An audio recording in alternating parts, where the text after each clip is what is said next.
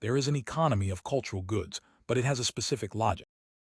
Sociology endeavors to establish the conditions in which the consumers of cultural goods, and their taste for them, are produced, and at the same time to describe the different ways of appropriating such of these objects as are regarded at a particular moment as works of art, and the social conditions of the constitution of the mode of appropriation that is considered legitimate.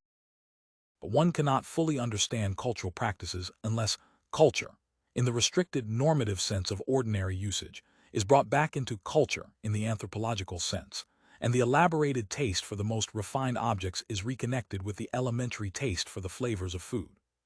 Whereas the ideology of charisma regards taste in legitimate culture as a gift of nature, scientific observation shows that cultural needs are the product of upbringing and education. Surveys establish that all cultural practices, museum visits, concert-going, reading, etc., and preferences in literature, painting, or music are closely linked to educational level, measured by qualifications or length of schooling, and secondarily to social origin, one the relative weight of home background and a formal education, the effectiveness and duration of which are closely dependent on social origin, varies according to the extent to which the different cultural practices are recognized and taught by the educational system, and the influence of social origin is strongest. Other things being equal, in extracurricular and avant-garde culture, the socially recognized hierarchy of the arts, and within each of them, of genres, schools, or periods, corresponds a social hierarchy of the consumer. This predisposes tastes to function as markers of class. The manner in which culture has been acquired lives on in the manner of using it. The importance attached to manners can be understood once it is seen that it is these imponderables of practice which distinguish the different, and ranked, modes of culture acquisition, early or late, domestic or scholastic, and the classes of individuals which they characterize, such as pedants and mundane. Culture also has its titles of nobility, awarded by the educational system, and its pedigrees, measured by seniority in admission to the nobility. The definition of cultural nobility is the stake in a struggle which has gone on unceasingly, from the 17th century to the present day, between groups differing in their ideas of culture and of the legitimate relation to culture and to works of art, and therefore differing in the conditions of acquisition of which these dispositions are the product too, even in the classroom. The dominant definition of the legitimate way of appropriating culture and works of art favors those who have had early access to legitimate culture, in a cultured household, outside of scholastic disciplines, since even within the educational system it devalues scholarly knowledge and interpretation as scholastic or even pedantic in favor of direct experience and simple delight. The logic of what is sometimes called, in typically pedantic language, the reading of a work of art offers an objective basis for this opposition. Consumption is, in this case, a stage in a process of communication, that is, an act of deciphering, decoding, which presupposes practical or explicit mastery of a cipher or code. In a sense, one can say that the capacity to see voir is a function of the knowledge savoir, or concepts, that is, the words that are available to name visible things, and which are, as it were, programs for perception. A work of art has meaning and interest only for someone who possesses the cultural competence, that is, the code, into which it is encoded. Conscious or unconscious implementation of explicit or implicit schemes of perception and appreciation, which constitutes pictorial or musical culture, is the hidden condition for recognizing the styles characteristic of a period, a school, or an author, and more generally, for the familiarity with the internal logic of works that aesthetic enjoyment presupposes. A beholder who lacks the specific code feels lost in a chaos of sounds and rhythms, colors and lines, without rhyme or reason. Not having learnt to adopt the adequate disposition, he stops short at what Erwin Panofsky calls the sensible properties, perceiving a skin as downy or lacework as delicate, or at the emotional resonances aroused by these properties, referring to austere colors or a joyful melody. Cannot move from the primary stratum of the meaning we can grasp on the basis of our ordinary experience, to the stratum of secondary meanings, i.e., the level of the meaning of what is signified, unless he possesses the concepts which go beyond the sensible properties, and which identify the specifically stylistic properties of the work. 3. Thus the encounter with a work of art is not love at first sight, as is generally supposed, and the act of empathy, Einfühlung,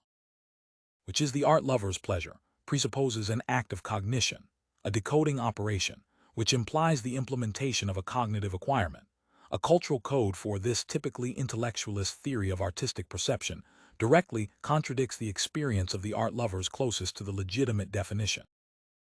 acquisition of legitimate culture by insensible familiarization within the family circle tends to favor an enchanted experience of culture, which implies forgetting the acquisition. 5. The I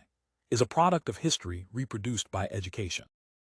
This is true of the mode of artistic perception now accepted as legitimate. That is, the aesthetic disposition, the capacity to consider in and for themselves, as form rather than function, not only the works designated for such apprehension, i.e., legitimate works of art, but everything in the world, including cultural objects which are not yet consecrated, such as at one time primitive arts or, nowadays, popular photography or kitsch and natural objects. Pure gaze is a historical invention linked to the emergence of an autonomous field of artistic production. That is, a field capable of imposing its own norms on both the production and the consumption of its products. 6. An art which, like all post-impressionist painting, is the product of an artistic intention which asserts the primacy of the mode of representation over the object of representation, demands categorically an attention to form which previous art only demanded conditional. The pure intention of the artist is that of a producer who aims to be autonomous, that is, entirely the master of his product, who tends to reject not only the programs imposed a priori by scholars and scribes, but also, following the old hierarchy of doing and saying, the interpretation superimposed a posteriori on his work. The production of an open work, intrinsically and deliberately polysemic, can thus be understood as the final stage in the conquest of artistic autonomy by poets, and following in their footsteps by painters, who had long been reliant on writers and their work of showing and illustrating. To assert the autonomy of production is to give primacy to that of which the artist is master, i.e., form, manner, style, rather than the subject, the external referent which involves subordination to functions, even if only the most elementary one, that of representing, signifying, saying something. It also means a refusal to recognize any necessity other than that inscribed in the specific tradition of the artistic discipline in question, the shift from an art which imitates nature to an art which imitates art, deriving from its own history the exclusive source of its experiments and even of its breaks with tradition. An art which ever increasingly contains reference to its own history demands to be perceived historically. It asks to be referred not to an external referent, the represented or designated reality, but to the universe of past and present works of art. Like artistic production, in that it is generated in a field, aesthetic perception is necessarily historical, inasmuch as it is differential, relational, attentive to the deviations of arts, which make style. Like the so-called naive painter who, operating outside the field and its specific traditions, remains external to the history of the art, the naive spectator cannot attain a specific grasp of works of art which only have meaning or value in relation to the specific history of an artistic tradition. The aesthetic disposition demanded by the products of a highly autonomous field of production is inseparable from a specific cultural competence.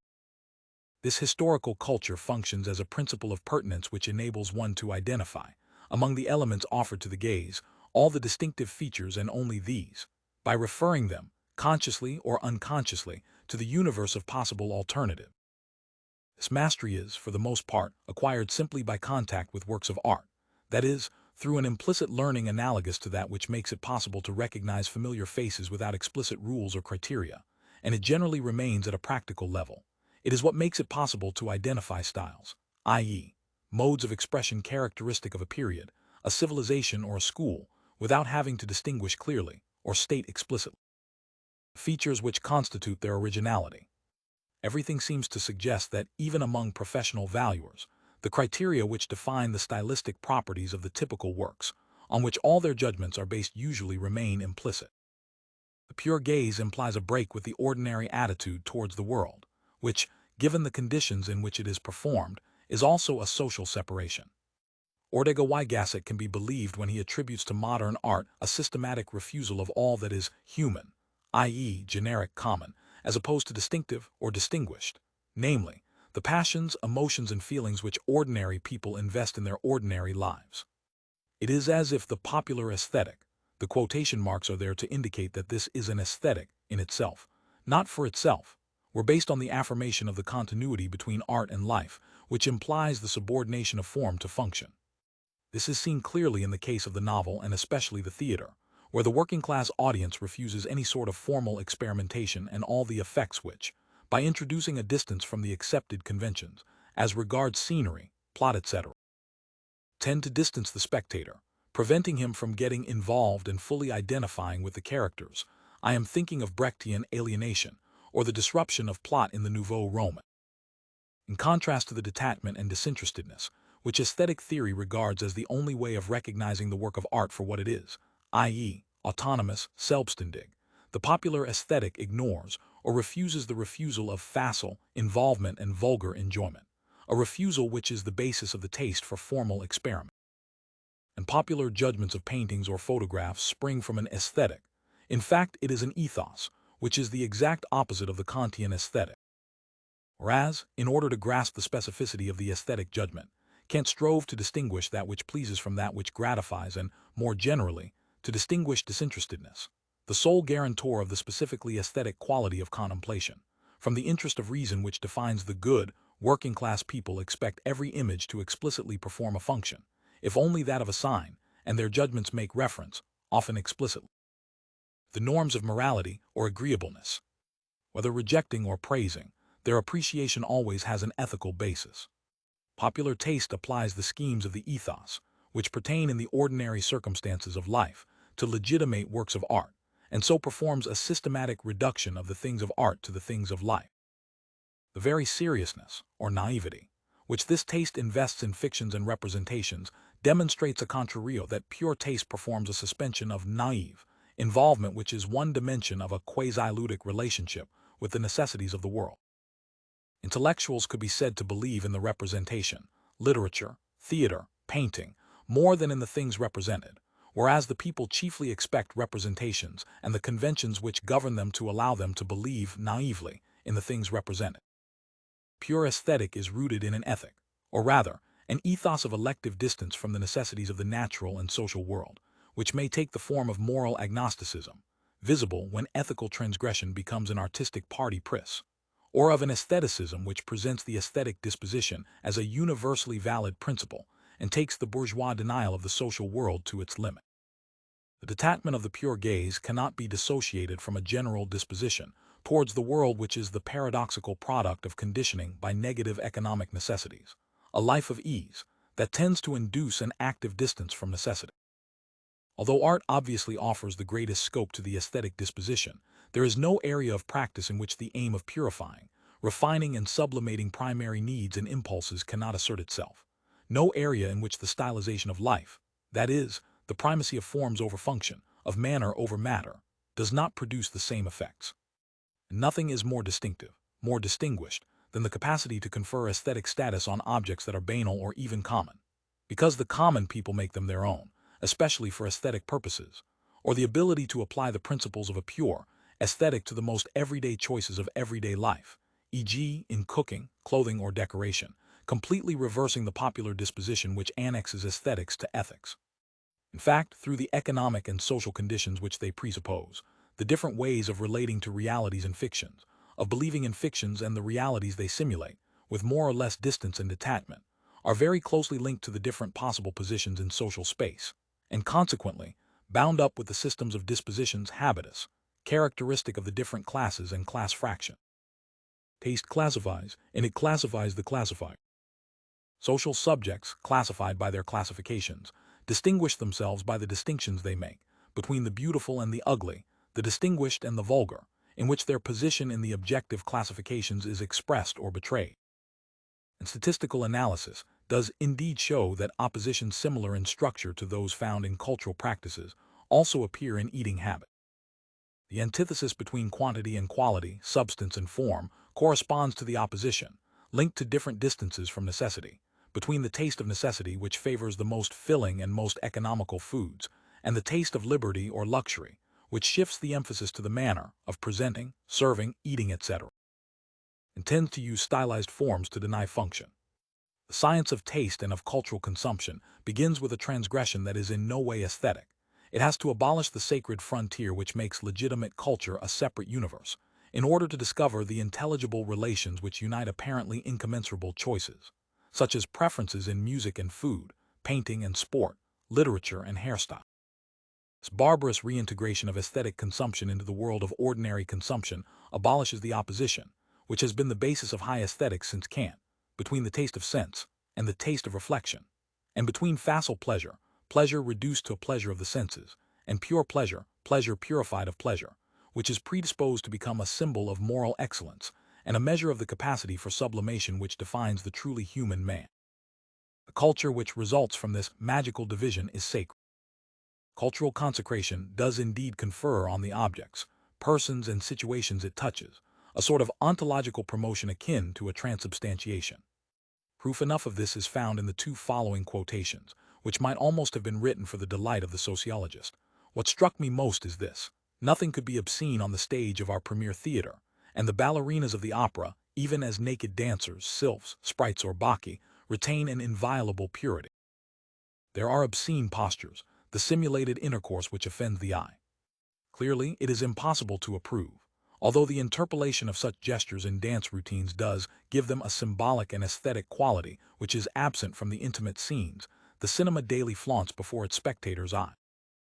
As for the nude scene, what can one say except that it is brief and theatrically not very effective? I will not say it is chaste or innocent, for nothing commercial can be so described. Let us say it is not shocking, and that the chief objection is that it serves as a box office gimmick. In hair, the nakedness fails to be symbolic. The denial of lower, coarse, vulgar, venal, servile, in a word, natural enjoyment, which constitutes the sacred sphere of culture, implies an affirmation of the superiority of those who can be satisfied with the sublimated, refined, disinterested, gratuitous, distinguished pleasures forever closed to the profane. That is why art and cultural consumption are predisposed, consciously and deliberately or not, to fulfill a social function of legitimating social differences.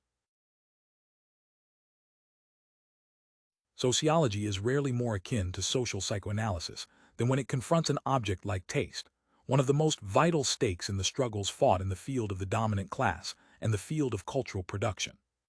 This is not only because the judgment of taste is the supreme manifestation of the discernment which, by reconciling reason and sensibility, the pedant who understands without feeling and the mundane who enjoys without understanding, defines the accomplished individual. Nor is it solely because every rule of propriety designates in advance the project of defining this indefinable essence as a clear manifestation of Philistinism, whether it be the academic propriety which, from Awa Riegel and Heinrich Wölfflin to Eli Fora and Henry Fosselin, and from the most scholastic commentators on the classics to the avant-garde semiologist, insists on a formalist reading of the work of art, or the upper-class propriety which treats taste as one of the surest signs of true nobility, and cannot conceive of referring taste to anything other than itself. Here the sociologist finds himself in the area par excellence of the denial of the social. It is not sufficient to overcome the initial self-evident appearances, in other words, to relate taste, the uncreated source of all creation, to the social conditions of which it is the product, knowing full well that the very same people who strive to repress the clear relation between taste and education, between culture as the state of that which is cultivated and culture as the process of cultivating, will be amazed that anyone should expend so much effort in scientifically proving that self-evident fact. He must also question that relationship, which only appears to be self-explanatory, and unravel the paradox whereby the relationship with educational capital is just as strong in areas which the educational system does not teach. And he must do this without ever being able to appeal unconditionally the positivistic arbitration of what are called facts.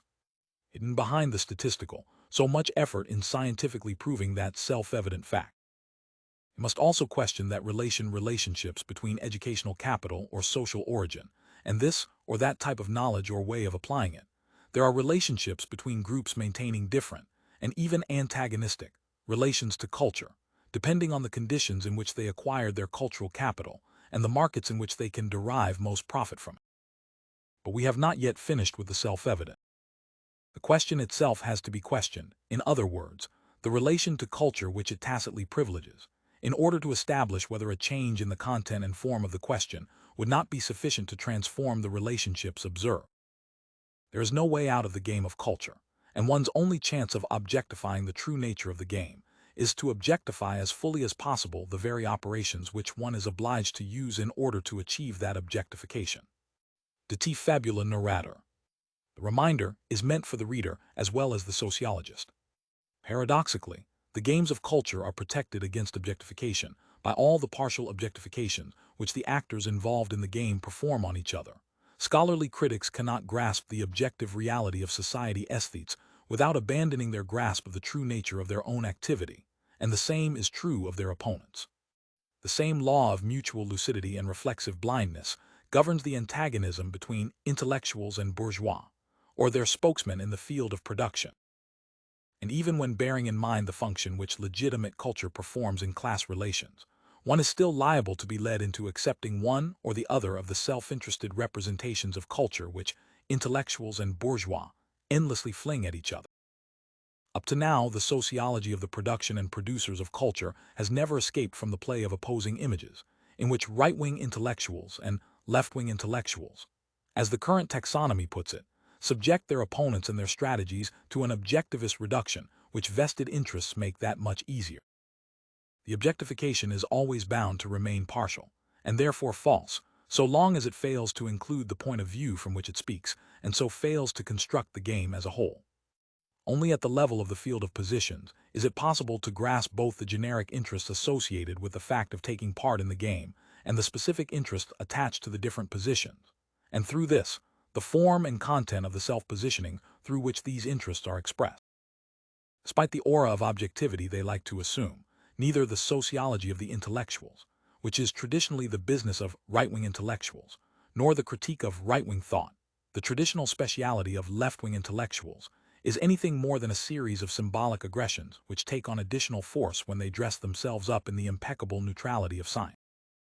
They tacitly agree in leaving hidden what is essential, namely the structure of objective positions which is the source, inter alia, of the view which the occupants of each position can have of the occupants of the other positions, and which determines the specific form and force of each group's propensity to present and receive a group's partial truth, as if it were a full account of the objective relations between the groups. The analyses presented in this book are based on a survey by questionnaire, carried out in 1963 and 1967-68, on a sample of 1,217 people. Appendix 1 gives full information concerning the composition of the sample, the questionnaire, and the main procedures used to analyze it. Appendix 3 contains the statistical data drawn from the survey, as well as data from other sources. Survey sought to determine how the cultivated disposition and cultural competence that are revealed in the nature of the cultural goods consumed, and in the way they are consumed, vary according to the category of agents in the area to which they applied, from the most legitimate areas such as painting or music to the most personal ones such as clothing, furniture, or cookery, and within the legitimate domains, according to the markets, academic and non-academic, in which they may be placed. Basic facts were thus established. On the one hand, the very close relationship linking cultural practices, or the corresponding opinions, to educational capital, measured by qualifications, and secondarily to social origin, measured by father's occupation. And on the other hand, the fact that, at equivalent levels of educational capital, the weight of social origin in the practice and preference explaining system increases as one moves away from the most legitimate areas of culture. The more the competences measured are recognized by the school system, and the more academic the techniques used to measure them, the stronger is the relation between performance and educational qualification. The latter, as a more or less adequate indicator of the number of years of scholastic inculcation, guarantees cultural capital more or less completely, depending on whether it is inherited from the family or acquired at school, and so it is an unequally adequate indicator of this capital. The strongest correlation between performance and educational capital, qua cultural capital, recognized and guaranteed by the educational system, which is very unequally responsible for its acquisition, is observed when, with the question on the composers of a series of musical works, the survey takes the form of a very scholastic exercise on knowledge very close to that taught by the educational system, and strongly recognized in the academic mark. The interviewer read out a list of 16 musical works and asked the respondent to name the composer of each. 67% of those with only a CEP or a CAP could not identify more than 2 composers out of 16 works, compared to 45% of those with a BEPC, 19% of those with the baccalaureate, 17% of those who had gone to technical college, petite école, or started higher education, and only 7% of those having a qualification equal or superior to license. Whereas none of the manual or clerical workers questioned was capable of naming 12 or more of the composers of the 16 works, 52% of the artistic producers and the teachers, and 78% of the teachers in higher education, achieved this score. The rate of non-response to the question on favorite painters or pieces of music is also closely correlated with level of education, with a strong opposition between the dominant class on the one hand and the working classes, craftsmen, and small tradesmen on the other. However, since in this case whether or not people answered the question doubtless depended as much on their dispositions as on their pure competence, the cultural pretensions of the new petite bourgeoisie, junior commercial executives, the medical and social services, secretaries, and the various cultural intermediaries, see Chapter 6, found an outlet here. Similarly, listening to the most highbrow radio stations, France Musique and France Culture, and to musical or cultural broadcasts, owning a record player, listening to records, without specifying the type, which minimizes the differences, visiting art galleries and knowledge of painting, features which are strongly correlated with one another, obey the same logic and being strongly linked to educational capital. Set the various classes and class fractions in a clear hierarchy, with a reverse distribution for listening to variety programs. In the case of activities like the visual arts, or playing a musical instrument, which presupposes a cultural capital generally acquired outside the educational system and relatively independent of the level of academic certification, the correlation with social class, which is again strong, is established through social trajectory, which explains the special position of the new petite bourgeoisie. Closer one moves towards the most legitimate areas, such as music or painting, and within these areas, which can be set in a hierarchy according to their modal degree of legitimacy, towards certain genres or certain works, the more the differences in educational capital are associated with major differences, produced in accordance with the same principles, between genres, such as opera and operetta or quartets and symphonies, between periods, such as contemporary and classical, between composers and between works.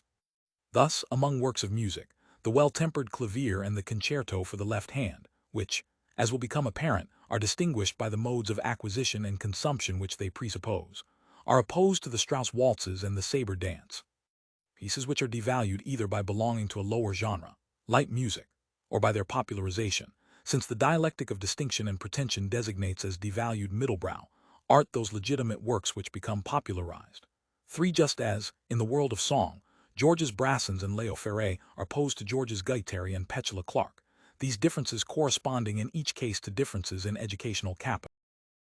In fact, the weight of the secondary factors, composition of capital, volume of inherited cultural capital, or social trajectory, age, place of residence, varies with the works. Thus, as one moves towards the works that are least legitimate at the moment in question, factors such as age become increasingly important. In the case of Rhapsody in Blue or the Hungarian Rhapsody, there is a closer correlation with age than with education, father's occupational category, sex, or place of residence. Thus, of all the objects offered for consumers' choice, there are none more classifying than legitimate works of art, which, while distinctive in general, enable the production of distinctions ad infinitum by playing on divisions and subdivisions into genres, periods, styles, authors, etc. Within the universe of particular tastes which can be recreated by successive divisions, it is thus possible, still keeping to the major oppositions, to distinguish 3 zones of taste which roughly correspond to educational levels and social classes. 1. Legitimate taste, i.e. the taste for legitimate works, here represented by the well-tempered clavier, see Figure 1, Histogram 1. The art of fugue or the concerto for the left hand, or in painting, Bruegel or Goya, which the most self-assured aesthetes can combine with the most legitimate of the arts that are still in the process of legitimation, cinema, jazz, or even song, here. For example, Léo Ferré, Jacques Douai, increases with educational level and is highest in those fractions of the dominant class that are richest in educational capital. Middlebrow taste, which brings together the minor works of the major arts, in this case Rhapsody in Blue, Histogram 2, the Hungarian Rhapsody, or in painting, Utrillo, Buffet, or even Renoir, and the major works of the minor arts such as Jacques Brel and Gilbert Bécaud in the art of song, is more common in the middle classes, classes moyennes, than in the working classes, classes populaires, or in the intellectual fractions of the dominant class. Finally, popular taste, represented here by the choice of works of so-called light music or classical music devalued by popularization, such as the Blue Danube, Histogram 3, La Traviata or El Arlesian, and especially songs totally devoid of artistic ambition or pretension such as those of Louis Mariano, Guattari or Petula Clark, is most frequent among the working classes and varies in inverse ratio to educational capital, which explains why it is slightly more common among industrial and commercial employers or even senior executives than among primary teachers and cultural intermediaries. The 3 profiles presented in Figure 1 are perfectly typical of those that are found when one draws a graph of the distribution of a whole set of choices characteristic of different class fractions, arranged in a hierarchy within each class, according to educational capital. First one, the well-tempered clavier, reappears in the case of all the authors or works named above, and also for such choices in the survey questionnaire, see Appendix 1, as reading philosophical essays and visiting museums, etc. The second, Rhapsody in Blue, characterizes, in addition to all the works and authors mentioned plus the Twilight of the Gods, photography, comfortable, cozy home, etc. And the third, Blue Danube, is equally valid for love stories and clean, tidy home, etc. Relationship as close as that between academic capital, measured by duration of schooling, and knowledge or practices in areas as remote from academic education as music or painting, not to mention jazz or the cinema, like the correlation between museum visits and level of education, raises in the highest degree the question of the significance of the relationship. In other words, the question of the real identity of the two linked terms which are defined in their very relationship. One has explained nothing and understood nothing by establishing the existence of a correlation between an independent variable and a dependent variable, until one has determined what is designated in the particular case, i.e., in each particular relationship by each term in the relationship, for example, level of education and knowledge of composers. The statistical relationship, however precisely it can be determined numerically, remains a pure datum, devoid of meaning. And the intuitive, half-understanding with which sociologists are generally satisfied in such cases, while they concentrate on refining the measurement of the intensity of the relationship, together with the illusion of the constancy of the variables or factors resulting from the nominal identity of the indicators, whatever they may indicate, or of the terms which designate, tends to rule out any questioning of the terms of the relationship as to the meaning they take on in that particular relationship, and indeed receive from it. Both terms of the relationship have to be queried in each case. The independent variable, occupation, sex, age, father's occupation, places of residence, etc., which may express very different effects, and the dependent variable, which may manifest dispositions that themselves vary considerably depending on the classes divided up by the independent variable.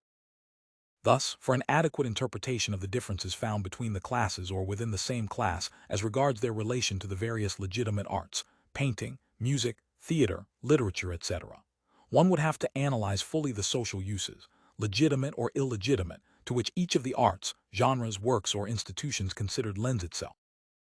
For example, nothing more clearly affirms one's class, nothing more infallibly classifies, than tastes in music. This is of course because, by virtue of the rarity of the conditions for acquiring the corresponding dispositions, there is no more classifactory practice than concert-going or playing a noble instrument activities which, other things being equal, are less widespread than theater-going, museum-going, or even visits to modern art galleries. But it is also because the flaunting of musical culture is not a cultural display like others, as regards its social definition. Musical culture is something other than a quantity of knowledge and experiences combined with the capacity to talk about. Music is the most spiritual of the arts of the spirit, and a love of music is a guarantee of spirituality. One only has to think of the extraordinary value nowadays conferred on the lexis of listening by the secularized, e.g., psychoanalytical versions of religious language. As the countless variations on the soul of music and the music of the soul bear witness, music is bound up with interiority, inner music, of the deepest sort, and all concerts are sacred. For a bourgeois world which conceives its relation to the populace in terms of the relationship of the soul to the body, insensitivity to music doubtless represents a particularly unavowable form of materialist coarseness. But this is not all. Music is the pure art par excellence. It says nothing and has nothing to say. Never really having an expressive function, it is opposed to drama, which even in its most refined form still bears a social message and can only be put over on the basis of an immediate and profound affinity with the values and expectations of its audience. The theater divides its public and divides itself. The Parisian opposition between right bank and left bank theater, bourgeois theater and avant-garde theater, is inextricably aesthetic and political. Nothing comparable occurs in music, with some rare recent exception. Music represents the most radical and most absolute form of the negation of the world, and especially the social world, which the bourgeois ethos tends to demand of all forms of art. For an adequate interpretation of what would be implied in a table correlating occupation, age or sex with a preference for the well-tempered clavier or the concerto for the left hand, one has to break both with the blind use of indicators and with spurious, essentialist analyses which are merely the universalizing of a particular experience, in order to make completely explicit the multiple contradictory meanings which these works take on at a given moment for the totality of social agents, and in particular for the categories of individuals whom they distinguish or who differ with respect to them, in this particular case, the inheritors and the newcomers. One would have to take account, on the one hand, of the socially pertinent properties attached to each of them, that is, the social image of the works, Baroque modern, harmony dissonance, rigor lyricism, etc. The composers and perhaps especially the corresponding instruments, the sharp, rough timbre of plucked strings, the warm, bourgeois timbre of hammered strings. And on the other hand, the distributional properties acquired by these works in their relationship, perceived with varying clarity depending on the case, with the different classes or class fractions, sa fait, and with the corresponding conditions of reception, belated knowledge through records, early knowledge through playing the piano, the bourgeois instrument par excellence. The opposition found at the level of distributional properties is generally homologous to that found at the level of stylistic characteristics. This is because homology between the positions of the producers, or the works, in the field of production and the positions of the consumers in social space, i.e., in the overall class structure or in the structure of the dominant class, seems to be the most frequent case. Roughly speaking, the amateur of Mallarmé is likely to be to the amateur of Zola as Mallarmé was to Zola. Differences between works are predisposed to express differences between authors, partly because, in both style and content, they bear the mark of their author's socially constituted dispositions, that is, their social origins, retranslated as a function of the positions in the field of production which these dispositions played a large part in determining, and partly because they remain marked by the social significance which they received from their opposition, and that of their author. In the field of production, e.g., left, right, clear, obscure, etc., which is perpetuated by the university tradition. It is also clear what would be required for an adequate interpretation of the bourgeois predilection for the Impressionists, whose simultaneously lyrical and naturalistic adherence to natural or human nature contrasts both with realist or critical representation of the social world, doubtless one dimension of the opposition between Renoir and Goya, not to mention Courbet or Daumier, and with all forms of abstraction. Again, to understand the class distribution of the various sports, one would have to take account of the representation which, in terms of their specific schemes of perception and appreciation, the different classes have of the costs economic, cultural, and physical, and benefits attached to the different sports, immediate or deferred physical benefits, health, beauty, strength, whether visible through bodybuilding or invisible through keep fit exercise, economic and social benefits, upward mobility, etc. Immediate or deferred symbolic benefits linked to the distributional or positional value of each of the sports considered, i.e., all that each of them receives from its greater or lesser rarity, and its more or less clear association with a class, with boxing, football, rugby, or bodybuilding evoking the working classes, tennis and skiing the bourgeoisie, and golf the upper bourgeoisie. Gains and distinction accruing from the effects on the body itself, e.g., slimness, suntan, muscles obviously or discreetly visible, etc., or from the access to highly selective groups which some of these sports give, golf, polo, etc. Thus, the only way of completely escaping from the intuitionism which inevitably accompanies positivistic faith in the nominal identity of the indicators would be to carry out strictly interminable analysis of the social value of each of the properties or practices considered, a Louis XV commode or a Brahms symphony, reading Historia or Le Figaro, playing rugby or the accordion, and so on. The statistics of the class distribution of newspaper reading would perhaps be interpreted less blindly if sociologists bore in mind Proust's analysis of that abominable voluptuous act called reading the paper, whereby all the misfortunes and cataclysms suffered by the universe in the last 24 hours, battles which have cost the lives of 50,000 men, murders, strikes, bankruptcies, fires, poisonings, suicides, divorces, the cruel emotions of statesmen and actors, transmuted into a morning feast for our personal entertainment, make an excellent and particularly bracing accompaniment to a few mouthfuls of café au lait. For this description of the aesthete's variant invites an analysis of the class variation and the invariance of the mediated relatively abstract experience of the social world supplied by newspaper reading, for example, as a function of variations in social and spatial distance, with, at one extreme, the local items in the regional dailies, marriages, deaths, accidents, and at the other extreme, international news, or, on another scale, the royal engagements and weddings in the glossy magazines, or in political commitment, from the detachment depicted in Proust's text to the activist's outrage or enthusiasm. In fact, the absence of this kind of preliminary analysis of the social significance of the indicators can make the most rigorous-seeming surveys quite unsuitable for a sociological reading, because they forget that the apparent constancy of the products conceals the diversity of the social uses they are put to. Many surveys on consumption impose on them taxonomies which have sprung straight from the statistician's social unconscious, associating things that ought to be separated, e.g., white beans and green beans, and separating things that could be associated, e.g., white beans and bananas. The latter are to fruit as the former are to vegetable. What is there to be said about the collection of products brought together by the apparently neutral categories cereals, bread, rusks, rice, pasta, flour, and especially the class variations in the consumption of these products? When one knows that rice alone includes rice pudding and risotto gras or rice cooked in broth, which tend to be working class, and curried rice, more bourgeois or more precisely intellectual, not to mention brown rice, which suggests a whole lifestyle. Though of course, no natural or manufactured product is equally adaptable to all possible social uses. There are very few that are perfectly univocal, and it is rarely possible to deduce the social use from the thing itself. Except for products specially designed for a particular use, like slimming bread, or closely tied to a class, by tradition like tea in France or price like caviar, most products only derive their social value from the social use that is made of them. As a consequence, in these areas the only way to find the class variations is to introduce them from the start, by replacing words or things whose apparently univocal meaning creates no difficulty for the abstract classifications of the academic unconscious, with the social uses in which they become fully determined.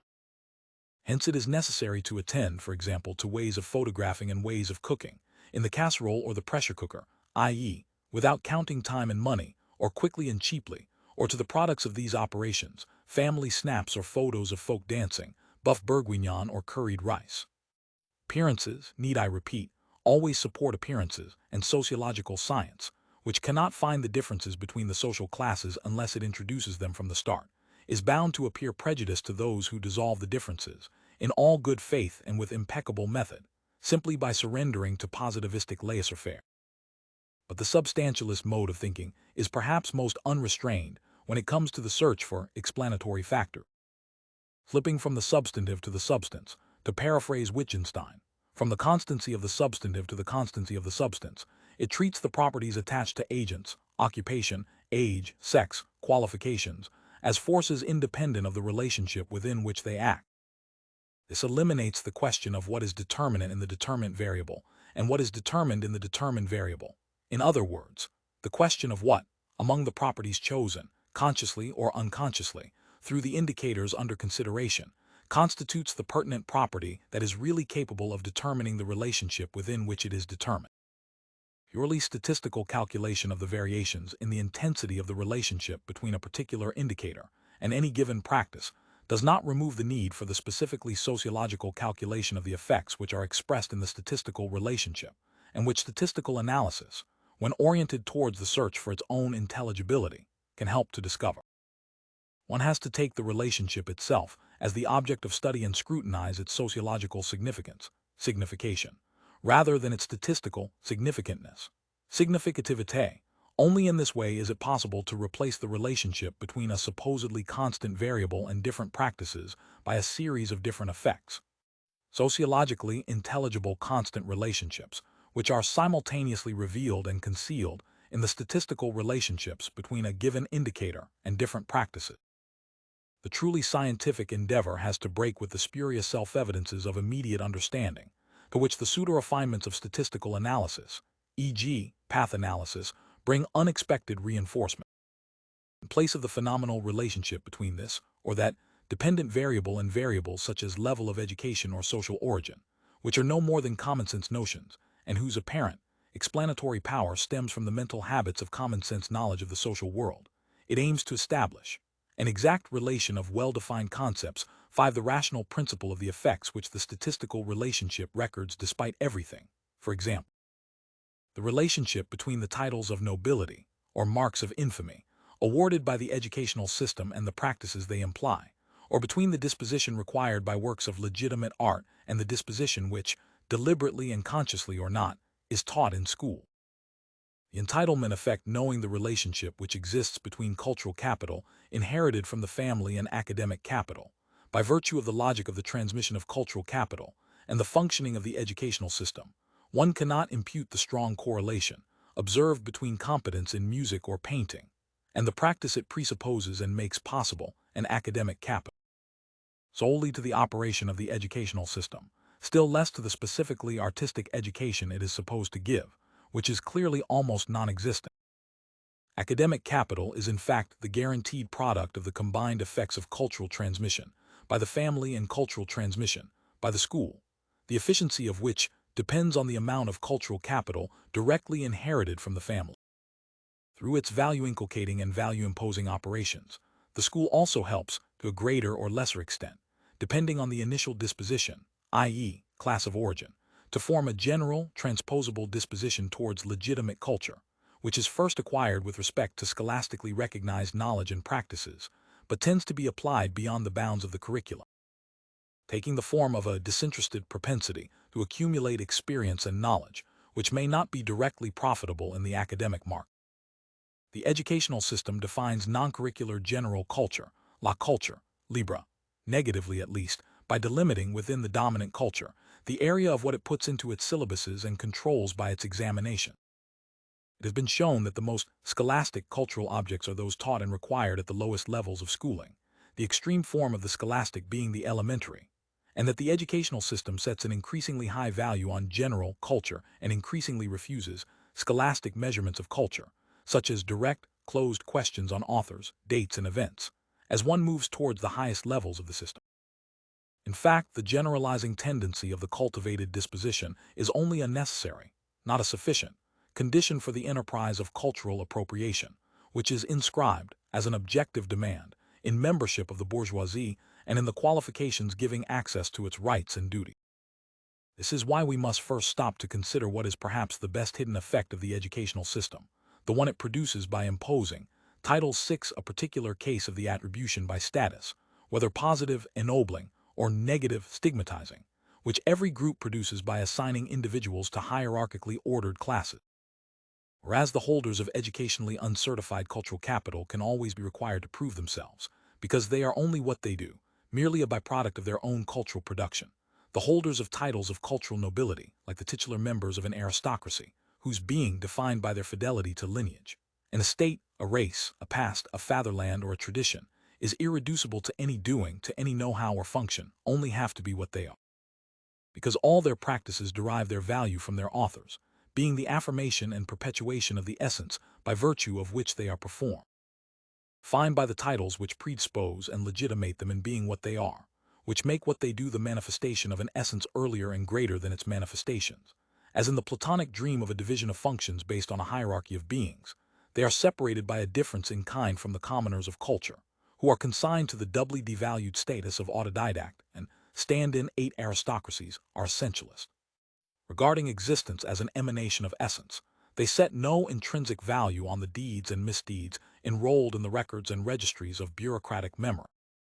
They prize them only insofar as they clearly manifest, in the nuances of their manner, that their one inspiration is the perpetuating and celebrating of the essence by virtue of which they are accomplished.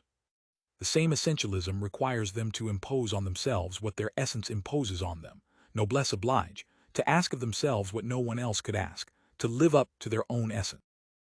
This effect is one of the mechanisms which, in conditions of crisis, cause the most privileged individuals, who remain most attached to the former state of affairs, to be the slowest to understand the need to change strategy, and so to fall victim to their own privilege. For example, ruined nobles who refuse to change their ways, or the heirs of great peasant families who remain celibate rather than marry beneath. It could be shown in the same way that the ethic of noblesse oblige, still found in some fractions of the peasantry and traditional craftsmen, contributes significantly to the self-exploitation characteristic of these classes. This gives us an insight into the effect of academic markers and classification.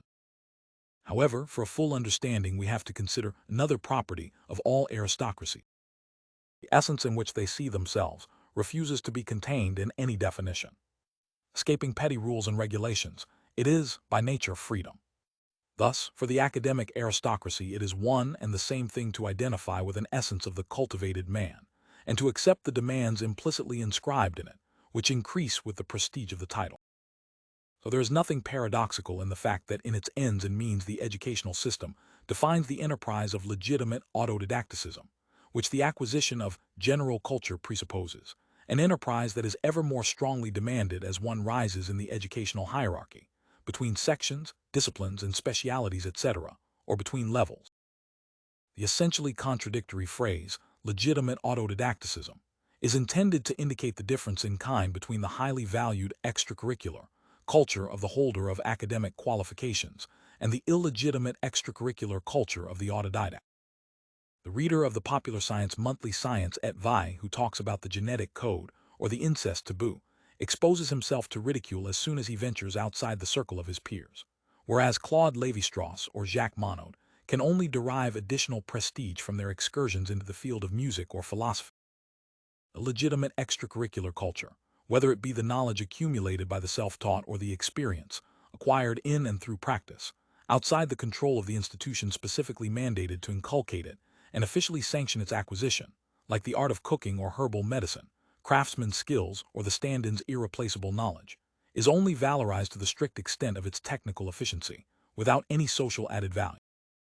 and is exposed to legal sanctions, like the illegal practice of medicine, whenever it emerges from the domestic universe to compete with authorized competences.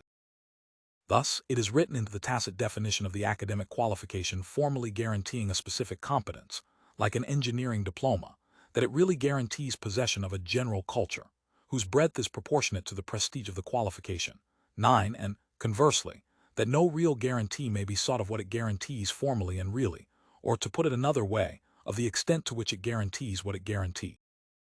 This effect of symbolic imposition is most intense in the case of the diplomas consecrating the cultural elite. The qualifications awarded by the French grands écoles guarantee, without any other guarantee, a competence extending far beyond what they are supposed to guarantee.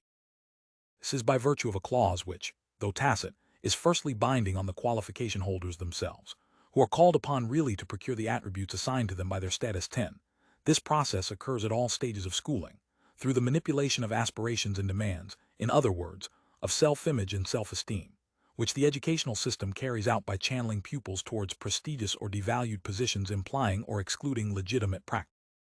The effect of allocation, i.e., assignment to a section, a discipline, philosophy or geography, mathematics or geology, to take the extremes, or an institution, a grand école that is more or less grand, or a faculty, mainly operates through the social image of the position in question and the prospects objectively inscribed in it, among the foremost of which are a certain type of cultural accumulation and a certain image of cultural accomplishment. 11. The official differences produced by academic classifications tend to produce, or reinforce, real differences by inducing in the classified individuals a collectively recognized and supported belief in the differences, thus producing behaviors that are intended to bring real being into line with official being. Activities as alien to the explicit demands of the institution as keeping a diary, wearing heavy makeup, theater-going or going dancing, writing poems or playing rugby, can thus find themselves inscribed in the position allotted within the institution, as a tacit demand constantly underlined by various mediation. Among the most important of these are teachers' conscious or unconscious expectations and peer group pressure, whose ethical orientation is itself defined by the class values brought into and reinforced by the institution. This allocation effect and the status assignment it entails doubtless play a major role in the fact that the educational institution succeeds in imposing cultural practices that it does not teach and does not even explicitly demand, but which belong to the attributes attached by status to the position it assigns, the qualifications it awards, and the social positions to which the latter give access. This logic doubtless helps to explain how the legitimate disposition that is acquired by frequent contact with a particular class of works, namely, the literary and philosophical works recognized by the academic canon, comes to be extended to other, less legitimate works, such as avant-garde literature, or to areas enjoying less academic recognition, such as the cinema. Generalizing tendency is inscribed in the very principle of the disposition to recognize legitimate works, a propensity and capacity to recognize their legitimacy and perceive them as worthy of admiration in themselves, which is inseparable from the capacity to recognize in them something already known, i.e., the stylistic traits appropriate to characterize them in their singularity. It's a Rembrandt, or even it's the helmeted man, or as members of a class of works, it's impressionist. This explains why the propensity and capacity to accumulate gratuitous knowledge, such as the names of film directors, are more closely and exclusively linked to educational capital than is mere cinema-going, which is more dependent on income, place of residence, and age. Cinema-going, measured by the number of films seen among the 20 films mentioned in the survey, is lower among the less educated than among the more highly educated, but also lower among provincials in Lille than among Parisians, among low-income than among high-income groups, and among old than among young people. And the same relationships are found in the surveys by the Centre d'études des supports de publicité, CESP. The proportion who say they have been to the cinema at least once in the previous week, a more reliable indicator of behavior than a question on cinema going in the course of the year, for which the tendency to overstate is particularly strong, is rather greater among men than women, 7.8% compared to 5.3%. Greater in the Paris area, 10.9%, than in towns of over 100,000 people, 7.7%, or in rural areas, 3.6%. Greater among senior executives and members of the professions, 11.1%, than among junior executives, 9.5%, or clerical and commercial employees, 9.7%. Skilled manual workers and foremen, 7.3%. Semi-skilled workers, 6.3%. Small employers, 5.2%, and farmers and farm workers, 2.6%. The greatest contrasts are between the youngest. 22.4% of the 21-24-year-olds had been to the cinema at least once in the previous week, and the oldest only 3.2% of the 35-49-year-olds, 1.7% of the 50-64-year-olds, and 1.1% of the over 65s. And between the most and least highly educated, 18.2% of those who had been through higher education, 9.5% of those who had had secondary education, and 2.2% of those who had had only primary education or none at all, had been to the cinema in the previous week. CS. ZIA, 12 knowledge of directors is much more closely linked to cultural capital than is mere cinema-going. Only 5% of the respondents who had an elementary school diploma could name at least 4 directors, from a list of 20 films, compared to 10% of holders of the BEPC or the baccalaureate and 22% of those who had had higher education, whereas the proportion in each category who had seen at least 4 of the 20 films was 22%. 33% and 40% respectively. Thus, although film viewing also varies with educational capital, less so, however, than visits to museums and concerts, it seems that differences in consumption are not sufficient to explain the differences in knowledge of directors between holders of different qualifications. This conclusion would probably also hold good for jazz, strip cartoons, detective stories, or science fiction. Now that these genres have begun to achieve cultural consecration, 13 further proof is that, while increasing slightly with level of education, from 13% for the least educated to 18% for those with secondary education and 23% for the most qualified, knowledge of actors varies mainly, and considerably, with the number of films seen. This awareness, like knowledge of the slightest events in the lives of TV personalities, presupposes a disposition closer to that required for the acquisition of ordinary knowledge about everyday things and people than to the legitimate disposition. And indeed, these least educated regular cinema-goers knew as many actors' names as the most highly educated.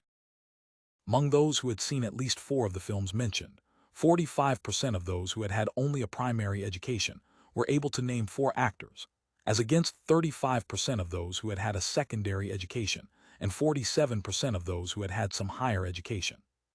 Interest in actors is greatest among office workers. On average, they named 2.8 actors and 1 director, whereas the craftsmen and small shopkeepers, skilled workers and foremen named, on average, only 0.8 actors and 0.3 directors. The secretaries and junior commercial executives, who also knew a large number of actors, average 2.4, were more interested in directors, average 1.4, and those in the social and medical services even named more directors, 1.7, than actors, 1.4. The reading of sensational weeklies, e.g., Paris, which give information about the lives of stars, is a product of a disposition similar to interest in actors. It is more frequent among women than men. 10.8% had read Paris in the last week, compared to 9.3% of the men. Among skilled workers and foremen, 14.5%. Semi-skilled workers, 13.6%. Or office workers, 10.3%. Then among junior executives, 8.6%. And especially among senior executives and members of the professions, 3.8%. CS. XXVI. Contrast, although at equivalent levels of education, knowledge of directors increases with the number of films seen. In this area, assiduous cinema-going does not compensate for absence of educational capital. 45. 5% of the SEP holders who had seen at least 4 of the films mentioned could not name a single director, compared to 27.5% of those with a BEPC or the baccalaureate and 13% of those with a higher education diploma. Such competence is not necessarily acquired by means of the scholastic labors in which some cinephiles or jazz freaks indulge, e.g., transcribing film credits onto catalog cards. Most often it results from the unintentional learning made possible by a disposition acquired through domestic or scholastic inculcation of legitimate culture. This transposable disposition, armed with a set of perceptual and evaluative schemes that are available for general application, inclines its owner towards other cultural experiences and enables him to perceive, classify, and memorize them differently. Where some only see a Western starring Burt Lancaster, others discover an early John Sturges or the latest Sam Peckinpah. In identifying what is worthy of being seen and the right way to see it, they are aided by their whole social group, which guides and reminds them with its "have you seen?" and "you must see," and by the whole corporation of critics mandated by the group to produce legitimate classifications and the discourse necessarily accompanying any artistic enjoyment worthy of the name. It is possible to explain in such terms why cultural practices, which schools do not teach and never explicitly demand, vary in such close relation to educational qualifications. It being understood, of course, that we are provisionally suspending the distinction between the school's role and the correlation observed and that of the other socializing agencies, in particular the family. But the fact that educational qualifications function as a condition of entry to the universe of legitimate culture cannot be fully explained without taking into account another, still more hidden effect which the educational system, again reinforcing the work of the bourgeois family, exerts through the very conditions within which it inculcates. Through the educational qualification, certain conditions of existence are designated, those which constitute the precondition for obtaining the qualification, and also the aesthetic disposition, the most rigorously demanded of all the terms of entry which the world of legitimate culture always tacitly imposes. Anticipating what will be demonstrated later, one can posit in broad terms that it is because they are linked either to bourgeois origin or to the quasi-bourgeois mode of existence presupposed by prolonged schooling, or most often to both of these combined, that educational qualifications come to be seen as a guarantee of the capacity to adopt the aesthetic disposition. The aesthetic disposition, any legitimate work, tends in fact to impose the norms of its own perception and tacitly defines, as the only legitimate mode of perception, the one which brings into play a certain disposition and a certain competence. Recognizing this fact does not mean constituting a particular mode of perception as an essence, thereby falling into the illusion which is the basis of recognition of artistic legitimacy. It does mean taking note of the fact that all agents, whether they like it or not, whether or not they have the means of conforming to them, find themselves objectively measured by those norms. At the same time, it becomes possible to establish whether these dispositions and competences are gifts of nature, as the charismatic ideology of the relation to the work of art would have it, or products of learning, and to bring to light the hidden conditions of the miracle of the unequal class distribution of the capacity for inspired encounters with works of art and high culture in general. Every essentialist analysis of the aesthetic disposition, the only socially accepted right way of approaching the objects socially designated as works of art, that is, as both demanding and deserving to be approached with a specifically aesthetic intention, capable of recognizing and constituting them as works of art, is bound to fail. Refusing to take account of the collective and individual genesis of this product of history, which must be endlessly reproduced by education, it is unable to reconstruct its sole raison d'etre, that is, the historical reason which underlies the arbitrary necessity of the institution. If the work of art is indeed, as Panofsky says, that which demands to be experienced aesthetically, and if any object, natural or artificial, can be perceived aesthetically, how can one escape the conclusion that it is the aesthetic intention which makes the work of art, or, to transpose a formula of Saussure's, that it is the aesthetic point of view that creates the aesthetic object? To get out of this vicious circle, Panofsky has to endow the work of art with an intention, in the scholastic sense. A purely practical perception contradicts this objective intention, just as an aesthetic perception would in a sense be a practical negation of the objective intention of a signal, a red light for example, which requires a practical response, breaking. Thus, within the class of worked upon objects, themselves defined in opposition to natural objects, The class of art objects would be defined by the fact that it demands to be perceived aesthetically, i.e., in terms of form rather than function. But how can such a definition be made operational? Panofsky himself observes that it is virtually impossible to determine scientifically at what moment a worked-upon object becomes an art object. That is, at what moment form takes over from function. If I write to a friend to invite him to dinner, my letter is primarily a communication. But the more I shift the emphasis to the form of my script, the more nearly does it become a work of literature or poetry. 15. Does this mean that the demarcation line between the world of technical objects and the world of aesthetic objects depends on the intention of the producer of those objects? In fact, this intention is itself the product of the social norms and conventions which combine to define the always uncertain and historically changing frontier between simple technical objects and objects d'art. Classical tastes, Panofsky observes, demanded that private letters, legal speeches, and the shields of heroes should be artistic, while modern taste demands that architecture and ashtrays should be functional. 16. But the apprehension and appreciation of the work also depend on the beholder's intention, which is itself a function of the conventional norms governing the relation to the work of art in a certain historical and social situation, and also of the beholder's capacity to conform to those norms, i.e., his artistic training. To break out of this circle, one only has to observe that the ideal of pure perception of a work of art qua work of art is the product of the enunciation and systematization of the principles of specifically aesthetic legitimacy, which accompany the constituting of a relatively autonomous artistic field. The aesthetic mode of perception in the pure form which it has now assumed corresponds to a particular state of the mode of artistic production. An art which, like all post-impressionist painting, for example, is the product of an artistic intention which asserts the absolute primacy of form over function, of the mode of representation over the object represented, categorically demands a purely aesthetic disposition which earlier art demanded only conditionally. The demiurgic ambition of the artist, capable of applying to any object the pure intention of an artistic effort which is an end in itself, calls for unlimited receptiveness on the part of an aesthete, capable of applying the specifically aesthetic intention to any object, whether or not it has been produced with aesthetic intention. This demand is objectified in the art museum. There, the aesthetic disposition becomes an institution. Nothing more totally manifests and achieves the autonomizing of aesthetic activity vis-a-vis extra-aesthetic interests or functions than the art museum's juxtaposition of works. Though originally subordinated to quite different or even incompatible functions, crucifix and fetish, pieta and still life, these juxtaposed works tacitly demand attention to form rather than function, technique rather than theme, and being constructed in styles that are mutually exclusive but all equally necessary, they are a practical challenge to the expectation of realistic representation, as defined by the arbitrary canons of an everyday aesthetic, and so lead naturally from stylistic relativism to the neutralization of the very function of representation.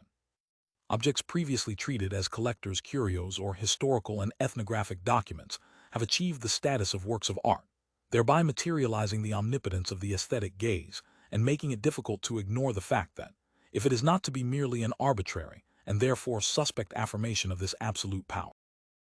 artistic contemplation now has to include a degree of erudition, which is liable to damage the illusion of immediate illumination that is an essential element of pure pleasure.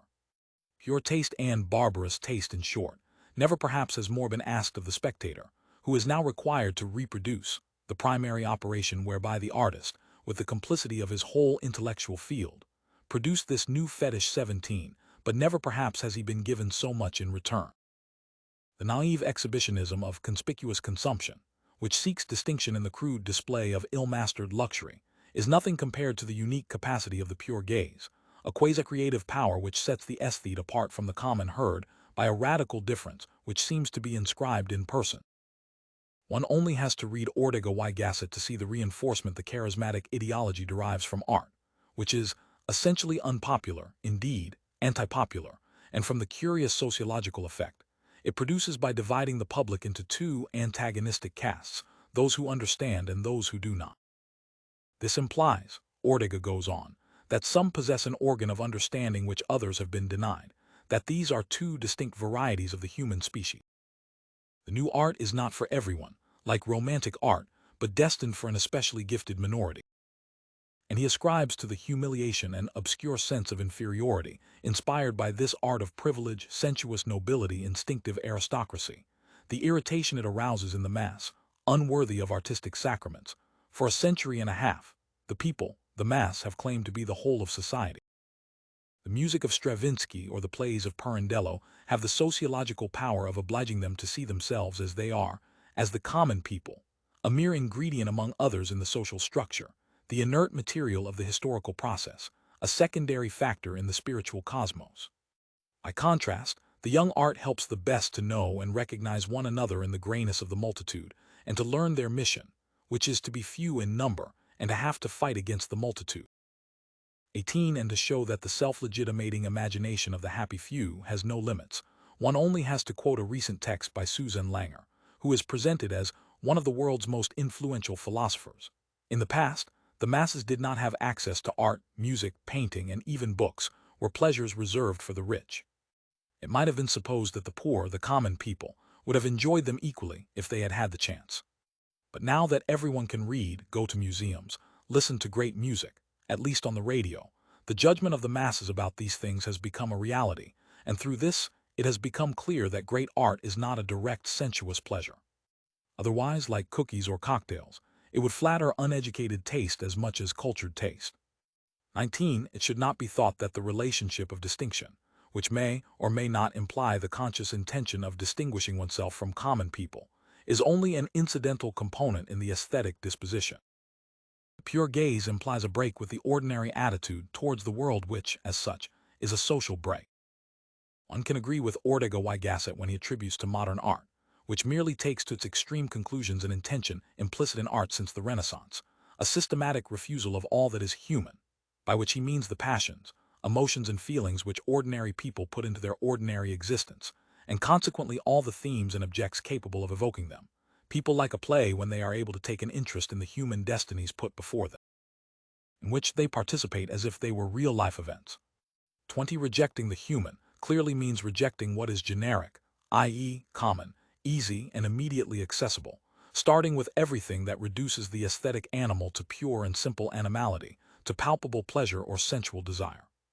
The interest in the content of the representation which leads people to call beautiful the representation of beautiful things, especially those which speak most immediately to the senses and the sensibility, is rejected in favor of the indifference and distance which refuse to subordinate judgment of the representation to the nature of the object represented. 21. It can be seen that it is not so easy to describe the pure gaze without also describing the naive gaze which it defines itself against, and vice versa, and that there is no neutral, impartial, pure description of either of these opposing visions, which does not mean that one has to subscribe to aesthetic relativism. When it is so obvious that the popular aesthetic is defined in relation to high aesthetics, and that reference to legitimate art and its negative judgment on popular taste never ceases to haunt the popular experience of beauty. Refusal or privation.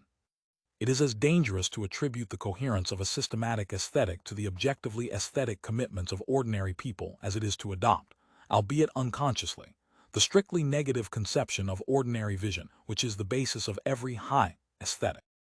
The popular aesthetic, everything takes place as if the popular aesthetic were based on the affirmation of continuity between art and life, which implies the subordination of form to function, or, one might say, on a refusal of the refusal which is the starting point of the high aesthetic, i.e., the clear-cut separation of ordinary dispositions from the specifically aesthetic disposition. The hostility of the working class and of the middle-class fractions least rich in cultural capital towards every kind of formal experimentation asserts itself both in the theater and in painting, or still more clearly, because they have less legitimacy, in photography and the cinema. In the theater as in the cinema, the popular audience delights in plots that proceed logically and chronologically towards a happy end, and identifies better with simply drawn situations and characters than with ambiguous and symbolic figures and actions, or the enigmatic problems of the theater of cruelty, not to mention the suspended animation of Beckettian heroes or the bland absurdities of Pintoresque dialogue.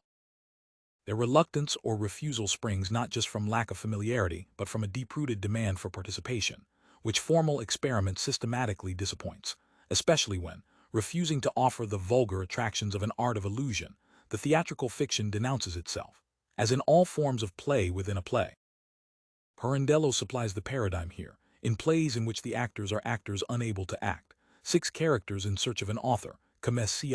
ou comme ça, or si soir on improvise, and Jean Genet supplies the formula in the prologue to the Blacks. We shall have the politeness which you have taught us to make communication impossible. The distance initially between us we shall increase, by our splendid gestures, our manners, and our insolence, for we are also actors.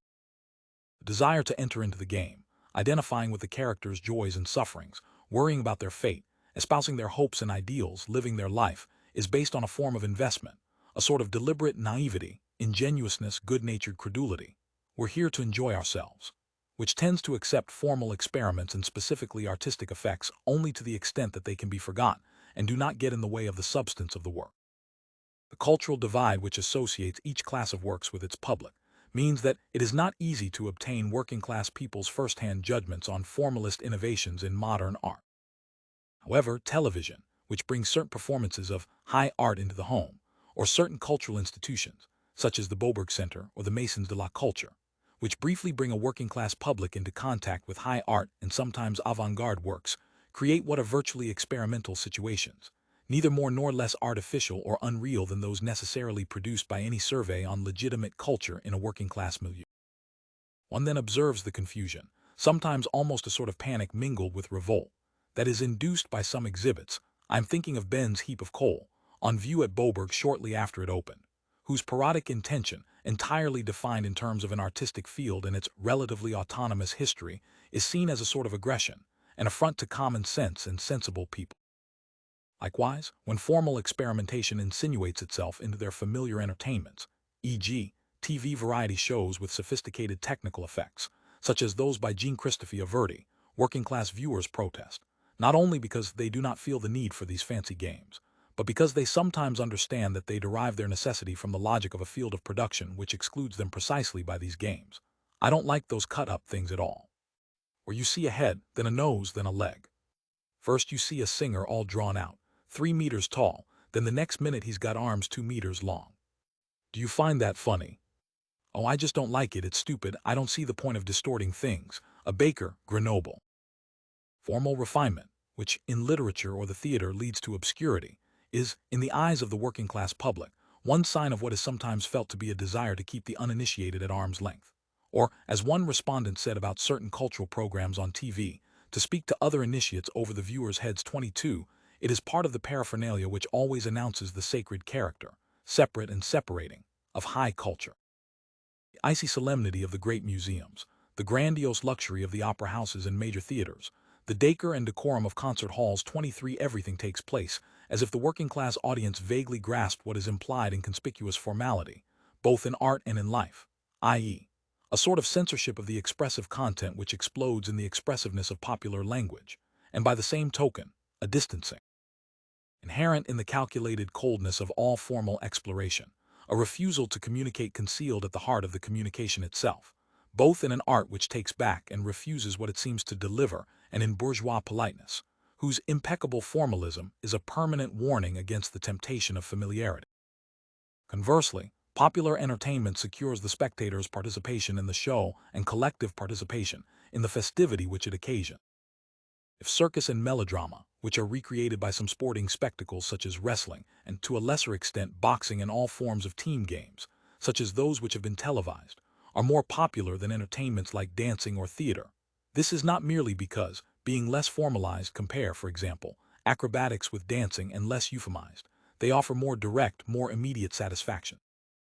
It is also because, through the collective festivity they give rise to and the array of spectacular delights they offer, I'm thinking also of the music hall, light opera or the big feature film. Fabulous sets, glittering costumes, exciting music, lively action, enthusiastic actors like all forms of the comic, and especially those working through satire or parody of the great, mimics, chansoneers, etc. They satisfy the taste for and sense of revelry, the plain speaking and hearty laughter which liberate by setting the social world head over heels, overturning conventions and propriety. Aesthetic distancing. This popular reaction is the very opposite of the detachment of the aesthete, who, as is seen whenever he appropriates one of the objects of popular taste, e.g. westerns or strip cartoons, introduces a distance, a gap, the measure of his distant distinction, vis-a-vis first-degree perception, by displacing the interest from the content, characters, plot, etc., to the form, to the specifically artistic effects which are only appreciated relationally. Through a comparison with other works, which is incompatible with immersion in the singularity of the work immediately given. Detachment, disinterestedness, indifference. Aesthetic theory has so often presented these as the only way to recognize the work of art for what it is, autonomous, selbstständig, that one ends up forgetting that they really mean disinvestment. Detachment, indifference, in other words, the refusal to invest oneself and take things seriously. Worldly-wise readers of Rousseau's Letters sur les Spectacles, who have long been aware that there is nothing more naive and vulgar than to invest too much passion in the things of the mind, or to expect too much seriousness of them, tending to assume that intellectual creativity is opposed to moral integrity or political consistency, have no answer to Virginia Woolf when she criticizes the novels of Galsworthy and Bennett because they leave one with a strange sense of incompleteness and dissatisfaction, and the feeling that it is necessary to do something, to join a society, or, more desperately, to write a check, in contrast to works like Tristram Shandy or Pride and Prejudice, which, being perfectly self-contained, leave one with no desire to do anything, except indeed to read the book again, and to understand it better. 25. But the refusal of any sort of involvement, any vulgar surrender to easy seduction and collective enthusiasm, which is, indirectly at least, the origin of the taste for formal complexity and objectless representations, is perhaps most clearly seen in reactions to painting. Thus one finds that the higher the level of education, 26, the greater is the proportion of respondents who, when asked whether a series of objects would make beautiful photographs, refuse the ordinary objects of popular admiration, a First Communion, a sunset or a landscape, as vulgar or ugly, or reject them as trivial, silly, a bit wet, or, in Ortega y Gasset's terms, naively human. The greater is the proportion who assert the autonomy of the representation with respect to the thing represented by declaring that a beautiful photograph and a forgery, a beautiful painting, can be made from objects socially designated as meaningless, a metal frame, the bark of a tree, and especially cabbages, a trivial object par excellence, or as ugly and repulsive, such as a car crash, a butcher's stall chosen for the Rembrandt allusion, or a snake for the Boileau reference, or as misplaced, e.g. a pregnant woman. Since it was not possible to set up a genuine experimental situation, we collected the interviewees' statements about the things they consider photogenic, and which therefore seem to them capable of being looked at aesthetically, as opposed to things excluded on account of their triviality or ugliness or for ethical reasons.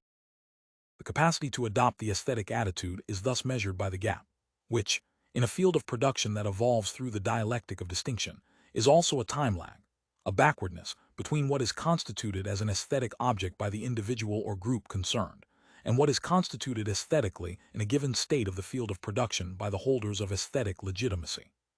The following question was put to the interviewees. Given the following subjects, is a photographer more likely to produce a beautiful, interesting, meaningless, or ugly photo, a landscape, a car crash, etc.?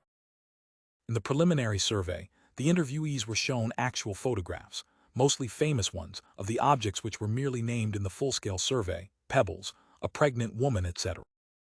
The reactions evoked by the mere idea of the image were entirely consistent with those produced by the image itself, evidence that the value attributed to the image tends to correspond to the value attributed to the thing. Photographs were used partly to avoid the legitimacy-imposing effects of paintings, and partly because photography is perceived as a more accessible practice, so that the judgments expressed were likely to be less unreal.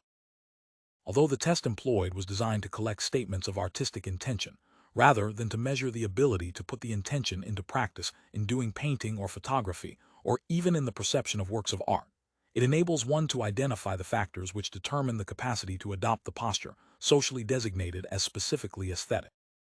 Factorial analysis of judgments on photogenic objects reveals an opposition within each class between the fractions richest in cultural capital and poorest in economic capital, and the fractions richest in economic capital and poorest in cultural capital. In the case of the dominant class, higher education teachers and artistic producers, and secondarily, teachers and the professions, are opposed to industrial and commercial employers. Private sector executives and engineers are in an intermediate position. In the petite bourgeoisie, the cultural intermediaries, distinctly separated from the closest fractions, the primary teachers, medical services, and art craftsmen, are opposed to the small shopkeepers or craftsmen and the office workers. In addition to the relationship between cultural capital and the negative and positive indices, refusal of wetness, the capacity to valorize the trivial of the aesthetic disposition, or, at least, the capacity to operate the arbitrary classification which, within the universe of worked-upon objects, distinguishes the objects socially designated as deserving and demanding an aesthetic approach that can recognize and constitute them as works of art. The statistics establish that the preferred objects of would-be aesthetic photography, e.g., the folk dance, the weaver or the little girl with her cat, are in an intermediate position. The proportion of respondents who consider that these things can make a beautiful photograph is highest at the levels of the CAP and BEPC, whereas at higher levels, they tend to be judged either interesting or meaningless. The proportion of respondents who say a First Communion can make a beautiful photo declines up to the level of the license, and then rises again at the highest level. This is because a relatively large proportion of the highest qualified subjects assert their aesthetic disposition by declaring that any object can be perceived aesthetically. Thus, in the dominant class, the proportion who declare that a sunset can make a beautiful photo is greatest at the lowest educational level, declines at intermediate levels, some higher education, a minor engineering school, and grows strongly again among those who have completed several years of higher education, and who tend to consider that anything is suitable for beautiful photography. The statistics also show that women are much more likely than men to manifest their repugnance toward repugnant, horrible or distasteful objects, 44.5% of them, as against 35% of the men, consider that there can only be an ugly photograph of a wounded man, and there are similar differences for the butcher's stall, 33.5 and 27%. The snake, 30.5 and 21.5%, or the pregnant woman, 45 and 33.5%,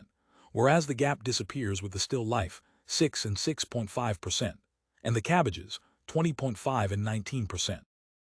The traditional division of labor between the sexes assigns humane, or humanitarian tasks and feelings to women and more readily allows them effusions and tears. In the name of the opposition between reason and sensibility, men are, ex officio, on the side of culture, whereas women, like the working class, are cast on the side of nature.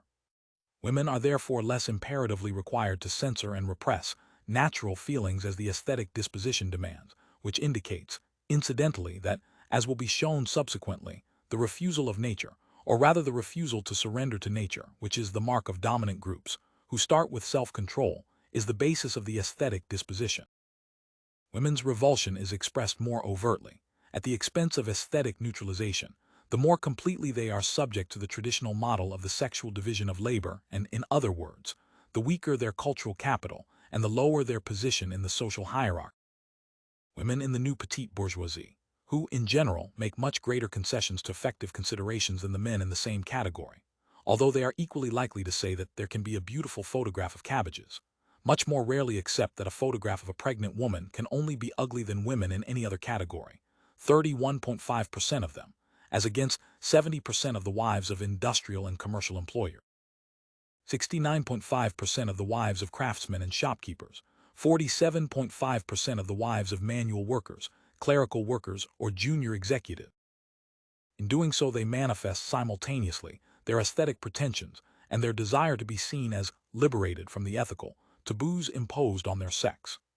Thus, nothing more rigorously distinguishes the different classes than the disposition objectively demanded by the legitimate consumption of legitimate works, the aptitude for taking a specifically aesthetic point of view on objects already constituted aesthetically, and therefore put forward for the admiration of those who have learned to recognize the signs of the admirable, and the even rarer capacity to constitute aesthetically objects that are ordinary or even common,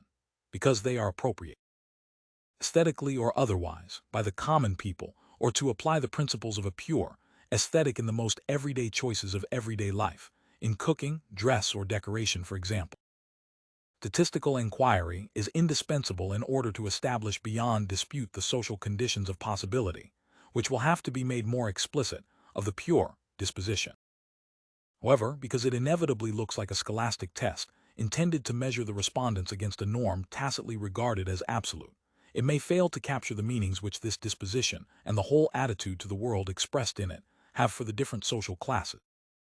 What the logic of the test would lead one to describe as a deficiency, and that is what it is, from the standpoint of the norms defining legitimate perception of works of art, is also a refusal which stems from a denunciation of the arbitrary or ostentatious gratuitousness of stylistic exercises or purely formalistic experiments. A certain aesthetic, which maintains that a photograph is justified by the object photographed or by the possible use of the photographic image, is being brought into play when manual workers almost invariably reject photography for photography's sake, e.g., the photo of pebbles as useless, perverse, or bourgeois, a waste of film. They must have film to throw away. I tell you, there are some people who don't know what to do with their time. Haven't they got anything better to do with their time than photograph things like that? That's bourgeois photography. It must never be forgotten that the working class aesthetic is a dominated aesthetic, which is constantly obliged to define itself in terms of the dominant aesthetics. The members of the working class who can neither ignore the high art aesthetic, which denounces their own aesthetic, nor abandon their socially conditioned inclinations, but still less proclaim them and legitimate them, often experience their relationship to the aesthetic norms in a twofold and contradictory way. This is seen when some manual workers grant pure photographs a purely verbal recognition. This is also the case with many petty bourgeois, and even some bourgeois who, as regards paintings for example, differ from the working class mainly by what they know is the right thing to say or do, or still better, not to say. It's beautiful, but it would never occur to me to take a picture of a thing like that. Yes, it's beautiful, but you have to like it. It's not my cup of tea. An anti-Kanitan aesthetic. It is no accident that, when one sets about reconstructing its logic, the popular aesthetic appears as the negative opposite of the Kantian aesthetic, and that the popular ethos implicitly answers each proposition of the analytic of the beautiful with a thesis contradicting it. In order to apprehend what makes the specificity of aesthetic judgment, Kant ingeniously distinguished that which pleases from that which gratifies, and more generally strove to separate disinterestedness, the sole guarantee of the specifically aesthetic quality of contemplation, from the interest of the senses, which defines the agreeable, and from the interest of reason, which defines the good. By contrast, working-class people, who expect every image to fulfill a function, if only that of a sign, refer, often explicitly, to norms of morality or agreeableness in all their judgments. Thus the photograph of a dead soldier provokes judgments which, whether positive or negative, are always responses to the reality of the thing represented, or to the functions the representation could serve. The horror of war, or the denunciation of the horrors of war, which the photographer is supposed to produce simply by showing that horror. 27. Similarly, popular naturalism recognizes beauty in the image of a beautiful thing, or more rarely, in a beautiful image of a beautiful thing. Now, that's good, it's almost symmetrical. And she's a beautiful woman. A beautiful woman always looks good in a photo. The Parisian manual worker echoes the plain speaking of Hippias the sophist. I'll tell him what beauty is, and I'm not likely to be refuted by him. The fact is, Socrates, to be frank, a beautiful woman, that's what beauty is. Plato, Greater Hippias, 287e. This aesthetic, which subordinates the form and the very existence of the image to its function, is necessarily pluralistic and conditional. The insistence with which the respondents point out the limits and conditions of validity of their judgments, distinguishing for each photograph the possible uses or audiences, or more precisely, the possible use for each audience. As a news photo, it's not bad. All right if it's for showing to kids, shows that they reject the idea that a photograph can please universally. A photo of a pregnant woman is all right for me, not for other people, said a white-collar worker, who has to use his concern for propriety as a way of expressing anxiety about what is presentable, and therefore entitled to demand admiration. Because the image is always judged by reference to the function it fulfills for the person who looks at it, or which he thinks it could fulfill for other classes of beholders. Aesthetic judgment naturally takes the form of a hypothetical judgment implicitly based on recognition of genres, the perfection and scope of which are defined by a concept. Almost 3/4 of the judgments expressed begin with an if, and the effort to recognize culminates in classification into a genre, or which amounts to the same thing in the attribution of a social use, the different genres being defined in terms of their use and their users. It's a publicity photo. It's a pure document. It's a laboratory photo. It's a competition photo. It's an educational photo, etc. And photographs of nudes are almost always received with comments that reduce them to the stereotype of their social function. All right in Pigalle. It's the sort of photos they keep under the counter. It is not surprising that this aesthetic, which bases appreciation on informative, tangible, or moral interest, can only refuse images of the trivial, or, which amounts to the same thing in terms of this logic, the triviality of the image. Judgment never gives the image of the object autonomy with respect to the object of the image. Of all the characteristics proper to the image, only color, which Kant regarded as less pure than form, can prevent rejection of photographs of trivial things.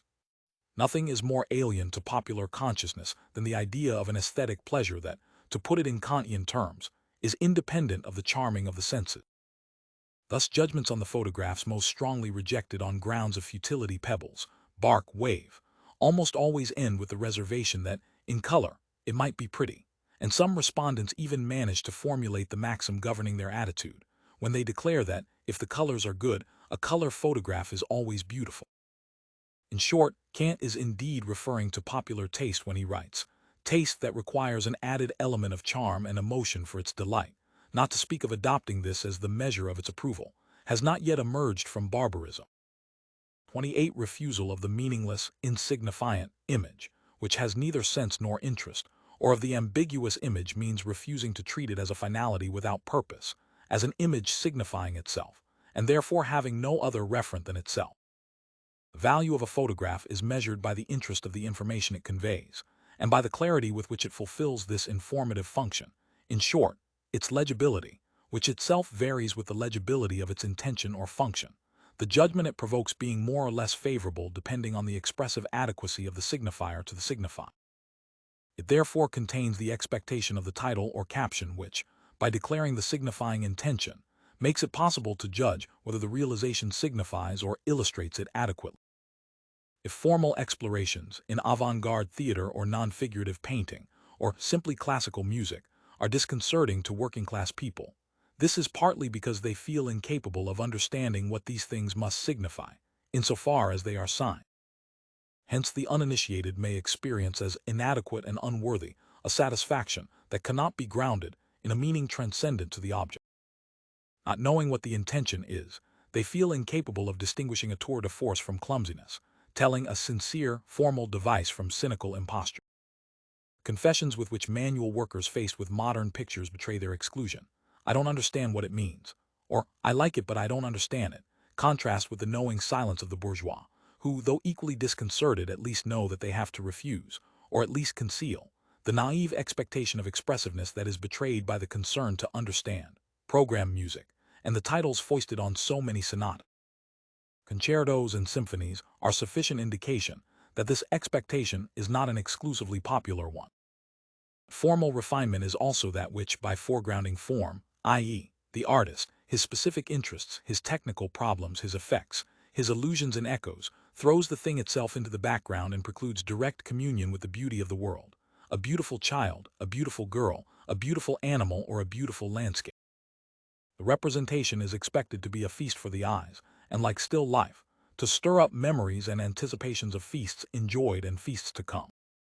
29. Nothing is more opposed to the celebration of the beauty and joy of the world that is looked for in the work of art, a choice which praises, than the devices of cubist or abstract painting, which are perceived and unanimously denounced as aggressions against the thing represented, against the natural order, and especially the human form.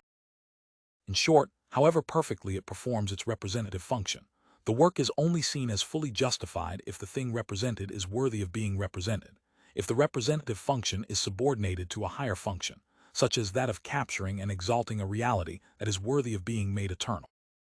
Such is the basis of the barbarous taste, to which the most antithetical forms of the dominant aesthetic always refer negatively, and which only recognizes realist representation. In other words, a respectful, humble, submissive representation of objects designated by their beauty or their social importance. Aesthetics, ethics, and aestheticism, when faced with legitimate works of art, people most lacking the specific competence apply to them the perceptual schemes of their own ethos, the very ones which structure their everyday perception of everyday existence. These schemes, giving rise to products of an unwilled, unself-conscious systematicity, are opposed to the more or less fully stated principles of an aesthetic 30. The result is a systematic reduction of the things of art to the things of life, a bracketing of form in favor of human content, which is barbarism par excellence from the standpoint of the pure aesthetic 30. Everything takes place, as if the emphasis on form could only be achieved by means of a neutralization of any kind of affective or ethical interest in the object of representation which accompanies, without any necessary cause-effect relation, mastery of the means of grasping the distinctive properties which this particular form takes on in its relations with other forms, i.e., through reference to the universe of works of art and its history. Confronted with a photograph of an old woman's hands, the culturally most deprived express a more or less conventional emotion or an ethical complicity, but never a specifically aesthetic judgment, other than a negative one. Oh, she's got terribly deformed hands. There's one thing I don't get, the left hand. It's as if her left thumb was about to come away from her hand. Funny way of taking a photo. The old girl must have worked hard. Looks like she's got arthritis. She's definitely crippled, unless she's holding her hands like that imitates gesture. Yes, that's it, she's got her hand bent like that. Not like a Duchess's hands or even a typist's. I really feel sorry seeing that poor old woman's hands. They're all knotted, you might say. Manual worker Paris. With the lower middle classes, exaltation of ethical virtues comes to the forefront, hands worn out by toil, sometimes tinged with populist sentimentality, poor old thing. Her hands must really hurt her. It really gives a sense of pain, and sometimes even concern for aesthetic properties and references to painting make their appearance. It's as if it was a painting that had been photographed. Must be really beautiful as a painting, clerical worker Paris. That reminds me of a picture I saw in an exhibition of Spanish paintings, a monk with his hands clasped in front of him and deformed fingers, technician, Paris. The sort of hands you see in early Van Goghs, an old peasant woman or people eating potatoes, junior executive, Paris. At higher levels in the social hierarchy, the remarks become increasingly abstract, with other people's hands, labor and old age functioning as allegories or symbols which serve as pretexts for general reflections on general problems.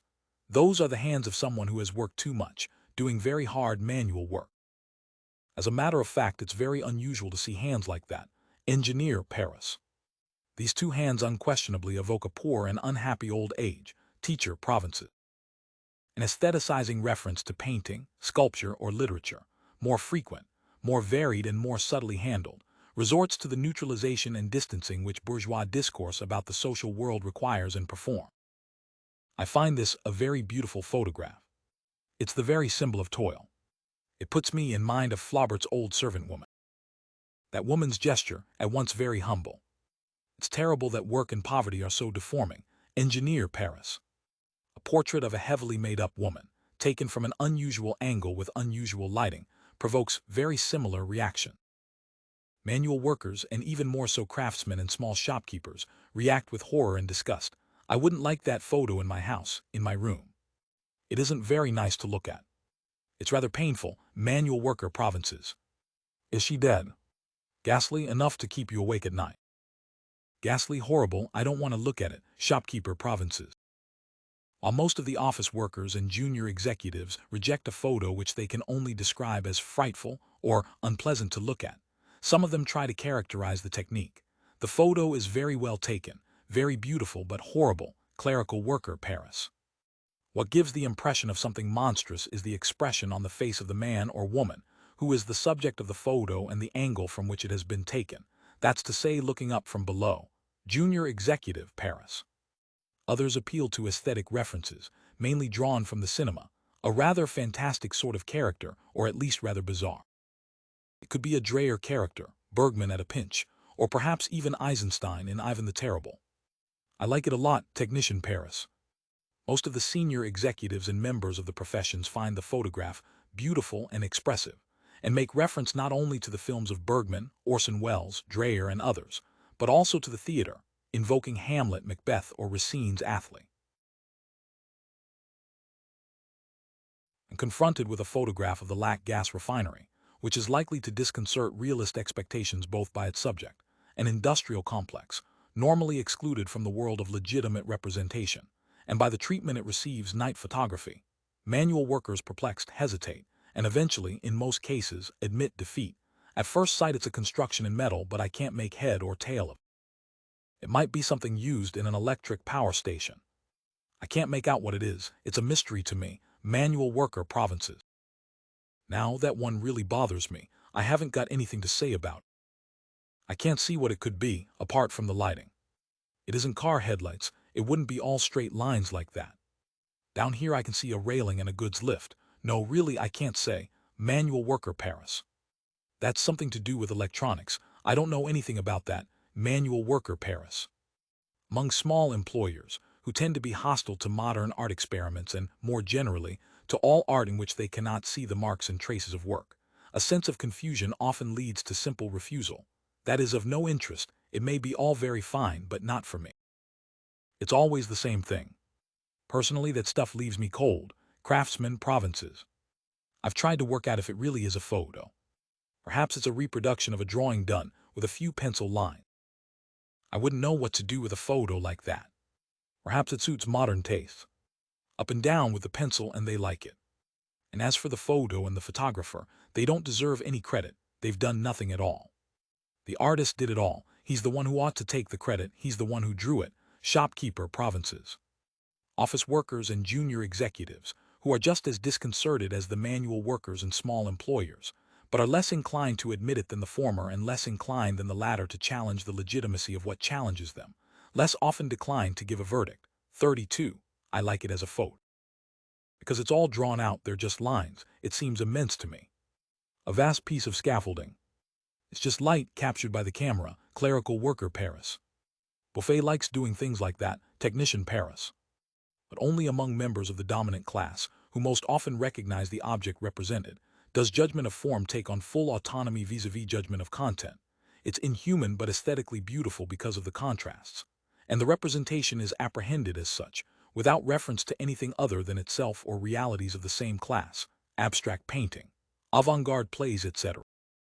Variations in the attitude to a very comparable object, a metal frame, provide a numerical proof of this. The proportion of respondents who think it could make a beautiful photo is 6% among manual workers and domestic servants, 9% among craftsmen and small shopkeepers, 9.5% among the clerical workers and junior administrative executives, 24% among the primary teachers and technicians, 24.5% in the dominant class, and 50% among the secondary and higher education teachers. One may assume that the reactions aroused by the architecture of the Boberg Center obey the same principle. The aestheticism which makes the artistic intention the basis of the art of living implies a sort of moral agnosticism, the perfect antithesis of the ethical disposition, which subordinates art to the values of the art of living. The aesthetic intention can only contradict the dispositions of the ethos or the norms of the ethic which, at each moment, define the legitimate objects and modes of representation for the different social classes, excluding from the universe of the representable certain realities and certain ways of representing them. Thus the easiest, and so the most frequent and most spectacular way to shock épater the bourgeois, by proving the extent of one's power to confer aesthetic status, is to transgress ever more radically the ethical censorships, e.g., in matters of sex, which the other classes accept even within the area which the dominant disposition defines as aesthetic. Or more subtly, it is done by conferring aesthetic status on objects or ways of representing them that are excluded by the dominant aesthetic of the time, or on objects that are given aesthetic status by dominated aesthetics. One only has to read the index of contents recently published by Art Vivant, 1974, a vaguely modern review run by a clique of academics who are vaguely art historians. As an avant-garde painter nicely put it, which occupies a sort of neutral point in the field of avant-garde art criticism between flash art or art press and artitude or opus. In the list of features and titles one finds Africa 1 title, Art Must Be for All, Architecture 2 titles including Architecture Without an Architect, Comic Strips 5 titles 9 pages out of the 46 in the whole index, Kids Art Kitsch 3 titles 5 pages, Photography 2 titles 3 pages, Street Art 15 titles 23 pages including Art in the Street.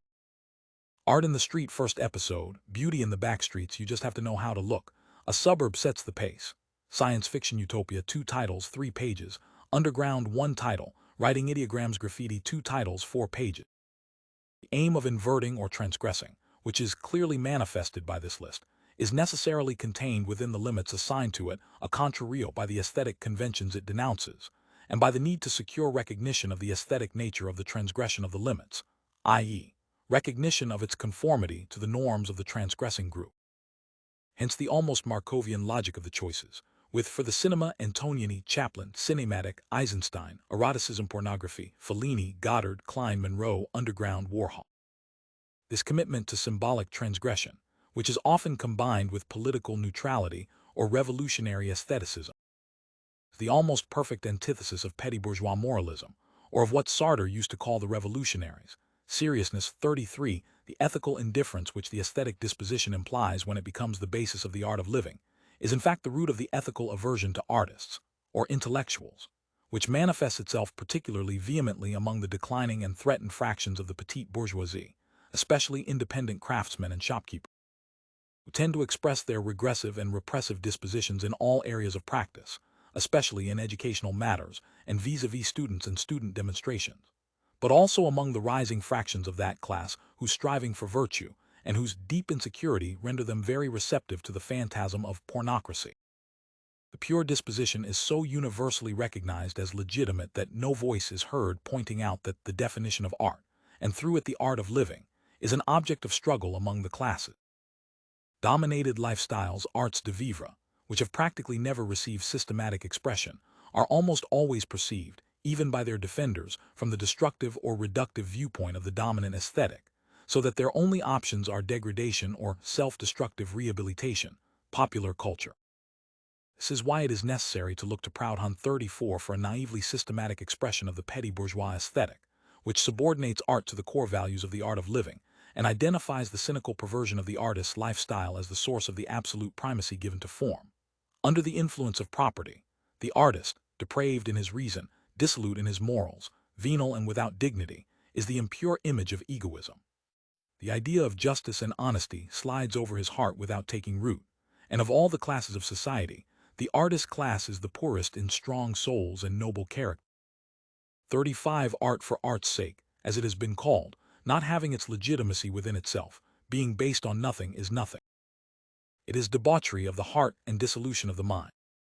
Separated from right and duty, cultivated and pursued as the highest thought of the soul and the supreme manifestation of humanity, art, or the ideal, stripped of the greater part of itself, reduced to nothing more than an excitement of fantasy and the senses, is the source of sin, the origin of all servitude, the poison spring from which, according to the Bible, flow all the fornications and abominations of the earth.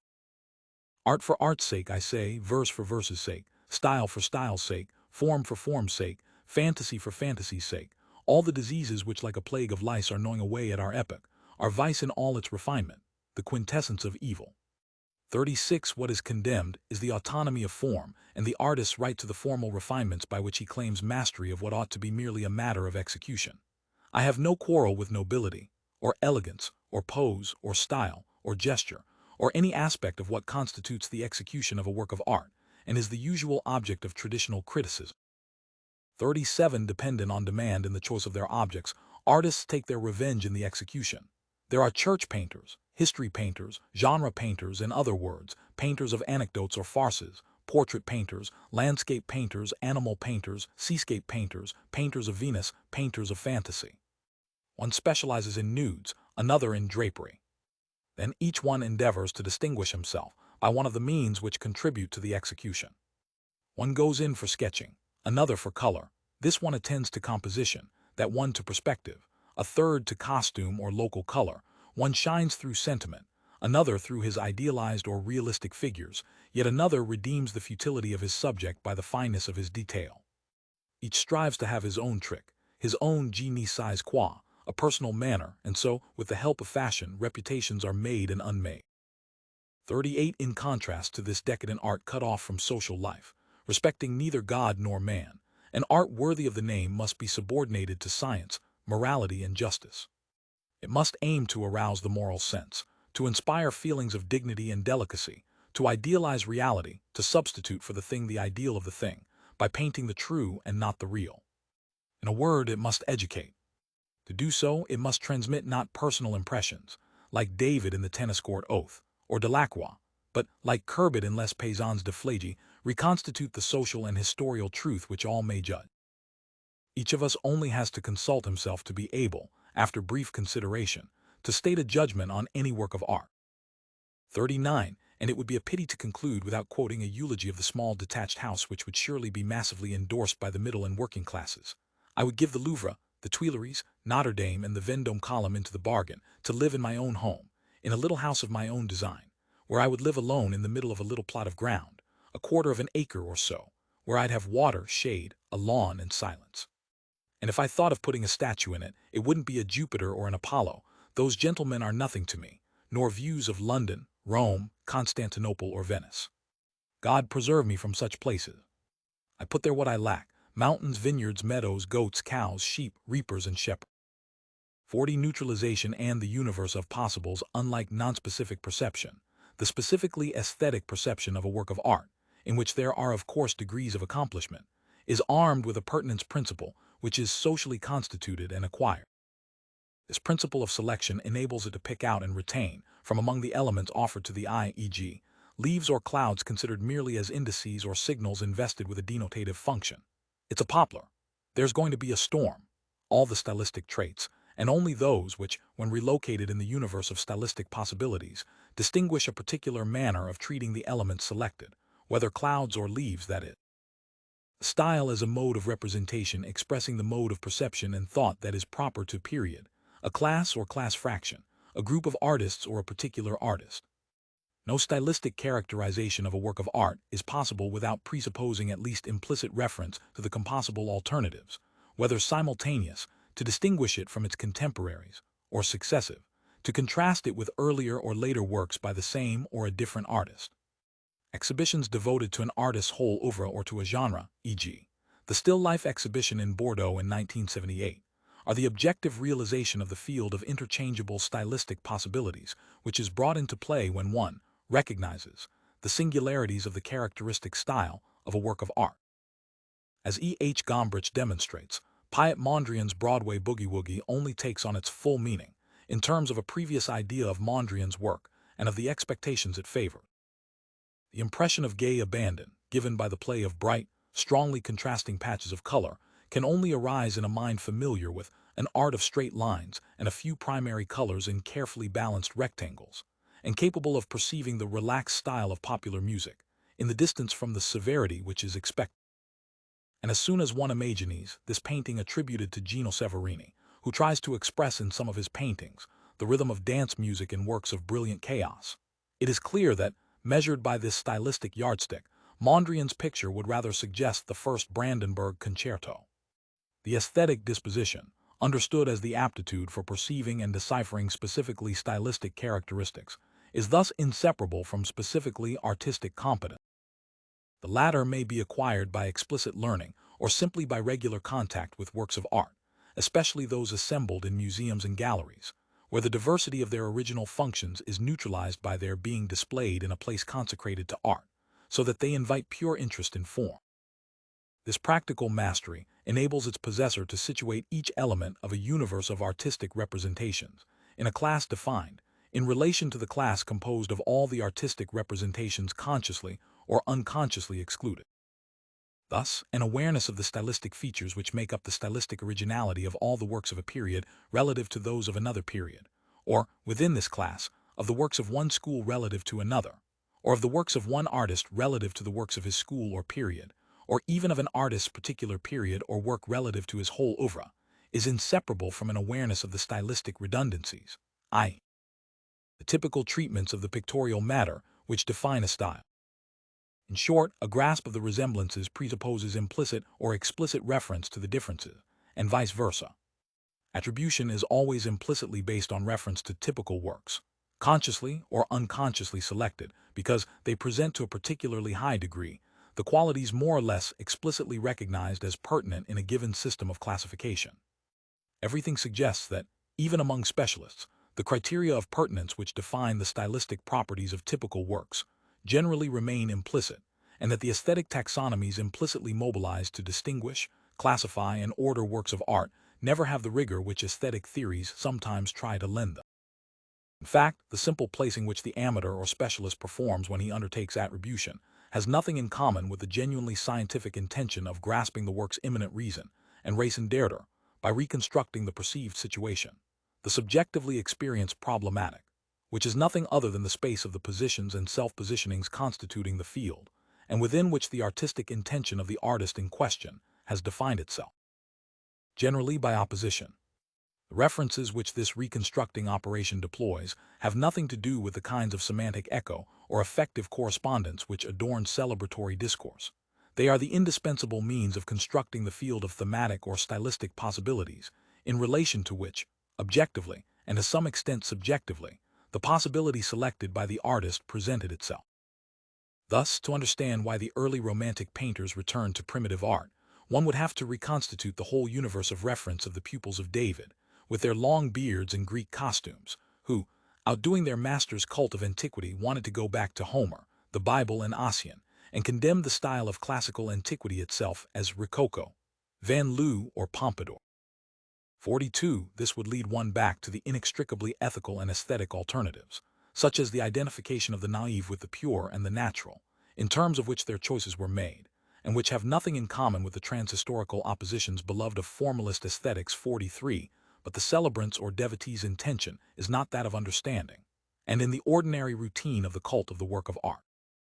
Play of academic or urbane references has no other function than to bring the work into an interminable circuit of interlegitimation, so that a reference to Jan Bruegel's bouquet of flowers lends dignity to Jean Mitchell Picard's bouquet of flowers with parrot, just as, in another context, reference to the latter can, being less common, serve to enhance the former. This play of cultured allusions and analogies endlessly pointing to other analogies, which, like the cardinal oppositions in mythical or ritual systems, never have to justify themselves by stating the basis of the relating which they perform, weaves around the works a complex web of factitious experiences, each answering and reinforcing all the others, which creates the enchantment of artistic contemplation. It is the source of the idolatry to which Proust refers, which leads one to find an actress's robe or a society woman's dress beautiful. Not because the cloth is beautiful, but because it is the cloth painted by Moreau or described by Balzac. 44. Analogy, functioning as a circular mode of thought, makes it possible to tour the whole area of art and luxury without ever leaving it. Thus, Shadow Margot's wine can be described with the same words as are used to describe the Shadow, just as others will evoke Proust apropos of Monet or César Franck, which is a good way of talking about neither. The house is in the image of the vintage. Noble, austere, even a little solemn. Shadow Margot's has the air of an ancient temple devoted to the cult of wine. Vineyard or dwelling, Margot's disdains all embellishments. But just as the wine has to be served before it unfolds all its charms, so the residence waits for the visitor to enter before it reveals its own. In each case, the same words spring to one's lips: elegance, distinction, delicacy, and that subtle satisfaction given by something which has received the most attentive and indeed loving care for generations. A wine long matured, a house long inhabited, Margot's the vintage and Margot's the Shadow are the product of two equally rare things, rigor and time. 45. Distance from necessity, to explain the correlation between educational capital and the propensity, or at least the aspiration to appreciate a work, independently of its content, as the culturally most ambitious respondents put it, and more generally the propensity to make the gratuitous and disinterested investments demanded by legitimate works. It is not sufficient to point to the fact that schooling provides the linguistic tools and the references which enable aesthetic experience to be expressed, and to be constituted by being expressed. What is in fact affirmed in this relationship is the dependence of the aesthetic disposition on the past and present material conditions of existence, which are the precondition of both its constitution and its application, and also of the accumulation of a cultural capital, whether or not educationally sanctioned, which can only be acquired by means of a sort of withdrawal from economic necessity. The aesthetic disposition which tends to bracket off the nature and function of the object represented, and to exclude any naive reaction, horror at the horrible, desire for the desirable, pious reverence for the sacred, along with all purely ethical responses, in order to concentrate solely upon the mode of representation. The style, perceived and appreciated by comparison with other styles, is one dimension of a total relation to the world and to others, a lifestyle, in which the effects of particular conditions of existence are expressed in a misrecognizable form. 46. These conditions of existence, which are the precondition for all learning of legitimate culture, whether implicit and diffuse, as domestic cultural training generally is, or explicit and specific, as in scholastic training, are characterized by the suspension and removal of economic necessity, and by objective and subjective distance from practical urgency, which is the basis of objective and subjective distance from groups subjected to those determinism. Be able to play the games of culture with the playful seriousness which Plato demanded, a seriousness without the spirit of seriousness. One has to belong to the ranks of those who have been able, not necessarily to make their whole existence a sort of children's game, as artists do, but at least to maintain for a long time, sometimes a whole lifetime, a child's relation to the world. All children start life as baby bourgeois, in a relation of magical power over others and, through them, over the world, but they grow out of it sooner or later. This is clearly seen when, by an accident of social genetics, into the well-policed world of intellectual games there comes one of those people, one thinks of Rouse or Chernyshevsky, who bring inappropriate stakes and interests into the games of culture, who get so involved in the game that they abandon the margin of neutralizing distance that the illusio belief in the game demands, who treat intellectual struggles, the object of so many pathetic manifestos, as a simple question of right and wrong, life and death.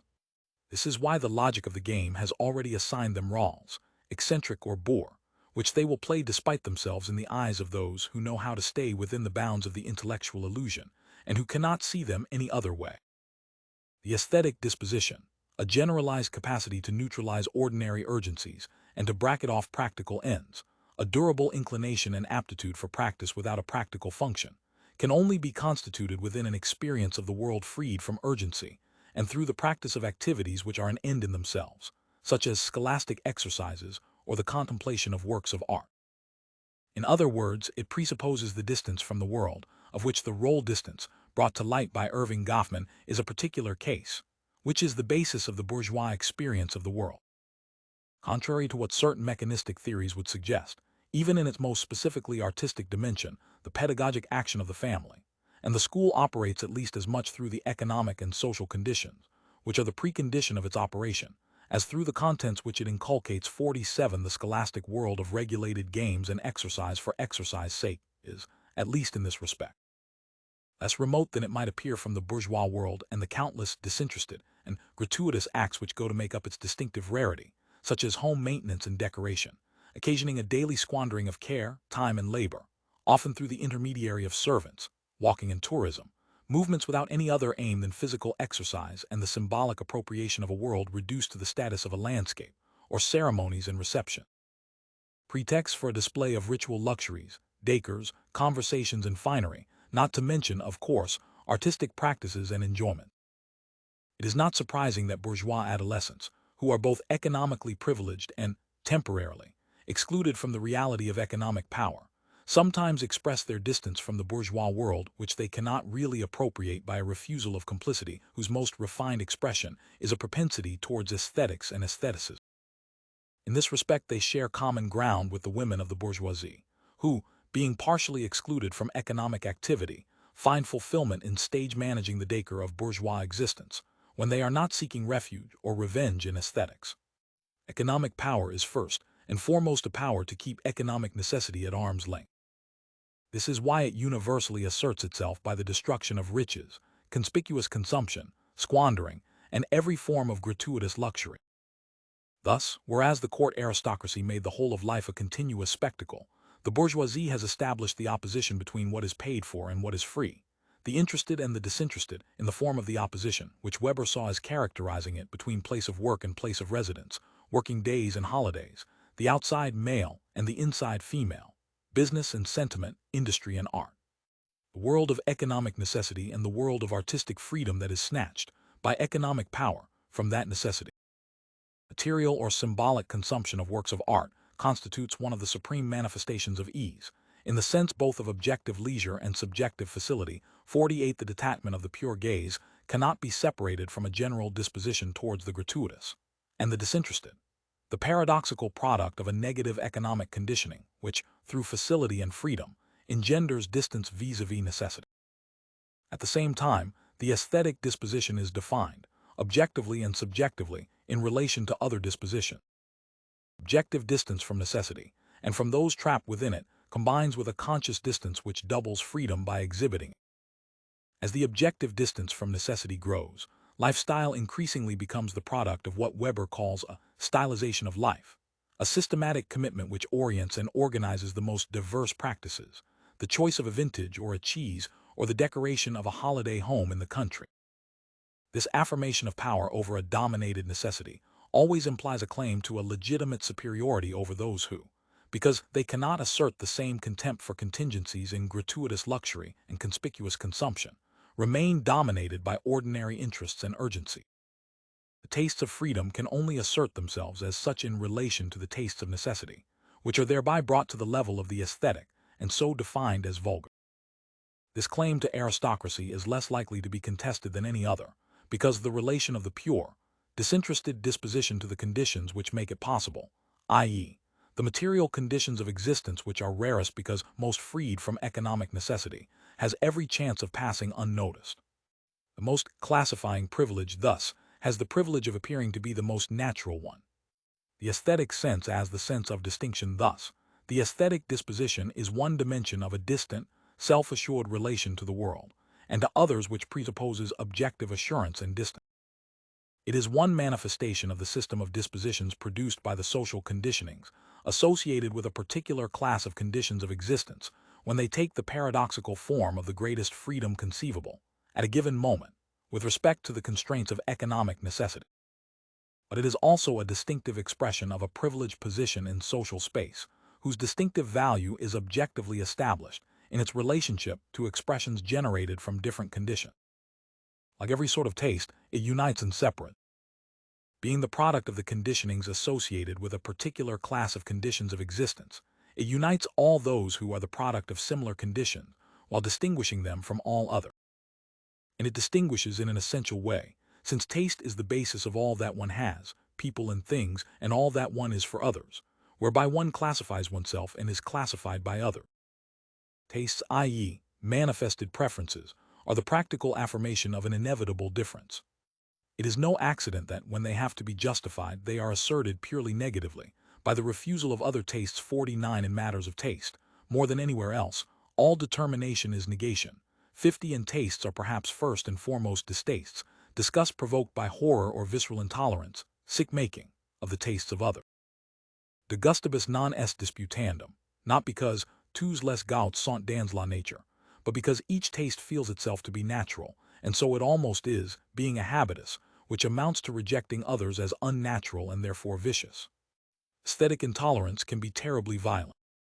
Aversion to different lifestyles is perhaps one of the strongest barriers between the classes. Class endogamy is evidence of this. The most intolerable thing for those who regard themselves as the possessors of legitimate culture is the sacrilegious reuniting of tastes, which taste dictates shall be separated. This means that the games of artists and aesthetes and their struggles for the monopoly of artistic legitimacy are less innocent than they seem. At stake in every struggle over art, there is also the imposition of an art of living. That is, the transmutation of an arbitrary way of living into the legitimate way of life, which casts every other way of living into arbitrariness. 51. The artist's lifestyle is always a challenge thrown at the bourgeois lifestyle, which it seeks to condemn as unreal and even absurd, by a sort of practical demonstration of the emptiness of the values and powers it pursues. The neutralizing relation to the world which defines the aesthetic disposition potentially implies a subversion of the spirit of seriousness required by bourgeois investment. Like the visibly ethical judgments of those who lack the means to make art the basis of their art of living, to see the world and other people through literary reminiscences and pictorial references, the pure and purely aesthetic judgments of the artist and the aesthete spring from the dispositions of an ethos. 52. But because of the legitimacy which they command so long as their relationship to the dispositions and interests of a group defined by strong cultural capital and weak economic capital remains unrecognized, they provide a sort of absolute reference point in the necessarily endless play of mutually self-relativizing tastes. By paradoxical reversal, they thereby help to legitimate the bourgeois claim to natural distinction as difference made absolute. Objectively and subjectively aesthetic stances adopted in matters like cosmetics, clothing, or home decoration are opportunities to experience or assert one's position in social space, as a rank to be upheld or a distance to be kept.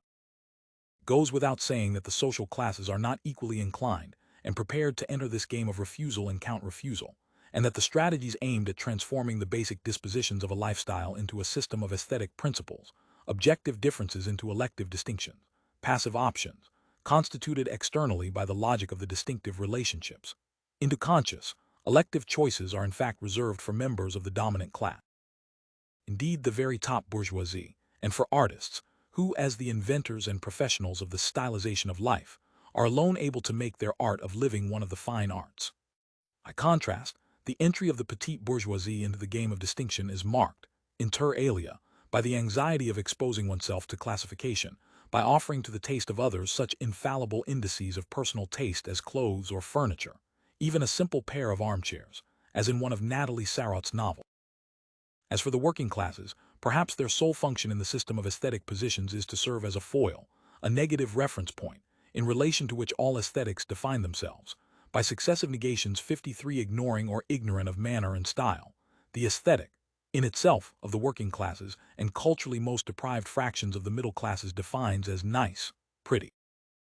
lovely, rather than beautiful, things that are already defined as such in the aesthetic of calendars and postcards, a sunset, a little girl playing with a cat, a folk dance, an old master, a first communion, a children's procession. The striving towards distinction comes in with petty bourgeois aestheticism, which delights in all the cheap substitutes for chic objects and practices, driftwood and painted pebbles, cane and raffia, art, handicrafts and art photography. This aestheticism defines itself against the aesthetic of the working classes, refusing their favorite subjects, the themes of views, such as mountain landscapes, sunsets and woods, or souvenir photos, such as the First Communion, the Monument, or the Old Master, see Figure 2. In photography, this taste prefers objects that are close to those of the popular aesthetic, but semi-neutralized by more or less explicit reference to a pictorial tradition, or by a visible stylistic intention combining the human picturesque, weaver at his loom, tramps quarreling, folk dance, with gratuitous form, pebbles, rope, tree bark. Technicians seem to offer the purest form of middlebrow taste. Their tastes in photography locate them centrally in the structure of the middle classes, see Figure 2,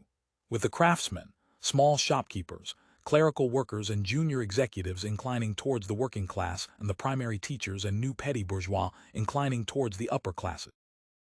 They are particularly drawn to the objects most typical of middlebrow photography, the weaver, the still life, whereas the new petty bourgeois prefer objects which they see as lying outside the repertoire of the traditional aesthetic, and therefore more original, rope, cabbages, and also those belonging to the social picturesque, tramps quarreling.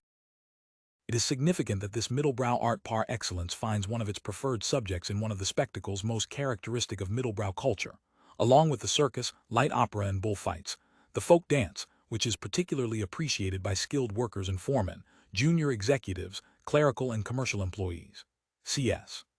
VII. Like the photographic recording of the social picturesque, whose populist objectivism distances the lower classes by constituting them as an object of contemplation or even commiseration or indignation, the spectacle of the people, making a spectacle of itself, as in folk dancing, is an opportunity to experience the relationship of distant proximity, in the form of the idealized vision purveyed by aesthetic realism and populist nostalgia, which is a basic element in the relationship of the petite bourgeoisie to the working or peasant classes and their tradition. This middlebrow aestheticism, in turn, serves as a foil to the most alert members of the new middle-class fractions, who reject its favored subjects, and to the secondary teachers whose aestheticism, the aestheticism of consumers, since they are relatively infrequent practitioners of photography and the other arts, purports to be able to treat any object aesthetically, with the exception of those so constituted by the middlebrow art of the petite bourgeoisie, such as the weaver and the folk dance,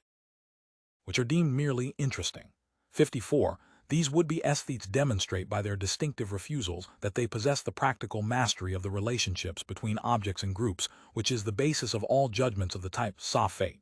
it looks, ça fait petit bourgeois, ça fait nouveau riche, etc.,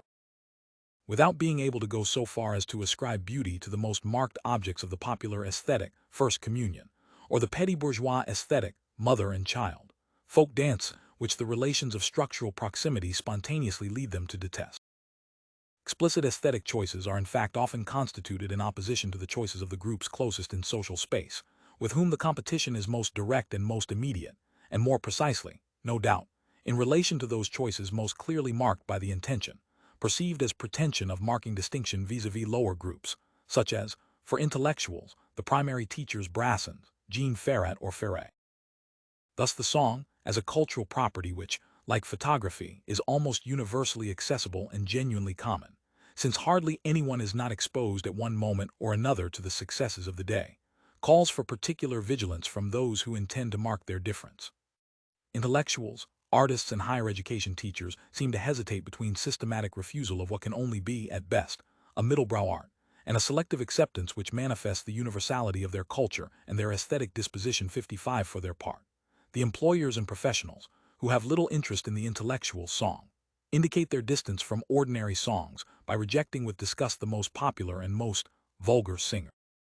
such as Les Compagnons de la Chanson, Meyeril Mathieu, Adamo or Sheila, and making an exception for the oldest and most consecrated singers, like Edith Piaf or Charles Trenet, or those closest to operetta and bel canto. But it is the middle classes who find in song, as in photography, an opportunity to manifest their artistic pretension by refusing the favorite singers of the working classes, such as Muriel Mathieu, Adamo, Charles Aznavour, or Tino Rossi, and declaring their preference for the singers who endeavor to dignify this minor genre. That is why the primary teachers distinguish themselves most clearly from the other fractions of the petite bourgeoisie in this area, where, more easily than in the domain of legitimate art, they can invest their academic dispositions and assert their own taste in the choice of singers who offer populist poetry in the primary school tradition, such as Jacques Douai or Brassens, who was on the syllabus of the St. Cloud entrance examination a few years ago. 56. In addition to the data provided by the survey question, use was also made of the findings of a survey by the Opinion Research Department of the French Broadcasting Service, ORTF, CS, XIX, and of 30 in-depth interviews designed to grasp the constellation of preferences and refusals in conditions as close as possible to ordinary conversation. These interviews confirmed that, as the ORTF survey also shows, the more strongly a singer is preferred by the less cultivated, the more he or she is refused by the most cultivated, whose tastes in this area are almost exclusively expressed in rejection. These refusals, almost always expressed in the mode of distaste, are often accompanied by pitying or indignant remarks about the corresponding tastes. I can't understand how anyone can like that. Similarly, one finds that the declining petite bourgeoisie systematically rejects the virtues that the new petite bourgeoisie most readily claims for itself: witty, refined, stylish, artistic, imaginative, whereas the latter signals its aesthetic pretension by a refusal of the most typically bourgeois configurations, and by a concern to go against common judgments, in which aesthetic commitments figure prominently. Thus, when asked to state the ideal qualities of a friend or a domestic interior, they produce motley combinations such as artistic, sociable, amusing, comfortable, easy to maintain, imaginative, sales representative, Paris, dynamic, pragmatic, stylish, studied, warm, imaginative, gallery director, Lille, dynamic, refined, pragmatic, comfortable, harmonious, cozy, radio presenter, Lille. It is again a similar process that leads the members of the professions to distinguish themselves from newcomers to the bourgeoisie by rejecting the qualities of ambition and upward mobility, such as pragmatic, dynamic, often chosen by managerial executives, or the most pretentious adjectives, such as stylish or refined, which are much favored by the new petite bourgeoisie. It may also be assumed that the affirmation of the omnipotence of the aesthetic gaze found among higher education teachers, the group most inclined to say that all the objects mentioned could make a beautiful photograph, and to profess their recognition of modern art or of the artistic status of the photograph, stems much more from a self-distinguishing intention than from a true aesthetic universalism. This has not escaped the most knowing avant-garde producers, who carry sufficient authority to challenge, if need be, the very dogma of the omnipotence of Art 57, and are in a position to recognize this faith as a defensive maneuver to avoid self-exposure by reckless refusals. Who would say this? When I look at a picture, I'm not interested in what it represents. Nowadays, the sort of people who don't know much about art. Saying that is typical of someone who hasn't any idea about art. 20 years ago, I'm not even sure that 20 years ago the abstract painters would have said that. I don't think so. It's exactly what a guy says when he hasn't a clue. I'm not one of these old fogies. I know what counts is whether it's pretty. Avant-garde painter, age 35. They alone, at all events, can afford the audacious imposture of refusing all refusals by recuperating, in parody or sublimation, the very objects refused by the lower degree aestheticism.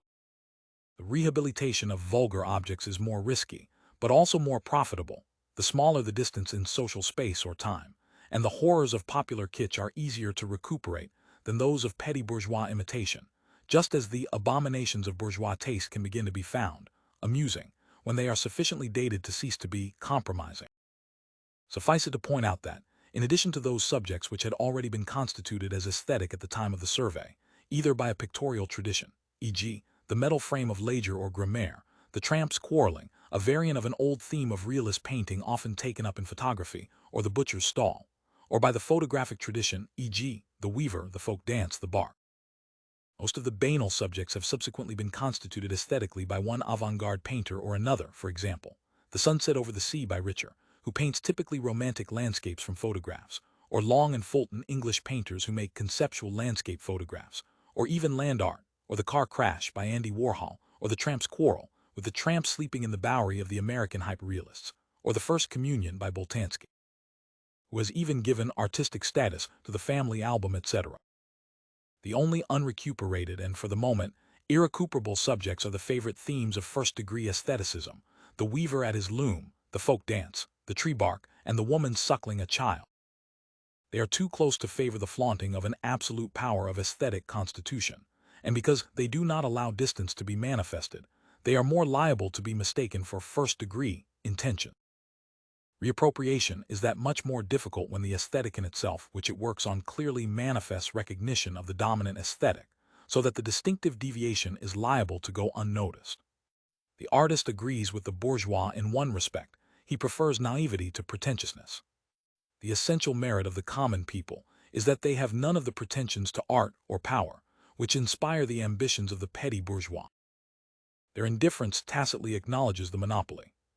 That is why, in the mythology of artists and intellectuals, whose outflanking and double-negating strategies sometimes lead them back to popular tastes and opinions, the people so often play a role not unlike that of the peasantry in the conservative ideologies of the declining aristocracy.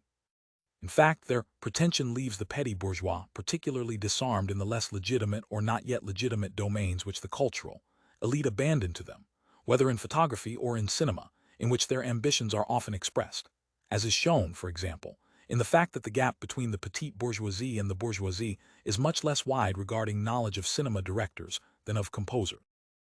The new-style petty bourgeois, who, confronted with objectively ranked judgments, are able to choose the right answer, are almost as disarmed as the working classes when faced with an opportunity for aesthetic constitution of an object. Not a single small art dealer says that a car accident can make a beautiful photo, and the scrapyard arouses similar responses. While variations in educational capital are always very closely related to variations in competence, even in areas like cinema or jazz, which are neither taught nor directly assessed by the educational system, the fact remains that, at equivalent levels of educational capital, differences in social origin, whose effects are already expressed in differences in educational capital, are associated with important differences in competence. These differences become all the more striking, except at the highest educational levels, where overselection tends to neutralize differences of trajectory. Firstly, when one appeals less to strict and strictly accessible competence and more to a sort of familiarity with culture.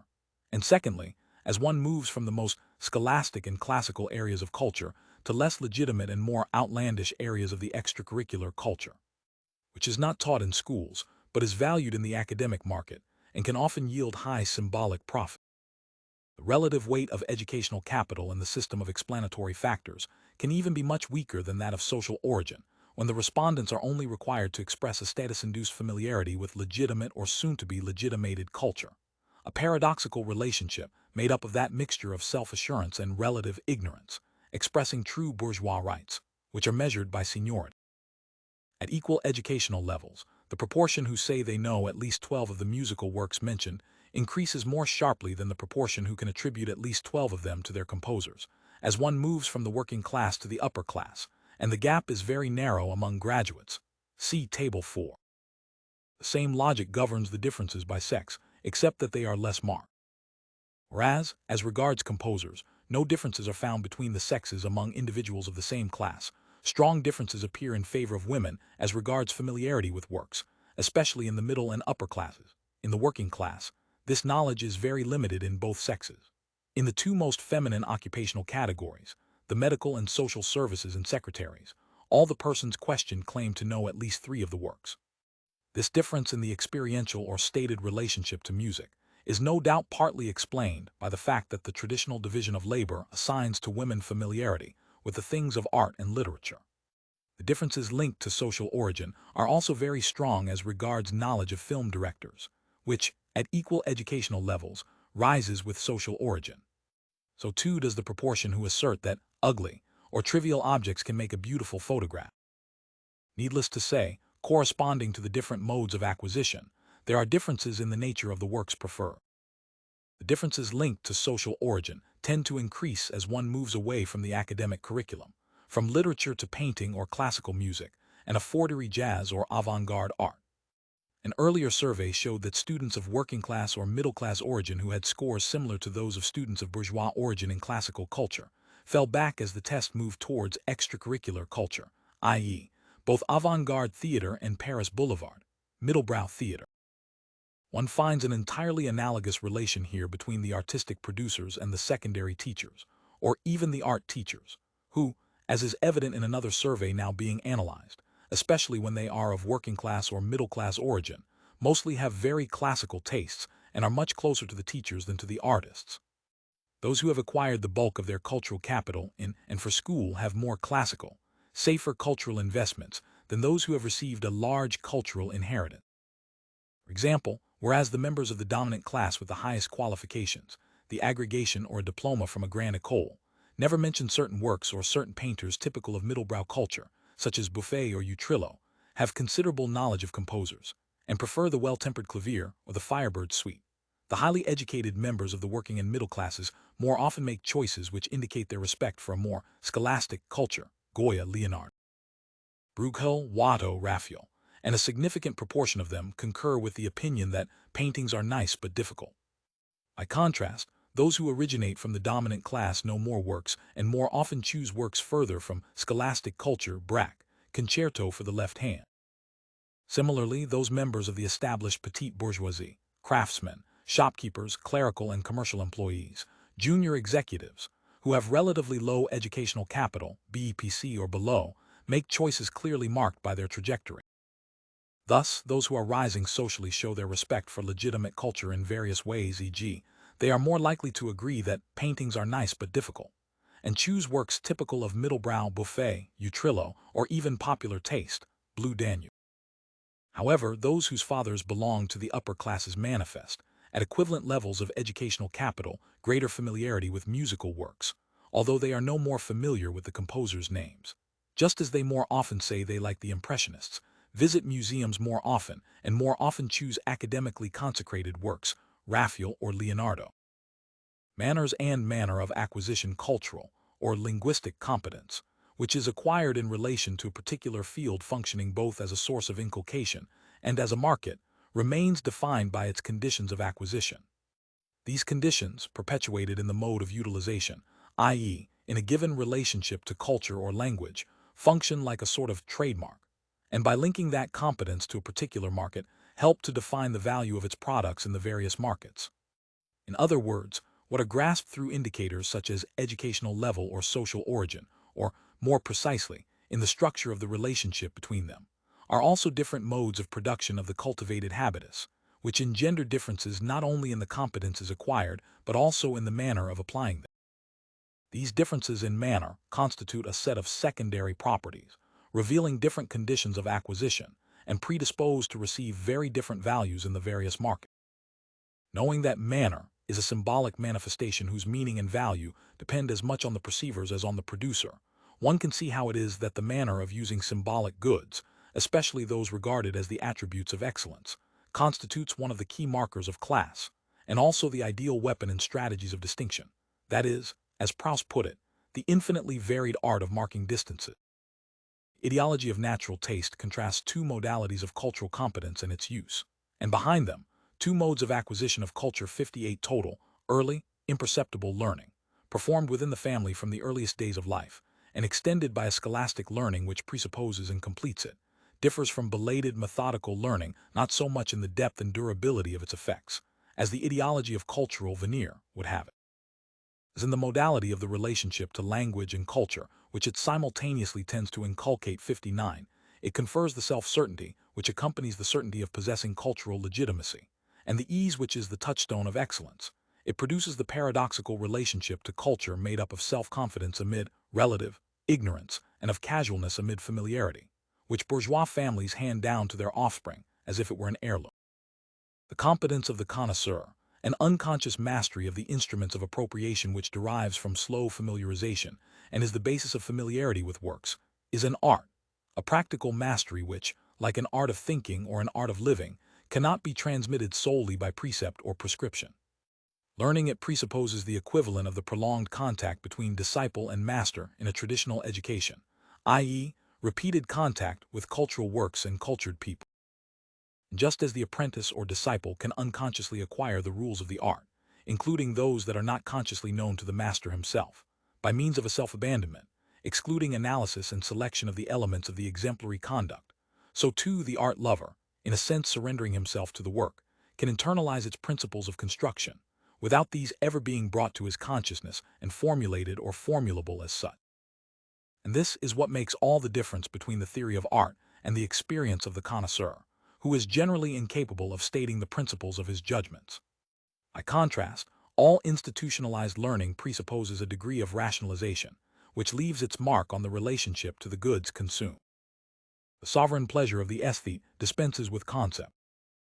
It is opposed as much to the thoughtless pleasure of the naive, glorified in ideology through the myth of childhood and the innocent eye, as to the supposedly pleasureless thought of the petty bourgeois and the parvenu,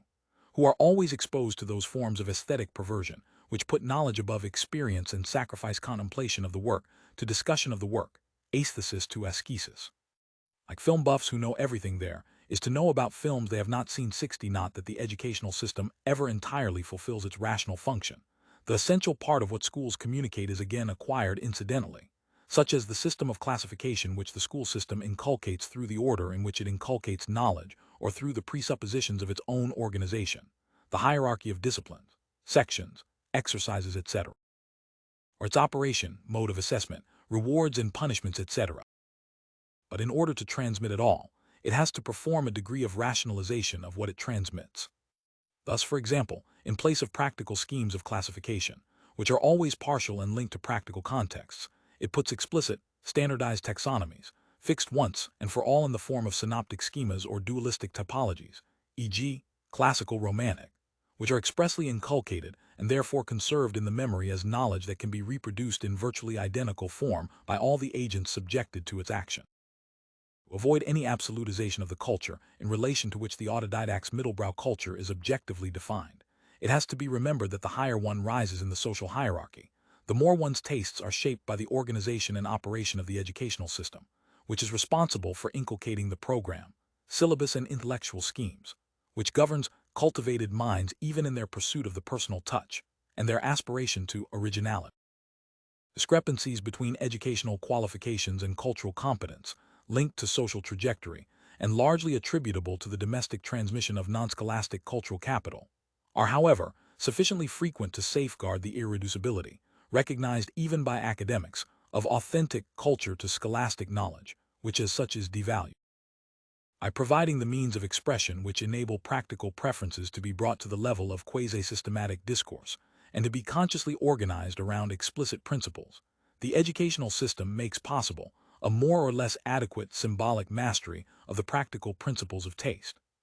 As grammar does for linguistic competence, it rationalizes the sense of beauty in those who already have it, giving them the means of referring to principles of harmony or rhetoric. For example, precepts, formulae, instead of relying on improvisation, it substitutes the intentional quasi-systematicity of a formal aesthetic for the objective systematicity of the aesthetic in itself, produced by the practical principles of taste.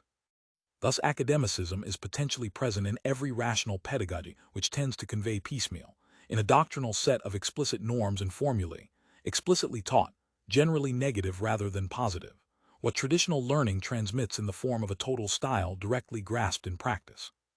But above all, and this is why aesthetes so abhor pedagogues and pedagogy, the rational teaching of art provides substitutes for direct experience. It offers short-cuts on the long path of familiarization. It makes possible practices which are the product of concepts and rules instead of springing from the supposed spontaneity of taste, thereby offering a solution to those who hope to make up for lost time. Ideology of natural taste owes its plausibility and its efficacy to the fact that, like all the ideological strategies generated in the everyday class struggle, it naturalizes real differences, converting differences in the mode of acquisition of culture into differences of nature. It only recognizes as legitimate the relation to culture or language, which least bears the visible marks of its genesis, which has nothing academic, scholastic, bookish, affected, or studied about, but manifests by its ease and naturalness that true culture is nature, a new mystery of immaculate conception. This is clearly seen in the remarks of an aesthete of the culinary art, who writes no differently from Pierre Frankestel when the latter, in a devastating confession for an art historian, rejects intellectualized knowledge, which can only recognize, in favor of visual experience, the sole means of access to true vision. 61. Taste must not be confused with gastronomy. Whereas taste is the natural gift of recognizing and loving perfection, gastronomy is the set of rules which govern the cultivation and education of taste. Gastronomy is to taste as grammar and literature are to the literary sense. And this brings us to the heart of the problem. If the gourmet is a delicate connoisseur, is the gastronome a pedant? The gourmet is his own gastronome, just as the man of taste is his own grammarian. Not everyone is a gourmet, that is why we need gastronomes. We must look upon gastronomes as we look upon pedagogues in general. They are sometimes intolerable pedants, but they have their uses. They belong to the lower, modest order, and it is up to them to improve this rather minor genre by means of tact, restraint, and elegant lightness. There is such a thing as bad taste, and persons of refinement know this instinctively. For those who do not, rules are needed. 62. Knowledge by experience, which, like Aquinas's Cognitio de Experimentales, feels and deplores the essential inadequacy of words and concepts to express the reality tasted in mystical union, rejects as unworthy the intellectual love of art, the knowledge which identifies experience of the work with an intellectual operation of deciphering 63 scholars and gentlemen the differences in manner that indicate differences in mode of acquisition, i.e., in seniority of access to the dominant class, which are generally associated with differences in composition of capital, are predisposed to mark differences within the dominant class, just as differences in cultural capital mark the differences between the classes 64. That is why manners, especially the manner of relationship to legitimate culture, are the stake in a permanent struggle. There can be no neutral statement in these matters. The terms designating the opposing dispositions can be taken as complimentary or pejorative, depending on the point of view. It is no accident that the opposition between the scholastic, or pedantic, and the mundane, the effortlessly elegant, is at the heart of debates over taste and culture in every age. Behind two ways of producing or appreciating cultural works, it very clearly designates two contrasting modes of acquisition, and in the modern period at least, two different relationships to the educational system. In France, literary debate in the first half of the 17th century was dominated by the antagonism between the Docks, Chaplain, Balzac, La Mesnardière, Ferret, Colletet, Daubignac, etc., who looked to Italian theorists, and ultimately to Aristotle, for the rules they sought to impose on the construction of literary works 65, and at the same time strove to ground these rules in reason, and the mondaines, who refused to be bound by precept, made their pleasure their guide, and pursued the infinitesimal nuances which make up the je ne sais quoi, and the delicate perfection of savoir-vivre. Great debates over taste which literary works arouse or dramatize, such as the question of the Praecia, who by codifying and rationalizing salon delicacy, an art of living defined as indefinable, changed its whole nature, involved not only the virtues with which the different fractions of the dominant class identify, but, as the Chevalier de Marais so well puts it, the manners of practicing them, which are themselves kinds of virtues, and through which seniority in their class, and their way of getting there, are expressed or betrayed. Numerable illustrations could be cited from the vast literature designed to codify, inseparably, ordinary behavior and the creation and perception of works of art. In short, everything which falls under the absolute jurisdiction of taste, one of the key words of the age. 66. But one example will suffice, because it explicitly links manner, mode of acquisition, and the group it designates, the author Feuerbach. The bourgeois author of Le Roman Bourgeois, who had criticized La Fontaine and Benserade, shows clearly that he is neither of society nor of the court, and that his taste is of a pedantry one cannot even hope to rectify.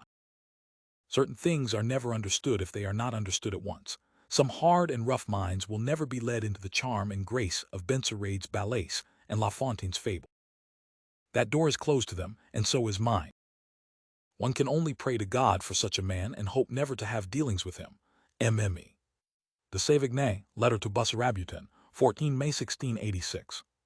Paradoxically, precocity is an effect of seniority. Aristocracy is the form par excellence of precocity, since it is nothing other than the seniority which is the birthright of the offspring of ancient families, at least in societies in which age and aristocracy, virtually equivalent notions, are recognized as values. And this initial status-derived capital is enhanced by the advantages which precocious acquisition of legitimate culture gives in learning cultural skills, whether table manners or the art of conversation, musical culture or the sense of propriety, playing tennis or pronunciation. The embodied cultural capital of the previous generations functions as a sort of advance, both a head start and a credit, which, by providing from the outset the example of culture incarnated in familiar models, enables the newcomer to start acquiring the basic elements of the legitimate culture, from the beginning, that is, in the most unconscious and impalpable way, and to dispense with the labor of deculturation, correction and retraining that is needed to undo the effects of inappropriate learning. Legitimate manners owe their value to the fact that they manifest the rarest conditions of acquisition, that is, a social power over time which is tacitly recognized as the supreme excellence. To possess things from the past, i.e., accumulated crystallized history, aristocratic names and titles, shaytalks or stately homes, paintings and collections, vintage wines and antique furniture, is to master time, through all those things whose common feature is that they can only be acquired in the course of time. By means of time against time, that is, by inheritance or through dispositions which, like the taste for old things, are likewise only acquired with time and applied by those who can take their time. I would have a man know everything and yet, by his manner of speaking, not be convicted of having studied.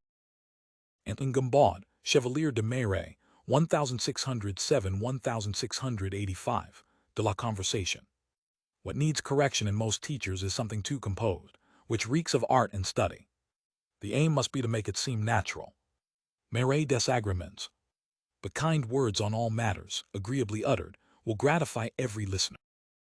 Wit cannot go further, it is the masterpiece of intelligence. Say to them nothing which savors of study or seems far-fetched. Above all, since they are well pleased with their own worth, refrain from instructing them on any matter, or correcting them, whatever mistakes you observe them to make. Marais de la Conversation.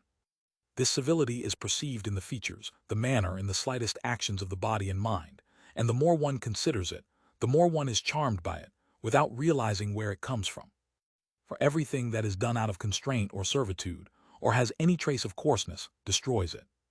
And to render a person amiable in his ways, you should please him as much as you can and take care not to burden him with tedious instruction. Marais des Agréments. Persons of refinement are sometimes obliged to turn a hand to many things, even the things of which they know least. In such a case, they should not behave like professional craftsmen, whose sole concern is to finish their task. A gentleman should seek, not so much to be expert in what he undertakes, as to undertake it like a gentleman. This air of ease which comes from a fortunate birth and an excellent habit is one of the amenities of a gentleman. He should set about even the most difficult task with such detachment that it seems to cost him no effort. Marais des Agréments. Every group tends to set up the means of perpetuating itself beyond the finite individuals in whom it is incarnate.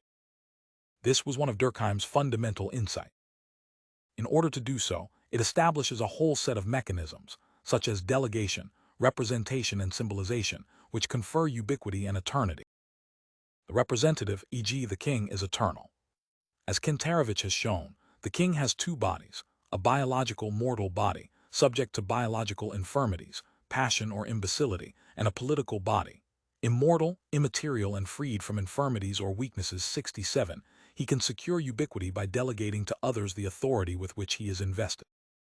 His taxes are levied by fiscus ubique presens, and as Post observes, the delegate who holds plena potestas agenda can do everything that the mandator himself can do, thanks to his procuratio ad omnia facienda. 68 again, Universitas non moritur. Death from the point of view of groups is only an accident, and personified collectives organize themselves in such a way that the demise of the mortal bodies which once embodied the group, representatives, delegates, agents, spokesmen, does not affect the existence of the group or the function in which it is realized, dignitas non moritur. If this is accepted, and it would need to be established more systematically, then capital makes it possible to appropriate the collectively produced and accumulated means of really overcoming anthropological limits.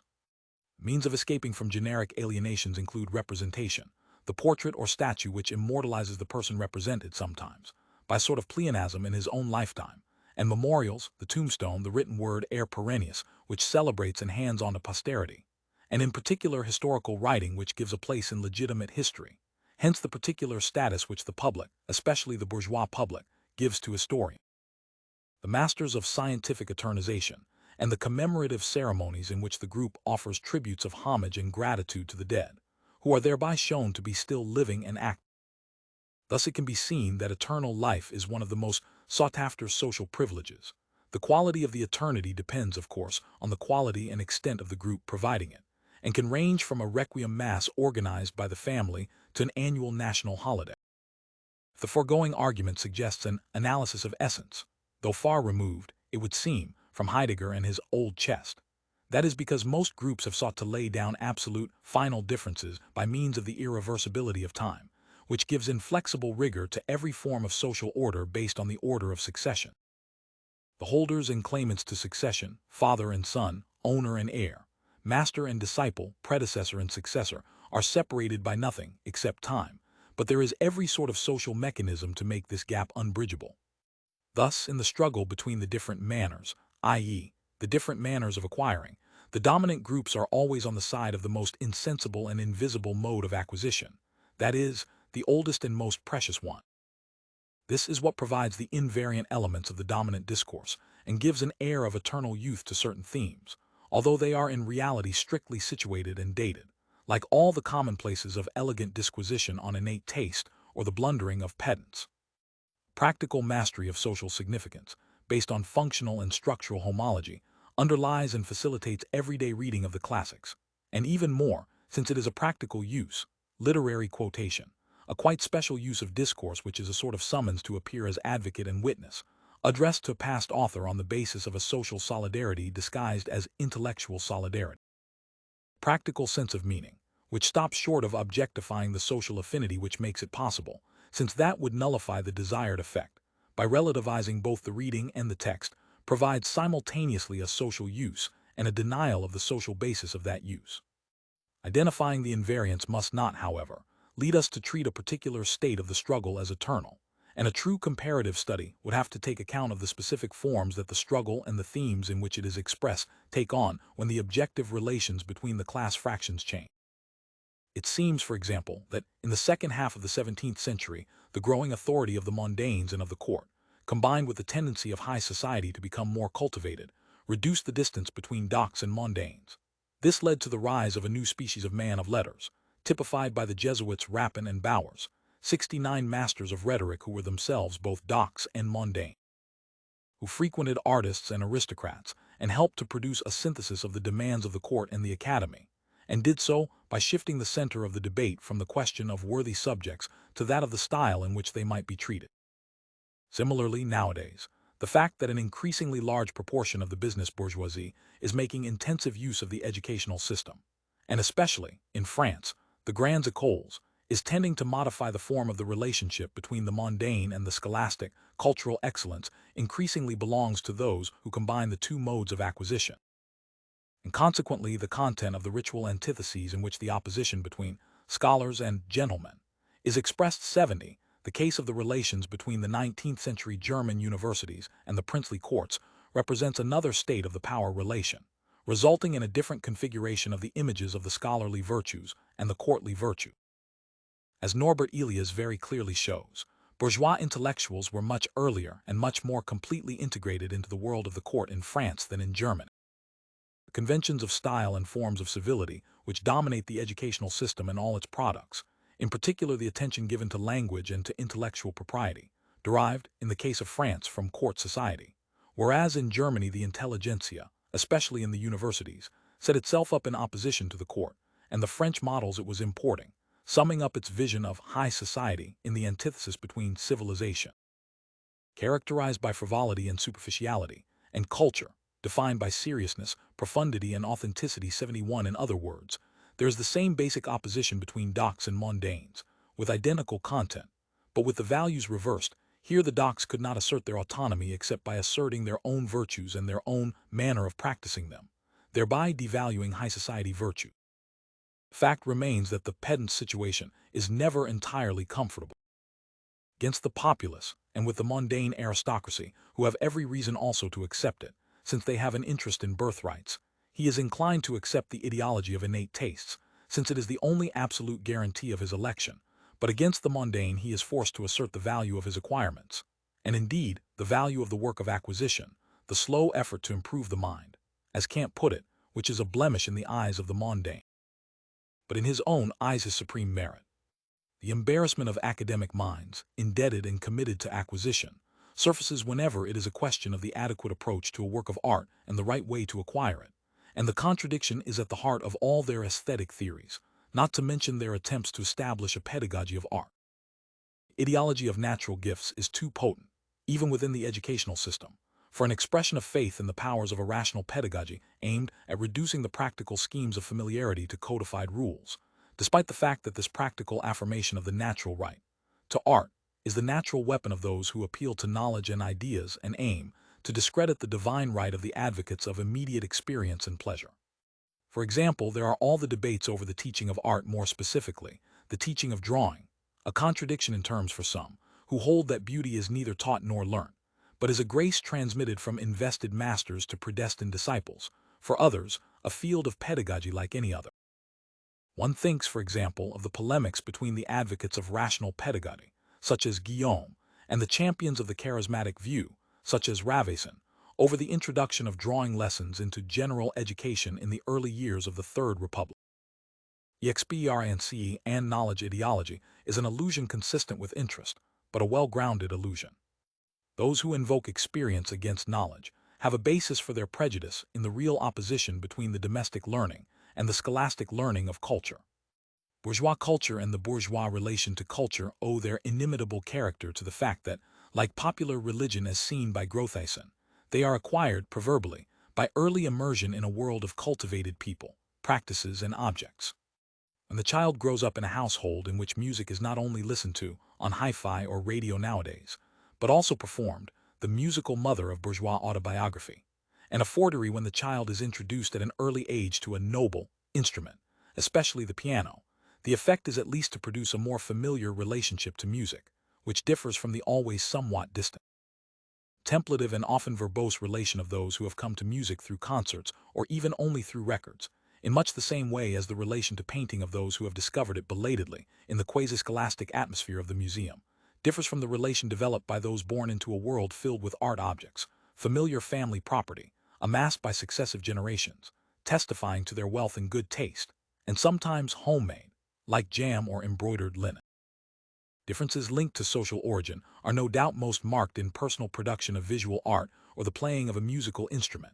aptitudes which, both in their acquisition and in their performance, presuppose not only dispositions associated with long establishment in the world of art and culture, but also economic means, especially in the case of piano playing and spare time. At equal educational levels, they vary strongly by social origin. Thus, among holders of the baccalaureate, 11.5% of the respondents who originate from the dominant class say they often play a musical instrument, compared with 5% of those of middle class or working class origin. Among graduates, the corresponding proportions are 22.5% and 5%. Painting and sculpture, relatively neglected by those with the highest qualifications, are also, at equal educational levels, much more common among respondents of dominant class origin.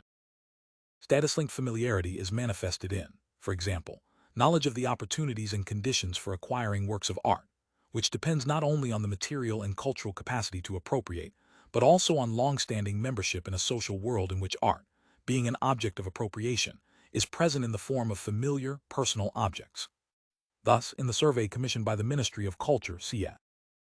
VII, the percentage of respondents able to give an answer when asked the lowest price at which one can now buy an original lithograph or serigraph by contemporary professional artists varies considerably by social class, ranging from 10.2% of agricultural workers, 13.6% of unskilled and semi-skilled workers, and 17.6% of clerical and commercial employees, to 66.6% of senior executives and professionals. The choice of works such as the concerto for the left hand, much more frequent among those who play an instrument, especially the piano, than among others, or l'enfant et les sortilèges, is much more strongly linked to social origin than to educational capital. By contrast, with works like the well-tempered clavier or the art of fugue, there is a stronger correlation with educational capital than with social origin. Through these indicators, despite their imperfections, one can distinguish different relations to the hierarchizing world of cultural works, which are closely linked to a set of interrelated differences, and which stem from different modes of acquisition, domestic and scholastic, or exclusively scholastic, of cultural capital. Thus, when Roland Barthes makes an aesthetic out of a particular relation to music, produced by early, domestic, practical acquaintance, and describes aesthetic enjoyment as a sort of immediate communication between the listener's body and the performer's inner body, present in the grain of the singer's voice, or the pad of the pianist's fingers, he is in fact referring to the opposition between two modes of acquisition. On the one hand, there is music for record collectors, linked to a demand arising from the growth of the number of listeners and the disappearance of practitioners. An expressive, dramatic, sentimentally clear art of communication, of understanding, this culture. Wants art, wants music, provided they be clear, that they translate an emotion and represent a signified, the meaning of a poem. An art that inoculates pleasure by reducing it to a known, coded emotion, and reconciles the subject to what in music can be said, what is said about it by institution, criticism, opinion. 72. On the other hand, there is an art which prefers the sensible to sense, which hates eloquence, grandiloquence, pathos and the pathetic, the expressive and the dramatic. This is French Mélodie, Duparc, the later Fauré, Debussy, everything that in another age would have been called pure music, the intimism of the piano, the maternal instrument, and the intimacy of the bourgeois salon. In this antithesis between two relations to music which are a ways defined, more unconsciously than consciously in relation to each other, the taste for the artists of the past, Panzero or Cordat, loved even for their imperfections which evoke the freedom of the amateur, implies a distaste for modern performers and their impeccable recordings for mass production. One again finds the old opposition between the doct, who is bound to the code, in every sense, the rule, and therefore the institution and criticism, and the hedonistic mondaine, who, being on the side of nature, the natural, is content to feel and enjoy, and who expels all trace of intellectualism, didacticism, pedantry from his artistic experience. Object lessons. Every material inheritance is, strictly speaking, also a cultural inheritance. Family heirlooms not only bear material witness to the age and continuity of the lineage, and so consecrate its social identity, which is inseparable from permanence over time, they also contribute in a practical way to its spiritual reproduction, that is, to transmitting the values, virtues, and competences which are the basis of legitimate membership in bourgeois dynasty. What is acquired in daily contact with ancient objects, by regular visits to antique dealers and galleries, or more simply, by moving in a universe of familiar, intimate objects which are there. As Rilke says, guileless, good, simple, certain, is of course a certain taste, which is nothing other than a relation of immediate familiarity with the things of taste. But it is also the sense of belonging to a more polished, more polite, better policed world, a world which is justified in existing by its perfection, its harmony and beauty, a world which has produced Beethoven and Mozart and continues to produce people capable of playing and appreciating them. And finally, it is an immediate adherence, at the deepest level of the habitus, to the tastes and distastes, sympathies and aversions, fantasies and phobias which, more than declared opinions, forge the unconscious unity of a class. If a group's whole lifestyle can be read off from the style it adopts in furnishing or clothing, this is not only because these properties are the objectification of the economic and cultural necessity which determine their selection, but also because the social relations objectified in familiar objects, in their luxury or poverty, their distinction or vulgarity, their beauty or ugliness, press themselves through bodily experiences which may be as profoundly unconscious as the quiet caress of beige carpets or the thin clamminess of tattered garish linoleum. The harsh smell of bleach or perfumes is imperceptible as a negative scent. 73. Every interior expresses, in its own language, the present and even the past state of its occupants, bespeaking the elegant self-assurance of inherited wealth, the flashy arrogance of the nouveau riches, the discreet shabbiness of the poor and the gilded shabbiness of poor relations striving to live beyond their means. One thinks of the child in D.H. Lawrence's story, The Rocking Horse Winner, who hears throughout the house and even in his bedroom, full of expensive toys, an incessant whispering, "There must be more money." Experiences of this sort would be the material of a social psychoanalysis which set out to grasp the logic whereby the social relations objectified in things, and also, of course, in people are insensibly internalized, taking their place in a lasting relation to the world and to others which manifests itself, for example, in thresholds of tolerance of the natural and social world, of noise, overcrowding, physical or verbal violence, and of which the mode of appropriation of cultural goods is one dimension. 74. The effect of mode of acquisition is most marked in the ordinary choices of everyday existence, such as furniture, clothing, or cooking, which are particularly revealing of deep-rooted and long-standing dispositions because, lying outside the scope of the educational system, they have to be confronted, as it were, by naked taste, without any explicit prescription or proscription, other than from semi-legitimate legitimizing agencies, such as women's weeklies or Ideal Home magazine. This means that, however imperfect it may be, given the present state of functioning of the educational system, the minimal rationalization implied by every institutionalized pedagogy, in particular the transformation of class sense, functioning in practical form, into partially codified knowledge, e.g. literary history, with its classifications by periods, genres, and styles, has the effect of reducing, at least among the most overselected survivors, the weight of what is abandoned to inherited senses, and consequently, the differences linked to economic and cultural inheritance.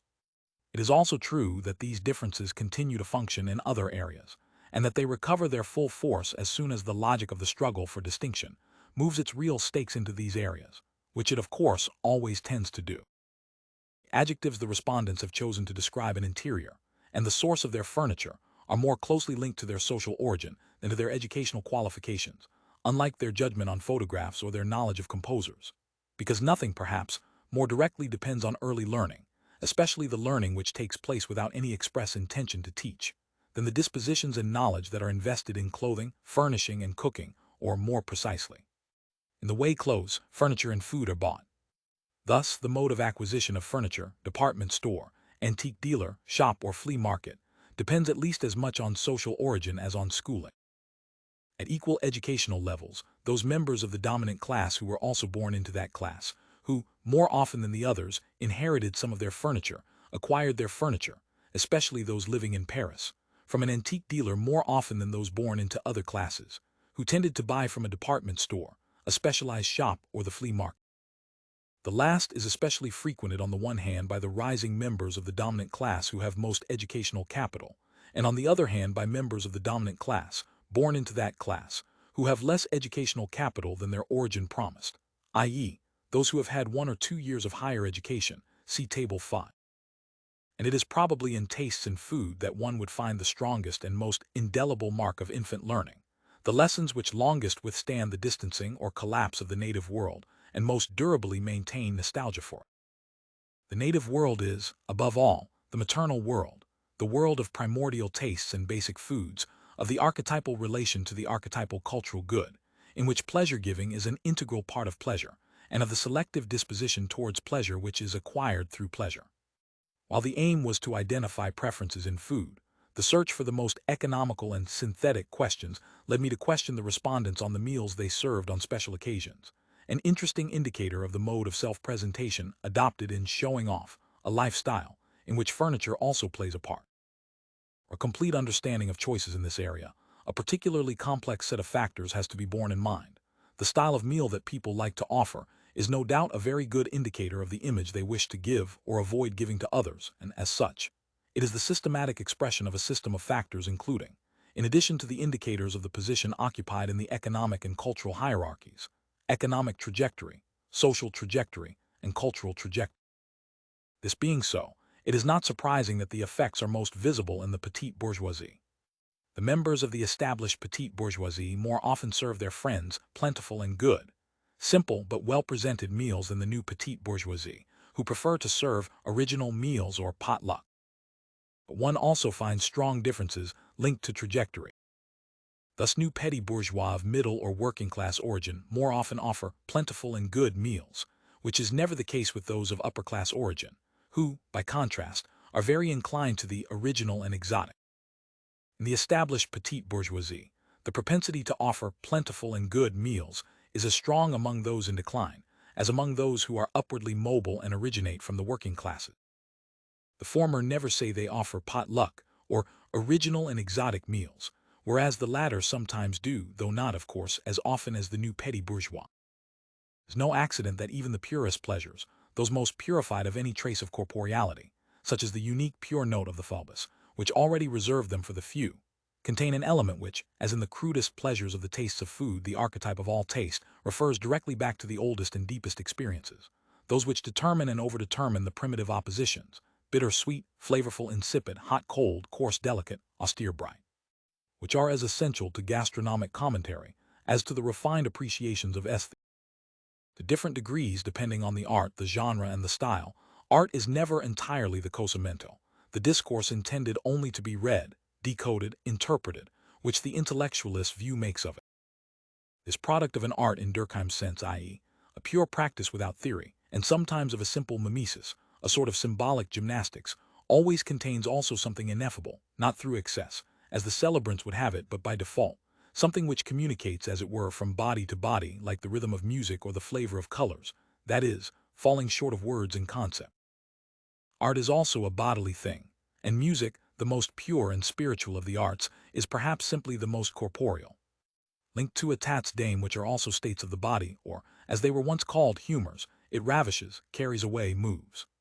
It is pitched not so much beyond words as below them, in gestures and movements of the body rhythms, which Piaget somewhere says characterize the functions located, like everything which governs taste, at the articulation of the organic and the mental, quickening and slowing, crescendo and decrescendo, tension and relaxation. 75. This is no doubt why, once it leaves the realm of pure technique, musical criticism scarcely speaks other than in adjectives and exclamation. As mystics speak of divine love in the language of human love, so the least inadequate evocations of musical pleasure are those which can replicate the peculiar forms of an experience as deeply rooted in the body, and in primitive bodily experiences as the tastes of food. Inherited capital and acquired capital. Thus, the differences which the relationship to educational capital leaves unexplained, and which mainly appear in the relationship with social origin, may be due to differences in the mode of acquisition of the cultural capital now possessed. But they may also be due to differences in the degree to which this capital is recognized and guaranteed by academic qualifications. A certain proportion of the capital actually owned may not have received academic sanction when it has been directly inherited, and even when it has been acquired in school. Because of the long hysteresis of the mode of acquisition, the same educational qualifications may guarantee quite different relations to culture, but decreasingly so, as one rises in the educational hierarchy, and as more value comes to be set on ways of using knowledge and less on merely knowing. If the same volume of educational capital, guaranteed cultural capital, may correspond to different volumes of socially profitable cultural capital, this is first because, although the educational system, by its monopoly of certification, governs the conversion of inherited cultural capital into educational capital, it does not have a monopoly on the production of cultural capital. Gives its sanction to inherited capital to greater or less extent, i.e., there is an unequal conversion of inherited cultural capital, because, at different moments and, at the same moment, at different levels and in different sectors, what it demands is more or less identical to what the inheritors bring it, and because it acknowledges more or less value in other forms of embodied capital and other dispositions, such as docility towards the institution itself.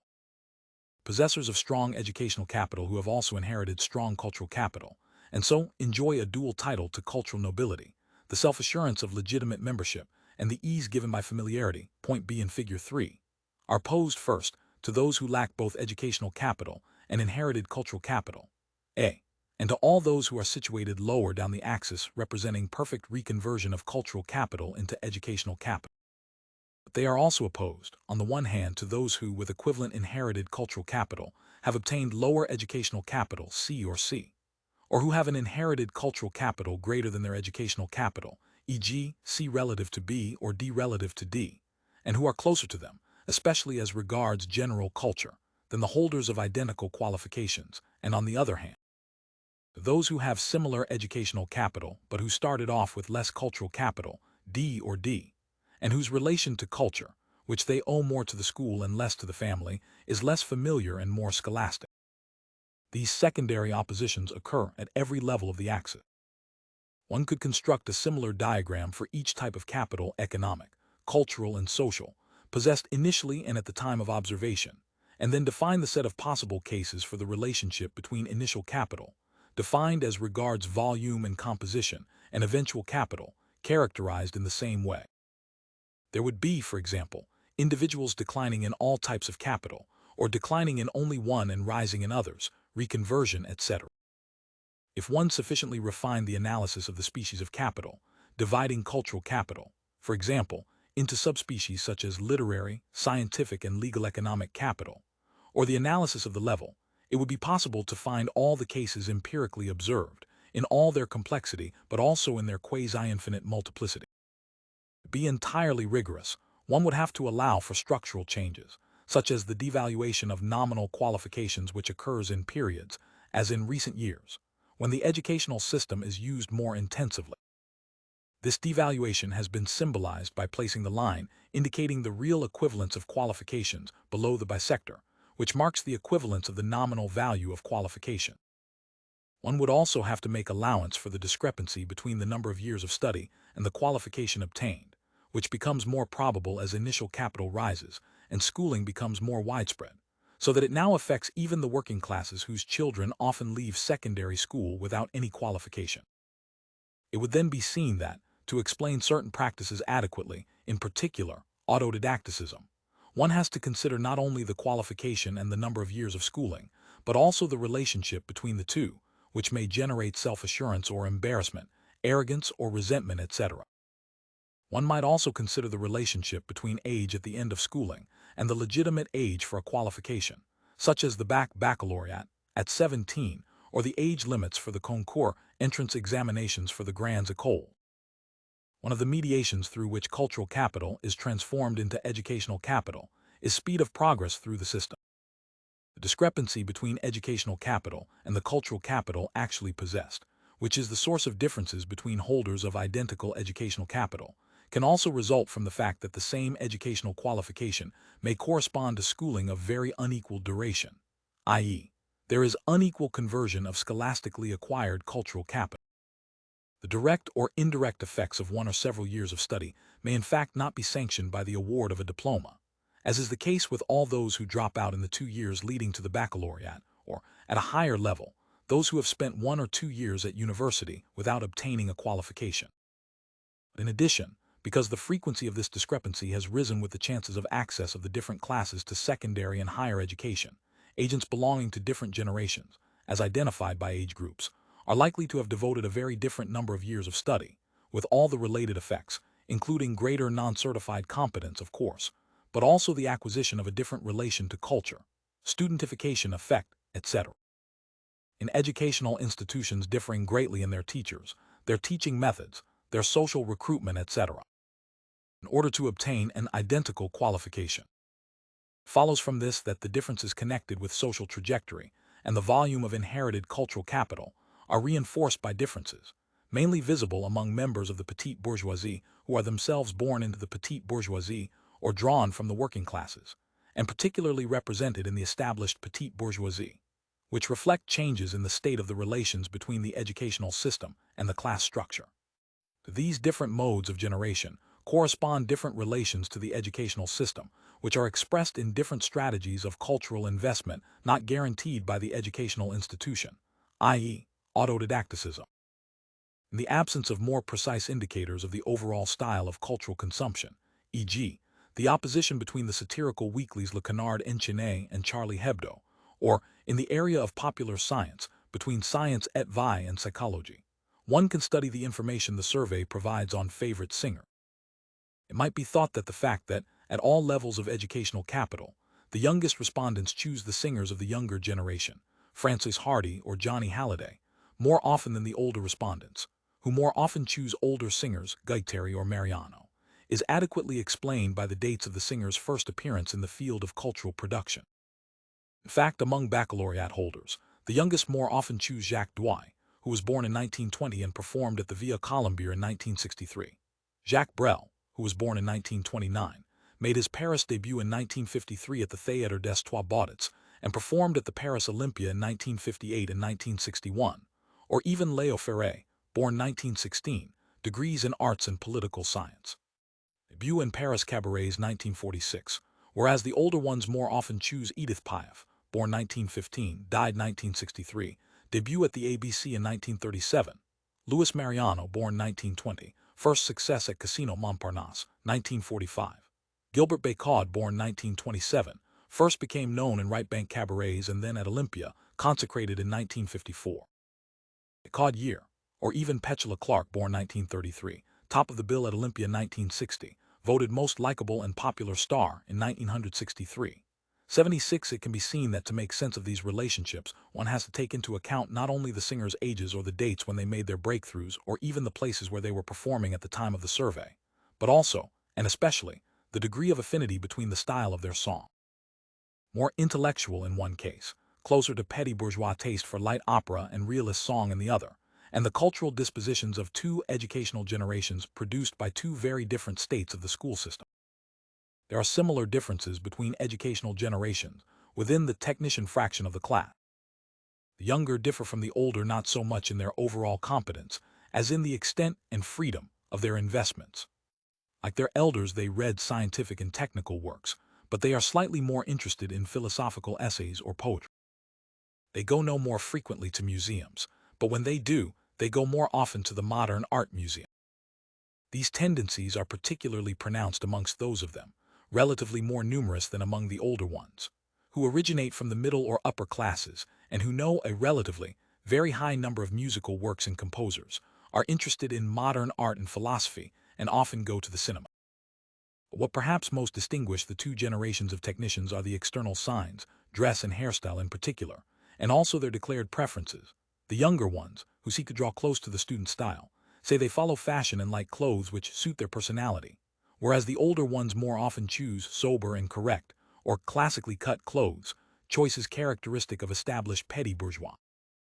The old-style autodidact was fundamentally defined by a reverence for culture which was induced by abrupt and early exclusion, and which led to an exalted, misplaced piety, inevitably perceived by the possessors of legitimate culture as a sort of grotesque homage.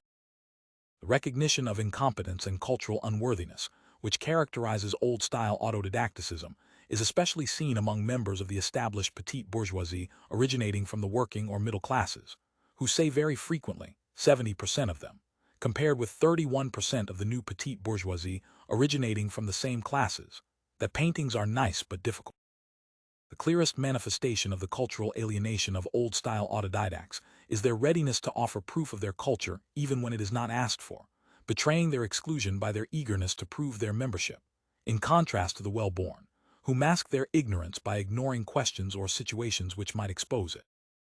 In these outsiders, who seek to use a deeply orthodox self-teaching as a way of continuing a brutally foreshortened trajectory by their own initiative, the whole relation to culture and cultural authorities bears the stamp of exclusion by a system that can get the excluded to recognize their exclusion.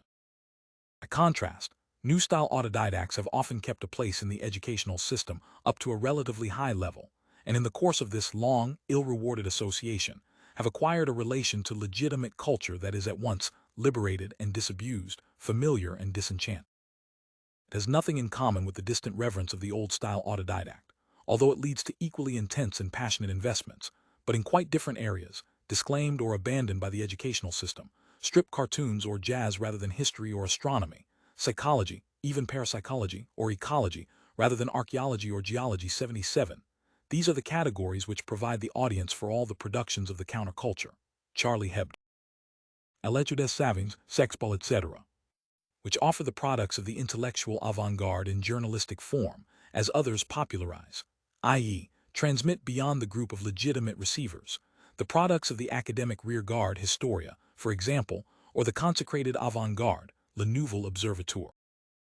The holders of the monopoly of manipulation of the sacred, the literati of every church, never have much time for those who claim to discover within themselves the sources of traditional authority, and to have direct access to the treasure of which they are the guardian. As Gershom Scholem shows, they usually do their best to place obstacles in the path of the mystic. They give him no encouragement, and if in the end the obstacles frighten the mystic and bring him back to the old accustomed ways, so much the better from the standpoint of authority. 78. But preventive censorship by the institution can take place without anyone having to apply controls or constraints. Whereas traditional autodidacts still expect the academic institution to indicate and open the shortcuts of popularization and the vulgate, which are always, directly or indirectly, dominated by the institution. 79. The most liberated of the new autodidacts seek their gurus among the heresiarchs who still perform the function traditionally fulfilled by the authorities, namely, as Scholem also said, that of showing exactly what the novice has to expect at every step, and providing the symbols with which this experience can be described or interpreted.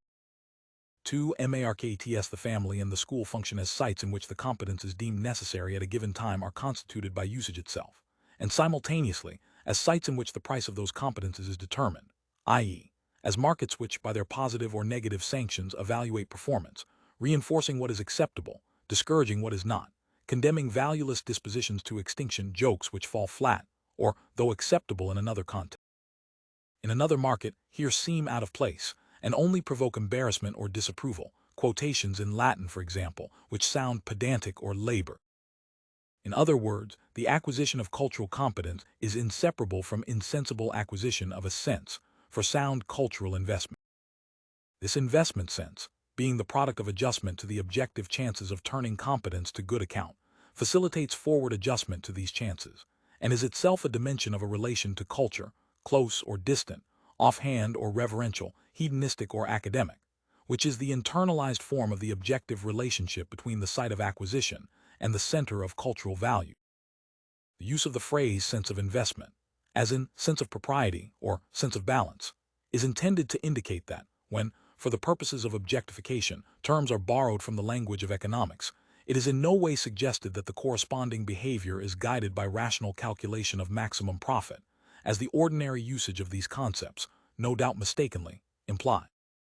Culture is the site, par excellence, of misrecognition, because, in generating strategies objectively adapted to the objective chances of profit of which it is the product, the sense of investment secures profits which do not need to be pursued as profits, and so it brings to those who have legitimate culture as a second nature the supplementary profit of being seen, and seeing themselves, as perfectly disinterested, unblemished by any cynical or mercenary use of culture.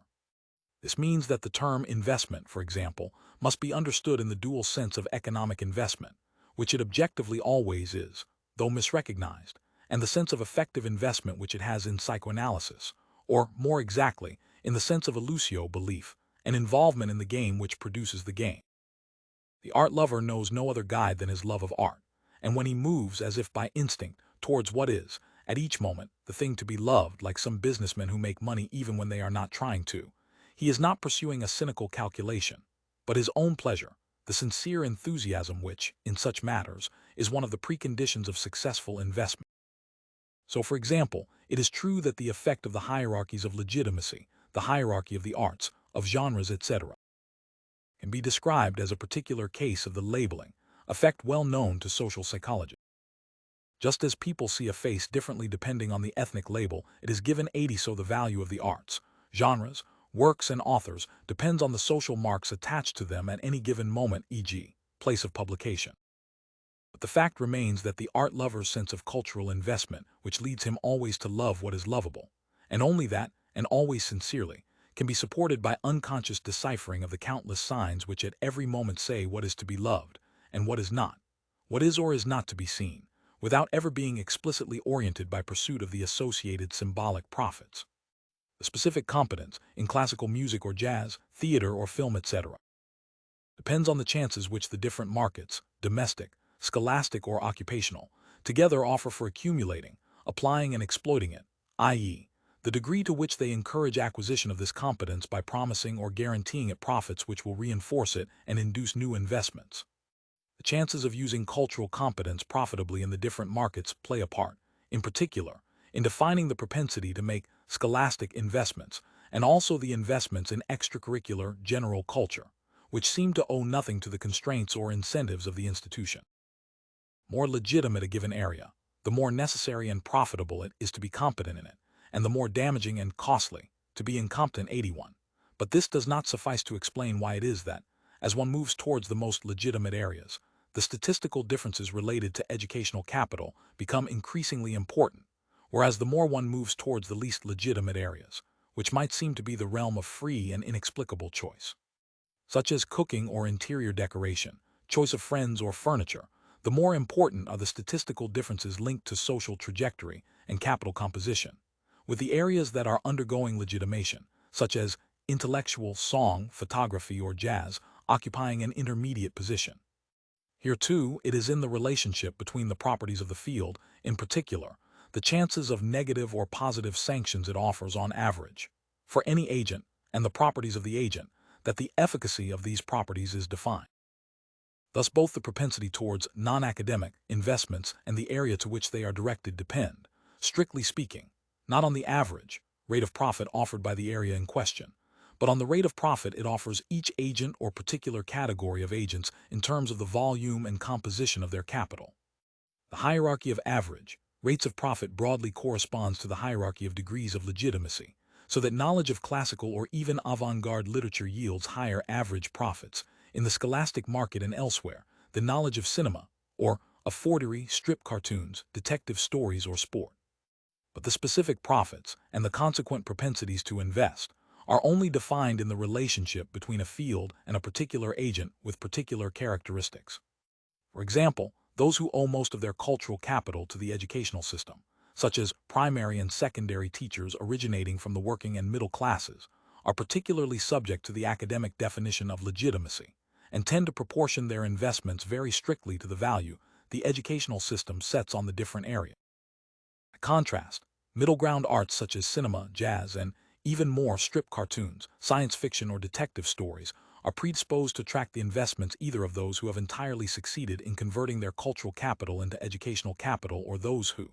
not having acquired legitimate culture in the legitimate manner, i.e., through early familiarization, maintain an uneasy relationship with it, subjectively or objectively, or both.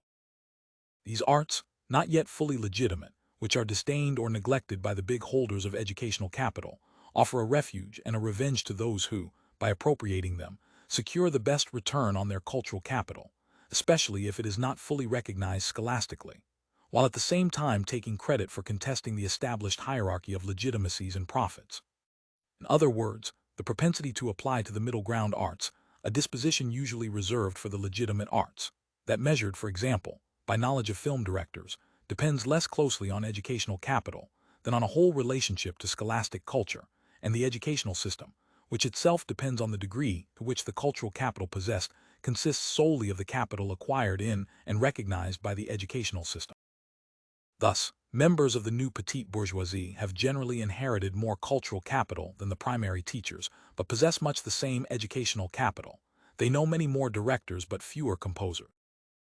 In fact, one can never entirely escape from the hierarchy of legitimacy, because the very meaning and value of a cultural object varies according to the system of objects in which it is placed. Detective stories, science fiction, or strip cartoons may be entirely prestigious cultural assets or be reduced to their ordinary value, depending on whether they are associated with avant-garde literature or music, in which case they appear as manifestations of daring and freedom, or combine to form a constellation typical of middlebrow taste, when they appear as what they are: simple substitutes for legitimate assets. Given that each social space, family or school, for example, functions both as one of the sites where competence is produced and as one of the sites where it is given its price, one might expect each field to set the highest price on the products created within it. Thus one might expect the scholastic field to give the highest value to scholastically certified cultural capital and the scholastic modality, whereas the markets dominated by extra-scholastic values, society, salons, and dinners, or all the occasions of professional life, appointment interviews, board meetings, conferences, etc., or even academic life, oral examinations at ENA or Sciences Po, for example, in which the whole person is evaluated, would set the highest value on the familiar relation to culture, devaluing all the dispositions and competences which bear the mark of scholastic acquisition. This would be to ignore the effects of domination, whereby the products of the scholastic mode of production may be devalued as scholastic, in the scholastic market itself 82 indeed. The clearest sign of the heteronomy of the scholastic market is seen in its ambivalent treatment of the products of the scholastic habitus, which varies inversely with the autonomy of the educational system as a whole, variable at different times and in different countries, and of its constituent institution. With respect to the demands of the dominant fraction of the dominant class 83, what is certain is that there exists an immediate affinity between the dispositions that are acquired by familiarization with legitimate culture and the high society market, or the most high society sectors of the educational market. The ordinary occasions of social life exclude tests as brutal as a closed questionnaire, the limiting case of the scholastic examination, which the scholastic institution itself refuses whenever, implicitly accepting the high society depreciation of the scholastic, it turns an examination intended to verify and measure competence into a variant of high society conversation. In contrast to the most scholastic of scholastic situations, which aim to disarm and discourage strategies of bluff, high society occasions give unlimited scope to an art of playing with competence which is to competence what play is to the hand in card game. The accomplished socialite chooses his terrain, sidesteps difficulties, turns questions of knowledge into questions of preference, ignorance into disdainful refusal, a whole set of strategies which may manifest self-assurance or insecurity, ease or embarrassment, and which depend as much on mode of acquisition and the corresponding familiarity or distance as on educational capital.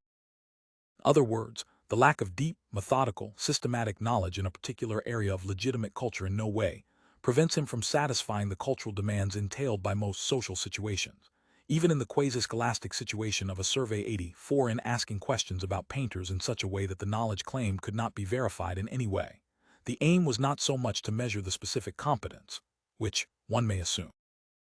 depends on the same factors as knowledge of composers, as to grasp indirectly the relationship to legitimate culture and the differential effects of the survey situation. Thus, respondents whose knowledge was not equal to their familiarity may have felt entitled to use strategies of bluff which are highly successful in the ordinary uses of culture. This is particularly the case with the new petite bourgeoisie. Bluff itself is only profitable if it is guided by the vague knowledge given by familiarity. Thus, while the room for maneuver in this question allowed the least competent to fasten on proper names which correspond neither to knowledge nor preference, such as Picasso, mentioned by 21% of the unskilled and semi-skilled workers, or Braque, 10%,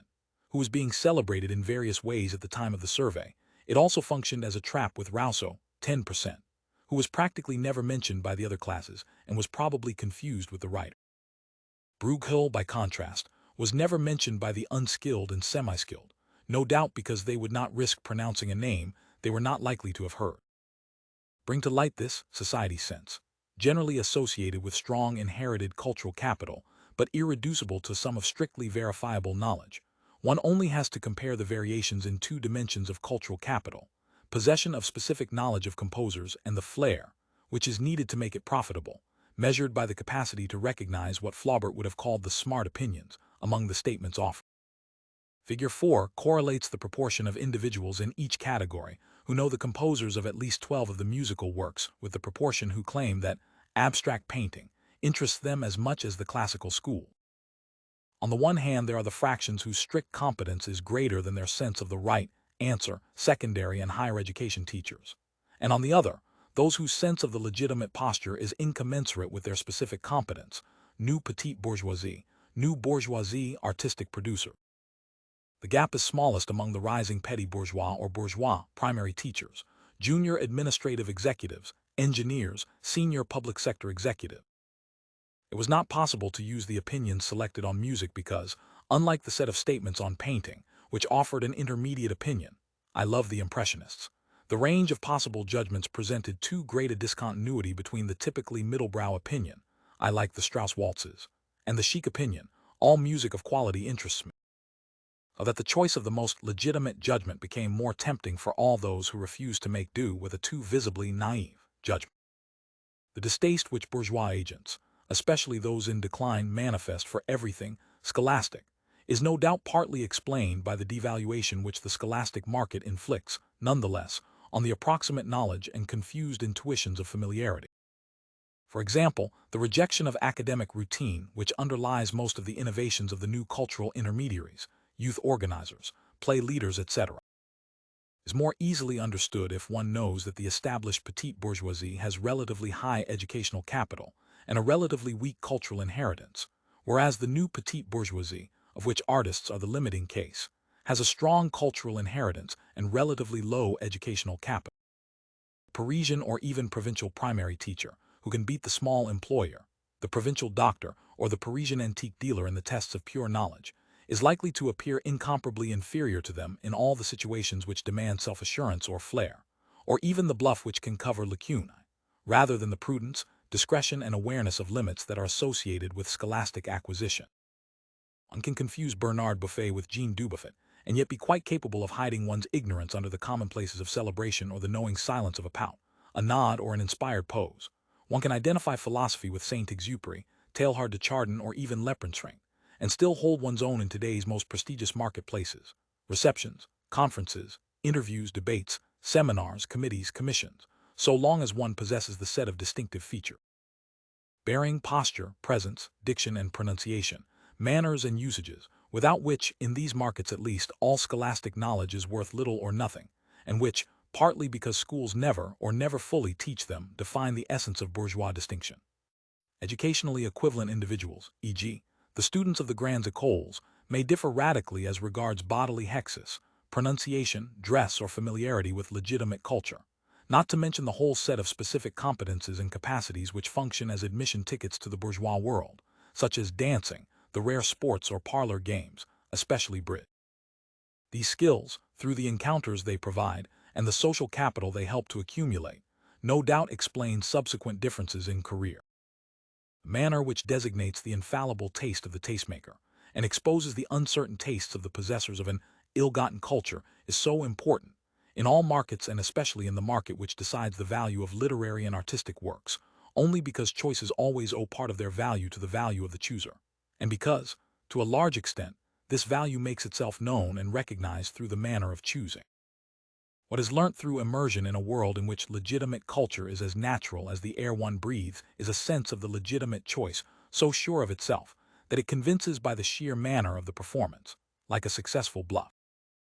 It is not only a sense of the right area to invest in, directors rather than actors, the avant-garde more than the classical or, which amounts to the same thing, a sense of the right moment to invest or disinvest, to move into other fields when the gains in distinction become too uncertain. It is, ultimately, the self-assurance, confidence, arrogance, which, normally being the monopoly of the individuals most assured of profit from their investments, has every likelihood, in a world in which everything is a matter of belief, of imposing the absolute legitimacy, and therefore the maximum profitability of their investments. Paradox of the imposition of legitimacy is that it makes it impossible ever to determine whether the dominant feature appears as distinguished or noble because it is dominant, i.e., because it has the privilege of defining, by its very existence, what is noble or distinguished as being exactly what itself is, a privilege which is expressed precisely in its self-assurance, or whether it is only because it is dominant that it appears as endowed with these qualities and uniquely entitled to define them. It is no accident that, to designate the legitimate manners or taste, ordinary language is content to say manners or taste, in the absolute sense, as grammarians say. Properties attached to the dominant, Paris or Oxford accents, bourgeois distinction, etc., have the power to discourage the intention of discerning what they are in reality, in and for themselves, and the distinctive value they derive from unconscious reference to their class distribution. Factors and powers. It is now clear that the difficulty of the analysis was due to the fact that what the very tools of analysis, educational level and social origin, designate is being fought out in struggles which have the object of analysis, art and the relation to the work of art, as their prize in reality itself. These struggles are fought between those who are identified with the scholastic definition of culture and the scholastic mode of acquisition, and those who defend a non-institutional culture and relation to culture. The latter, though mainly recruited from the oldest sectors of the bourgeoisie, receive unquestioned support from writers and artists, and from the charismatic conception of the production and consumption of art, of which they are the inventors and guarantors. Battles over authors in schools which hold the limelight of the literary or artistic stage conceal more important struggles, such as those which oppose teachers, from whose ranks, throughout the 19th century, critics were often recruited, and writers, who tend to be more closely linked, by origin and connections, to the dominant fractions of the dominant class, or the endless struggles between the dominated fractions as a whole and the dominant fractions over the definition of the accomplished man and the education designed to produce him. For example, what is at stake in the late 19th century creation of a private education giving great importance to sport, with, among others, Edouard Demoulins, the founder of the École des Roches and disciple of Frédéric Laplay, like Baron de Coubertin, another advocate of a new style of education, is the imposition of an aristocratic definition of education within the academic institution itself. Knowledge, erudition, the scholastic docility symbolized by barrack like lycée, this is where the much-repeated theme originates, and all the criteria of assessment favorable to the children of the petite bourgeoisie, through which the school affirms its autonomy, are contested in the name of such values as energy, courage, will, the virtues of the leader of the army or business. At that time it was almost the same thing, and perhaps especially personal initiative baptized self-help or enterprise. All virtues linked to sport.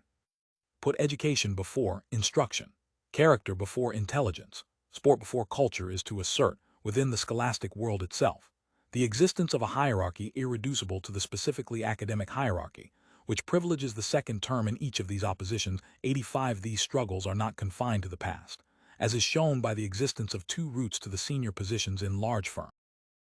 One leading from the École des Roches, or the major Jesuit colleges and great bourgeois lycées, in the 16th arrondissement, to the law faculty, or, increasingly, to Sciences Po or HEC, the other running from the ordinary provincial or Parisian lycée to the École Polytechnique. 86. It is still more clearly seen in the opposition, at the level of the grandes écoles, between two academic markets differing profoundly in the content of the cultural competence demand, in the value set on manners and the criteria used to evaluate them, with at one extreme the École Normale Supérieure, ENS, and Polytechnique, and at the other Sciences Po and the École Nationale d'Administration, ENA. These struggles over the legitimate definition of culture and the legitimate way of evaluating it are only one dimension of the endless struggles which divide every dominant class. Behind the virtues of the accomplished man, the legitimate titles to the exercise of domination are at stake. Thus the glorification of character-building sport and the valorization of economic and political culture, at the expense of literary or artistic culture, are just two of the strategies through which the dominant fractions of the dominant class aim to discredit the values recognized by the intellectual fractions of the dominant class and the petite bourgeoisie, whose children compete dangerously with the children of the bourgeoisie on the terrain of the most academically defined academic competence. More profoundly, these manifestations of anti-intellectualism are only one aspect of an antagonism which, far beyond the question of the legitimate uses of the body or culture, touches on every dimension of existence. The dominant fractions always tend to conceive their relationship to the dominated fractions in terms of the opposition between the male and the female, the serious and the frivolous, the responsible and the irresponsible, the useful and the futile, the realistic and the unrealistic. The principles of logical division which statistics uses to produce its classes, and the data it records about them, are therefore also principles of sociological division. The statistical variations associated with the naively defined two main variables, educational level and social origin, can only be correctly interpreted so long as it is remembered that they are bound up with antagonistic definitions of legitimate culture and of the legitimate relation to culture, or more precisely, with different markets, in which the characteristics associated with one or the other are given different prices. It would be wholly mistaken to locate in any one of these factors an efficacy, which only appears in a certain relationship, and may therefore be cancelled out or inverted in another field or another state of the same field. The dispositions constituting the cultivated habitus are only formed, only function, and are only valid in a field, in the relationship with a field which, as Gaston Bachelard says of the physical field, is itself a field of possible forces, a dynamic situation. 87, in which forces are only manifested in their relationship with certain dispositions. This is why the same practices may receive opposite meanings and values in different fields, in different configurations, or in opposing sectors of the same field. So reflective analysis of the tools of analysis is not an epistemological scruple, but an indispensable precondition of scientific knowledge of the object. Positivist laziness leads the whole, purely defensive, effort of verification to be focused on the intensity of the relationships found, instead of bringing questioning to bear on the very conditions of measurement of the relationships, which may even explain the relative intensity of the different relationships. In order to believe in the independence of the independent variables of positivist methodology, one has to be unaware that explanatory factors are also powers, which are only valid and operative in a certain field, and that they therefore depend on the struggles which are fought within each field to transform the price-forming mechanisms which define it. If it is easy to imagine fields in which the weight of the two dominant factors would be inverted, and tests which would be the experimental expression of this, giving greater prominence, for example, to less scholastic objects and forms of questioning. This is because what is ultimately at stake in everyday struggles over culture is the transformation of the price-forming mechanisms defining the relative values of the cultural productions associated with educational capital and social trajectory, and the primary variables through which they are grasped. If it is true that the statistical relationships between the properties attached to agents and their practices are only fully defined in the relationship between the dispositions of a habitus and a particular field, then the limits within which the relations observed retain their validity, an apparent restriction which is the precondition for full generalization, cannot be defined until one questions the relationship within which these relationships have been established. The relationship set up by a closed questionnaire mainly devoted to legitimate culture is akin to that of an examination, albeit without any institutional sanction at stake. And it is to the scholastic market what a marketplace, as a real-world site of exchanges, is to the market of economic theory, both in its subject matter and in the form of exchange it imposes, a questioning which, as Charles Bodily noted, always implies a form of intrusion, violence, challenge, hence the attenuations which normally accompany it. A survey by questionnaire, especially when it takes the form of methodical, asymmetrical interrogation 88, is the complete opposite of ordinary conversation. It has nothing in common with the cafe or campus discussions in which the counterculture is constructed, or the high society chatter which shuns pedantic precision and didactic insistence.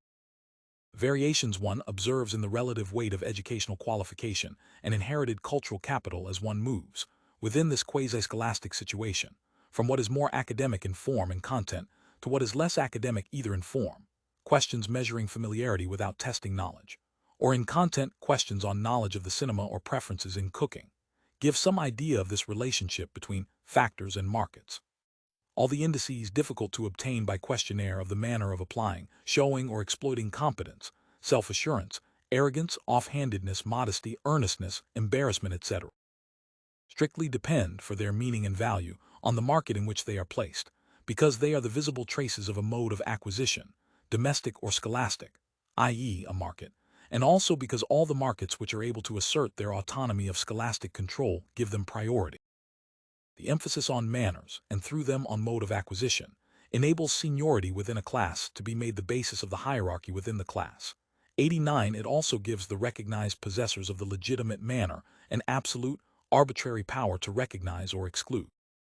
Manner, by definition, only exists for others, and the recognized holders of the legitimate manner and of the power to define the value of manners, dress, bearing, pronunciation, have the privilege of indifference to their own manner, so they never have to put on a manner. By contrast, the parvenus who presume to join the group of legitimate, i.e., hereditary, possessors of the legitimate manner, without being the product of the same social conditions, are trapped, whatever they do, in a choice between anxious hyperidentification and the negativity which admits its defeat in its very revolt, either the conformity of an assumed behavior whose very correctness or hypercorrectness betrays an imitation, or the ostentatious assertion of difference which is bound to appear as an admission of inability to identify 90, because they are acquired in social fields which are also markets in which they receive their price. Cultural competences are dependent on these markets, and all struggles over culture are aimed at creating the market most favorable to the products which are marked in their manners by a particular class of conditions of acquisition, i.e., a particular mark.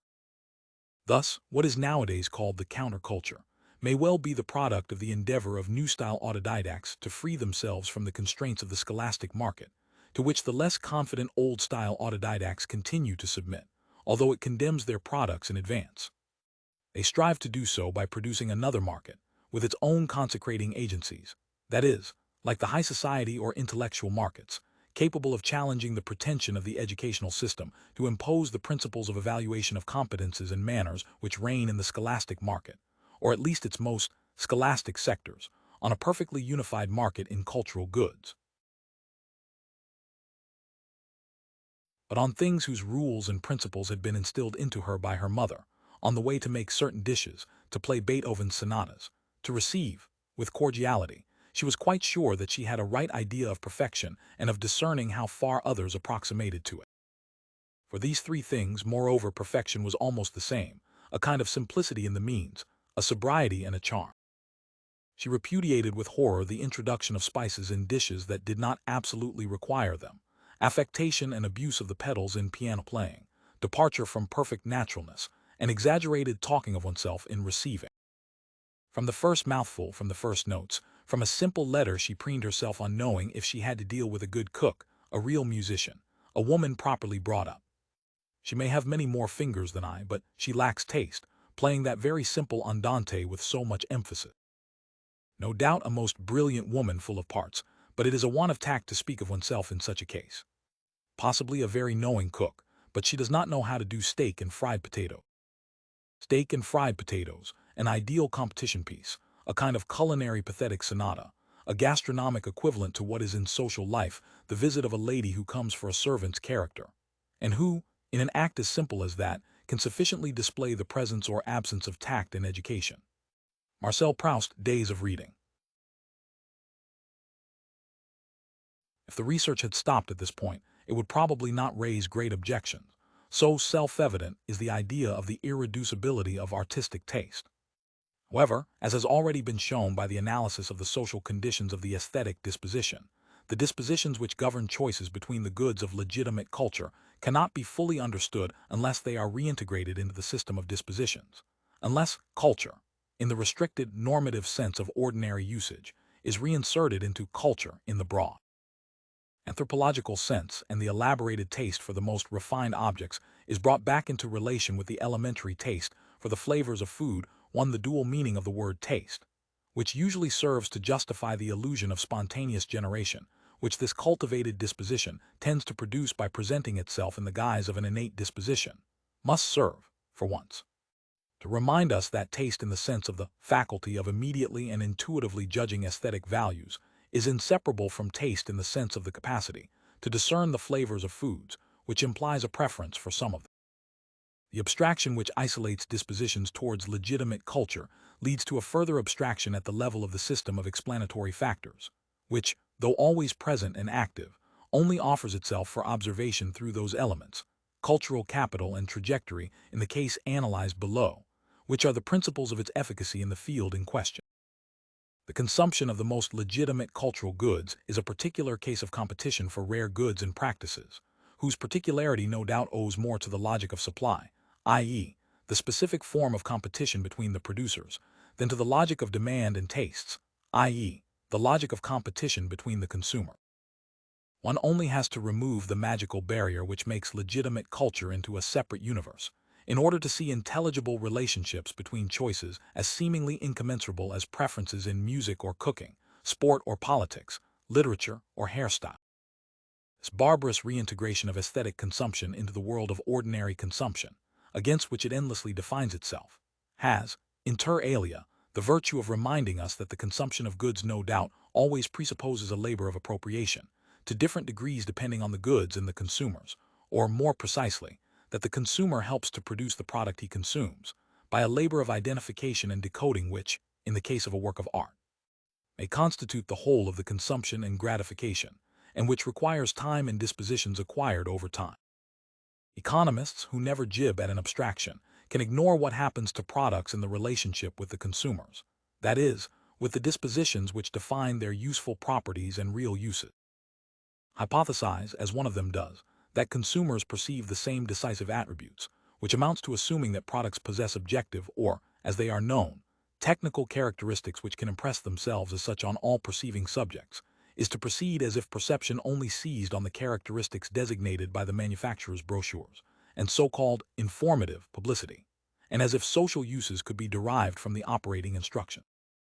Objects, even industrial products, are not objective in the ordinary sense of the word, i.e., independent of the interest and tastes of those who perceive them, and they do not impose the self-evidence of a universal, unanimously approved meaning. The sociologist's task would be much easier if, when faced with each relationship between an independent variable and a dependent variable, he did not have to determine how the perception and appreciation of what is designated by the dependent variable vary according to the classes determined by the independent variable, or, in other words, identify the system of pertinent features on the basis of which each of the classes of agents was really determined to. What science has to establish is the objectivity of the object which is established in the relationship between an object defined by the possibilities and impossibilities it offers, which are only revealed in the world of social uses, including, in the case of a technical object, the use or function for which it was designed, and the dispositions of an agent or class of agents, that is, the schemes of perception, appreciation and action which constitute its objective utility in a practical usage. 3. The aim is not, of course, to reintroduce any form of what is called lived experience, which is most often merely a thinly disguised projection of the researcher's lived experience. 4. But to move beyond the abstract relationship between consumers with interchangeable tastes and products with uniformly perceived and appreciated properties to the relationship between tastes which vary in a necessary way according to their social and economic conditions of production, and the products on which they confer their different social identity. One only has to ask the question, which economists strangely ignore, of the economic conditions of the production of the dispositions demanded by the economy, i.e., in this case, 5. The question of the economic and social determinants of tastes, to see the necessity of including in the complete definition of the product the differential experiences which the consumers have of it as a function of the dispositions they derive from their position in economic space. These experiences do not have to be felt in order to be understood with an understanding which may owe nothing to lived experience, still less to sympathy. The habitus, an objective relationship between two objectivities, enables an intelligible and necessary relation to be established between practices and a situation, the meaning of which is produced by the habitus through categories of perception and appreciation that are themselves produced by an observable social condition. Because it can only account for practices by bringing to light successively the series of effects which underlie them, analysis initially conceals the structure of the lifestyle characteristic of an agent or class of agents, that is, the unity hidden under the diversity and multiplicity of the set of practices performed in fields governed by different logics, and therefore inducing different forms of realization, in accordance with the formula, habitus, capital plus field equals practice. It also conceals the structure of the symbolic space marked out by the whole set of these structured practices, all the distinct and distinctive lifestyles which are always defined objectively, and sometimes subjectively in and through their mutual relationship. So it is necessary to reconstruct what has been taken apart, first by way of verification, but also in order to rediscover the kernel of truth in the approach characteristic of common-sense knowledge, namely, the intuition of the systematic nature of lifestyles and of the whole set which they constitute.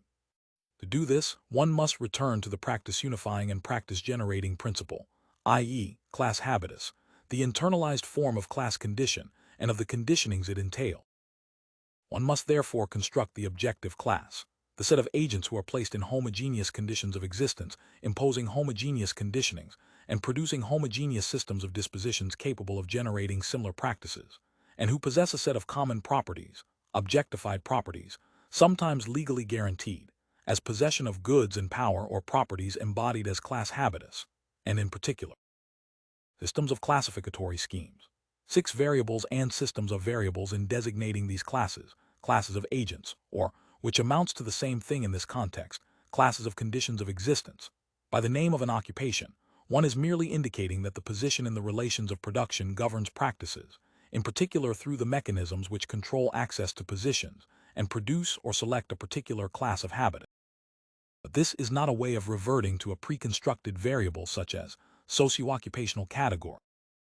Individuals grouped in a class that is constructed in a particular respect, that is, in a particularly determinate respect, always bring with them, in addition to the pertinent properties by which they are classified, secondary properties, which are thus smuggled into the explanatory model. 7. This means that a class or class fraction is defined not only by its position in the relations of production, as identified through indices such as occupation, income, or even educational level, but also by a certain sex ratio, a certain distribution in geographical space, which is never socially neutral, and by a whole set of subsidiary characteristics which may function, in the form of tacit requirements, as real principles of selection or exclusion without ever being formally stated. This is the case with ethnic origin and sex. A number of official criteria in fact serve as a mask for hidden criteria. For example, the requiring of a given diploma can be a way of demanding a particular social origin. One needs to examine what the list of the criteria used by the analyst derives from the state of the struggle between the groups separated by these criteria, or more precisely from the capacity of groups defined by these criteria to get themselves recognized as such. There would be less likelihood of forgetting that unskilled workers are to a large extent women and immigrants if groups based on sex or nationality of origin had constituted themselves as such within the working class. Furthermore, the fallacy of the apparent factor would not be so frequent if it were not the simple retranslation onto the terrain of science of the legitimating strategies, whereby groups tend to put forward this or that legitimate property, the overt principle of their constitution, to camouflage the real basis of their existence. Thus the most selective groups, a concert audience or the students of a grand école, may doubly conceal the real principle of their selection, by declining to announce the real principles of their existence and their reproduction. They are obliged to rely on mechanisms which lack the specific, systematic rigor of an explicit condition of entry and therefore allow exceptions. Unlike clubs and all elites based on co-option, they cannot vet the whole set of properties of the elect, i.e., the total person. The members of groups based on co-option, as are most of the core protected by an overt or covert numerous clauses, doctors, architects, professors, engineers, etc., always have something else in common, beyond the characteristics explicitly demanded. Common image of the professions, which is no doubt one of the real determinants of vocations, is less abstract and unreal than that presented by statisticians. It takes into account not only the nature of the job and the income, but those secondary characteristics which are often the basis of their social value, prestige, or discredit, and which, though absent from the official job description, function as tacit requirements, such as age, sex, social or ethnic origin, overtly or implicitly guiding co-option choices, from entry into the profession and right through a career, so that members of the core who lack these traits are excluded or marginalized, women doctors and lawyers tending to be restricted to a female clientele, and black doctors and lawyers to black clients or research.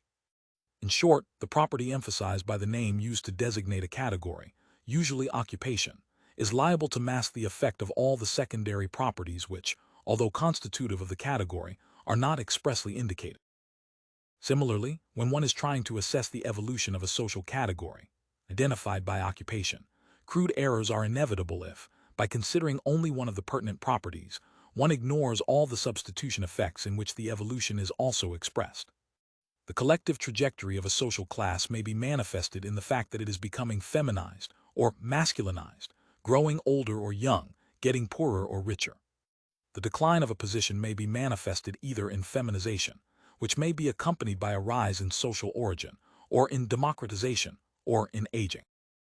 The same would be true of any group defined by reference to a position in a field, e.g., a university discipline in the hierarchy of disciplines, a title of nobility in the aristocratic hierarchy, an educational qualification in the academic hierarchy. Particular relations between a dependent variable, such as political opinion, and so-called independent variables such as sex, age and religion, or even educational level, income and occupation tend to mask the complete system of relationships which constitutes the true principle of the specific strength and form of the effects registered in any particular correlation. The most independent of independent variables conceals a whole network of statistical relations which are present, implicitly, in its relationship with any given opinion or practice. Here too, instead of asking statistical technology to solve a problem which it can only displace, it is necessary to analyze the divisions and variations which the different secondary variable, sex, age, etc., bring into the class defined by the main variable, and consider everything which, though present in the real definition of the class, is not consciously taken into account in the nominal definition, the one summed up in the name used to designate it, or therefore in interpreting the relationship in which it is placed. Typical of the false independence between so-called independent variables is the relationship between educational qualification and occupation. This is not only because, at least in some areas of social space, to which educational qualifications give some degree of access, occupation depends on qualification, but also because the cultural capital which the qualification is supposed to guarantee depends on the holder's occupation, which may presuppose maintenance or increase of the capital acquired within the family or at school, by and for promotion, or a diminishing of this capital, by deskilling or dequalification. This effect of occupational condition, in which one has to distinguish the specific effect of the work which, by its very nature, may demand a more or less great, more or less constant investment of cultural capital, and therefore more or less continuous maintenance of this capital, and the effect of the possible career which encourages or excludes cultural investments likely to assist or legitimate promotion, must be added the effect of occupational milieu, i.e., the reinforcement of dispositions, especially cultural, religious, or political dispositions, by a group that is homogeneous in most of the respects which define it. Thus one would have to examine in each case to what extent occupational conditions of existence assist or hinder this effect, which would mean taking into account the characteristics of the work, unpleasantness, etc., the conditions in which it is performed, noise or silence permitting conversation, etc., the temporal rhythms it imposes, the spare time it allows, and especially the form of the horizontal or vertical relations it encourages at the workplace, during work or in rest periods or outside. This effect no doubt explains a number of differences between office workers, ledger clerks, bank clerks, agency clerks, typists, and commercial employees, mainly shop assistants, which are not entirely accounted for either by differences linked to class fraction of origin. Office workers are rather more often the children of farmers, commercial employees the children of small employers, or by differences in educational capital. The first more often have the BEPC, the second a CAP. The commercial employees and the office workers, who are distributed in much the same way as regards sex, age, and income, are separated by important differences in dispositions and practices. Office workers are more ascetic. They more often expect their friends to be conscientious or well brought up, more often prefer a neat, clean, and tidy interior, and like Brel, Guittari, Mariano, the Hungarian Rhapsody, L'Arlésienne, Raphael, Watteau, and Leonardo. By contrast, commercial employees more often look for friends who are sociable, bons vivants, amusing and stylish, for a comfortable, cozy interior, and prefer Brassens, Ferré, Francis Hardy, The Twilight of the Gods, The Four Seasons, Rhapsody in Blue, Utrillo, or Van Gogh. Among the effects which the relationship between class fraction and practices simultaneously reveals and conceals, there is also the effect of the position in the distribution of the secondary properties attached to a class. Thus, members of the class who do not possess all the modal properties, e.g., men in a strongly feminized occupation or a worker's son at ENA, have their social identity deeply marked by this membership and the social image which it imposes and which they have to situate themselves in relation to, whether by acceptance or rejection. Similarly, relationships such as those between educational capital, or age, and income mask the relationship linking the two apparently independent variables. Age determines income to an extent which varies according to educational capital and occupation, which is itself partly determined by educational capital and also by other, more hidden factors such as sex and inherited cultural or social capital. In another case, one of the variables is to a degree merely a transformed form of the other. Thus, scholastic age, i.e., age at a given educational level, is a transformed form of inherited cultural capital, and lost years are a step towards relegation or elimination. More generally, the educational capital held at a given moment expresses, among other things, the economic and social level of the family of origin. This results from a long process which is no way a mechanical relationship, since initial cultural capital may be only partially converted into educational capital, or may produce effects irreducible to those of educational qualification, as one finds whenever social origin distinguishes individuals whose qualifications are identical. Likewise, in every relationship between educational capital and a given practice, one sees the effect of the dispositions associated with gender which help to determine the logic of the reconversion of inherited capital into educational capital. That is, the choice of the type of educational capital which will be obtained from the same initial capital, more often literary for girls, more often scientific for boys. Again, the relationship of a given practice to age may conceal a relationship to educational capital when age is in fact the key to different modes of access to the position, by qualification or internal promotion, and different school generations, and different chances of access to the educational system. The oldest agents have lower educational capital than the youngest, or to social class, by virtue of the different social definitions of precociousness or backwardness in the various areas, particularly in schooling. In fact, the change in chances of access is only one aspect of a more systematic change, which also involves the very definition of competence, and tends to make comparisons between the generations increasingly difficult. The conflicts between holders of competences of different ages and different educational levels, old school certificate holder versus new baccalaureate holder, center precisely on the definition of competence, with the old generation complaining that the new generation does not possess the competences formerly defined as elementary and basic. They can't spell nowadays. They can't even add up. And finally, the variations in cultural practice by size of town of residence cannot be ascribed to the direct effect of spatial distance and the variations in the supply of culture, until it is confirmed that the differences persist after discounting the effect of the inequalities in educational capital concealed, even in the occupational category, by geographical distribution. The opposition between Paris and the provinces needs to be analyzed in a way similar to that used for the notion of educational level. Relationships involving the variable place of residence manifest not only the effect of cultural supply, linked to the density of objectified cultural capital, and so to the objective opportunities for cultural consumption and the related reinforcement of the aspiration to consume, but also all the effects of the unequal spatial distribution of properties and their owners, e.g., possessors of high educational capital. In particular, the circular reinforcement each group performs on itself, for example, intensifying cultural practice if it is cultivated, discouraging it by indifference or hostility if it is not. When, as often happens, the analysis is conducted variable by variable, there is a danger of attributing to one of the variables, such as sex or age, each of which may express in its own way the whole situation or trend of a class, the effect of the set of variables, an error which is encouraged by the conscious or unconscious tendency to substitute generic alienations, e.g., those linked to sex or age, for specific alienation linked to class. Economic and social condition, as identified by occupation, gives a specific form to all the properties of sex and age, so that it is the efficacy of the whole structure of factors associated with a position in social space, which is manifested in the correlations between age or sex and practices.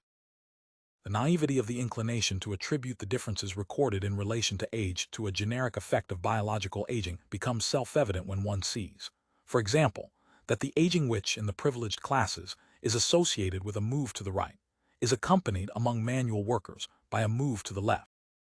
Similarly, in the relative precocity of executives, measured for example by the age at which they reach a given position, one sees in fact the expression of everything which divides them, despite the apparent identity of condition at a given moment, namely their whole previous and subsequent trajectory, and the capital volume and structure which govern.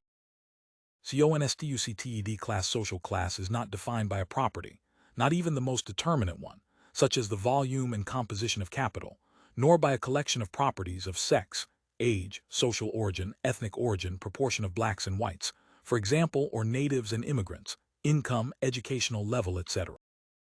Nor even by a chain of properties strung out from a fundamental property position in the relations of production, in a relation of cause and effect, conditioner and conditioned, but by the structure of relations between all the pertinent properties, which gives its specific value to each of them, and to the effects they exert on practices 8 constructing, as we have here, classes as homogeneous as possible with respect to the fundamental determinants of the material conditions of existence and the conditionings they impose, therefore means that even in constructing the classes, and in interpreting the variations of the distribution of properties and practices in relation to these classes, one consciously takes into account the network of secondary characteristics, which are more or less unconsciously manipulated whenever the classes are defined in terms of a single criterion, even one as pertinent as occupation. It also means grasping the principle of the objective divisions, i.e., divisions internalized or objectified in distinctive properties, on the basis of which the agents are most likely to divide and come together in reality in their ordinary practices, and also to mobilize themselves or be mobilized, in accordance with the specific logic, linked to a specific history of the mobilizing organizations, by and for individual or collective political action.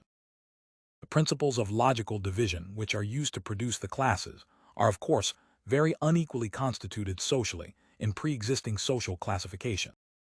At one extreme, there is the simple existence of the name of a trade or social category, the product of classification by a governmental agency, such as INSE, Institut National de la Statistique et des Études Économiques, or of the social bargaining which leads to industrial collective agreements. And at the other extreme, there are groups possessing a real social identity, recognized spokesmen and institutionalized channels for expressing and defending their interests, etc.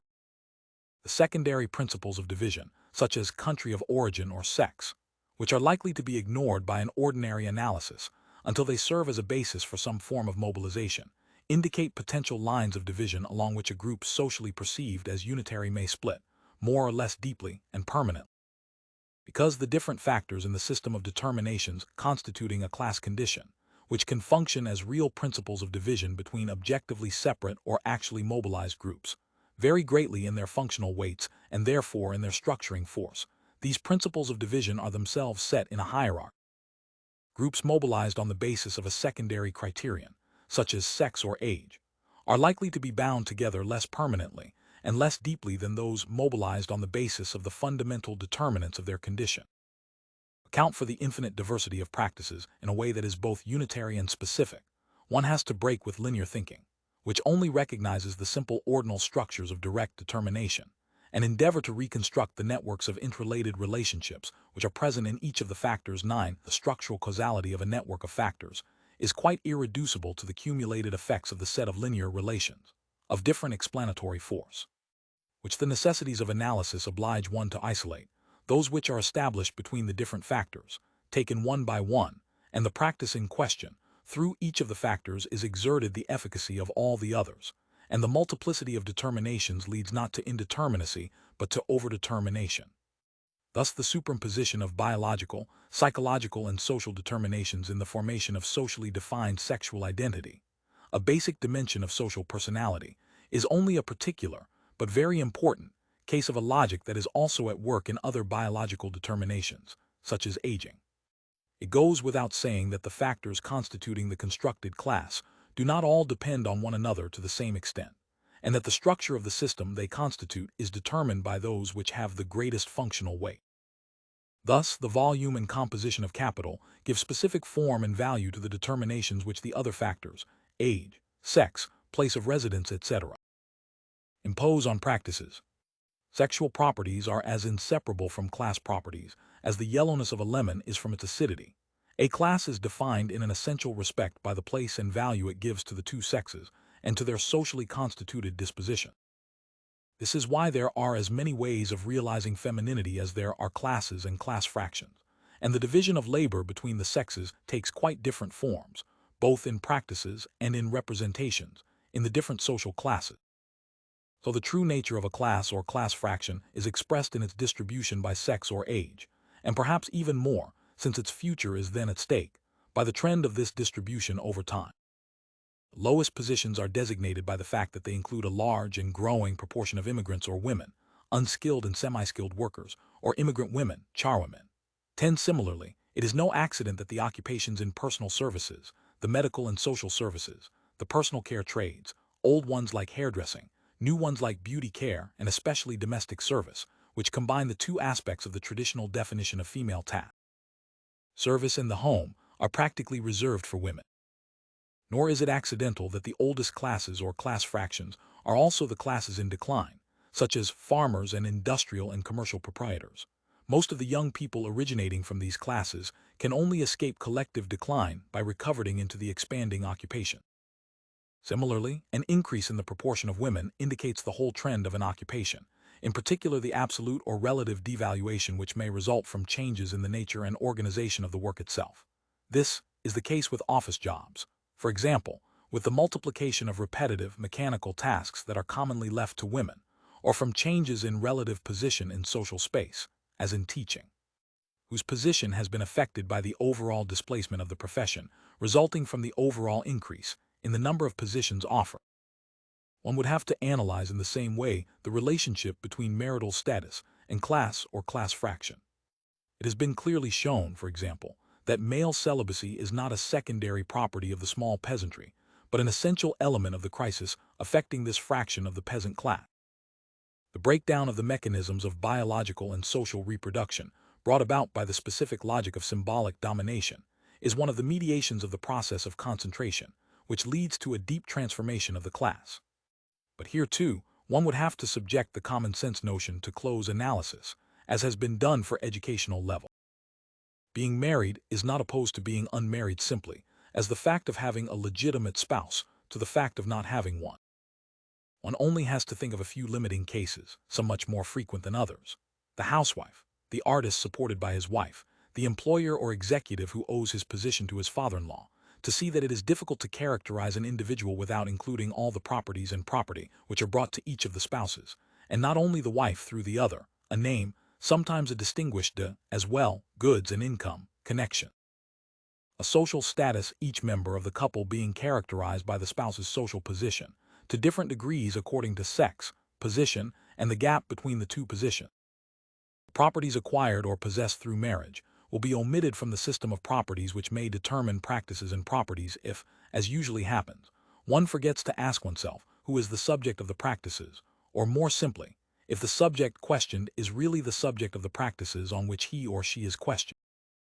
As soon as the question is raised, it can be seen that a number of strategies are concretely defined only in the relationship between the members of a domestic group, a household, or sometimes an extended family, which itself depends on the relationship between the two systems of properties associated with the two spouses.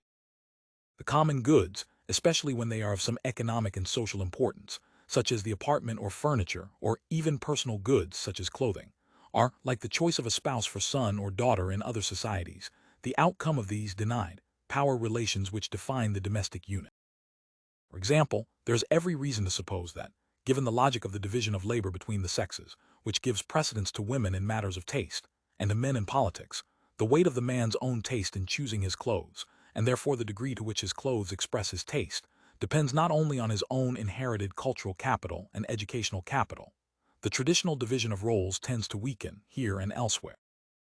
as educational capital grows, but also on his wife's educational and cultural capital and on the gap between them.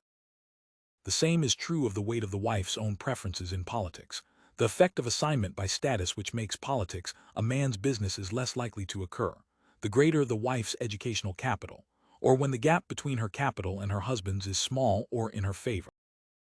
Social class and class of trajectories, but this is not all. On the one hand, agents are not completely defined by the properties they possess at a given time, whose conditions of acquisition persist in the habitus, the hysteresis effect. And on the other hand, the relationship between initial capital and present capital, or, to put it another way, between the initial and present positions in social space, is a statistical relationship of very variable intensity. Although they are always perpetuated in the dispositions constituting the habitus, the conditions of acquisition of the properties synchronically observed only make themselves visible in cases of discordance between the conditions of acquisition and the conditions of use 11, i.e., when the practices generated by the habitus appear as ill-adapted, because they are attuned to an earlier state of the objective conditions. This is what might be called the Don Quixote effect. Statistical analysis which compares the practices of agents possessing the same properties and occupying the same social position at a given time, but separated by their origin, performs an operation analogous to ordinary perception which, within a group, identifies the parvenus and the déclassés by picking up the subtle indices of manner or bearing which betray the effect of conditions of existence different from the present ones, or which amounts to the same thing. A social trajectory different from the modal trajectory for the group in question.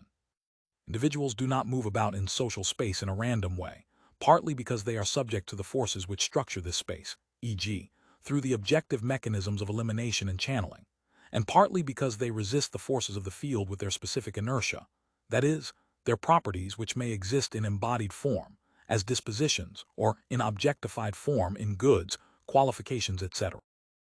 Given volume of inherited capital, there corresponds a band of more or less equally probable trajectories leading to more or less equivalent positions. This is the field of the possibles objectively offered to a given agent, and the shift from one trajectory to another often depends on collective events, wars, crises, etc., or individual events, encounters, affairs, benefactors, etc., which are usually described as fortunate or unfortunate accidents.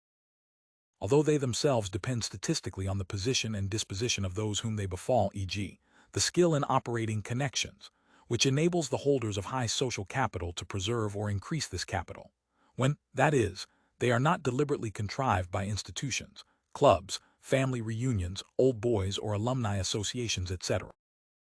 or by the spontaneous intervention of individuals or groups. It follows from this that position and individual trajectory are not statistically independent. All positions of arrival are not equally probable for all starting points. This implies that there is a strong correlation between social positions and the dispositions of the agents who occupy them, or, which amounts to the same thing, the trajectories which have led them to occupy them, and consequently that the modal trajectory is an integral part of the system of factors constituting the class. The more dispersed the trajectories are, as in the petite bourgeoisie, the less are practices reducible to the effect of synchronically defined position. Homogeneity of the dispositions associated with a position and their seemingly miraculous adjustment to the demands inscribed in it result partly from the mechanisms which channel towards positions individuals who are already adjusted to them, either because they feel made for jobs that are made for them. This is vocation, the proleptic assumption of an objective destiny that is imposed by practical reference to the modal trajectory in the class of origin. Or because they are seen in this light by the occupants of the posts, this is co-option based on the immediate harmony of dispositions, and partly from the dialectic which is established throughout a lifetime between dispositions and positions, aspirations and achievement. Social aging is nothing other than the slow renunciation or disinvestment, socially assisted and encouraged, which leads agents to adjust their aspirations to their objective chances, to espouse their condition, become what they are and make do with what they have, even if this entails deceiving themselves as to what they are and what they have, with collective complicity, and accepting bereavement of all the lateral possibles they have abandoned along the way. The statistical character of the relationship between initial capital and present capital explains, why practices cannot be completely accounted for solely in terms of the properties, defining the position occupied in social space at a given moment. Say that the members of a class initially possessing a certain economic and cultural capital are destined, with a given probability, an educational and social trajectory leading to a given position, means in fact that a fraction of the class, which cannot be determined a priori within the limits of this explanatory system, will deviate from the trajectory most common for the class as a whole and follow the higher or lower trajectory, which was most probable for members of another class 12, the trajectory effect which then manifests itself, as it does whenever individuals occupying similar positions at a given time are separated by differences associated with the evolution over time of the volume and structure of their capital, i.e., by their individual trajectories, is very likely to be wrongly interpreted. The correlation between a practice and social origin, measured by the father's position, the real value of which may have suffered a decline concealed by constant nominal value, is the resultant of two effects, which may either reinforce or offset each other. On the one hand, the inculcation effect directly exerted by the family or the original conditions of existence. On the other hand, the specific effect of social trajectory 13, that is, the effects of social rise or decline on dispositions and opinions, position of origin being, in this logic, merely the starting point of a trajectory, the reference whereby the slope of the social career is defined. The need to make this distinction is self-evident in all cases in which individuals from the same class fraction or the same family, and therefore presumably subject to identical moral, religious, or political inculcations, are inclined towards divergent stances in religion or politics by the different relations to the social world which they owe to divergent individual trajectories, having, for example, succeeded or failed in the reconversion strategies necessary to escape the collective decline of their class. This trajectory effect no doubt plays a large part in blurring the relationship between social class and religious or political opinions, owing to the fact that it governs the representation of the position occupied in the social world, and hence the vision of its world and its future. In contrast to upwardly mobile individuals or groups, commoners of birth or culture who have their future, i.e., their being before them, individuals or groups in decline endlessly reinvent the discourse of all aristocracies, essentialist faith in the eternity of natures, celebration of tradition and the past, the cult of history and its rituals, because the best they can expect from the future is the return of the old order, from which they expect the restoration of their social being. 14. This blurring is particularly visible in the middle classes, and especially in the new fractions of these classes, which are gray areas, ambiguously located in the social structure, inhabited by individuals whose trajectories are extremely scattered. This dispersion of trajectories is even found here at the level of the domestic unit, which is more likely than in other classes to bring together spouses, relatively ill-matched not only as regards social origin and trajectories, but also occupational status and educational level. This has the effect, among other things, of foregrounding what the new Vulgate calls the problems of the couple, i.e., essentially, the problems of the sexual division of labor and the division of sexual labor. In contrast to the effect of individual trajectory, which, being a deviation from the collective trajectory, that may have a zero slope, is immediately visible, the effect of collective trajectory may not be noticed as such. When the trajectory effect concerns a whole class or class fraction, that is, a set of individuals who occupy an identical position and are engaged in the same collective trajectory, the one which defines a rising or declining class, there is a danger of attributing to the properties synchronically attached to the class effects, e.g., political or religious opinions, which are in reality the product of collective transformation. The analysis is complicated by the fact that some members of a class fraction may have embarked on individual trajectories running in the opposite direction to that of the fraction as a whole. This does not mean that their practices are not marked by the collective destiny. It is questionable, for example, whether craftsmen or farmers whose individual success seems to run counter to the collective decline cease to be affected by that decline. 15. But here too, one must avoid substantialism. Thus, some of the properties associated with social class which may remain without efficacy or value in a given field, such as ease and familiarity with culture in an area strictly controlled by the educational system, can take on their full force in another field, such as high society, or in another state of the same field, like the aptitudes which, after the French Revolution, enabled the French aristocracy to become, in Marx's phrase, the dancing masters of Europe. Capital and the market, but everything would still be too simple if it were sufficient to replace a factor, even a particularly powerful one such as socio-occupational category, which derives a major part of its effects from the secondary variables it governs. By system of factors fundamentally defined by its structure 16, in fact, what is determinate in a given area is a particular configuration of the system of properties constituting the constructed class. Defined in an entirely theoretical way by the whole set of factors operating in all areas of practice, volume and structure of capital, defined synchronically and diachronically, trajectory, sex, age, marital status, place of residence, etc. It is the specific logic of the field, of what is at stake, and of the type of capital needed to play for it, which governs those properties through which the relationship between class and practice is established. If this double correlation of each explanatory factor is not performed, every sort of error is likely, all of them resulting from ignoring the fact that what is operative in the factor in question depends on the system it is placed in, and the conditions it operates in, or, more simply, from failing to raise the question of the real principle of the efficacy of the independent variable, by proceeding as if the relationship found between the factors,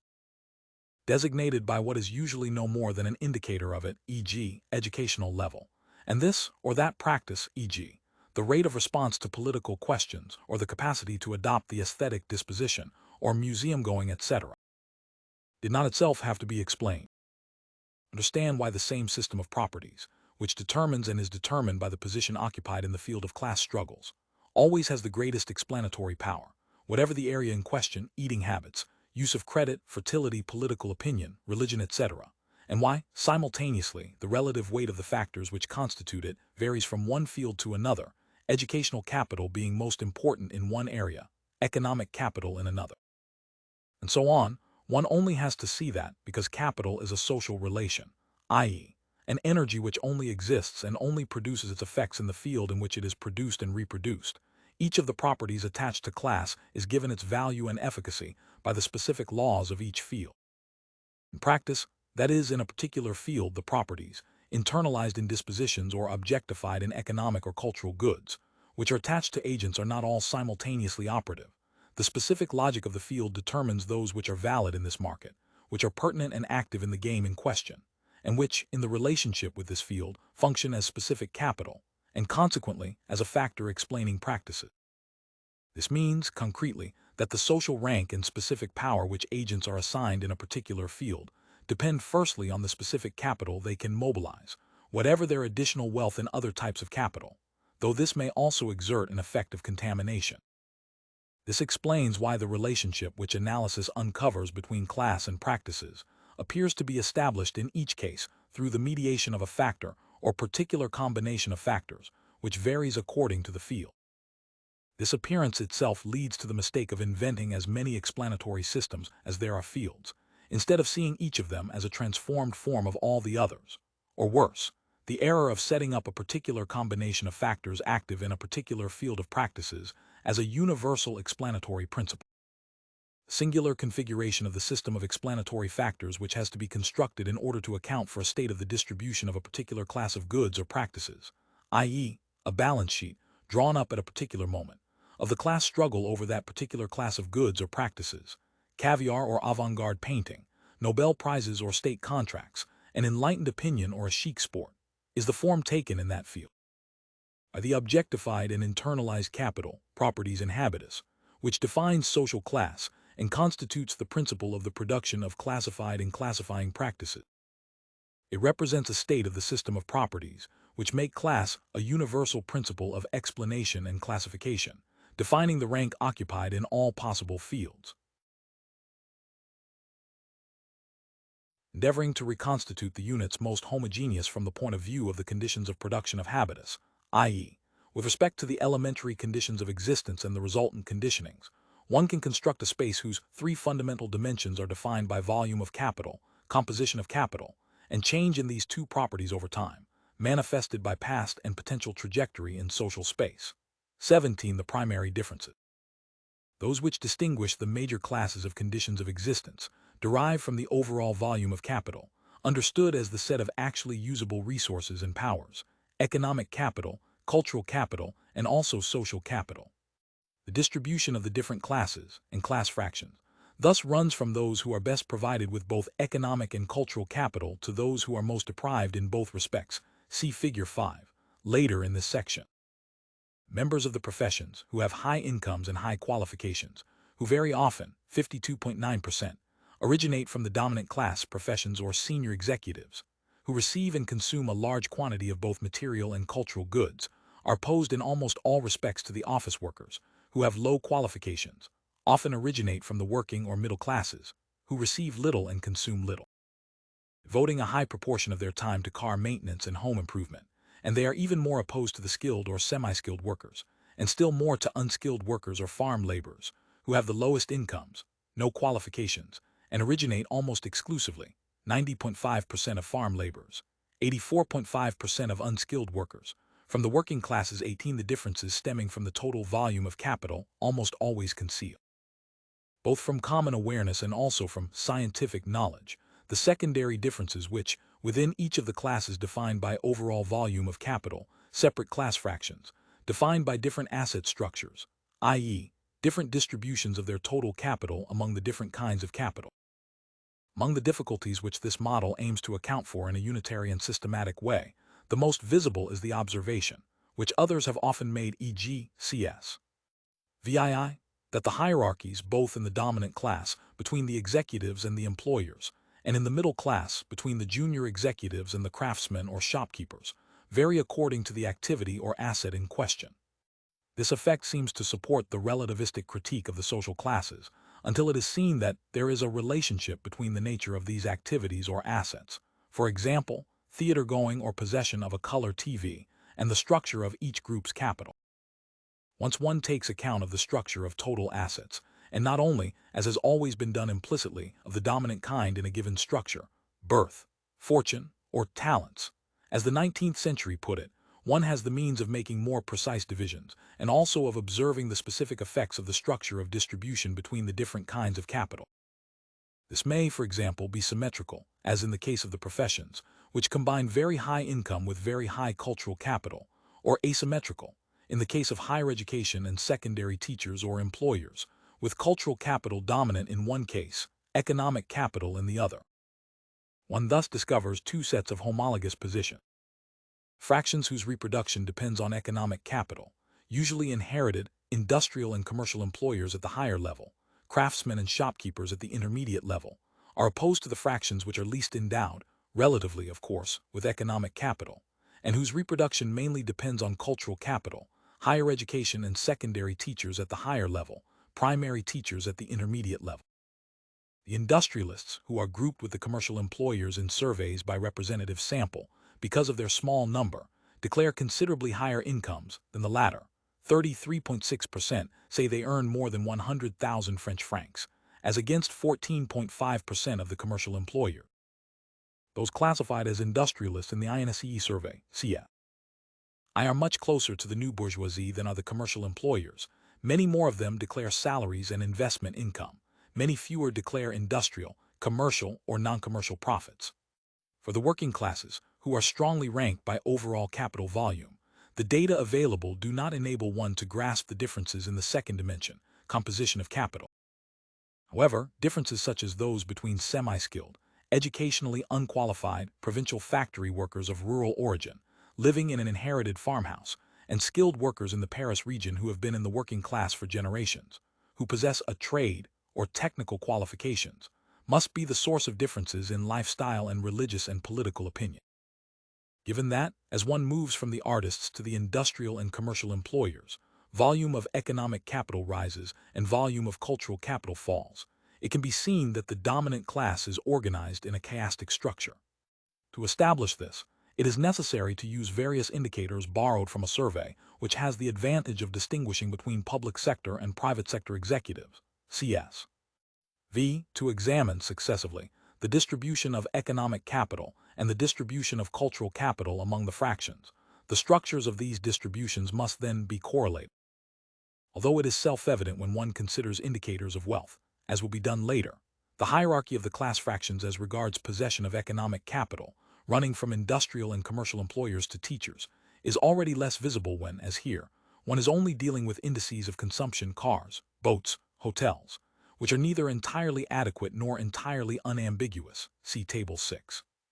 The first, cars, also depends on the type of professional activity, and the other two depend on spare time, which, as one learns in other ways, varies inversely with economic capital. Home ownership also depends on stability in the same place of residence, lower among executives, engineers, and teachers. Incomes are very unevenly underestimated. The rate of non-declaration may be considered an indicator of the tendency to underdeclare, and very unequally accompanied by fringe benefits such as expense account meals and business trips, which are known to rise as one moves from teachers to private sector executives and employers. As regards cultural capital, except for a few inversions, which reflect secondary variables such as place of residence, with the corresponding supply of culture, and income, with the means it provides, the different fractions are organized in an opposite hierarchy. See Table 7. Differentiation according to the type of capital possessed, literary, scientific, or economic and political, is mainly seen in the fact that engineers show more interest in music and intellectual games such as bridge or chess than in literary activities, theater-going or reading Le Figaro littéraire. These indicators no doubt tend to minimize the gaps between the different fractions. Most cultural consumption also entails an economic cost. Theater-going, for example, depends on income as well as education. Moreover, equipment such as FM radios or hi-fi systems can be used in very different ways, e.g., classical music or dance music, whose values, in terms of the dominant hierarchy of possible uses, may vary as much as the different types of reading matter or theater.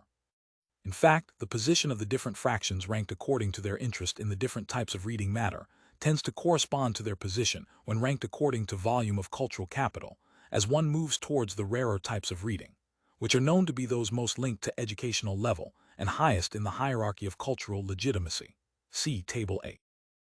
One also finds C.S.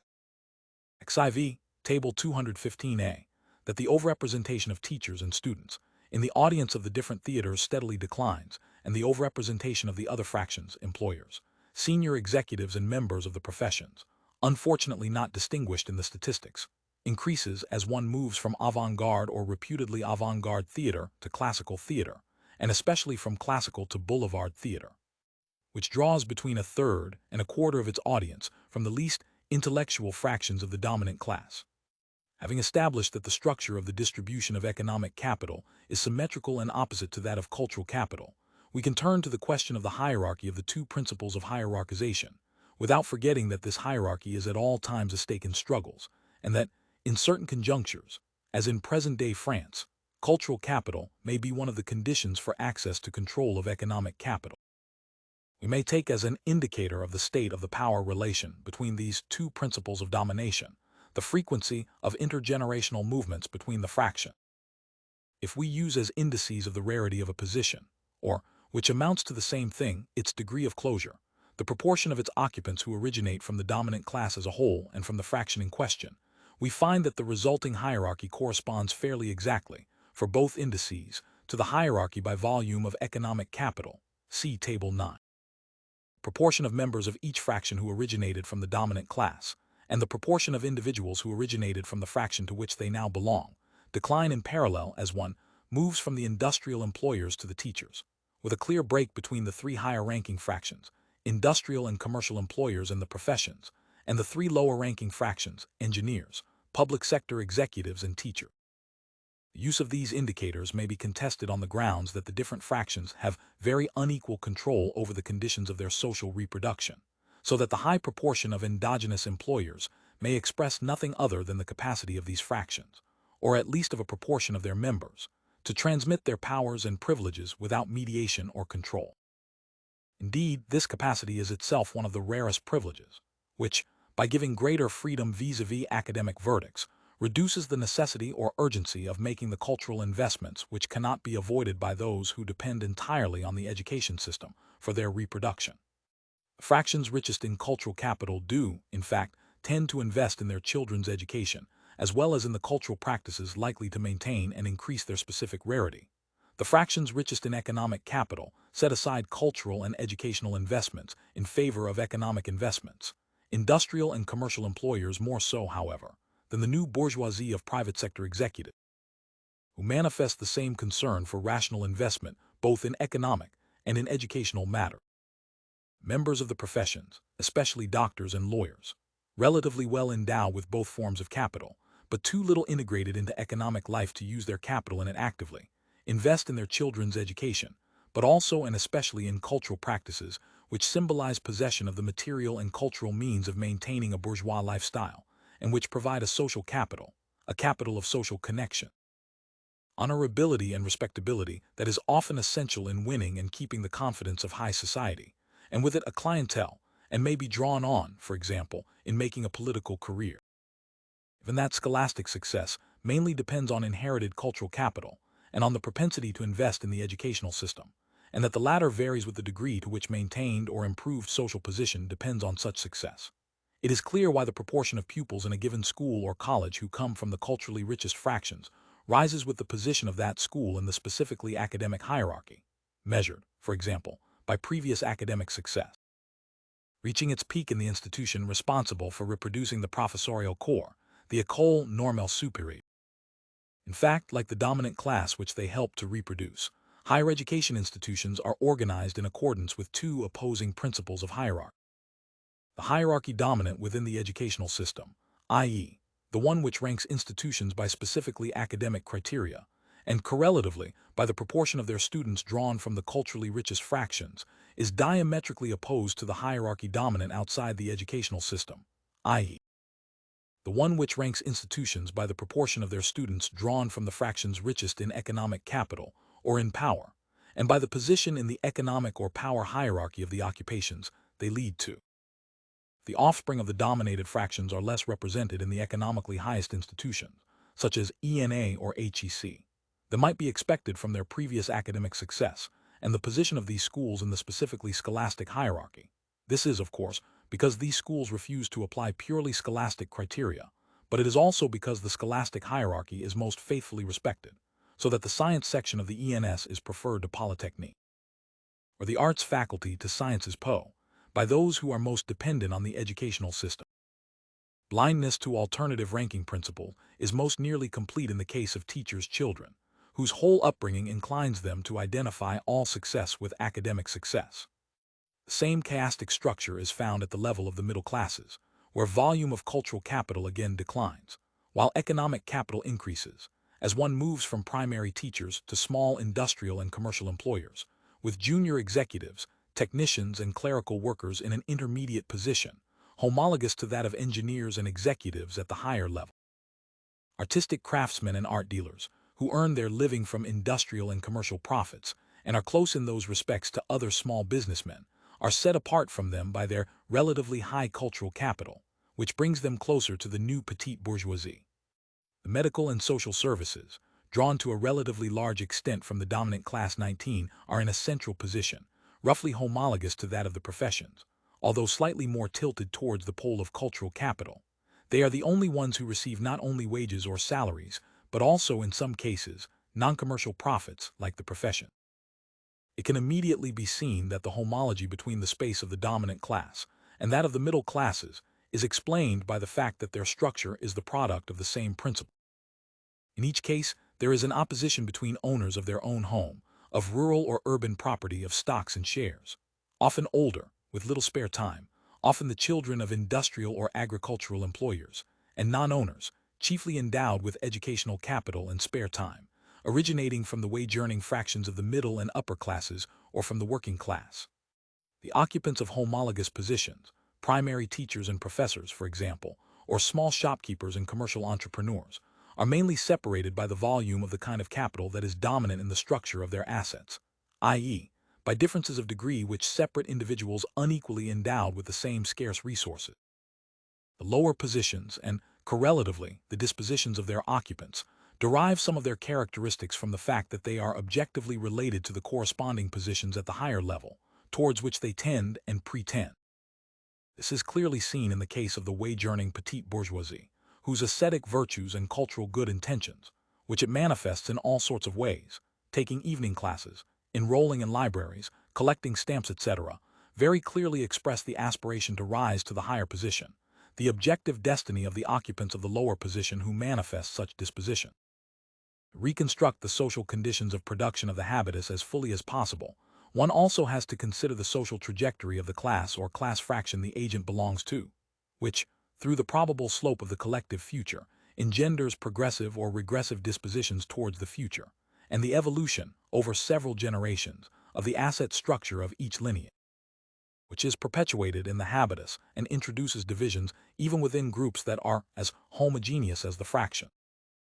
Give an idea of the range of possibilities, it need only be pointed out that an individual's social trajectory represents the combination of the lifelong evolution of the volume of his capital, which can be described, very approximately, as increasing, decreasing, or stationary, the volume of each sort of capital, amenable to the same distinctions, and therefore the composition of his capital, since constant volume can conceal a change in structure, and in the same way, the father's and mother's asset volume and structure, and their respective weights in the different kinds of capital, e.g., father stronger in economic capital and mother in cultural capital, or vice versa, or equivalence, and therefore the volume and structure of the capital of both sets of grandparents.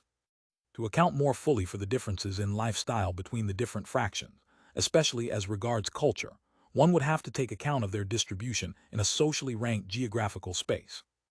A group's chances of appropriating any given class of rare assets, as measured by the mathematical probability of access, depend partly on its capacity for the specific appropriation, defined by the economic, cultural, and social capital it can deploy in order to appropriate materially or symbolically the assets in question, that is, its position in social space, and partly on the relationship between its distribution in geographical space and the distribution of the scarce assets in that space. 20. This relationship can be measured in average distances from goods or facilities, or in traveling time, which involves access to private or public transport. In other words, a group's real social distance from certain assets must integrate the geographical distance, which itself depends on the group's spatial distribution, and more precisely, its distribution with respect to the focal point of economic and cultural values, i.e. Paris or the major regional centers. In some careers, e.g. in the postal banking system, employment or promotion entails a period of exile. 21. Thus, the distance of farm workers from legitimate culture would not be so vast if the specifically cultural distance implied by their low cultural capital were not compounded by their spatial dispersion. Similarly, many of the differences observed in the cultural and other practices of the different fractions of the dominant class are no doubt attributable to the size of the town they live in.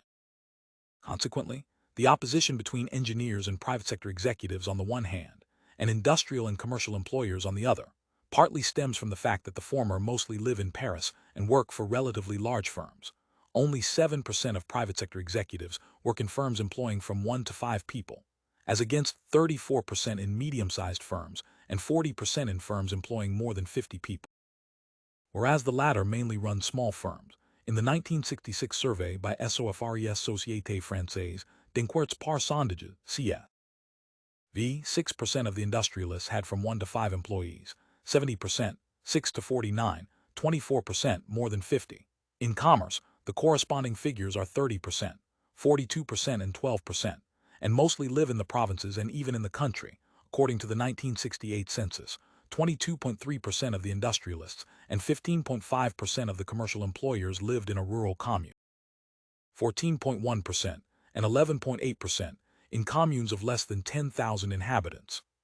The model which emerges would not be so difficult to arrive at if it did not presuppose a break with the common-sense picture of the social world, summed up in the metaphor of the social ladder, and suggested by all the everyday language of mobility, with its rises and falls, and a no less radical break with the whole sociological tradition which, when it is not merely tacitly accepting the one-dimensional image of social space, as most research on social mobility does,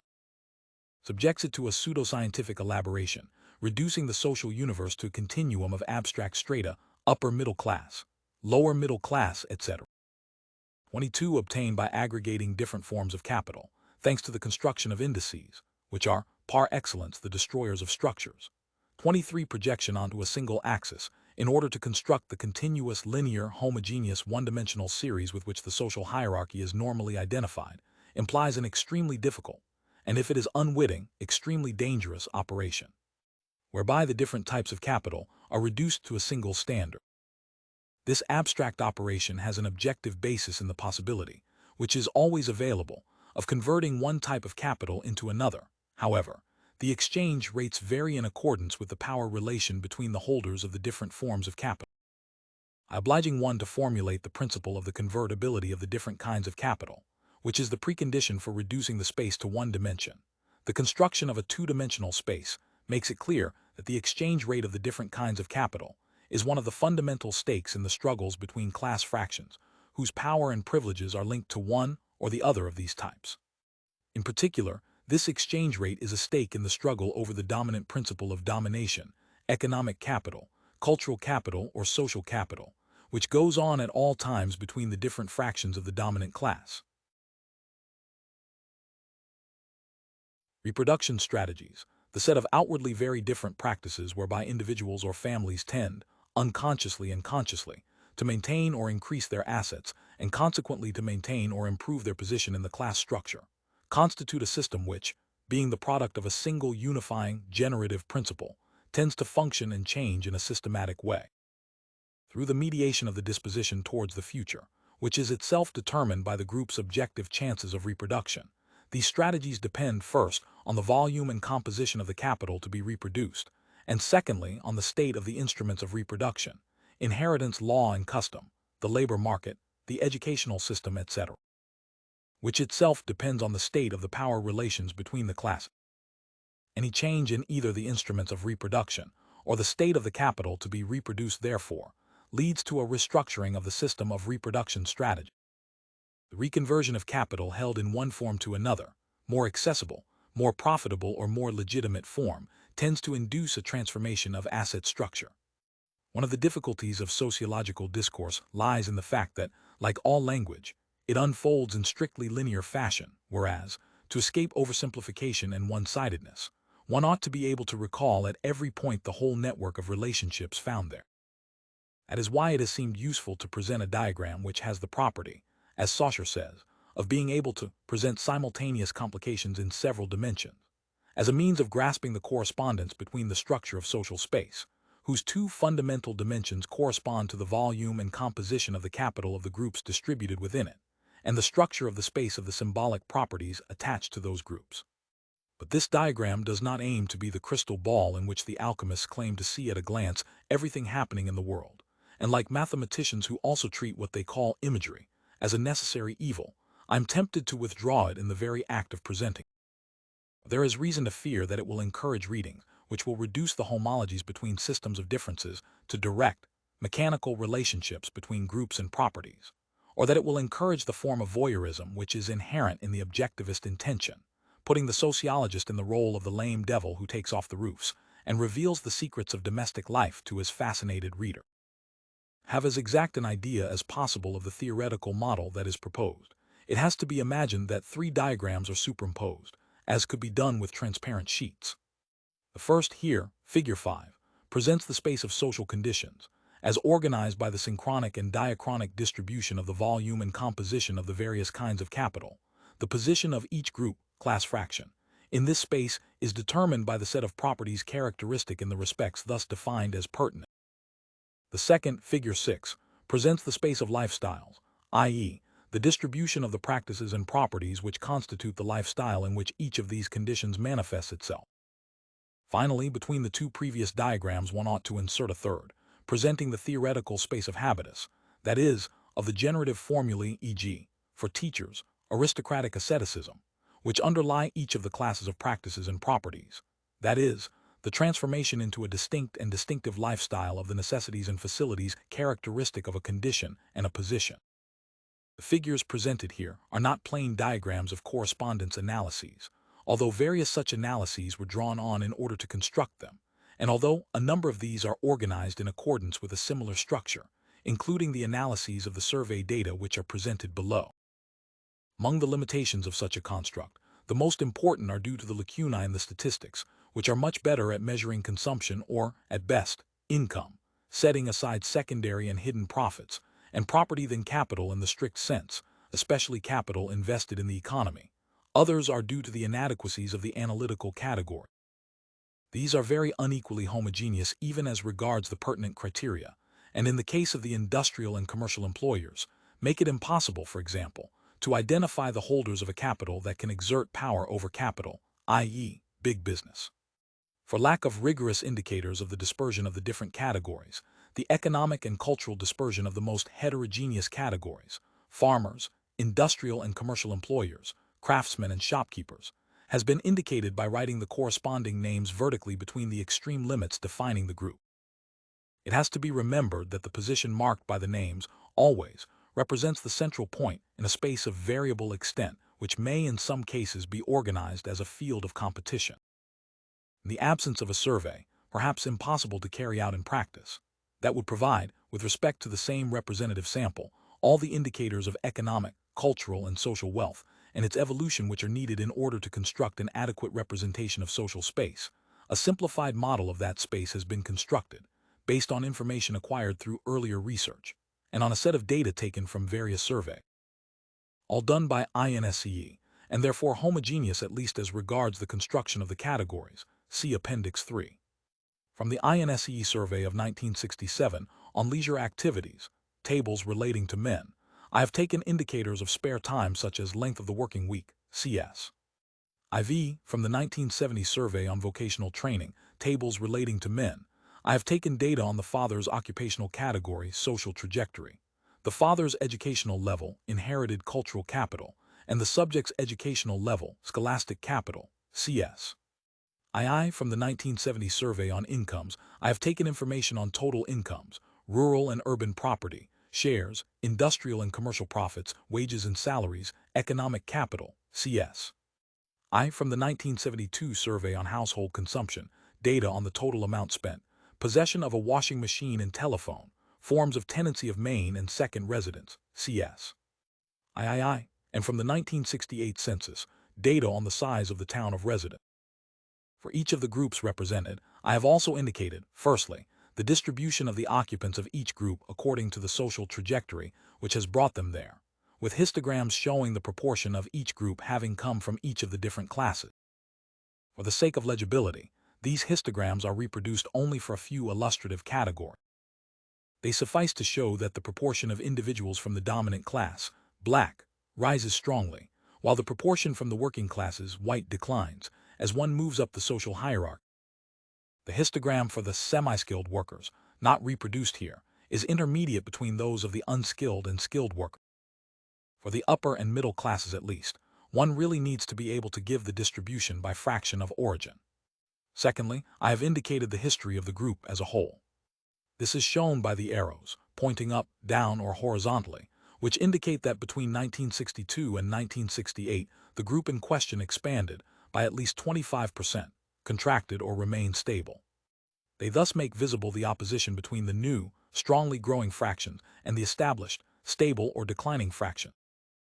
I have thus endeavored to show both the state of the power relation between the classes, which constitutes the structure of the social space at a given moment, and also something which is simultaneously an effect of, and a factor in the transformation of that structure, namely the reconversion strategies whereby individuals and groups strive to maintain or improve their position in social space. Synoptic schema, by bringing together information from areas which the usual classificatory systems separate, so much so that they make mere juxtaposition appear unthinkable or scandalous, and so making manifest the relationships among all the properties and practices characteristic of a group, which are perceived intuitively and which guide the classifications of everyday life, forces one to look for the basis of each of these systems of choices. On the one hand, in the social conditions and conditionings characteristic of a given position in objective social space, which are expressed in those choices but in a misrecognizable form, and on the other hand, in their relationship to the other systems of choices, by reference to which their specifically symbolic meaning and value are defined. Because lifestyles are essentially distinctive, a number of features do not take on their full significance until they are brought into relation, not only with the social positions they express, but also with features appearing at an opposite pole of this space. This is the case, for example, with the oppositions which are established primordially between the positions most remote from each other in one or both of the fundamental dimensions of social space, i.e., with respect to volume and composition of capital, Goya and Renoir, avant-garde theater and boulevard theater, Jacques Brel and Tino Rossi, France Musique and France Inter or Radio Luxembourg, cinema clubs and variety shows, and so forth. In addition to the information gathered directly by the survey, I have used a number of indices of cultural consumption, such as possession of a piano or records, TV viewing, visits to museums, exhibitions, variety shows in the cinema, membership in a library, evening classes, collections, sports, all taken from the 1967 INSEE Survey on Leisure Activities, CS. IV, information on the consumption and lifestyles of members of the dominant class, hi-fi equipment, sailing, cruises, bridge, picture collections, champagne, whiskey, sports, etc. From surveys by the SOFRES and CESB, CS. V and VI, information on theater going from a survey by SCMA, Société d'économie et de mathématiques appliquées, CS. XIV, on favorite actors from the surveys by IFOP, Institut Français de l'Opinion Publique, CS. XIV, on the reading of daily and weekly newspapers and magazines, from the surveys by the CSE Centre de Sociologie Européenne and CESB, CS. XXVI, and on various cultural activities, ceramics, pottery, fun fairs, etc. From the survey by the Ministry of Culture, CS. VII. In the resulting figure, each pertinent item appears only once and is therefore valid for a whole zone, of varying extent depending on the case of social space, although it most strongly characterizes the category to which it is closest. Thus the item wages salaries, marked halfway up the left-hand side of figure 5 and opposed to industrial and commercial profits, is valid for the whole of the left-hand side of the social space, i.e., for the university and secondary teachers, senior executives and engineers, and also the primary teachers, junior executives, technicians, clerical workers, and manual workers. Similarly, the item stocks and shares, top right, applies to employers, the professions, private sector executives, and engineers. It can be seen immediately that possession of a piano and the choice of the concerto for the left hand are most typical of members of the professions, that walking and mountaineering are particularly characteristic of secondary teachers and public sector executives, or that swimming, placed halfway between the new petite bourgeoisie and the private sector executives, or the engineers, belongs to the lifestyle of both these sets of occupation. Thus, grouped around the name of each class fraction are those features of its lifestyle which are the most pertinent because they are the most distinctive, though it may in fact share them with other groups.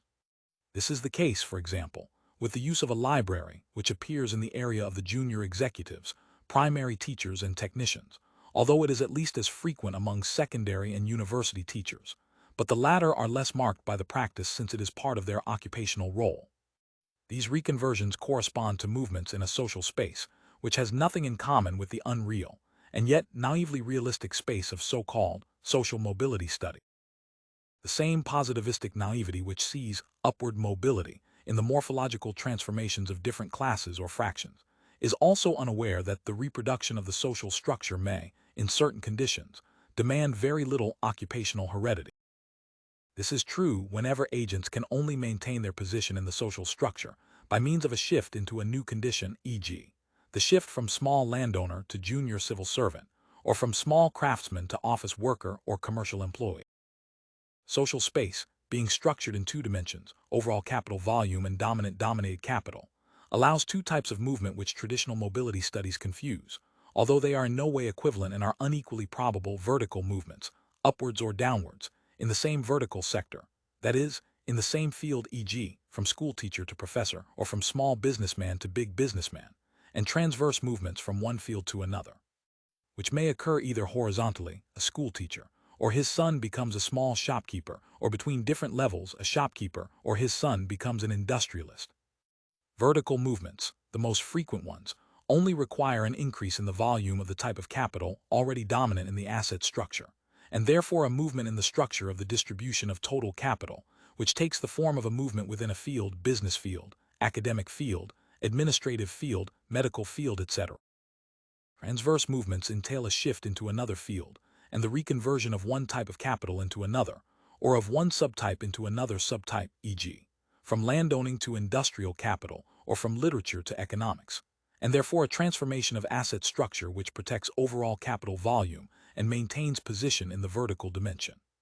The probability of entering a given fraction of the dominant class from another class is, as we have seen, in inverse ratio to the position of that fraction in the hierarchy of economic capital. The only exception is the liberal professions, which tend to transmit both economic and cultural capital and have the highest rate of endogenous recruitment.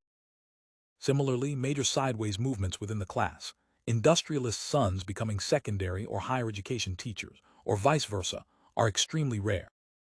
Thus, in 1970, the probability of becoming an industrial or commercial employer was 1.9% for a professor's son, and the probability of becoming a teacher was 0.8% for an industrialist's son and 1.5% for a commercial entrepreneur's son. The probability of becoming a craftsman or shopkeeper was 1.2% for a primary teacher's son, and the probability of becoming a primary teacher was 2.4% for a craftsman's son and 1.4% for a small shopkeeper's son. CS. II. Secondary analysis. Class mobility and mobile classes. The recent changes in the relationship between the different classes and the educational system, with the schooling boom and the accompanying changes in the system itself, and also the changes in the social structure resulting from the new relationship between qualifications and jobs, are the consequences of intensified competition for academic qualification. One important factor in intensifying this competition has doubtless been the fact that those fractions of the dominant class and middle class who are richest in economic capital, i.e., industrial and commercial employers, craftsmen and tradesmen, have had to make greatly increased use of the educational system in order to ensure their social reproduction. The disparity between the scholastic capital of the adults of a class or class fraction, measured by the proportion who have a qualification equal or superior to the BEPC, and the schooling rate of the corresponding adolescents is much more pronounced among craftsmen, shopkeepers, and industrialists than among office workers and junior executives. This break in the usual correspondence between the children's educational participation rates and the parents' cultural capital indicates a profound change in dispositions towards scholastic investment. Many fewer small craftsmen and shopkeepers aged 45-54 than office workers have at least the BEPC in 1962, 5.7% as against 10.1%. But their 18-year-old sons are equally likely to be in school, 42.1%, and 43.3% in 1962.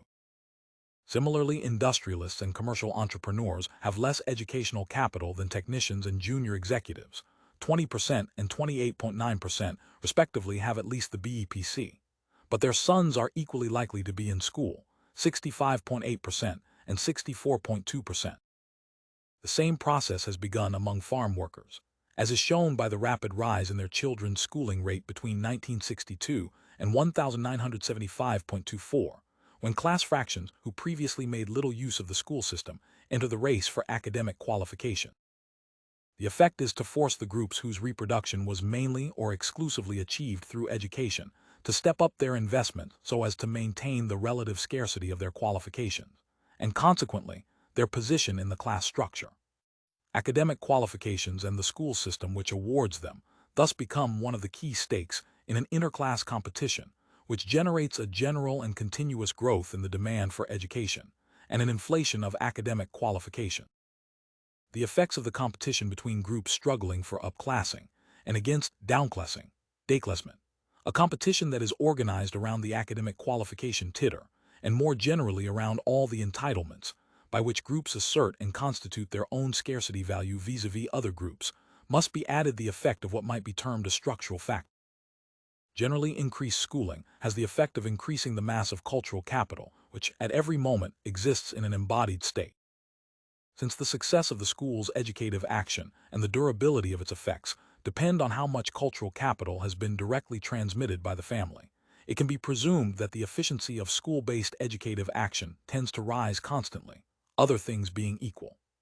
In short, the same scholastic investment becomes more profitable, a fact which no doubt contributes to inflation by bringing diplomas within reach of a greater number of people. Bearing in mind that the volume of corresponding jobs may also have varied over the same period, one may assume that a qualification is likely to have undergone devaluation if the number of diploma holders has grown more rapidly than the number of suitable positions. Everything seems to suggest that the baccalaureate and lower qualifications are the ones most affected by such devaluation. This must be added the less obvious devaluation resulting from the fact that if the number of corresponding jobs does keep pace, the positions themselves are likely to lose some of their scarcity value. This is what has happened, for example, to jobs at all levels of the teaching profession. The very rapid growth in girls' and women's education has been a significant factor in the devaluing of academic qualification.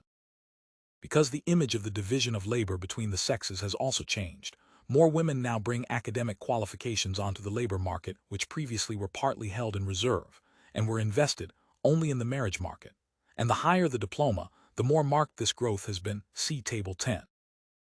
just as all segregation, by sex or any other criterion, tends to slow down devaluation by its numerous clausus effect, so all desegregation tends to restore full strength to the devaluing mechanisms. And, as an American study of the effects of racial desegregation has shown, the least qualified are the ones who feel the effects most directly. Indeed, it presents no paradox to suggest that the chief victims of the devaluing of academic qualification are those who enter the labor market without such qualification. The devaluation of diplomas is accompanied by the gradual extension of the monopoly held by academic qualification holders over positions previously open to the academically unqualified, which has the effect of limiting the devaluation of qualifications by limiting the competition, but only at the cost of restricting the career openings available to the unqualified, and of reinforcing the academic predetermination of occupational opportunity. In certain areas, particularly the civil service, this leads to a decline both in the dispersal of the holders of the same qualifications among different jobs and in the dispersal of the qualifications of holders of equivalent jobs, or, in other words, a reinforced correlation between academic qualification and job occupied. The market in jobs open to formally qualified candidates has grown constantly, inevitably at the expense of the formally unqualified. Universal recognition of academic qualifications no doubt has the effect of unifying the official set of qualifications for social positions and of eliminating local anomalies due to the existence of social spaces with their own rank-ordering principle. However, academic qualifications never achieve total, exclusive acceptance. Outside the specifically scholastic market, a diploma is worth what its holder is worth. Economically and socially, the rate of return on educational capital is a function of the economic and social capital that can be devoted to exploiting it. The change in the distribution of posts among qualification holders, which results automatically from the increased number of formally qualified agents, means that at every moment a proportion of the qualification holders, starting, no doubt, with those who are least well endowed with the inherited means of exploiting their qualifications, are victims of devaluation. The strategies by which those who are most subject to devaluation endeavor to fight against it, in the short term, in the course of their own careers, or in the long term, through the strategies they employ for their children's schooling, constitute one of the decisive factors in the growth in the volume of qualifications awarded, which itself contributes to devaluation. The dialectic of devaluation and compensation thus tends to feed on itself.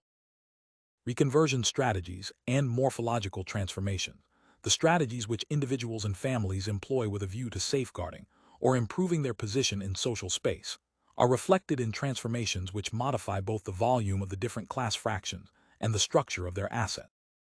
The categories relatively richest in economic capital, as represented by indicators such as stocks and shares, rural or urban property, etc., tend to regress very sharply, as is shown by the decline in their volume, in the case of the farmers, craftsmen, shopkeepers, and industrialists, and by the fall or relatively small increase in the proportion of young people. The fact that this has not occurred in the small shopkeeper and craftsman categories is explained by the coming of a new style of shopkeeper and craftsman. Part of the apparent increase in the educational, and, no doubt, economic capital of these categories is probably due to the fact that the reduction in their numbers chiefly concerns their lower strata. By contrast, the fractions richest in cultural capital, measured by educational qualifications, have greatly expanded. They have acquired more young people, a higher proportion of women, and a higher rate of educational qualification. The categories most typical of this process are office workers and shop workers, technicians, junior and senior executives, primary teachers, and especially secondary and tertiary teachers. In the last case, the interlinked changes are particularly intense. Among engineers, however, the process seems to have stopped, since the rate of increase is lower for the youngest generation than for the group as a whole. Another remarkable feature is the relative stability of the liberal professions, whose deliberate policy of numerous clauses has prevented numerical growth and feminization, and helped to maintain scarcity value. The new reproduction strategies which underlie these morphological changes are seen partly in the increased importance of salaries, in the income of the traditionally self-employed categories, and partly in the diversified assets and investments of the senior executives, who tend to hold their capital in both economic and cultural form, unlike the employers, who mainly hold economic capital. Salaries and pensions, as a proportion of employers' incomes, rise from 12.9% in 1956 to 16.4% in 1965. In 1975, With new classifications, they make up 19.2% of the income of craftsmen and small shopkeepers, and 31.8% of the income of industrialists and commercial entrepreneurs. By contrast, among farmers, the proportion remains much the same, 23.8% in 1956, 23.5% in 1965, and 24.8% in 1975. In 1975, the proportion of income derived from investment in land, buildings, stocks, and shares is much higher among private sector than public sector senior executives, 5.9% and 2.7% respectively. The reconversion of economic capital into educational capital is one of the strategies which enable the business bourgeoisie to maintain the position of some or all of its heirs, by enabling them to extract some of the profits of industrial and commercial firms in the form of salaries, which are a more discreet, and no doubt more reliable, mode of appropriation than unearned investment income. Thus, between 1954 and 1975, the proportion of industrial and commercial entrepreneurs fell sharply, whereas there was a very strong rise in the proportion of salary earners, who owed their position to their academic qualifications, executives, engineers, teachers, and intellectuals. Although, at least in the case of private sector executives, a significant proportion of total income may be derived from shares, as Table 13 indicates. Similarly, the disappearance of many small commercial or craft firms conceals the reconversion work which individual agents perform, with varying degrees of success, in accordance with the demands of their particular situation, and which results in a transformation of the relative weight of the different fractions of the middle classes. See Table 14. Here, too, the decrease in the proportion of small shopkeepers, craftsmen, and farmers has been accompanied by an increase in the proportion of primary school teachers, technicians, and the personnel of the medical and social services. Furthermore, the relative morphological stability of an occupational group may conceal a transformation of its structure resulting from the conversion in situ of agents present in the group at the beginning of the period, or their children, or their replacement by agents from other groups. For example, the relatively small decline in the overall volume of the category shopkeepers, consisting very largely, 93%, of the owners of small individual firms which have been able to withstand the crisis partly because of increased household consumption, conceals a change in the structure of this occupation. The stagnation or decline of small food stores, particularly hard hit by supermarket competition, and small clothing stores has almost been balanced by a growth in the retailing of automobiles, domestic equipment, including furniture, interior decorating, and so on, and especially sports, leisure and cultural goods, books, records, etc. And pharmaceuticals. It may be assumed that, even within food retailing, the figures tend to conceal changes that have led to a progressive redefinition of the occupation. The closing down of small grocery stores and rural bakeries may coexist with the opening of shops selling diet foods, natural, regional products and health foods, or of bakeries specializing in old-style bread. These changes in the nature of retail firms, which are related to changes, over the same period, in the structure of household consumption, themselves related to the growth in incomes and above all to the increase in cultural capital resulting from the upward shift of the structure of educational opportunity, are dialectically linked to a rise in the cultural capital of their owners or managers. Everything suggests that the craftsman category has undergone changes very similar to the shopkeeper category, with the decline of the most exposed strata of traditional craftsmanship being offset by the boom in luxury and aesthetic crafts, which require economic assets but also cultural capital. This would explain why the fall in the volume of these middle-class categories is accompanied by a rise in cultural capital, as measured by educational level. Craftsmen and tradesmen specializing in luxury, cultural or artistic items, managers of fashion boutiques, retailers of famous maker clothes, traders in exotic garments and jewels or rustic objects, record dealers, antique dealers, interior decorators, designers, photographers, restaurateurs, managers of trendy bistros, Provençal potters, avant-garde booksellers, all those vendors of cultural goods and service seeking to prolong the fusion of leisure and work.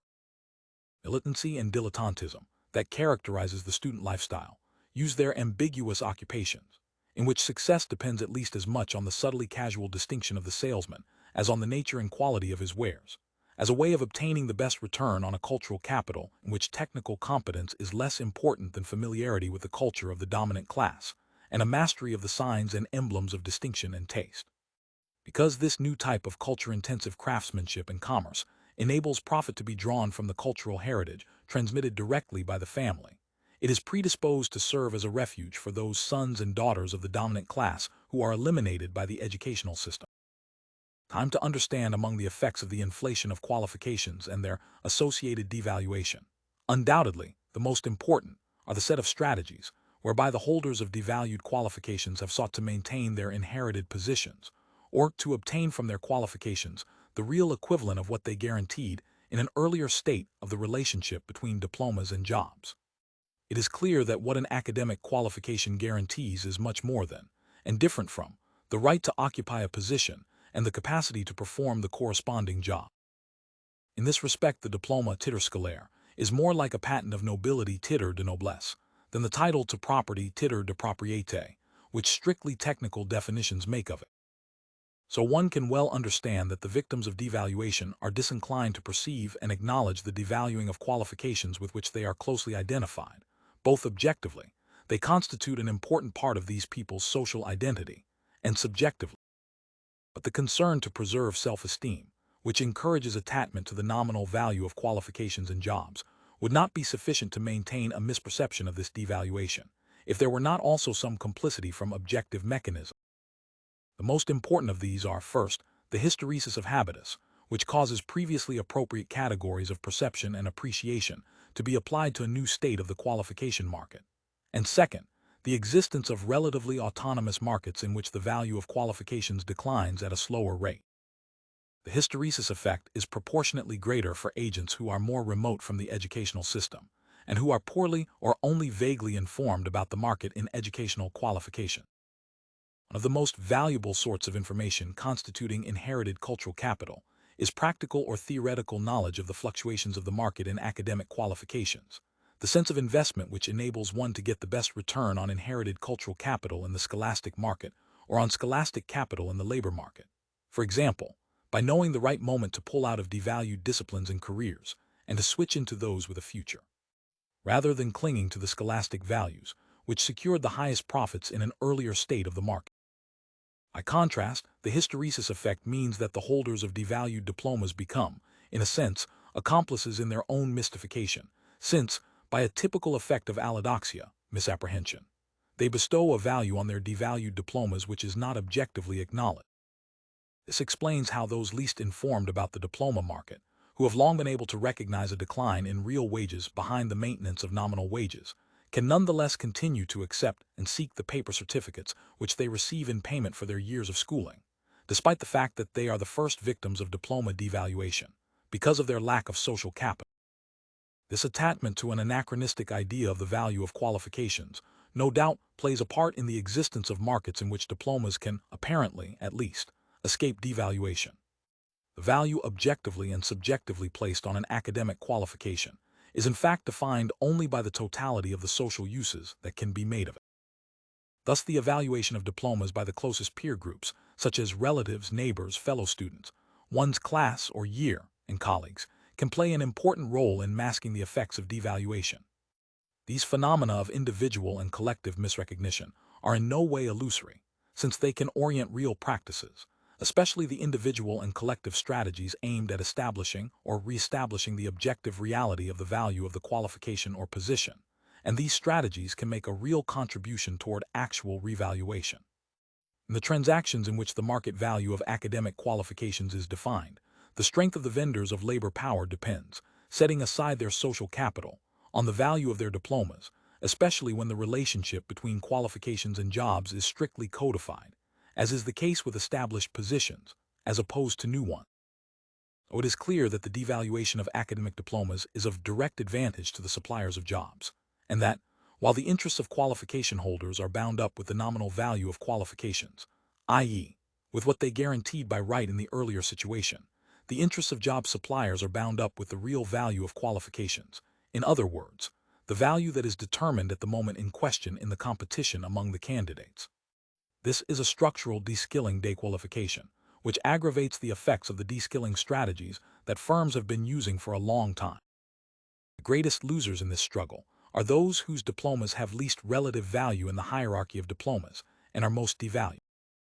In some cases, the qualification holder finds he has no other way to defend the value of his qualification than to refuse to sell his labor power at the price offered. The decision to remain unemployed is then equivalent to a one-man strike 26th the change of a generation in a period of diploma inflation. The disparity between the aspirations that the educational system produces and the opportunities it really offers is a structural reality which affects all the members of a school generation, but to varying extent depending on the rarity of their qualifications and on their social origin. Newcomers to secondary education are led, by the mere fact of having access to it, to expect it to give them what it gave others at a time when they themselves were still excluded from it. In an earlier period and for other classes, these aspirations were perfectly realistic, since they corresponded to objective probabilities, but they are often quickly deflated by the verdicts of the scholastic market or the labor market. One of the paradoxes of what is called the democratization of schooling is that only when the working classes, who had previously ignored or at best vaguely concurred in the Third Republic ideology of schooling as a liberating force, liberatrix, actually entered secondary education, did they discover conservatrix, schooling as a conservative force, by being relegated to second-class courses or eliminated. The collective disillusionment which results from the structural mismatch between aspirations and real probabilities, between the social identity the school system seems to promise, or the one it offers on a temporary basis, and the social identity that the labor market in fact offers, is the source of the disaffection towards work, that refusal of social finitude, which generates all the refusals and negations of the adolescent counterculture. This discordance, and the disenchantment it engenders, takes forms that are objectively and subjectively different in the various social classes. Thus, for working-class youngsters, the transit through secondary schooling, and through the ambiguous status of a student, temporarily freed from the demands of the world of work, produces misfirings of the dialectic of aspirations and probabilities which led their predecessors to accept their social destiny, almost always unquestioningly, and sometimes with positive eagerness, like the miners' sons who used to identify their entry into manhood with their first descent into the mine. The disenchantment with their work that is felt and expressed particularly acutely by the most obvious victims of downclassing, such as baccalaureate holders obliged to take jobs as factory workers or postmen, is, in a way, common to a whole generation. It finds expression in unusual forms of struggle, protest, and escapism that the organizations traditionally involved in industrial or political struggle find hard to understand, because something more than working conditions is at stake. These young people, whose social identity and self-image have been undermined by a social system and an educational system that have fobbed them off with worthless paper, can find no other way of restoring their personal and social integrity than by a total refusal. It is as if they felt that what is at stake is no longer just personal failure, as the educational system encourages them to believe, but rather the whole logic of the academic institution. The structural de-skilling of a whole generation, who are bound to get less out of their qualifications than the previous generation would have obtained, engenders a sort of collective disillusionment. A whole generation, finding it has been taken for a ride, is inclined to extend to all institutions the mixture of revolt and resentment it feels towards the educational system. This anti-institutional cast of mind, which draws strength from ideological and scientific critiques, points towards a denunciation of the tacit assumptions of the social order, a practical suspension of doxic adherence to the prizes it offers and the values it professes, and a withholding of the investments which are a necessary condition of its functioning. It is understandable that, not only within families but also in educational institutions and political or union organizations, and above all in the work situation, whenever old-style autodidacts, who started out 30 years earlier with a certificate d'études (CEP), or a BEPC and boundless respect for culture, come into contact with young bacheliers or new-style autodidacts, who bring their anti-institutional stance with them into the institution. The clash of generations often takes the form of a showdown over the very foundations of the social order.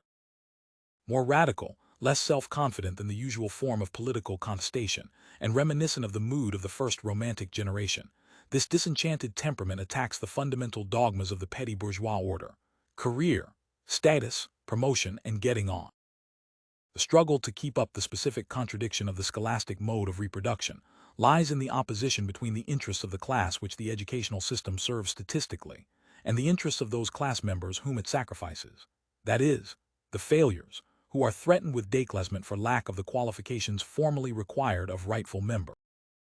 Nor should one forget those holders of qualifications which normally, i.e., in an earlier state of the relationship between diplomas and jobs, gave access to a bourgeois occupation, who, because they do not originate from that class, lack the social capital to extract the full yield from their academic qualification. The overproduction of qualifications and the consequent devaluation tend to become a structural constant when theoretically equal chances of obtaining qualifications are offered to all the offspring of the bourgeoisie, regardless of birth rank or sex, while the access of other classes to these qualifications also increases in absolute terms. The strategies which one group may employ to try to escape downclassing and to return to their class trajectory, and those which another group employs to rebuild the interrupted path of a hoped-for trajectory, are now one of the most important factors in the transformation of social structure. The individual substitution strategies which enable the holders of a social capital of inherited connections to make up for their lack of formal qualifications, or to get the maximum return from those they have, by moving into relatively unbureaucratized areas of social space, where social dispositions count for more than academically guaranteed competences, are combined with collective strategies aimed at asserting the value of formal qualifications and obtaining the rewards they secured in an earlier state of the market.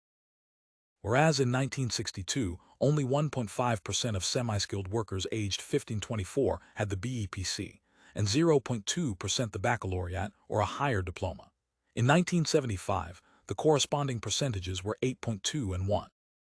Among white-collar workers, where by 1962, even in the oldest age group, there was a relatively high percentage of diploma holders, the proportion of the very highly qualified rose faster among the young, so that by 1975, a larger proportion of them had higher qualifications than did the older workers. In 1962, 25% of office workers aged 15-24 had the BEPC, 2% the baccalaureate, and 0.2% a higher education degree, compared with 38%, 8%, and 1% in 1975. The corresponding figures in 1975 for older staff members were 16.1%, 3.3%, and 1.4%. In addition to all the changes in the relations between colleagues of different generations that are implied in these statistics, one has to bear in mind the changed relation to work which results from putting agents with higher qualifications into jobs that are often de-skilled by automation, and all the forms of job mechanization which have turned white-collar staff into the production line workers of the great bureaucracy.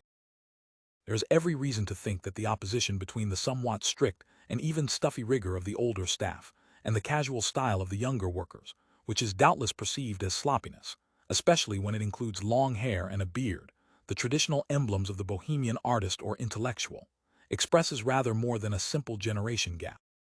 The combined effect is to encourage the creation of a large number of semi-bourgeois positions, produced by redefining old positions or inventing new ones, and designed to save unqualified inheritors from downclassing and to provide parvenus with an approximate payoff for their devalued qualification. The strategies agents use to avoid the devaluation of their diplomas are grounded in the discrepancy between opportunities objectively available at any given moment and aspirations, based on an earlier structure of objective opportunity.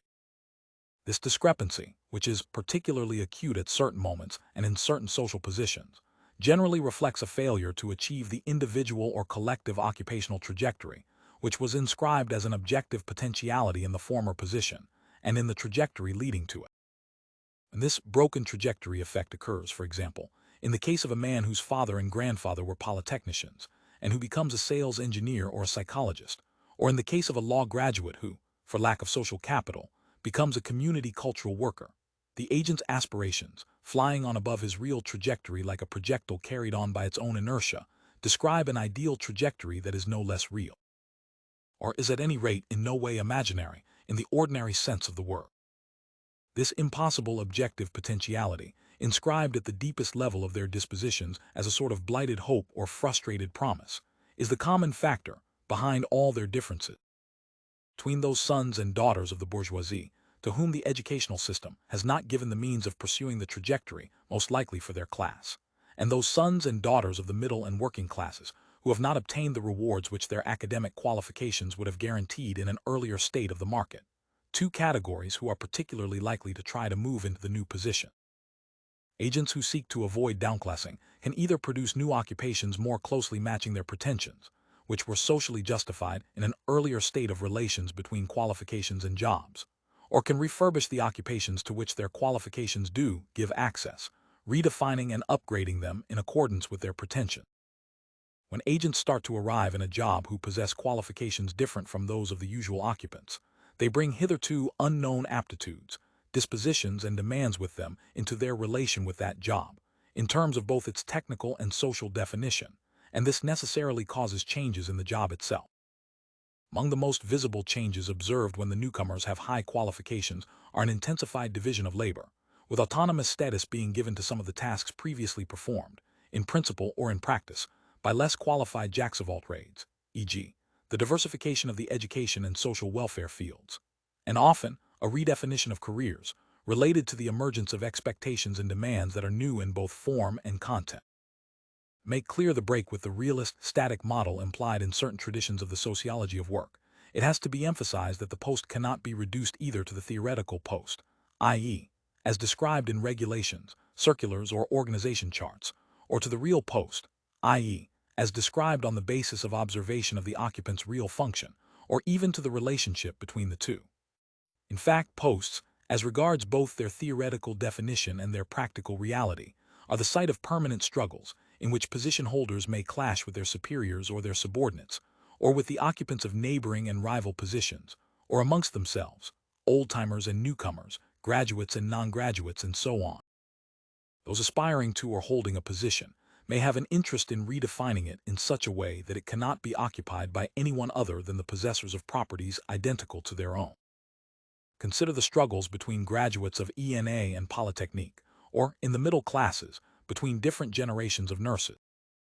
There is every reason to suppose that the job redefinition resulting from a change in the scholastic properties of the occupants, and all their associated properties, is likely to be more or less extensive depending on the elasticity of the technical and social definition of the position, which is probably greater at higher levels in the hierarchy of positions, and on the social origin of the new occupants, since the higher their origin,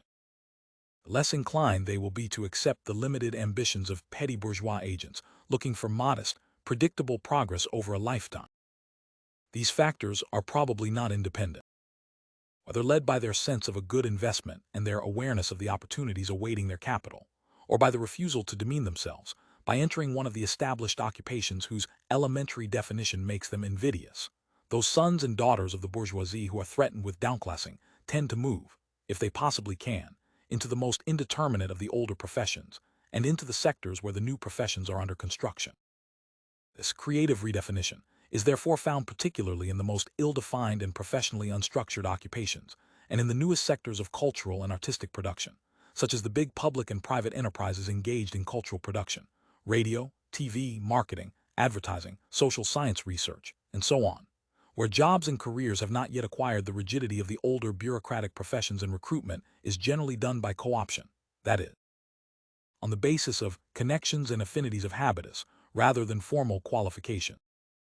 This means that the sons and daughters of the Paris bourgeoisie, rather than directly entering a well-defined and lifelong profession, e.g. teaching, are more likely to enter and to succeed in positions, halfway between studenthood and a profession, that are offered by the big cultural bureaucracies, occupations for which the specific qualifications, e.g., a diploma in photography or filmmaking, or sociology or psychology degree, are genuine ticket of entry only for those who are able to supplement the official qualifications with the real, social, qualifications. 27. The relative weight of the different categories involved in the cultural production system has radically changed in the last 2 decades.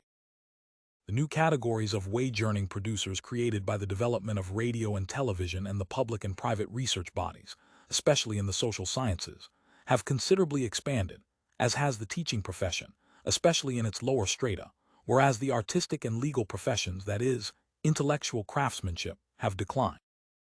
These changes, together with new ways of organizing intellectual life, research committees, brain trusts, think tanks, etc., new institutionalized modes of communication, conferences, debates, etc., tend to encourage the emergence of intellectual producers more directly subordinated to economic and political demands, bringing new modes of thought and expression, new themes and new ways of conceiving intellectual work and the role of the intellectual. The main effect of these developments, together with the considerable growth in the student population, placed in the position of apprentice intellectuals, and the emergence of a whole set of semi-intellectual occupations, may well be to have provided intellectual production with something once reserved for bourgeois art, namely, an audience sufficiently large to justify the existence of specific agencies for production and distribution, and the appearance, on the edges of the university field and intellectual field, of a sort of superior popularization, of which the nouveau philosophes are in extreme case 28, but the site par excellence of this type of transformation is to be found in the group of occupations whose common factor is that they ensure a maximum return on the cultural capital most directly transmitted by the family, good manners, good taste, or physical charm. This group includes the aesthetic and semi-aesthetic, intellectual and semi-intellectual occupations, the various consultancy services, psychology, vocational guidance, speech therapy, beauty advice, marriage counseling, diet advice, and so on, the educational and paraeducational occupations, youth leaders, runners of daycare centers, cultural program organizers, and jobs involving presentation and representation, tour organizers, hostesses, ciceroni, couriers, radio and TV announcers, news anchormen and quiz show hosts, press attaches, public relations people, and so on. Public and especially private bureaucracies are now obliged to perform representational and hosting functions, which are very different in both scale and style from those traditionally entrusted to men, diplomats, ministerial attaches, and so on, often drawn from those fractions of the dominant class, the aristocracy and the old bourgeoisie, who were richest in social capital, and in the socializing techniques essential to the maintenance of that capital. The new requirements have led to the emergence of a whole set of female occupations, and to the establishment of a legitimate market in physical property. The fact that certain women derive occupational profit from their charm, and that beauty thus acquires a value on the labor market, has doubtless helped to produce not only a number of changes in the norms of clothing and cosmetics, but also a whole set of changes in ethics and a redefinition of the legitimate image of femininity. Women's magazines and all the acknowledged authorities on the body and the legitimate ways to use it transmit the image of womanhood incarnated by those professional manipulators of bureaucratic charm, who are rationally selected and trained, in accordance with a strictly programmed career structure, with specialized schools, beauty contests, and so on, to fulfill the most traditional feminine functions in conformity with bureaucratic norms. The most indeterminate sectors of the social structure offer the most favorable ground for the operations which, by transforming old positions or creating new ones ex nihilo, aim to produce areas of specialist expertise, particularly in the field of consultancy, the performance of which requires no more than a rationalized form of competence in a class culture. The constitution of a socially recognized corps of experts specializing in advice on sexuality, which is now coming about through the gradual professionalization of voluntary, philanthropic, or political associations, is the paradigmatic form of the process whereby agents tend, with that deep conviction of disinterestedness which is the basis of all missionary zeal, satisfy their group interests by deploying the legitimate culture with which they have been endowed by the education system, to win the acquiescence of the classes excluded from legitimate culture, in producing the need for and the rarity of their class culture. From marriage counselors to the vendors of slimming aids, all those who now make a profession of supplying the means of bridging the gap between is and ought, in the realm of the body and its uses, would be nothing without the unconscious collusion of all those who contribute to producing an inexhaustible market for the products they offer, who by imposing new uses of the body and a new bodily hexis, the hexis which the new bourgeoisie of the sauna bath, the gymnasium and the ski slope has discovered for itself,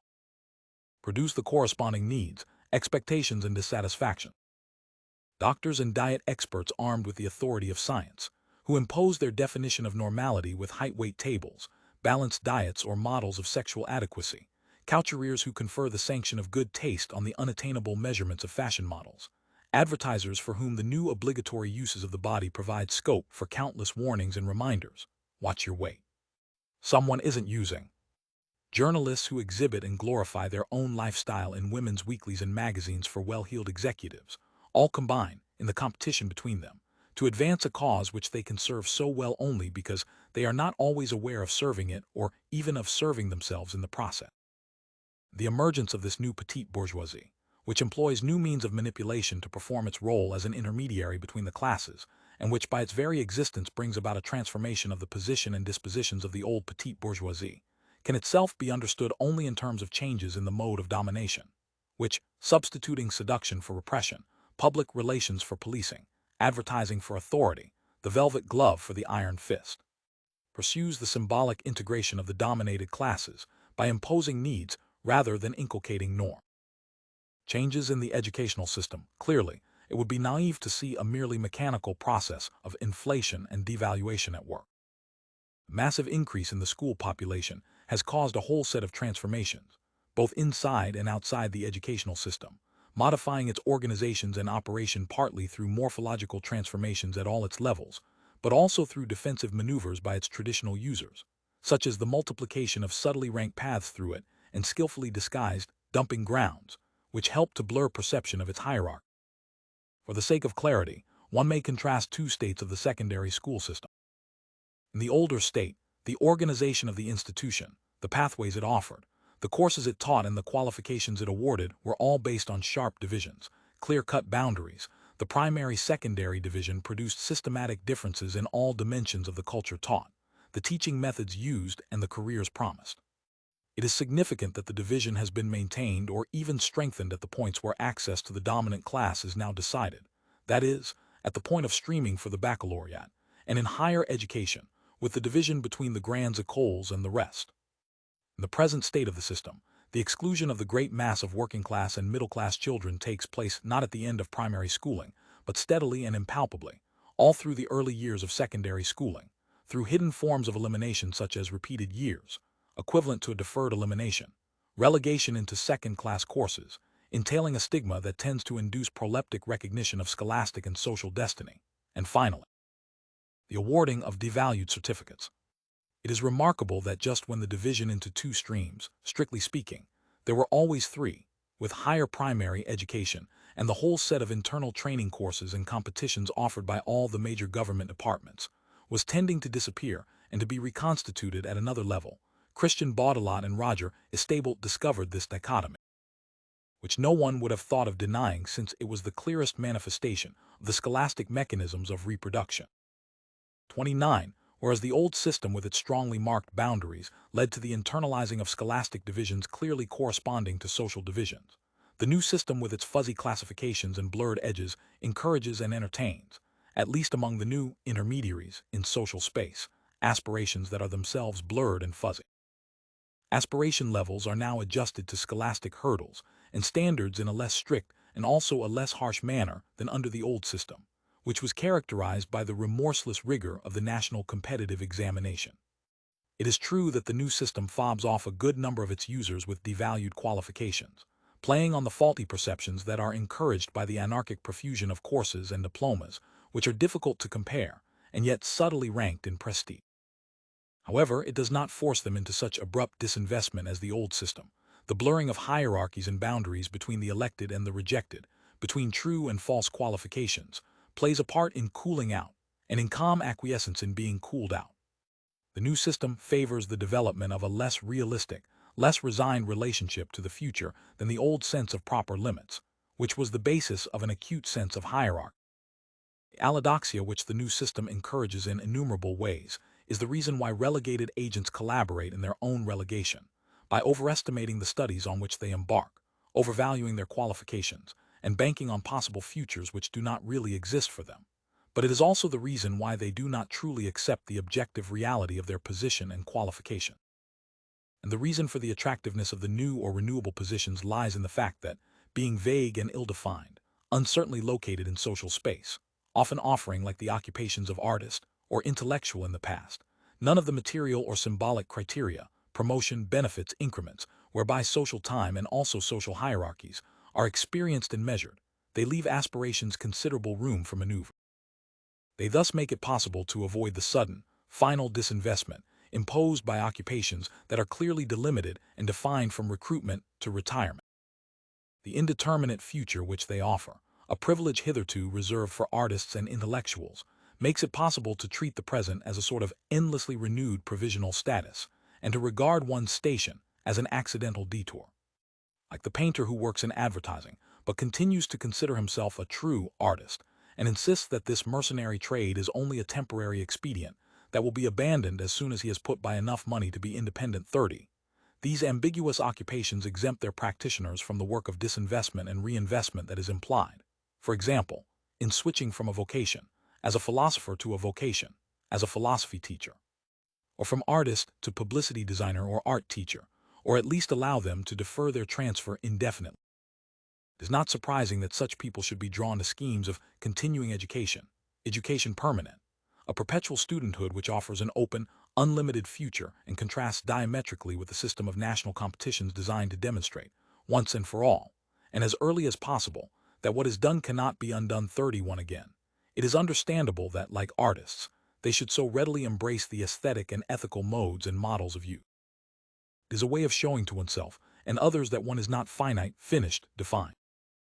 In place of abrupt, all-or-nothing breaks between study and work, between work and retirement, there is an impalpable, infinitesimal slippage. Consider all the temporary or semi-permanent occupations, often taken by students approaching the end of their course, which cluster around the established positions in scientific research or higher education, or, at another level, consider the phased retirement now offered by the most advanced firm. Everything takes place as if the new logic of the educational system and economic system encouraged people to defer for as long as possible the moment of ultimate crystallization toward which all the infinitesimal changes point. In other words, the final balance sheet which sometimes takes the form of a personal crisis. It goes without saying that the adjustment between objective chances and subjective aspirations that is thereby established is both more subtle and more subtly extorted, but also more risky and unstable. Maintaining vagueness in the images of the present and future of one's position is a way of accepting limits, but it is also a way to avoid acknowledging them, or to put it another way, a way of refusing them. But it is a refusal in bad faith, the product of an ambiguous cult of revolution, which springs from resentment at the disappointment of unrealistic expectation. Whereas the old system tended to produce clearly demarcated social identities, which left little room for social fantasy, but were comfortable and reassuring even in the unconditional renunciation which they demanded. The new system of structural instability in the representation of social identity and its legitimate aspirations tends to shift agents from the terrain of social crisis and critique to the terrain of personal critique and crisis. Competitive struggles and displacement of the structure, it can be seen how naive it is to claim to settle the question of social change by locating newness or innovation in a particular site in social space. For some, this site is at the top, for others at the bottom, and it is always elsewhere in all the new, marginal, excluded or dropped-out groups, for all those sociologists whose chief concern is to bring newness into the discussion at all costs. To characterize a class as conservative or innovating, without even specifying in what respect it is so, by tacit recourse to an ethical standard which is necessarily situated socially, produces a discourse which states little more than the site it comes from, because it sweeps aside what is essential, namely, the field of struggles, the system of objective relations within which positions and postures are defined relationally, and which governs even those struggles aimed at transforming. Only by reference to the space in the game which defines them and which they seek to maintain or redefine, can one understand the strategies, individual or collective, spontaneous or organized, which are aimed at conserving, transforming or transforming so as to conserve. Reconversion strategies are nothing other than an aspect of the permanent actions and reactions, whereby each group strives to maintain or change its position in the social structure, or, more precisely, at a stage in the evolution of class societies in which one can conserve only by changing, to change so as to conserve.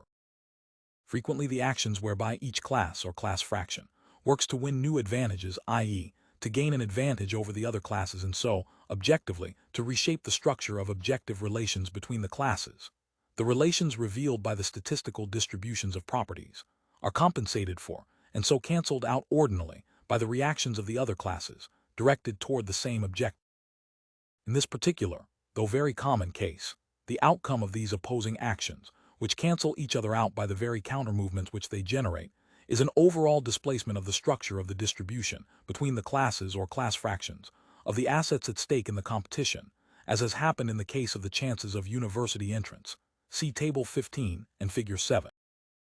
The schooling rates shown in the graph are probably overestimates, since the statistics only take account of young people living at home, more especially, no doubt, at lower levels of the social hierarchy. The slight narrowing of the range, which is apparent in the most recent period, is due partly to a saturation effect in the highest categories, and partly to the fact that the statistics ignore the distribution of adolescents from different classes between academic courses that are themselves strongly ranked.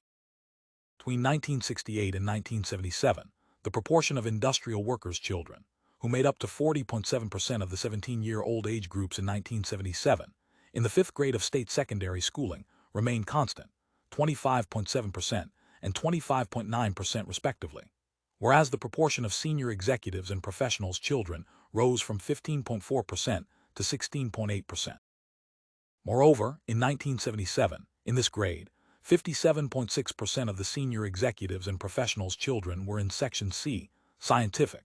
compared to 20.6% of the farm workers' children and 23.5% of the industrial workers' children. Conversely, only 9.8% of the senior executives and professionals' children were in a technical section, as against 24.6% of the farm workers' children and 28.7% of the industrial workers' children. Similar tendencies are found in higher education, where students of working-class origin are increasingly relegated to the arts and science faculties or to short technical courses, whereas the upper-class students tend to be in the grandes écoles, the medical faculties, or, if academically less successful, in the minor business school. In the case of the social sciences, scientific discourse cannot ignore the conditions of its own reception. This depends at all times on the state of the prevailing social problematic, which is itself at least partly defined by the reactions to an earlier form of that discourse. Those who oversimplify the arguments of my earlier works, the inheritors and reproduction, which subsequent research has shown to err on the side of simplification, share with those who criticize them without understanding them a taste for simple truths and an inability to think relationally. Ideological stubbornness is not a sufficient explanation for naiveties such as that of referring to a rise in middle-class recruitment to universities between 1950 and 1960, and concluding that the bourgeois university had been transformed into one, dominated by the middle classes 30-1, only has to look at the position of the faculties, especially those of arts and science. The hierarchy of higher education institutions, by social origin of their students, to know what to think of such a statistical analysis, highly praised by Alain Parafit, who regrets that it has not had the success it deserves, thereby giving further proof of his great knowledge of university matters. 33 These faculties, which are situated at the lowest point of a field naturally dominated by the grandes écoles, and now even lower, to judge from the economic and social value of their diploma. And the least prestigious and most recent of the business schools that have proliferated in recent years have all the characteristics of dumping grounds, not least their level of democratization and feminization. It is as if the democratization of secondary education were to be measured in a technical high school in an industrial suburb. Nor could anyone speak of a middle-class dominated university unless he had, consciously or unconsciously, confused the level of representation of the middle classes in the faculty student population with the chances of faculty entrance for the middle classes. In other words, confused change in the social composition of the faculties with change in the structure of probabilities of schooling, a structure which has been shifted upwards without real transformation.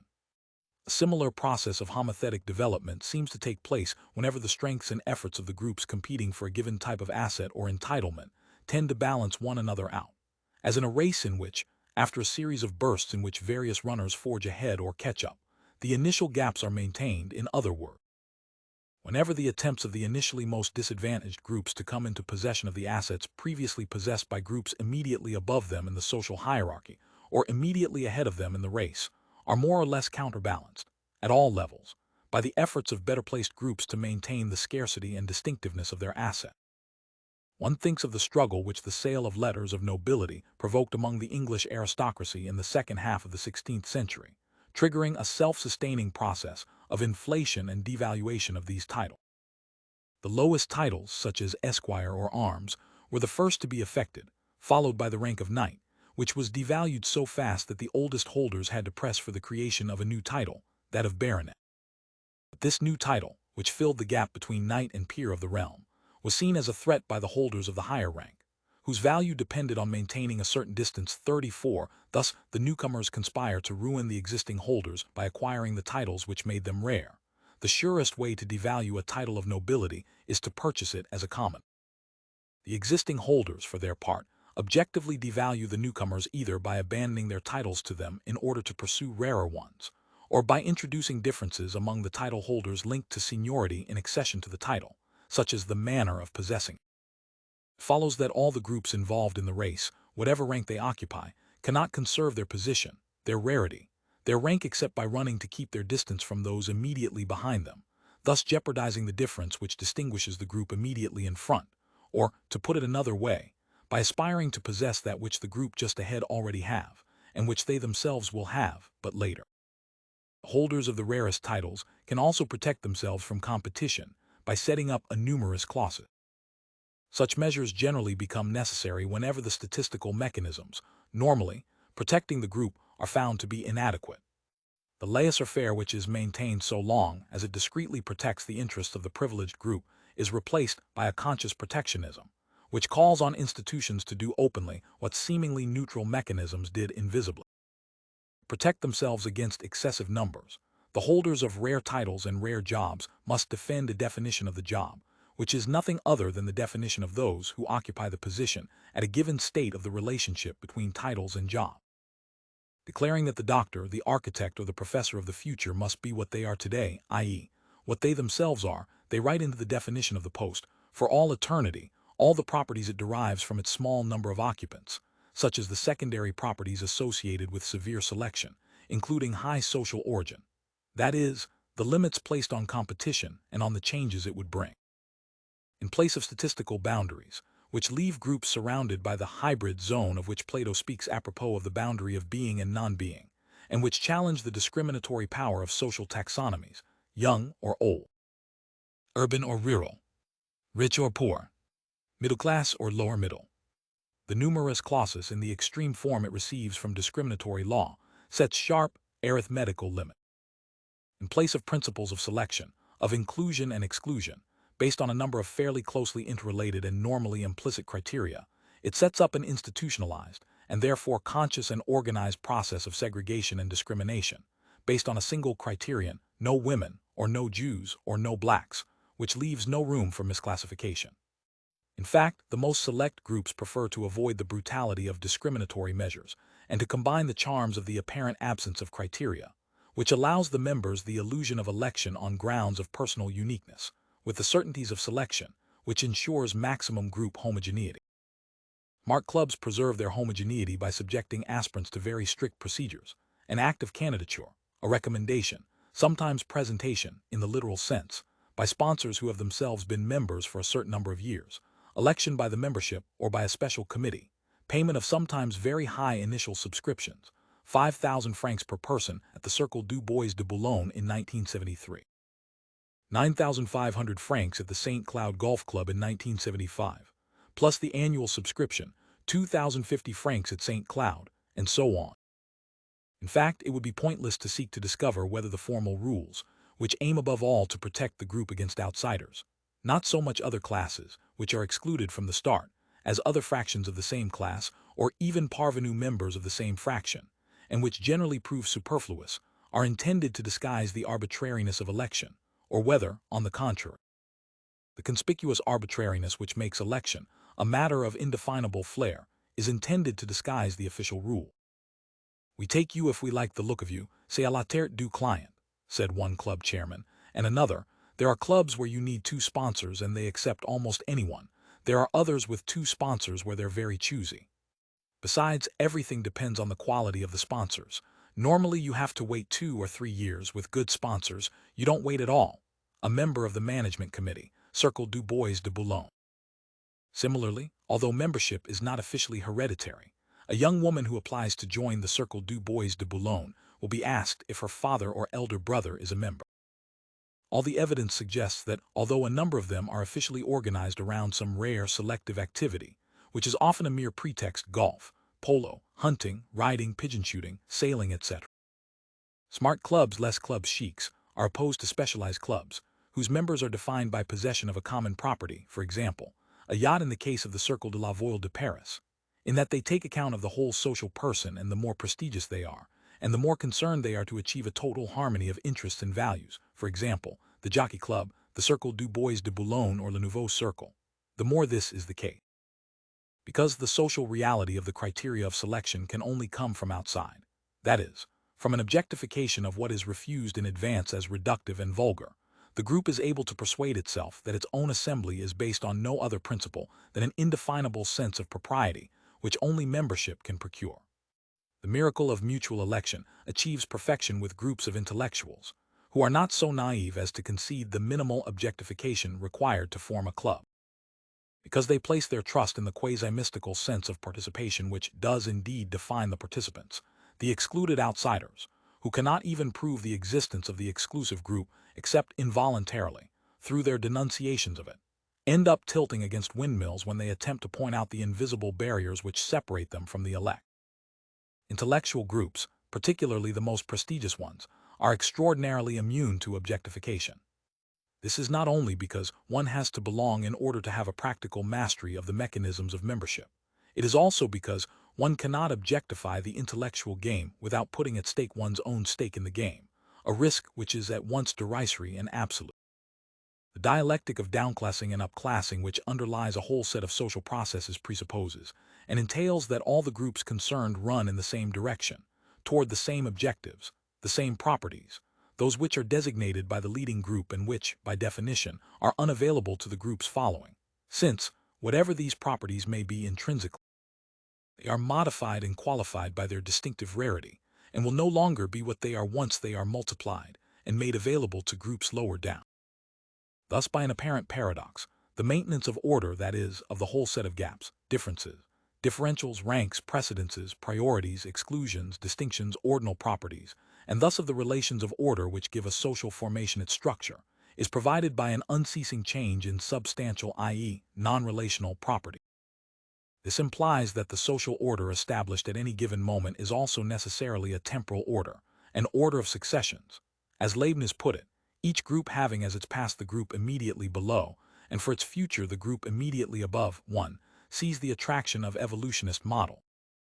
The competing groups are separated by differences which are essentially located in the order of time.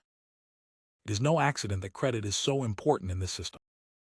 The imposition of legitimacy which occurs through the competitive struggle and is enhanced by the gentle violence of cultural missionary work tends to produce pretension, in the sense of a need which pre-exists the means of adequately satisfying.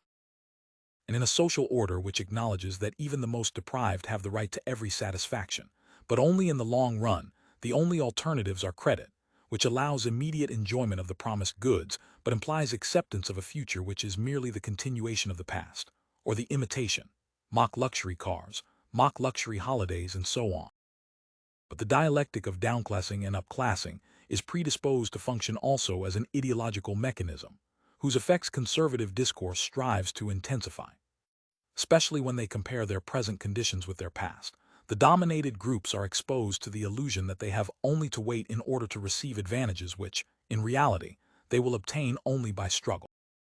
By situating the difference between the classes in the order of successions, the competitive struggle establishes a difference which, like that which separates predecessor from successor in a social order governed by well-defined rules of succession, is not only the most absolute and unbridgeable, since there is nothing to do but wait, sometimes a whole lifetime, like the petty bourgeois who acquire their own houses at the moment of retirement, sometimes several generations.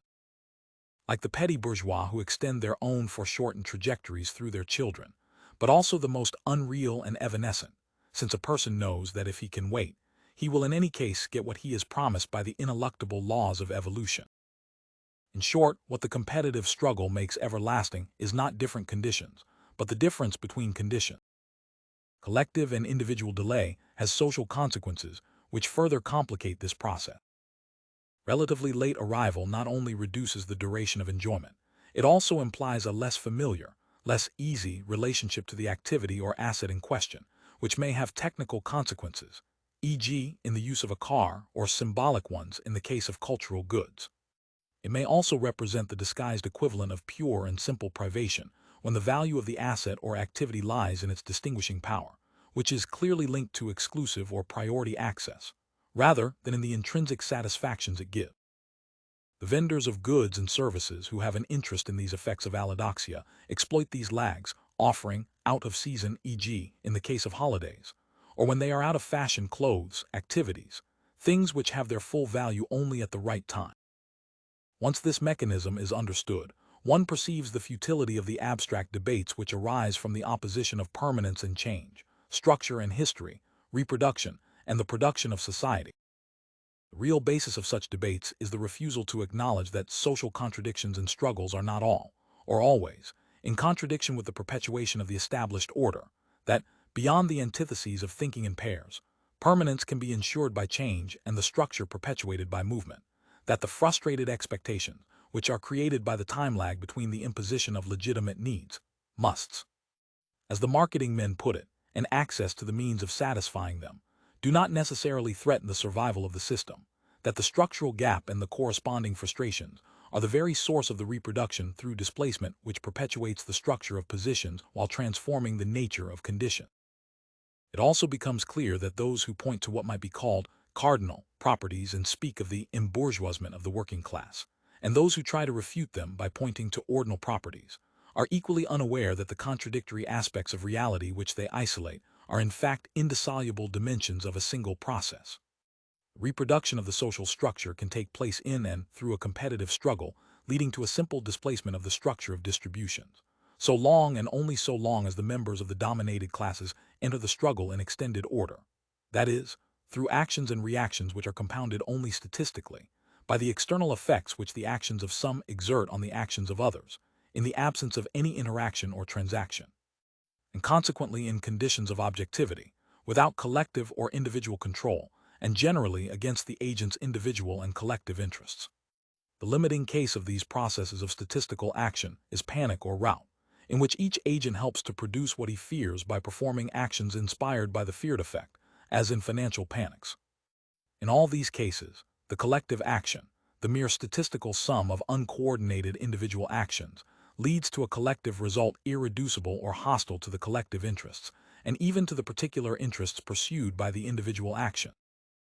This is seen clearly when the demoralization produced by a pessimistic picture of the future of a class contributes to the decline of that class. In a number of ways, the members of a declining class contribute to the collective decline, like the craftsmen who push their children through school while complaining that the educational system discourages young people from entering the trade. Competitive struggle is the form of class struggle which the dominated classes allow to be imposed on them when they accept the stakes offered by the dominant classes. It is an integrative struggle, and by virtue of the initial handicaps, a reproductive struggle, since those who enter this chase, in which they are beaten before they start, as the constancy of the gaps testifies, implicitly recognize the legitimacy of the goals pursued by those whom they pursue, by the mere fact of taking part. Having established the logic of the processes of competition, or rout, which condemn each agent to react in isolation to the effect of the countless reactions of other agents, or, more precisely, to the result of the statistical aggregation of their isolated actions, and which reduce the class to the state of a mass dominated by its own number, one can pose the question, much debated at present among historians, 35 of the conditions, economic crisis. Economic crisis following a period of expansion, and so on, in which the dialectic of mutually self-reproducing objective chances and subjective aspirations may break down. Everything suggests that an abrupt slump in objective chances relative to subjective aspirations is likely to produce a break in the tacit acceptance which the dominated classes, now abruptly excluded from the race, objectively and subjectively, previously granted to the dominant goals, and so to make possible a genuine inversion of the table of value.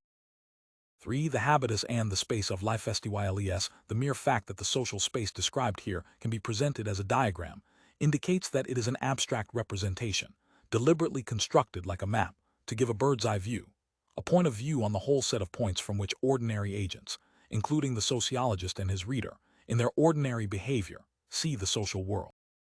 Bringing together in simultaneity in the scope of a single glance, this is its heuristic value, positions which the agents can never apprehend in their totality, and in their multiple relationships. Social space is to the practical space of everyday life, with its distances which are kept or signaled, and neighbors who may be more remote than strangers, what geometrical space is to the traveling space, a space hadologique of ordinary experience, with its gaps and discontinuity.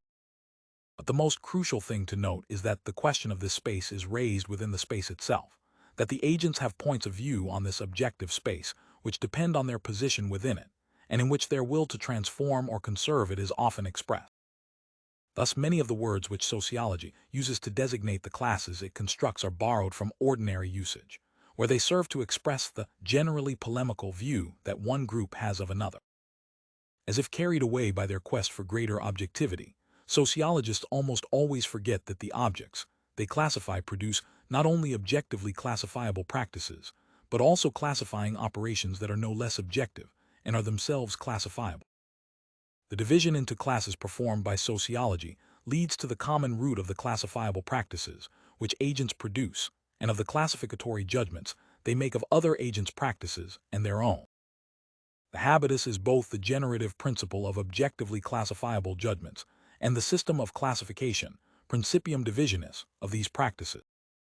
It is in the relationship between the two capacities which define the habitus, the capacity to produce classifiable practices and works, and the capacity to differentiate and appreciate these practices and products, taste, that the represented social world, i.e., the space of lifestyles, is constituted.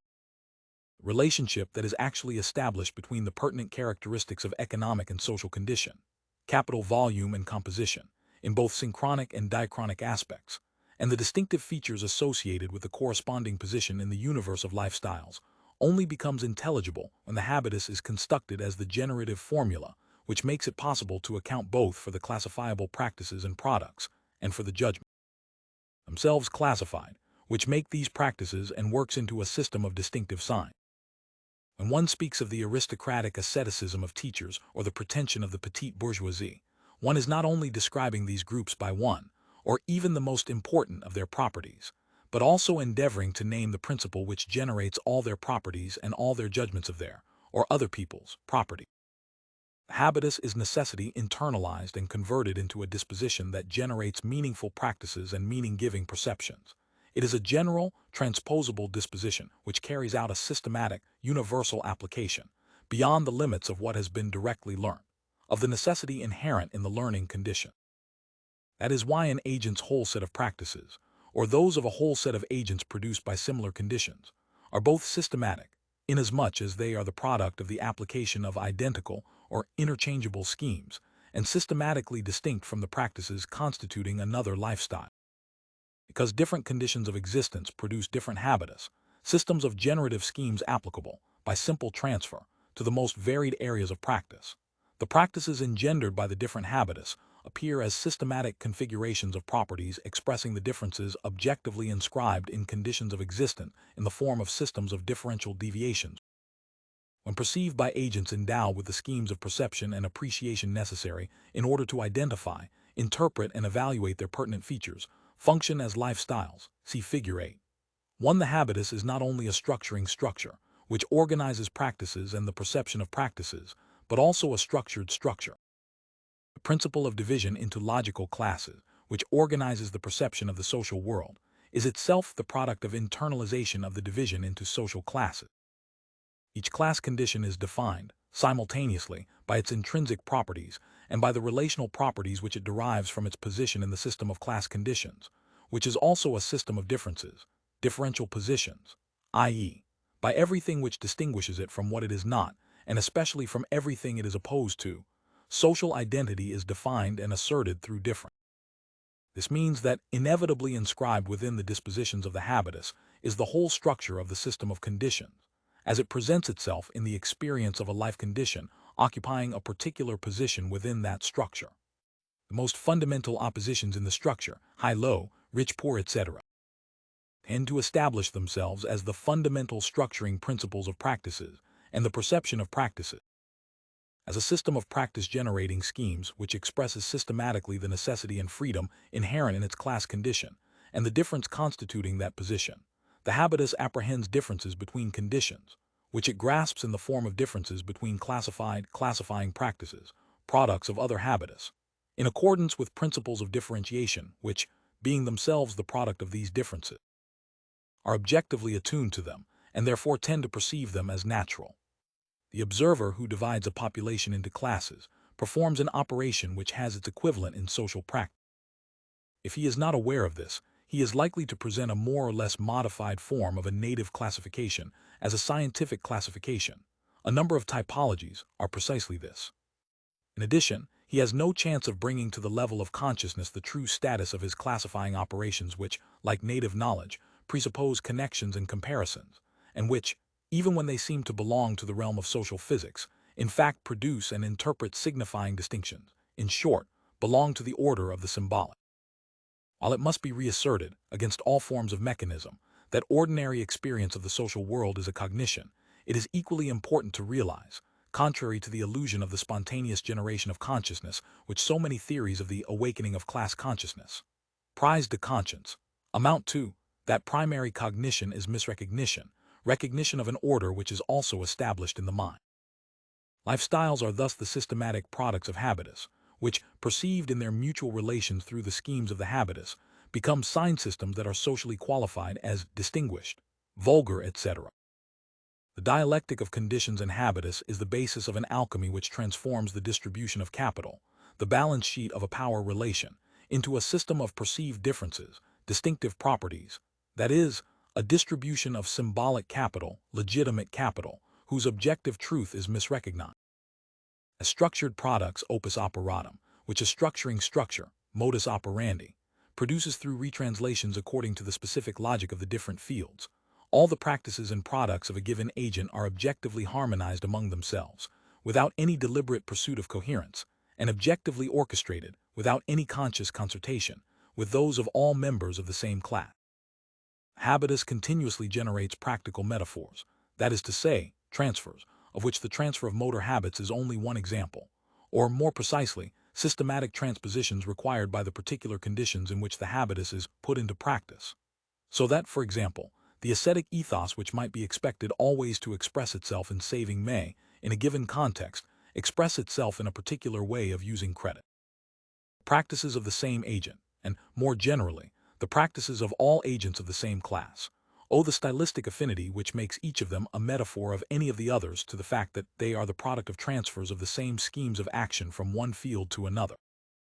An obvious paradigm would be the disposition called handwriting, a singular way of tracing letters which always produces the same writing, i.e., graphic forms which, in spite of all the differences of size, material or color due to the surface paper or blackboard, or the instrument pen or chalk, in spite therefore of the different use of muscles, present an immediately perceptible family resemblance. Like all the features of style or manner, whereby a painter or writer can be recognized as infallibly as a man by his walk. True pastiche, as Proust does it for example, reproduces not the most striking features of a style like parody or caricature, but the habitus, which Jacques Rivière calls the hearth of mental activity, in which the original discourse is generated. We are amused to see each writer resurrected with his whole personality, and faced with an event he has never experienced, react just as he did to those which life brought him. The hearth of his mental activity is rekindled, the lamp relit in his brain. Systematicity is found in the opus operatum because it is in the modus operandi. 3. It is found in all the properties, and property, with which individuals and groups surround themselves, houses, furniture, paintings, books, cars, spirits, cigarettes, perfume, clothes, and in the practices in which they manifest their distinction, sports, games, entertainments, only because it is in the synthetic unity of the habitus, the unifying generative principle of all practices. Taste, the propensity and capacity to appropriate materially or symbolically a given class of classifying objects or practices, is the generative formula of lifestyle, a unitary set of distinctive preferences which express the same expressive intention in the specific logic of each of the symbolic subspaces, furniture, clothing, language, or body hexes. Each dimension of lifestyle symbolizes with the others, in Leibniz's phrase, and symbolizes them. An old cabinet maker's worldview, the way he manages his budget, his time or his body, his use of language and choice of clothing are fully present in his ethic of scrupulous, impeccable craftsmanship, and in the aesthetic of work for work's sake, which leads him to measure the beauty of his products by the care and patience that have gone into them. The system of matching properties, which includes people, one speaks of a well-matched couple, and friends like to say they have the same tastes, is organized by taste, a system of classificatory schemes which may only very partially become conscious although, as one rises in the social hierarchy, lifestyle is increasingly a matter of what Weber calls the stylization of life. Taste is the basis of the mutual adjustment of all the features associated with a person, which the old aesthetic recommended for the sake of the mutual reinforcement they give one another. The countless pieces of information a person consciously or unconsciously imparts endlessly underline and confirm one another, offering the alert observer the same pleasure an art lover derives from the symmetries and correspondences produced by a harmonious distribution of redundancy. The overdetermination that results from these redundancies is felt the more strongly because the different features which have to be isolated for observation or measurement strongly interpenetrate in ordinary perception. Each item of information imparted in practice, e.g., a judgment of a painting, is contaminated, and if it deviates from the probable feature, corrected by the effect of the whole set of features previously or simultaneously perceived. That is why a survey which tends to isolate features, for example, by dissociating the things said from the way they are said, and detach them from the system of correlative features, tends to minimize the deviation on each point between the classes, especially that between the petty bourgeois and the bourgeois.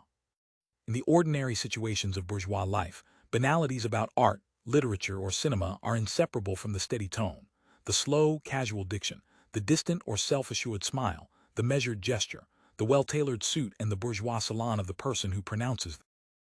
Thus, lacunae can turn into disdainful refusal and confusion into absent-mindedness. Bourgeois respondents particularly distinguish themselves by their ability to control the survey situation, and any analysis of survey data should take this into account. Control over the social situation in which culture operates is given to them by the very unequally distributed capacity to adopt the relation to language which is called for in all situations of polite conversation, e.g., chatter about cinema or travel, and which presupposes an art of skimming, sliding and masking, making abundant use of all the hinges, fillers and qualifiers identified by linguists as characteristic of bourgeois language. Taste is the practical operator of the transmutation of things into distinct and distinctive signs, of continuous distributions into discontinuous oppositions. It raises the differences inscribed in the physical order of bodies to the symbolic order of significant distinction. It transforms objectively classified practices, in which a class condition signifies itself through taste, into classifying practices, that is, into a symbolic expression of class position, by perceiving them in their mutual relations and in terms of social classificatory scheme.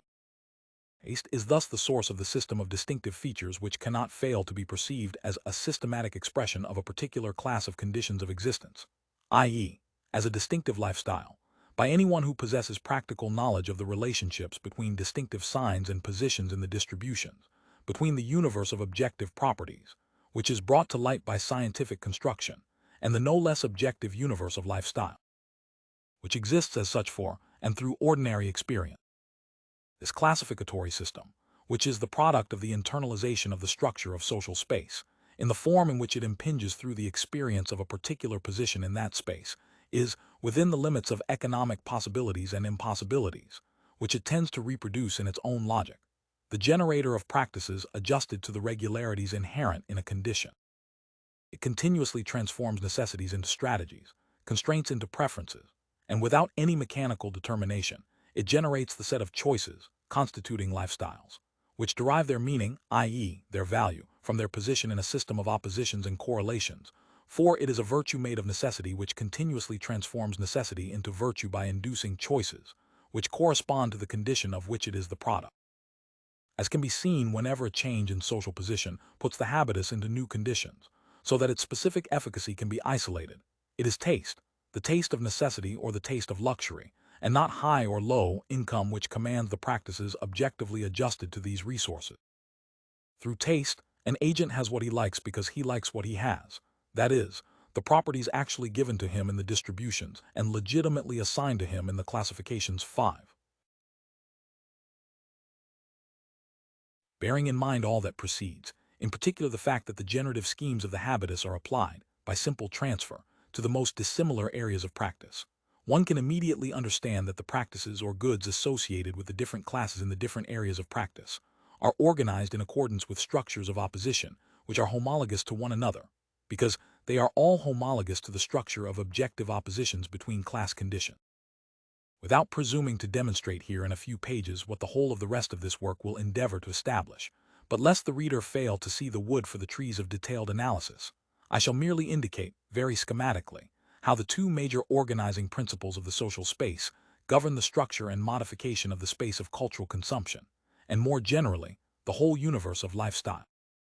In cultural consumption, the main opposition, by overall capital value, is between the practices designated by their rarity as distinguished, those of the fractions richest in both economic and cultural capital, and the practices socially identified as vulgar because they are both easy and common, those of the fractions poorest in both these respects. In the intermediate position are the practices which are perceived as pretentious, because of the manifest discrepancy between ambition and possibility. In opposition to the dominated condition, characterized from the point of view of the dominant by the combination of forced poverty and unjustified laxity. The dominant aesthetic, of which the work of art and the aesthetic disposition are the most complete embodiments, proposes the combination of ease and asceticism, i.e., self-imposed austerity, restraint, reserve, which are affirmed in that absolute manifestation of excellence, relaxation in tension. This fundamental opposition is specified according to capital composition. Through the mediation of the means of appropriation available to them, exclusively or principally cultural on the one hand, mainly economic on the other, and the different forms of relation to works of art which result from them. Different fractions of the dominant class are oriented towards cultural practices so different in their style and object, and sometimes so antagonistic, those of artists and bourgeois, 6, that it is easy to forget that they are variants of the same fundamental relationship to necessity, and to those who remain subject to it, and that each pursues the exclusive appropriation of legitimate cultural goods and the associated symbolic profit. Whereas the dominant fractions of the dominant class, the bourgeoisie, demand of art a high degree of denial of the social world and incline towards a hedonistic aesthetic of ease and facility, symbolized by boulevard theater or impressionist painting, the dominated fractions, the intellectuals and artists, have affinities with the ascetic aspect of aesthetics and are inclined to support all artistic revolutions conducted in the name of purity and purification. Refusal of ostentation and the bourgeois taste for ornament, and the dispositions towards the social world which they owe to their status as poor relations, incline them to welcome a pessimistic representation of the social world. While it is clear that art offers it the greatest scope, there is no area of practice in which the intention of purifying, refining and sublimating facile impulses and primary needs cannot assert itself, or in which the stylization of life, i.e., the primacy of form over function, which leads to the denial of function, does not produce the same effects. In language, it gives the opposition between popular outspokenness and the highly censored language of the bourgeois, between the expressionist pursuit of the picturesque or the rhetorical effect, and the choice of restraint and false simplicity, ligety. The same economy of means is found in body language. Here, too, agitation and haste, grimaces and gesticulation are opposed to slowness. The slow gestures, the slow glance of nobility, according to Nietzsche 7, to the restraint and impassivity which signify elevation. Even the field of primary tastes is organized according to the fundamental opposition, with the antithesis between quantity and quality, belly and palate, matter and manners, substance and form. Form and substance, the fact that in the realm of food, the main opposition broadly corresponds to differences in income, has masked the secondary opposition which exists, both within the middle classes and within the dominant class, between the fractions richer in cultural capital and less rich in economic capital, and those whose assets are structured in the opposite way. Observers tend to see a simple effect of income in the fact that, as one rises in the social hierarchy, the proportion of income spent on food diminishes, or that, within the food budget, the proportion spent on heavy, fatty, fattening foods, which are also cheap, pasta, potatoes, beans, bacon, pork, declines, cs. XXXII, as does that spent on wine, whereas an increasing proportion is spent on leaner, lighter, more digestible, non-fattening foods, beef, veal, mutton, lamb, and especially fresh fruit and vegetables. 8. Because the real principle of preferences is taste, a virtue made of necessity. The theory which makes consumption a simple function of income has all the appearances to support it, since income plays an important part in determining distance from necessity. However, it cannot account for cases in which the same income is associated with totally different consumption patterns. Thus, foremen remain attached to popular taste, although they earn more than clerical and commercial employees, whose taste differs radically from that of manual workers and is closer to that of teachers. A real explanation of the variations which J.F. Engel's law merely records, one has to take account of all the characteristics of social condition which are, statistically, associated from earliest childhood with possession of high or low income, and which tend to shape tastes adjusted to these conditions. The true basis of the differences found in the area of consumption, and far beyond it, is the opposition between the tastes of luxury or freedom and the tastes of necessity. The former are the tastes of individuals who are the product of material conditions of existence defined by distance from necessity, by the freedoms or facilities stemming from possession of capital. The latter express, precisely in their adjustment, the necessities of which they are the product. Thus it is possible to deduce popular tastes for the foods that are simultaneously most filling and most economical 10 from the necessity of reproducing labor power at the lowest cost, which is forced on the proletariat as its very definition. The idea of taste, typically bourgeois, since it presupposes absolute freedom of choice, is so closely associated with the idea of freedom that many people find it hard to grasp the paradoxes of the taste of necessity. Some simply sweep it aside, making practice a direct product of economic necessity. Workers eat beans because they cannot afford anything else, failing to realize that necessity can only be fulfilled, most of the time, because the agents are inclined to fulfill it, because they have a taste for what they are anyway condemned to. Others turn it into a taste of freedom, forgetting the conditionings of which it is the product, and so reduce it to pathological or morbid preference for basic essentials, a sort of congenital coarseness, the pretext for a class racism which associates the populace with everything heavy, thick, and fat. Taste is amor fati, the choice of destiny, but a forced choice, produced by conditions of existence which rule out all alternatives as mere daydreams and leave no choice but the taste for the necessary. One only has to describe the tastes of necessity as if they were tastes of luxury, which inevitably happens whenever one ignores the modality of practices. 12. To produce false coincidences between the two extreme positions in social space, fertility or celibacy, or which amounts to the same thing, late marriage, is an elective luxury in one case, an effective privation in the other. In this respect, Nicole Taubard's analysis of women's attitudes to working wives is exemplary. For working-class women, employment is a constraint which weakens as the husband's income rises. For the women of the privileged classes, work is a choice, as is shown by the fact that the rate of female employment does not decline as status rises. 13. This example should be borne in mind when reading statistics in which the nominal identity imposed by uniform questioning conceals totally different realities, as often happens when one moves from one extreme of social space to the other. If in one case women who work say they are in favor of women working, whereas in the other they may work while saying they are against it, this is because the work to which working-class women are tacitly referring is the only sort they can expect, i.e., unpleasant, poorly paid work, which has nothing in common with what work implies for bourgeois women. Give an idea of the ideological effects which the essentialist and antigenetic dominant vision produces when, consciously or unconsciously, it naturalizes the taste of necessity, Kant's barbarous taste, converting it into a natural inclination simply by dissociating it from its economic and social raisons d'être. One only has to recall a social psychology experiment which showed that the same act, that of giving blood, is seen as voluntary or forced depending on whether it is performed by members of the privileged classes or the working classes. 14. The taste of necessity can only be the basis of a lifestyle, in itself, which is defined as such only negatively, by an absence, by the relationship of privation between itself and the other lifestyle. For some, there are elective emblems, for others stigmata which they bear in their very body. As the chosen people bore in their features the sign that they were the property of Jehovah, so the division of labor brands the manufacturing worker as the property of capital. 15. The brand which Marx speaks of is nothing other than lifestyle, through which the most deprived immediately betray themselves, even in their use of spare time. In so doing they inevitably serve as a foil to every distinction and contribute, purely negatively, to the dialectic of pretension and distinction, which fuels the incessant changing of taste.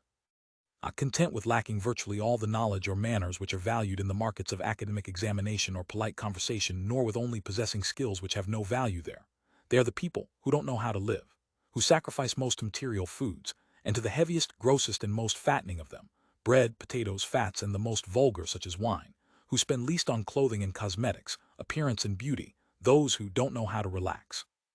always have to be doing something, who set off in their Renault 5 or Simca 1000 to join the great traffic jams of the holiday exodus, who picnic beside major roads, cram their tents into overcrowded campsites, fling themselves into the prefabricated leisure activities designed for them by the engineers of cultural mass production, those who by all these uninspired choices confirm class racism, if it needed to be confirmed, in its conviction that they only get what they deserve. The art of eating and drinking remains one of the few areas in which the working classes explicitly challenge the legitimate art of living. In the face of the new ethic of sobriety for the sake of slimness, which is most recognized at the highest levels of the social hierarchy, peasants and especially industrial workers maintain an ethic of convivial indulgence. A bon vivant is not just someone who enjoys eating and drinking, he is someone capable of entering into the generous and familiar, that is, both simple and free relationship that is encouraged and symbolized by eating and drinking together, in a conviviality which sweeps away restraints and reticence. 64% of senior executives, professionals and industrialists, and 60% of junior executives Clerical and commercial employees consider that the French eat too much. Farm workers, who are by far the most inclined to think the quantity, about right, 54% as against 32% in the upper classes, and industrial workers are the categories who least often accept the new cultural norm, 40% and 46%, which is recognized more by women than men and more by young people than old. As regards drink, only farm workers stand out clearly against the dominant view. 32% of them consider that French people drink about the right amount, though industrial workers also accept it less frequently than the other categories. 63% of the industrial workers and 50% of the farm workers, as against 48% of the executives, professionals and industrialists, say they have a favorable opinion of someone who enjoys eating and drinking. Another index of their willingness to stand up in this area for heterodox practices, which in cultural matters they would try to disguise, is that they say that, in a restaurant, they would choose a substantial dish rather than a light grill, favored by the senior executives, or that they would have both cheese and a dessert.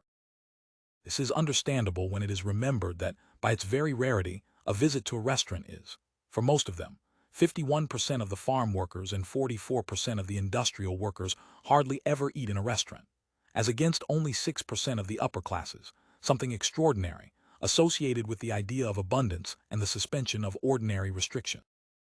Even as regards alcohol consumption, where the weight of legitimacy is no doubt greater, the working classes are the least inclined, 35% of farm workers, 46% of industrial workers, 55% of the upper classes, to set the minimum age for drinking alcohol above 15 CS.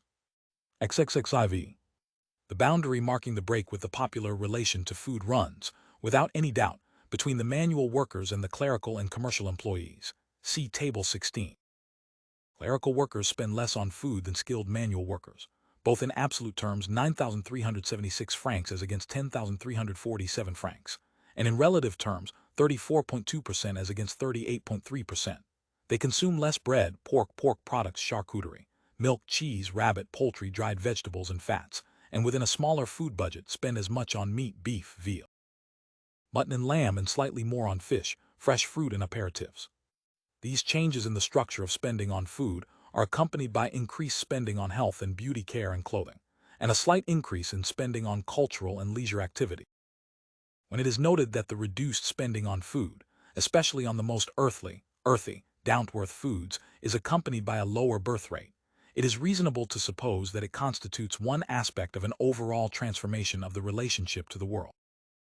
The modest taste which can defer its gratifications is opposed to the spontaneous materialism of the working classes, who refuse to participate in the Benthamite calculation of pleasures and pains, benefits and costs, e.g., for health and beauty.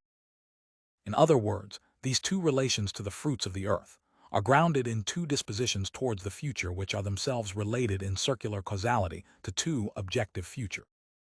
Against the imaginary anthropology of economics, which has never shrunk from formulating universal laws of temporal preference, it has to be pointed out that the propensity to subordinate present desires to future desires depends on the extent to which this sacrifice is reasonable, that is, on the likelihood, in any case, of obtaining future satisfactions superior to those sacrificed. 16. Among the economic conditions of the propensity to sacrifice immediate satisfaction to expected satisfaction, one must include the probability of these future satisfaction, which is inscribed in the present condition. There is still a sort of economic calculation in the unwillingness to subject existence to economic calculation. Hedonism, which seizes day by day the rare satisfactions, good times, of the immediate present, is the only philosophy conceivable to those who have no future, and in any case, little to expect from the future. 17. It becomes clearer why the practical materialism, which is particularly manifested in the relation to food, is one of the most fundamental components of the popular ethos and even the popular ethic. The being in the present, which is affirmed in the readiness to take advantage of the good times and take time as it comes, is, in itself, an affirmation of solidarity with others, who are often the only present guarantee against the threats of the future, inasmuch as this temporal immanentism is a recognition of the limits which define the condition. This is why the sobriety of the petty bourgeois is felt as a break. In abstaining from having a good time and from having it with others, the would-be petty bourgeois betrays his ambition of escaping from the common present, when, that is, he does not construct his whole self-image around the opposition between his home and the café, abstinence and intemperance, in other words, between individual salvation and collective solidarity. The cafe is not a place a man goes to for a drink, but a place he goes to in order to drink in company, where he can establish relationships of familiarity based on the suspension of the censorships, conventions, and proprieties that prevail among strangers. In contrast to the bourgeois or petty bourgeois cafe or restaurant, where each table is a separate, appropriated territory, one asks permission to borrow a chair or the salt. The working-class cafe is a site of companionship. Each new arrival gives a collective greeting, salut la compagne, etc.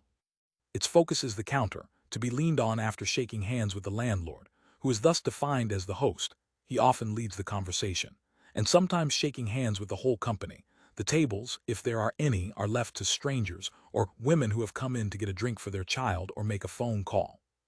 In the cafe, free rein is given to the typically popular art of the joke, the art of seeing everything as a joke, hence the reiterated joking apart or no joke, which mark a return to serious matters or prelude a second-degree joke, but also the art of making or playing jokes, often at the expense of the fat man. He is always good for a laugh, because, in the popular code, his fatness is more a picturesque peculiarity than a defect, and because the good nature he is presumed to have predisposes him to take it in good heart and see the funny side. The joke, in other words, is the art of making fun without raising anger, by means of ritual mockery or insults which are neutralized by their very excess, and which, presupposing a great familiarity, both in the knowledge they use and the freedom with which they use it, are in fact tokens of attention or affection, ways of building up while seeming to run down, of accepting while seeming to condemn.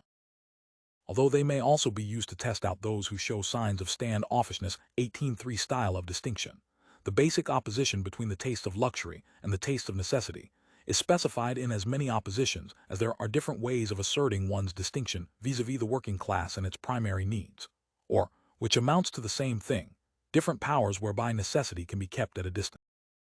Thus, within the dominant class, one can, for the sake of simplicity, distinguish three structures of the consumption distributed under three items: food, culture, and presentation, clothing, beauty care, toiletries, domestic servants. These structures take strictly opposite forms, like the structures of their capital, among the teachers as against the industrial and commercial employers. See Table 17. Whereas the latter have exceptionally high expenditure on food, 37% of the budget, low cultural costs and medium spending on presentation and representation. The former, whose total spending is lower on average, have low expenditure on food, relatively less than manual workers. Limited expenditure on presentation, though their expenditure on health is one of the highest, and relatively high expenditure on culture, books, papers, entertainment, sport, toys, music, radio, and record player. Opposed to both these groups are the members of the professions, who devote the same proportion of their budget to food as the teachers, 24.4%, but out of much greater total expenditure, 57,122 francs as against 40,884 francs, and who spend much more on presentation and representation than all other fractions, especially if the costs of domestic service are included. Whereas their cultural expenditure is lower than that of the teachers, or even the engineers and senior executives, who are situated between the teachers and the professionals, though nearer the latter for almost all items. The system of differences becomes clearer when one looks more closely at the patterns of spending on food. In this respect, the industrial and commercial employers differ markedly from the professionals, and a fortiori from the teachers, by virtue of the importance they give to cereal-based products, especially cakes and pastries, wine, meat preserves, foie gras, etc. Game, and their relatively low spending on meat, fresh fruit, and vegetable. The teachers, whose food purchases are almost identically structured to those of office workers, spend more than all other fractions on bread, milk products, sugar, fruit preserves, and non-alcoholic drinks, less on wine and spirits, and distinctly less than the professions on expensive products such as meat, especially the most expensive meats, such as mutton and lamb, and fresh fruit and vegetables. The members of the professions are mainly distinguished by the high proportion of their spending which goes on expensive products, particularly meat, 18.3% of their food budget, and especially the most expensive meat, veal, lamb, mutton, fresh fruit and vegetables, fish and shellfish, cheese and aperitifs. 19. Thus, when one moves from the manual workers to the industrial and commercial employers, through foremen, craftsmen, and small shopkeepers, economic constraints tend to relax without any fundamental change in the pattern of spending. See Figure 9. The opposition between the two extremes is here established between the poor and the rich, nouveau rich, between la bouffe and la grande bouffe, 20. The food consumed is increasingly rich, both in cost and in calories, and increasingly heavy game, foie gras. By contrast, the taste of the professionals or senior executives defines the popular taste, by negation, as the taste for the heavy, the fat and the coarse, by tending towards the light, the refined and the delicate, see Table 18. The disappearance of economic constraint is accompanied by a strengthening of the social censorships which forbid coarseness and fatness, in favor of slimness and distinction. The taste for rare, aristocratic foods points to a traditional cuisine, rich in expensive or rare products, fresh vegetables, meat. Finally, the teachers, richer in cultural capital than in economic capital, and therefore inclined to ascetic consumption in all areas, pursue originality at the lowest economic cost and go in for exoticism, Italian, Chinese cooking, etc. 21. And culinary populism, peasant dishes. They are thus almost consciously opposed to the new, rich with their rich food, the buyers and sellers of gross bouffe, the fat cats 22 gross in body and mind, who have the economic means to flaunt, with an arrogance perceived as vulgar, a lifestyle which remains very close to that of the working classes as regards economic and cultural consumption.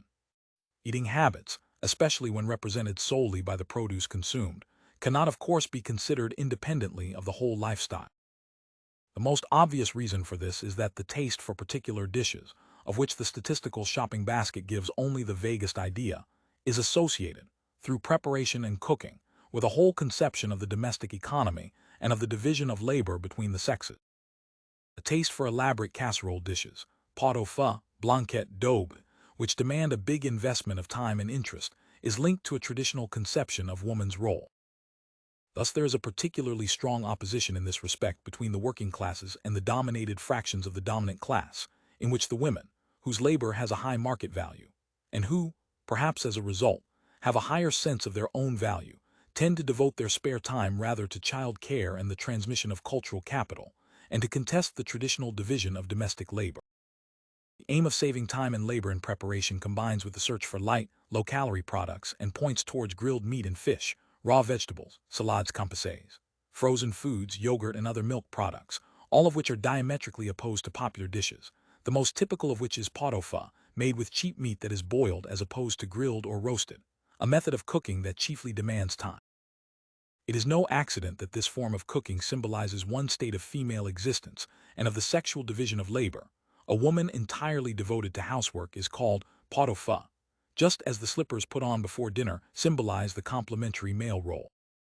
Small industrial and commercial employers, the incarnation of the grocer, traditionally execrated by artists, are the category who most often, 60%, say they change into their carpet slippers every day before dinner, whereas the professions and the senior executives are most inclined to reject this petty bourgeois symbol. 35% say they never do it. The particularly high consumption of carpet slippers by working-class women, both urban and rural, no doubt reflects the relation to the body and to self-presentation entailed by confinement to the home and to domestic life. The wives of craftsmen, shopkeepers, and manual workers are those who most often say that their choice of clothes is mainly guided by a concern to please their husband. It is among manual workers that most time and interest is devoted to cooking. 69% of those questioned say they like doing elaborate cooking, la grande cuisine, as against 59% of the junior executives, 52% of the small shopkeepers, and 51% of the senior executives, professionals and industrialists, CS. XXVivo. Another indirect index of these differences as regards the sexual division of labor is that, whereas the teachers and senior executives seem to give priority to a washing machine and a dishwasher, for the professionals and industrial or commercial employers priority seems to go rather to a TV set and a car, CS. Finally, when invited to choose their 2 favorite dishes from a list of 7, the farm workers and manual workers, who, like all other categories, give the highest rank to roast leg of lamb, are the most inclined, 45% and 34%, as against 28% of the clerical workers, 20% of the senior executives, and 19% of the small employers, to choose pot au feu. The farm workers are almost the only ones who choose andouillette. Pork tripe sausage, 14% of them, as against 4% of the manual workers, clerical workers, and junior executives, 3% of the senior executives, and 0% of the small employers. Manual workers and small employers also favor coq au vin, 50% and 48%, a dish typical of small restaurants aiming to be posh, and perhaps for this reason associated with the idea of eating out, compared with 42% of the clerical workers, 39% of the senior executives, and 37% of the farm workers. Executives, professionals, and big employers clearly distinguish themselves solely by choosing, from a list which for them is particularly narrow, the dish which is both relatively light and symbolically marked, in contrast to the ordinary routine of petty bourgeois cooking. Bouillabaisse, 31%, as against 22% of the clerical workers, 17% of the small employers, 10% of the manual workers, 7% of the farm workers, in which the opposition between fish and meat, especially the pork and sauerkraut or cassoulet, is clearly strengthened by regionalist and touristic connotations, CS. XXXIV. It is obvious that the imprecise classifications used in this survey prevent one from seeing the effects of the secondary opposition between the fractions, and that the tendencies observed would have been more marked if, for example, it had been possible to isolate the teachers, or if the list of dishes had been more diversified in the sociologically pertinent respects. Tastes in food also depend on the idea each class has of the body and of the effects of food on the body, that is, on its strength, health, and beauty, and on the categories it uses to evaluate these effects, some of which may be important for one class and ignored by another, and which the different classes may rank in very different ways. Thus, whereas the working classes are more attentive to the strength of the male body than its shape, and tend to go for products that are both cheap and nutritious, the professions prefer products that are tasty, health-giving, light, and not fattening. Taste, a class culture turned into nature, that is, embodied, helps to shape the class body. It is an incorporated principle of classification which governs all forms of incorporation, choosing and modifying everything that the body ingests and digests and assimilates, physiologically and psychologically. It follows that the body is the most indisputable materialization of class taste, which it manifests in several ways. It does this first in the seemingly most natural features of the body. The dimensions volume, height, weight, and shapes, round or square, stiff or supple, straight or curved of its visible forms, which express in countless ways a whole relation to the body, i.e., a way of treating it, caring for it, feeding it, maintaining it, which reveals the deepest dispositions of the habitant. It is in fact through preferences with regard to food which may be perpetuated beyond their social conditions of production, as, in other areas, an accent, a walk, etc. 23. And also, of course, through the uses of the body in work and leisure which are bound up with them, that the class distribution of bodily properties is determined. The quasi-conscious representation of the approved form of the perceived body, and in particular its thinness or fatness, is not the only mediation through which the social definition of appropriate foods is established. At a deeper level, the whole body schema, in particular the physical approach to the act of eating, governs the selection of certain foods. For example, in the working classes, fish tends to be regarded as an unsuitable food for men, not only because it is a light food, insufficiently filling, which would only be cooked for health reasons, i.e., for invalids and children, but also because, like fruit, except bananas, it is one of the fiddly things which a man's hands cannot cope with and which make him childlike. The woman, adopting a maternal role, as in all similar cases, will prepare the fish on the plate or peel the pear. But above all, it is because fish has to be eaten in a way which totally contradicts the masculine way of eating. That is, with restraint in small mouthfuls chewed gently, with the front of the mouth on the tips of the teeth, because of the bones. Whole masculine identity, what is called virility, is involved in these two ways of eating, nibbling and picking, as befits a woman, or with wholehearted male gulps and mouthfuls, just as it is involved in the two, perfectly homologous, ways of talking, with the front of the mouth or the whole mouth, especially the back of the mouth, the throat, in accordance with the opposition noted in an earlier study. Between the manners symbolized by la bouche and la gueule. 24. This opposition can be found in each of the uses of the body, especially in the most insignificant-looking ones, which, as such, are predisposed to serve as memory joggers, charged with the group's deepest values, its most fundamental beliefs.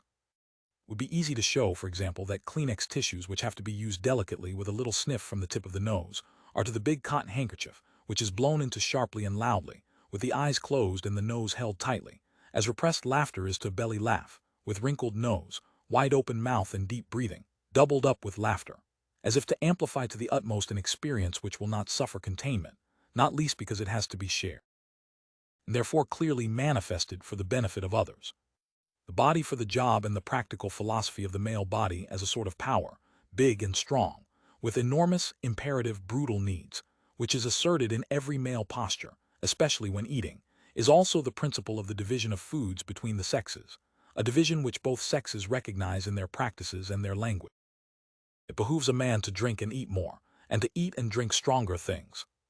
Thus, men will have 2 rounds of aperitifs more on special occasions, big ones in big glasses. The success of Ricard or Pernod is no doubt partly due to its being a drink both strong and copious, not a dainty thimbleful. And they leave the titbits, savory biscuits, peanuts, to the children and the women who have a small measure, not enough to get tipsy, of homemade aperitif, for which they swap recipe. Similarly, among the hors d'oeuvres, the charcuterie is more for the men, and later the cheese, especially if it is strong, whereas the crudités, raw vegetables, are more for the women, like the salad, and these affinities are marked by taking a second helping or sharing what is left over. Meat, the nourishing food par excellence, strong and strong-making, giving vigor, blood, and health, is the dish for the men who take a second helping, whereas the women are satisfied with a small portion. It is not that they are stinting themselves. They really don't want what others might need, especially the men, the natural meat-eaters, and they derive a sort of authority from what they do not see as a privation. Besides, they don't have a taste for men's food, which is reputed to be harmful when eaten to excess. For example, a surfeit of meat can turn the blood, overexcite, bring you out in spots, etc. It may even arouse a sort of disgust. Strictly biological differences are underlined and symbolically accentuated by differences in bearing differences in gesture, posture, and behavior, which express a whole relationship to the social world. These are added all the deliberate modifications of appearance, especially by use of the set of marks, cosmetic, hairstyle, makeup, beard, mustache, whiskers, etc. Or vestimentary, which, because they depend on the economic and cultural means that can be invested in them, function as social markers deriving their meaning and value from their position in the system of distinctive signs which they constitute, and which is itself homologous with the system of social position. The sign-bearing, sign-wearing body is also a producer of signs which are physically marked by the relationship to the body. Thus, the valorization of virility, expressed in a use of the mouth or a pitch of the voice, can determine the whole of working-class pronunciation. The body, a social product which is the only tangible manifestation of the person, is commonly perceived as the most natural expression of innermost nature. There are no merely physical facial signs. The color and thickness of lipstick or expressions, as well as the shape of the face or the mouth, are immediately read as indices of a moral physiognomy, socially characterized, i.e., of a vulgar or distinguished mind, naturally natural or naturally cultivated. The signs constituting the perceived body, cultural products which differentiate groups by their degree of culture, that is, their distance from nature, seem grounded in nature. The legitimate use of the body is spontaneously perceived as an index of moral uprightness, so that its opposite, a natural body, is seen as an index of laissez-aller, letting oneself go, a culpable surrender to facility. Thus one can begin to map out a universe of class bodies, which, biological accidents apart, tends to reproduce in its specific logic the universe of the social structure. It is no accident that bodily properties are perceived through social systems of classification, which are not independent of the distribution of these properties among the social classes.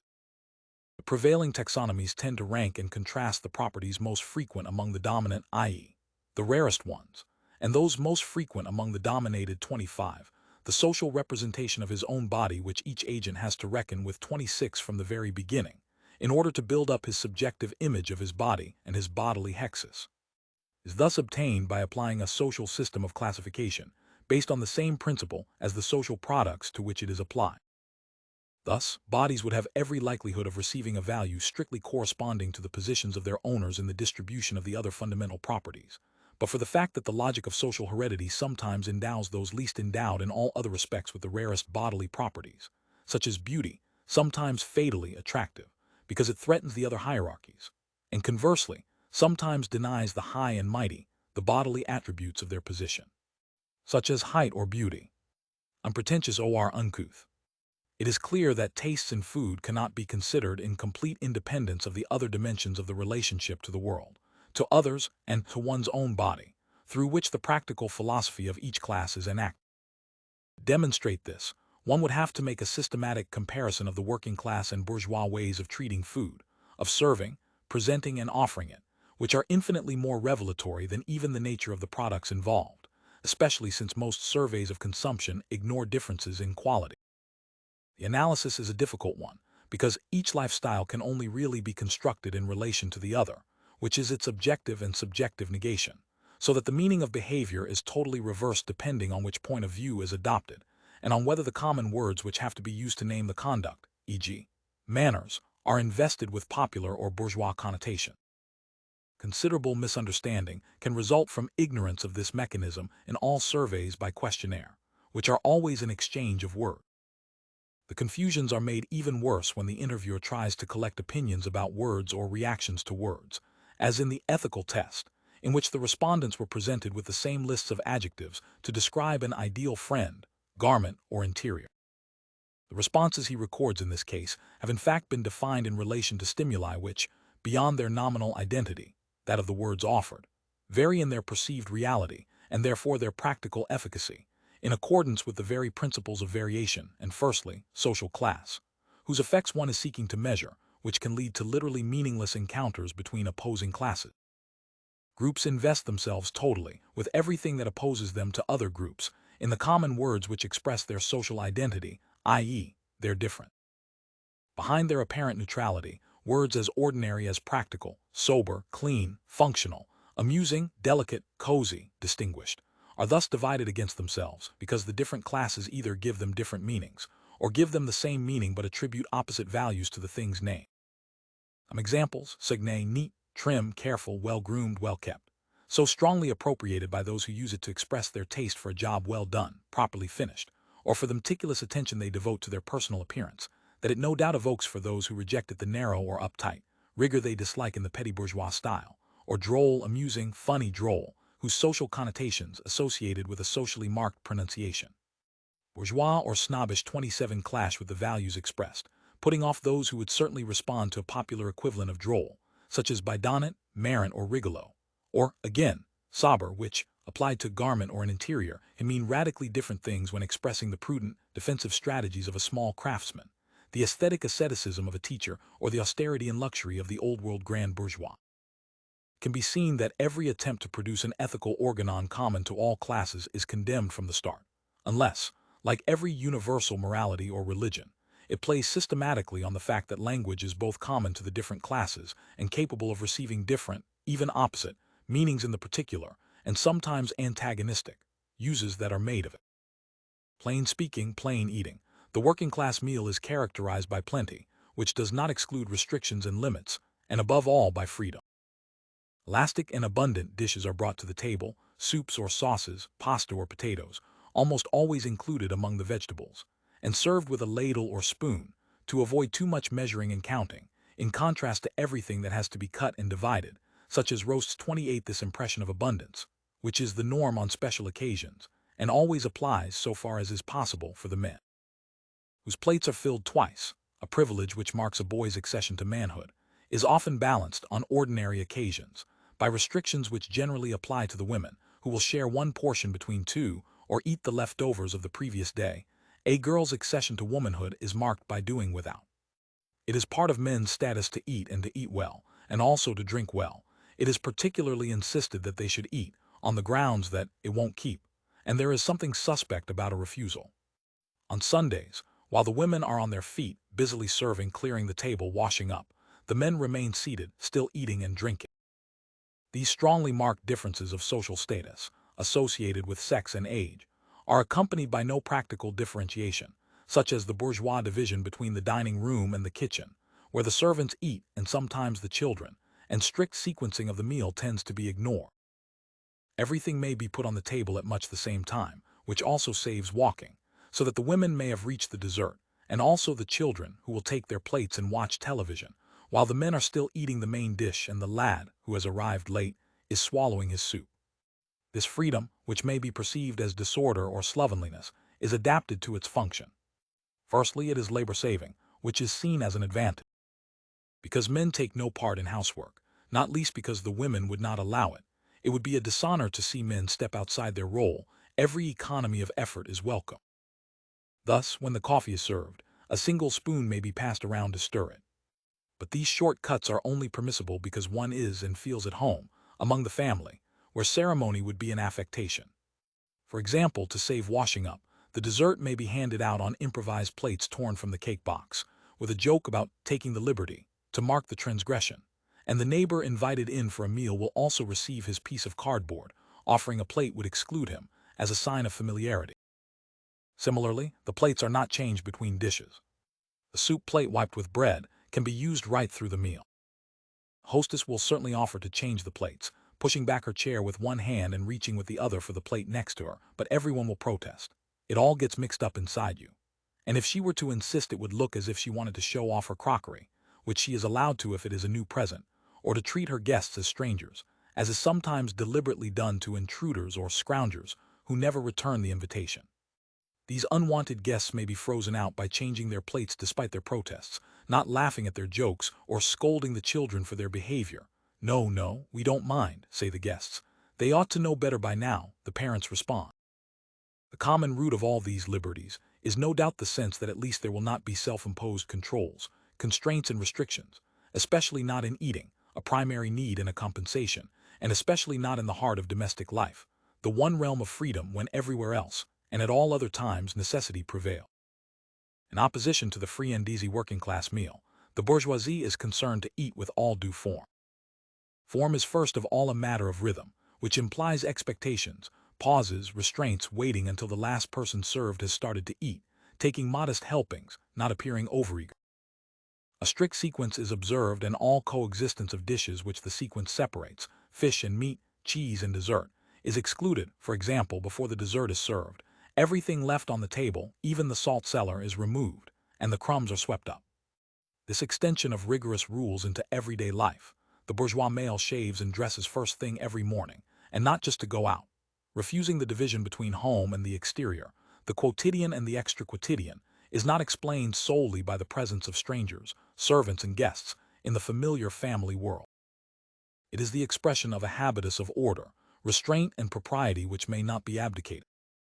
The relation to food, the primary need and pleasure, is only one dimension of the bourgeois relation to the social world. The opposition between the immediate and the deferred, the easy and the difficult, substance, or function and form, which is exposed in a particularly striking fashion in bourgeois ways of eating, is the basis of all aestheticization of practice and every aesthetic. Through all the forms and formalisms imposed on the immediate appetite, what is demanded and inculcated is not only a disposition to discipline food consumption by conventional structuring, which is also a gentle, indirect, invisible censorship, quite different from enforced privations, and which is an element in an art of living. Correct eating, for example, is a way of paying homage to one's hosts and to the mistress of the house, a tribute to her care and effort. It is also a whole relationship to animal nature, to primary needs and the populace who indulge them without restraint. It is a way of denying the meaning and primary function of consumption, which are essentially common, by making the meal a social ceremony, an affirmation of ethical tone and aesthetic refinement. Manner of presenting and consuming the food, the organization of the meal and setting of the places, strictly differentiated according to the sequence of dishes and arranged to please the eye. The presentation of the dishes, considered as much in terms of shape and color like works of art, as of their consumable substance. The etiquette governing posture and gesture, ways of serving oneself and others, of using the different utensils, the seating plan, strictly but discreetly hierarchical. Censorship of all bodily manifestations of the act or pleasure of eating, such as noise or haste. The very refinement of the things consumed, with quality more important than quantity. This whole commitment to stylization tends to shift the emphasis from substance and function to form and manner, and so to deny the crudely material reality of the act of eating and of the things consumed, or which amounts to the same thing. The basely material vulgarity of those who indulge in the immediate satisfactions of food and drink. 29. The main findings of an extremely detailed survey of the art of entertaining C.S. XLII are brought together in a synoptic table, see Table 19, which confirms and extends these arguments. It can be seen first that in the working class, the world of reciprocal invitations, spontaneous or organized, is restricted to the family and the world of familiars who can be treated as one of the family, people you feel at home with, whereas acquaintances, connections, in the sense of professional or business connections who are useful in one's work, appear in the middle classes but are essentially a feature of the dominant class. One sign of this informality is that working-class invitations tend to be for coffee, dessert, or an aperitif, whereas, at the other end of the social space, invitations are more often for tea, lunch, or dinner, or to go out to a restaurant.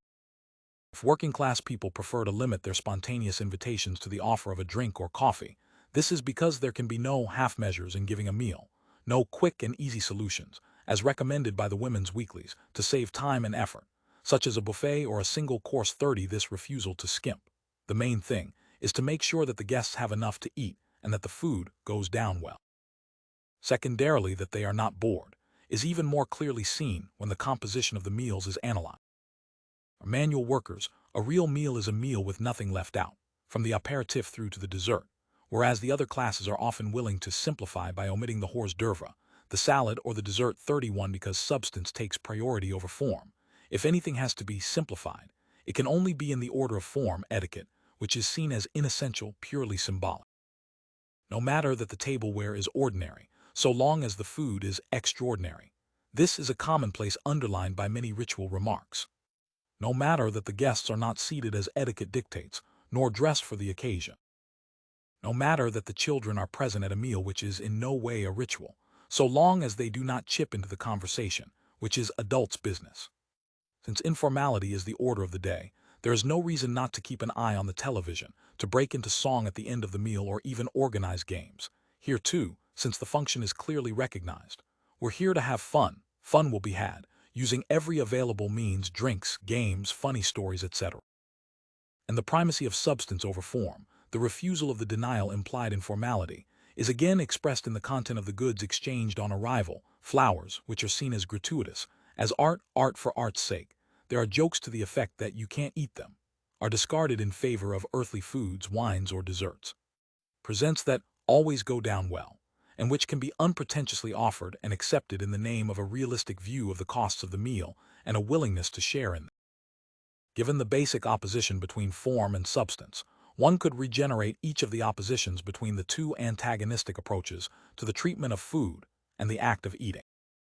In one case, food is claimed as a material reality, a nourishing substance which sustains the body and gives strength. Hence the emphasis on heavy, fatty, strong foods, of which the paradigm is pork, fatty and salty, the antithesis of fish, light, lean and bland. In the other, the priority given to form, the shape of the body, for example, and social form, formality, puts the pursuit of strength and substance in the background, and identifies true freedom with the elective asceticism of a self-imposed rule. And it could be shown that two antagonistic worldviews, two worlds, two representations of human excellence are contained in this matrix. Substance or matter is what is substantial, not only filling, but also real, as opposed to all appearances, all the fine words and empty gestures that butter no parsnips, and are, as the phrase goes, purely symbolic reality as against sham, imitation, window dressing. The little eating house with its marble-top tables and paper napkins where you get an honest square meal and aren't paying for the wallpaper, as in fancy restaurants, being as against seeming, nature and the natural. Simplicity, potluck, take it as it comes. No standing on ceremony, as against embarrassment, mincing and posturing, airs and graces, which are always suspected of being a substitute for substance, i.e., for sincerity, for feeling, for what is felt and proved in action. It is the free speech and language of the heart which make the true nice guy blunt, straightforward, unbending, honest, genuine, straight down the line and straight as a die, as opposed to everything that is pure form, done only for form's sake. It is freedom and the refusal of complications, as opposed to respect for all the forms and formalities spontaneously perceived as instruments of distinction and power.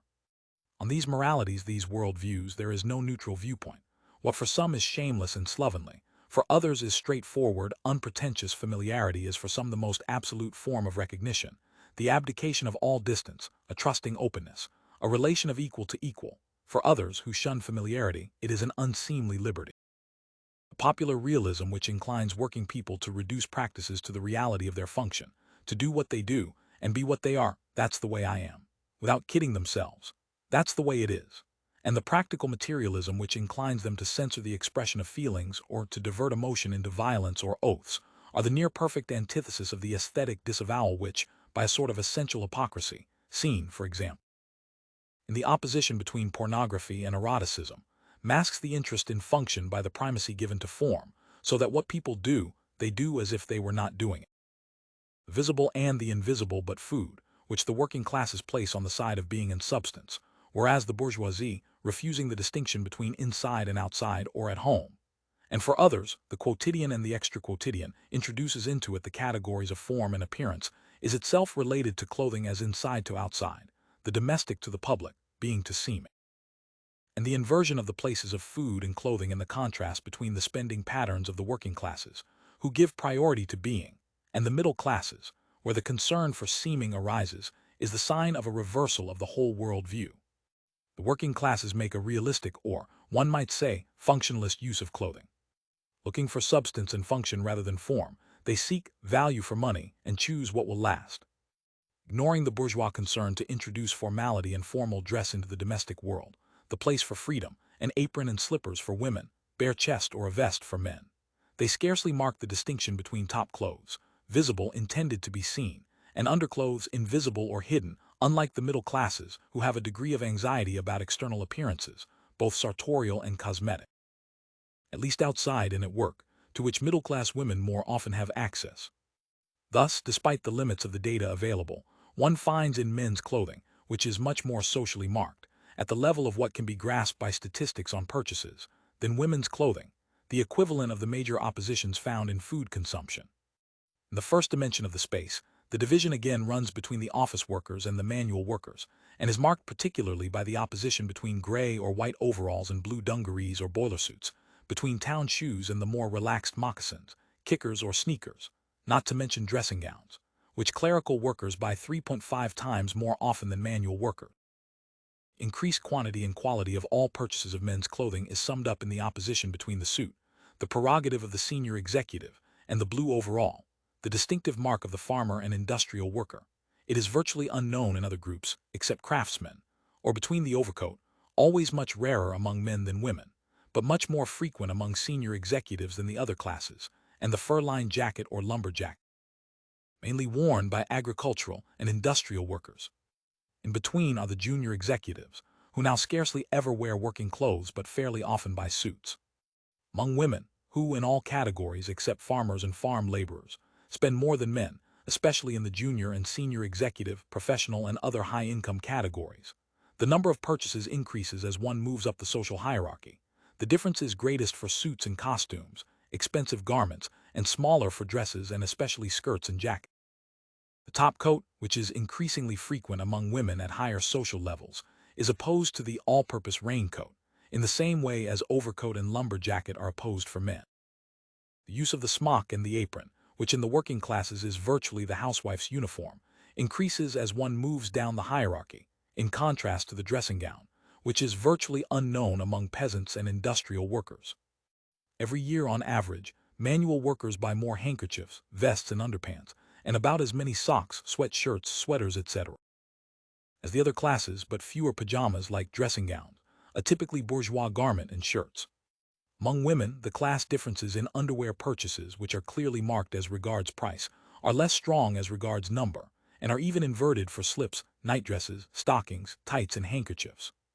By contrast, among both men and women, purchases of top clothes increase in number and value as one moves up the social hierarchy.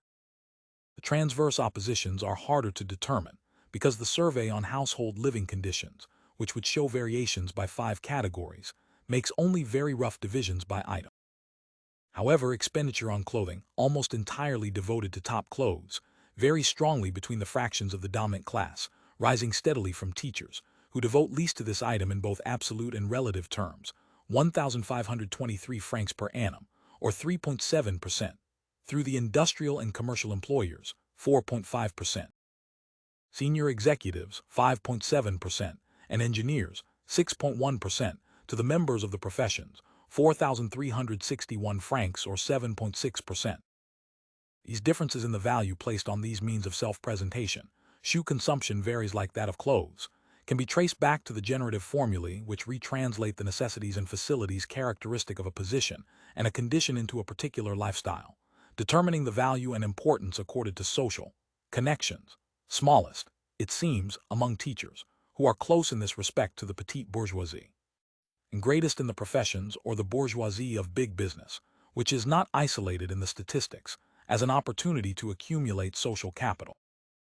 But in order to characterize completely the specific form which the basic principles of each lifestyle take in this particular area, one would need to have close descriptions of the quality of the objects in question, cloth e.g., the English associate tweeds with the country gentleman, color, cut, enabling one to grasp the taxonomies used and the conscious or unconscious expressive intention, young or classical, sporty or smart, etc. There is, however, every reason to think that clothing and hairstyles become younger as one moves away from the dominant pole, more and more serious, i.e. dark, severe, classical. As one moves towards at 32, the younger one is socially, that is, younger in biological age, and the closer within the space of the fractions to the dominated pole or to the new sectors of occupational space, the greater the affinities with all the new forms of dress, unisex garments of junior fashion jeans, sweatshirts, and so forth, which are defined by a refusal of the constraints and conventions of dressing up. The interest the different classes have in self-presentation, the attention they devote to it, their awareness of the profits it gives, and the investment of time, effort, sacrifice, and care which they actually put into it are proportionate to the chances of material or symbolic profit they can reasonably expect from it. See Table 20. More precisely, they depend on the existence of a labor market in which physical appearance may be valorized in the performance of the job itself, or in professional relations, and on the differential chances of access to this market and the sectors of this market in which beauty and deportment most strongly contribute to occupational value.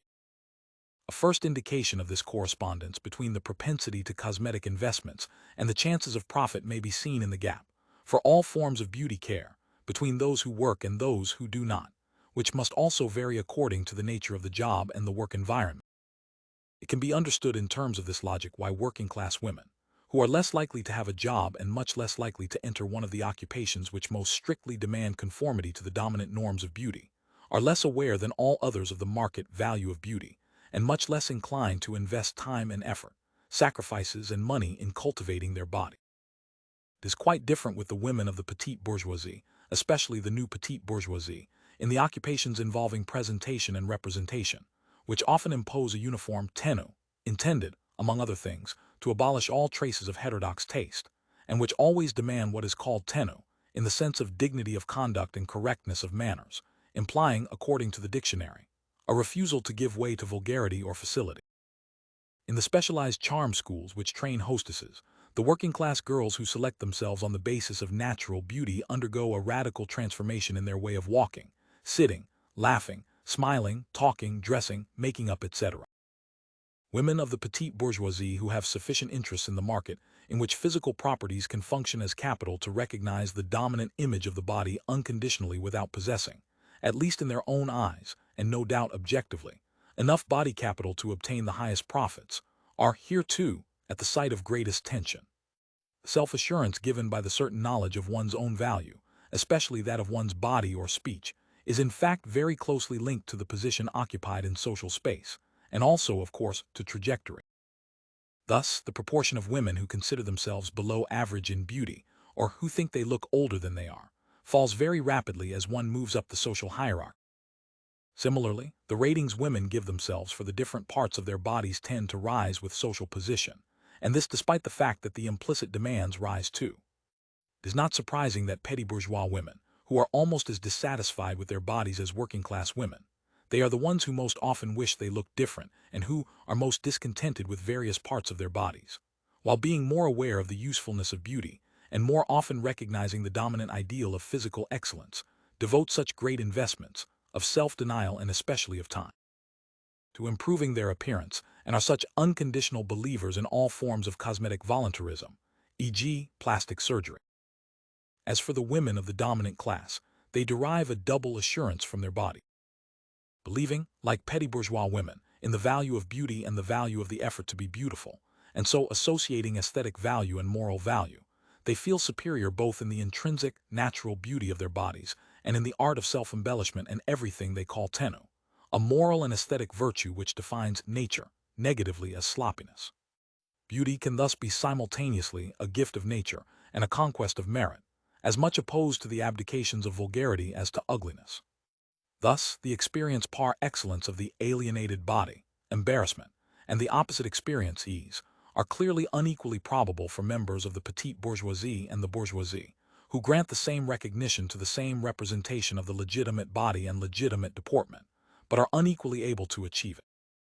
The chances of experiencing one's own body as a vessel of grace, a continuous miracle, are that much greater when bodily capacity is commensurate with recognition, and conversely, The probability of experiencing the body with unease, embarrassment, timidity grows with the disparity between the ideal body and the real body, the dream body and the looking-glass self, reflected in the reactions of others. The same laws are also true of speech. The mere fact that the most sought-after bodily properties, slimness, beauty, etc., are not randomly distributed among the classes. For example, the proportion of women whose waist measurement is greater than the modal waist rises sharply as one moves down the social hierarchy, is sufficient to exclude the possibility of treating the relationship which agents have with the social representation of their own body as a generic alienation, constitutive of the body for other. Alienated body described by Sartre is a generic body, as is the alienation which befalls each body when it is perceived and named, and therefore objectified by the gaze and the discourse of others. 33. The phenomenologists' body for others is doubly a social product. It derives its distinctive properties from its social conditions of production, and the social gaze is not a universal, abstract, objectifying power, like the Sartrean gaze, but a social power, whose efficacy is always partly due to the fact that the receiver recognizes the categories of perception and appreciation. It applies to him or her.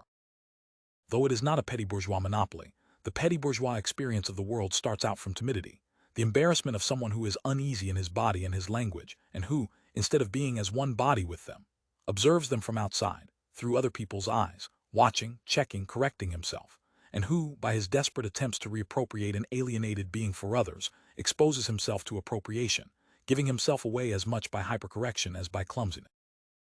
The timidity which, despite itself, realizes the objectified body, which lets itself be trapped in the destiny proposed by collective perception and statement, nicknames, etc., is betrayed by a body that is subject to the representation of others even in its passive, unconscious reactions. One feels oneself blushing. By contrast, ease, a sort of indifference to the objectifying gaze of others which neutralizes its powers, presupposes the self-assurance which comes from the certainty of being able to objectify that objectification, appropriate that appropriation, of being capable of imposing the norms of apperception of one's own body, in short, of commanding all the powers which, even when they reside in the body and apparently borrow its most specific weapons, such as presence or charm, are essentially irreducible to it. This is the real meaning of the findings of the experiment by W. D. Dannenmayr and F. J. Thuman, in which the subjects, when asked to assess the height of familiar persons from memory, tended to overestimate most the height of those who had most authority or prestige in their eyes. 34. It would seem that the logic whereby the great are perceived as physically greater than they are applies very generally, and that authority of whatever sort contains a power of seduction, which it would be naive to reduce to the effect of self-interested servility. That is why political contestation has always made use of caricature, a distortion of the bodily image intended to break the charm and hold up to ridicule one of the principles of the effect of authority imposition. Charm and charisma in fact designate the power, which certain people have, to impose their own self-image as the objective and collective image of their body and being, to persuade others, as in love or faith, to abdicate their generic power of objectification, and delegate it to the person who should be its object, who thereby becomes an absolute subject, without an exterior being his own other, fully justified in existing, legitimate. The charismatic leader manages to be for the group what he is for himself, instead of being for himself, like those dominated in the symbolic struggle, what he is for others. He makes the opinion which makes him. He constitutes himself as an absolute by a manipulation of symbolic power which is constitutive of his power, since it enables him to produce and impose his own objectification. Thus, the spaces defined by preferences in food, clothing, or cosmetics are organized according to the same fundamental structure, that of the social space determined by volume and composition of capital. Fully to construct the space of lifestyles within which cultural practices are defined, one would first have to establish, for each class and class fraction, that is, for each of the configurations of capital, the generative formula of the habitus which retranslates the necessities and facilities characteristic of that class of relatively homogeneous conditions of existence into a particular lifestyle. One would then have to determine how the dispositions of the habitus are specified, for each of the major areas of practice, by implementing one of the stylistic possibles offered by each field, the field of sport, or music, or food, decoration, politics, language, etc. By superimposing these homologous spaces, one would obtain a rigorous representation of the space of lifestyles, making it possible to characterize each of the distinctive features, e.g., wearing a cap or playing the piano in the two respects in which it is objectively defined. That is, on the one hand by reference to the set of features constituting the area in question, e.g., the system of hairstyle, and on the other hand by reference to the set of features constituting a particular lifestyle, e.g., the working-class lifestyle, within which its social significance is determined. For example, the universe of sporting activities and entertainments presents itself to each new entrant as a set of ready-made choices, objectively instituted possibles, traditions, rules, values, equipment, symbols, which receive their social significance from the system they constitute, and which derive a proportion of their properties at each moment from history. Sports such as rugby presents an initial ambiguity. In England, at least, it is still played in the elite public schools, whereas in France it has become the characteristic sport of the working and middle classes of the region south of the Loire, while preserving some academic bastions such as the Racing Club or the Paris Université Club. This ambiguity can only be understood if one bears in mind the history of the process which, as in the elite schools of 19th century England, leads to the transmutation of popular games into elite sports, associated with an aristocratic ethic and world-view, fair play, will to win, etc., entailing a radical change in meaning and function entirely analogous to what happens to popular dances when they enter the complex forms of serious music, and the less well-known history of the process of popularization, akin to the diffusion of classical or folk music on LPs, which, in a second phase, transforms elite sport into mass sport, a spectacle as much as a practice. The distributional properties which are conferred on the different practices when they are evaluated by agents possessing a practical knowledge of their distribution among agents who are themselves distributed into ranked classes, or, in other words, of the probability, for the different classes, of practicing them, do indeed owe much to past patterns of distribution, because of the effects of hysteresis. The aristocratic image of sports like tennis, riding, or golf can persist beyond a relative transformation of the material conditions of access, whereas painting, a form of bowls, doubly stigmatized by its popular and southern origins and connections, has a distributional significance very similar to that of Ricard or other strong drinks, and all the cheap, strong foods which are supposed to give strength. But distributional properties are not the only ones conferred on goods by the agent's perception of them. Because agents apprehend objects through the schemes of perception and appreciation of their habitus, it would be naive to suppose that all practitioners of the same sport, or any other practice, confer the same meaning on their practice, or even, strictly speaking, that they are practicing the same practice. It can easily be shown that the different classes do not agree on the profits expected from sport, be they specific physical profits, such as effects on the external body, like slimness, elegance, or visible muscles, and on the internal body, like health or relaxation, or extrinsic profits, such as the social relationships a sport may facilitate, or possible economic and social advantages. And though there are cases in which the dominant function of the practice is reasonably clearly designated, one is practically never entitled to assume that the different classes expect the same thing from the same practice. For example, gymnastics may be asked. This is the popular demand satisfied by bodybuilding to produce a strong body, bearing the external signs of its strength, or a healthy body. This is the bourgeois demand, satisfied by keep fit exercises or slimnastics, or with the new gymnastics, a liberated body. This is the demand characteristic of women in the new fractions of the bourgeoisie and petite bourgeoisie 30. 5. Only a methodical analysis of the variations in the function and meaning conferred on the different sporting activities will enable one to escape from abstract, formal typologies, based, it is the law of the genre, on universalizing the researcher's personal experience, and to construct the table of the sociologically pertinent features in terms of which the agents, consciously or unconsciously, choose their sports. The meaning of a sporting practice is linked to so many variables: how long ago, and how the sport was learnt, how often it is played, the socially qualified conditions, place, time, facilities, equipment,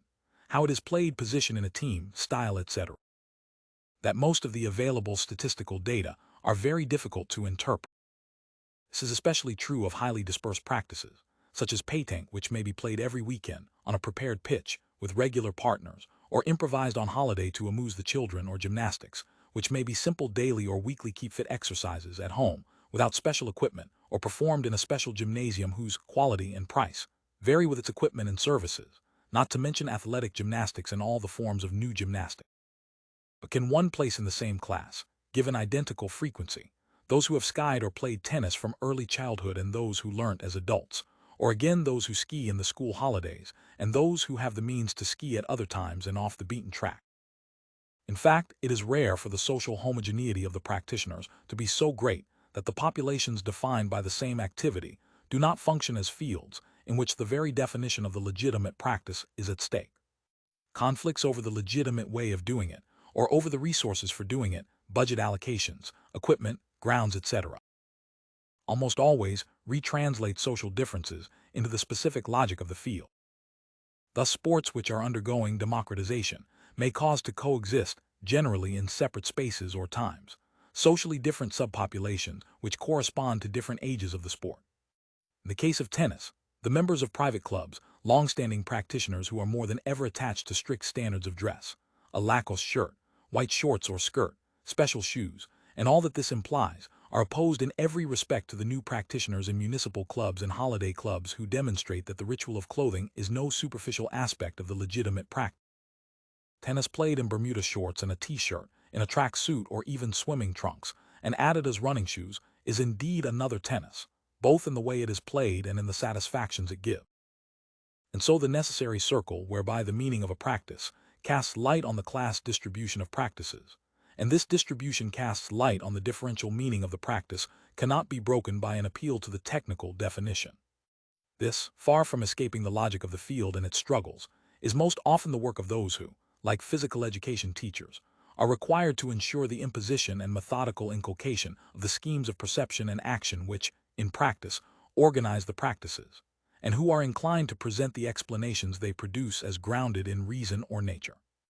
In any case, one only needs to be aware that the class variations in sporting activities are due as much to variations in perception and appreciation of the immediate or deferred profits they are supposed to bring, as to variations in the costs, both economic and cultural, and indeed, bodily degree of risk and physical effort, in order to understand in its broad outlines the distribution of these activities among the classes and class fractions. Everything takes place as if the probability of taking up the different sports depended, within the limits defined by economic and cultural, capital and spare time, on perception and assessment of the intrinsic and extrinsic profits of each sport in terms of the dispositions of the habitus, and more precisely, in terms of the relation to the body, which is one aspect of this. The relationship between the different sports and age is more complex since it is only defined through the intensity of the physical effort called for and the disposition towards this demand, which is a dimension of class ethos, in the relationship between a sport and a class.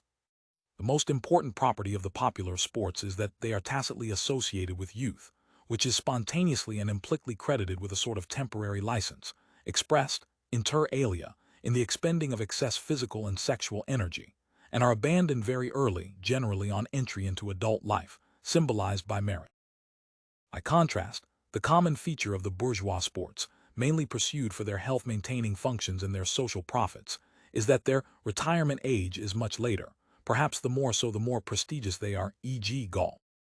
The instrumental relation to their own bodies which the working classes express in all practices directed towards the body, diet or beauty care, relation to illness or medical care, is also manifested in choosing sports which demand a high investment of energy, effort or even pain, e.g. boxing, and which sometimes endanger the body itself, e.g. motorcycling, parachute jumping, acrobatics, and to some extent all the contact sports. Rugby, which combines the popular features of the ball game and a battle involving the body itself, and allowing a partially regulated expression of physical violence and an immediate use of natural physical qualities, strength, speed, etc., has affinities with the most typically popular dispositions, the cult of manliness and the taste for a fight, toughness in contact and resistance to tiredness and pain, and sense of solidarity, the mates and revelry, the third half, and so forth. This does not prevent members of the dominant fractions of the dominant class, or some intellectuals, who consciously or unconsciously express their values, from making an aesthetico-ethical investment in the game and even sometimes playing it. The pursuit of toughness and the cult of male values, sometimes mingled with an aestheticism of violence and man-to-man combat, bring the deep dispositions of first-degree practitioners to the level of discourse. The latter, being little inclined to verbalize and theorize, find themselves relegated by the managerial discourse, that of trainers, team managers, and some journalists, to the role of docile, submissive, brute force, gentle giant, etc. Working class strength in its approved form, self-sacrifice, team spirit, and so forth. But the aristocratic reinterpretation, which traditionally hinged on the heroic virtues associated with the three-quarter game, encounters its limits in the reality of modern rugby, which, under the combined effects of modernized tactics and training, a change in the social recruitment of the players and a wider audience, gives priority to the forward game,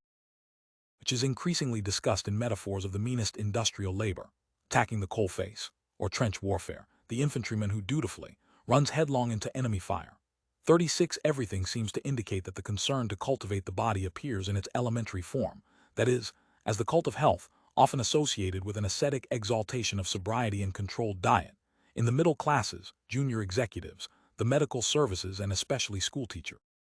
and particularly among women in these strongly feminized categories. These classes, who are especially anxious about appearance and therefore about their body for others, go in very intensively for gymnastics, the ascetic sport par excellence, since it amounts to a sort of training ascesis, for training's sake. We know from social psychology that self-acceptance, the very definition of ease, rises with unself-consciousness, the capacity to escape fascination with a self possessed by the gaze of others. One thinks of the look of questioning anxiety, turning the looks of others on itself, so frequent nowadays among bourgeois women who must not grow old. And so it is understandable that middle-class women are disposed to sacrifice much time and effort to achieve the sense of meeting the social norms of self-presentation, which is the precondition of forgetting oneself and one's body for others. C.S. LXI. But physical culture and all the strictly health-oriented practices such as walking and jogging are also linked in other ways to the dispositions of the culturally richest fractions of the middle classes and the dominant class.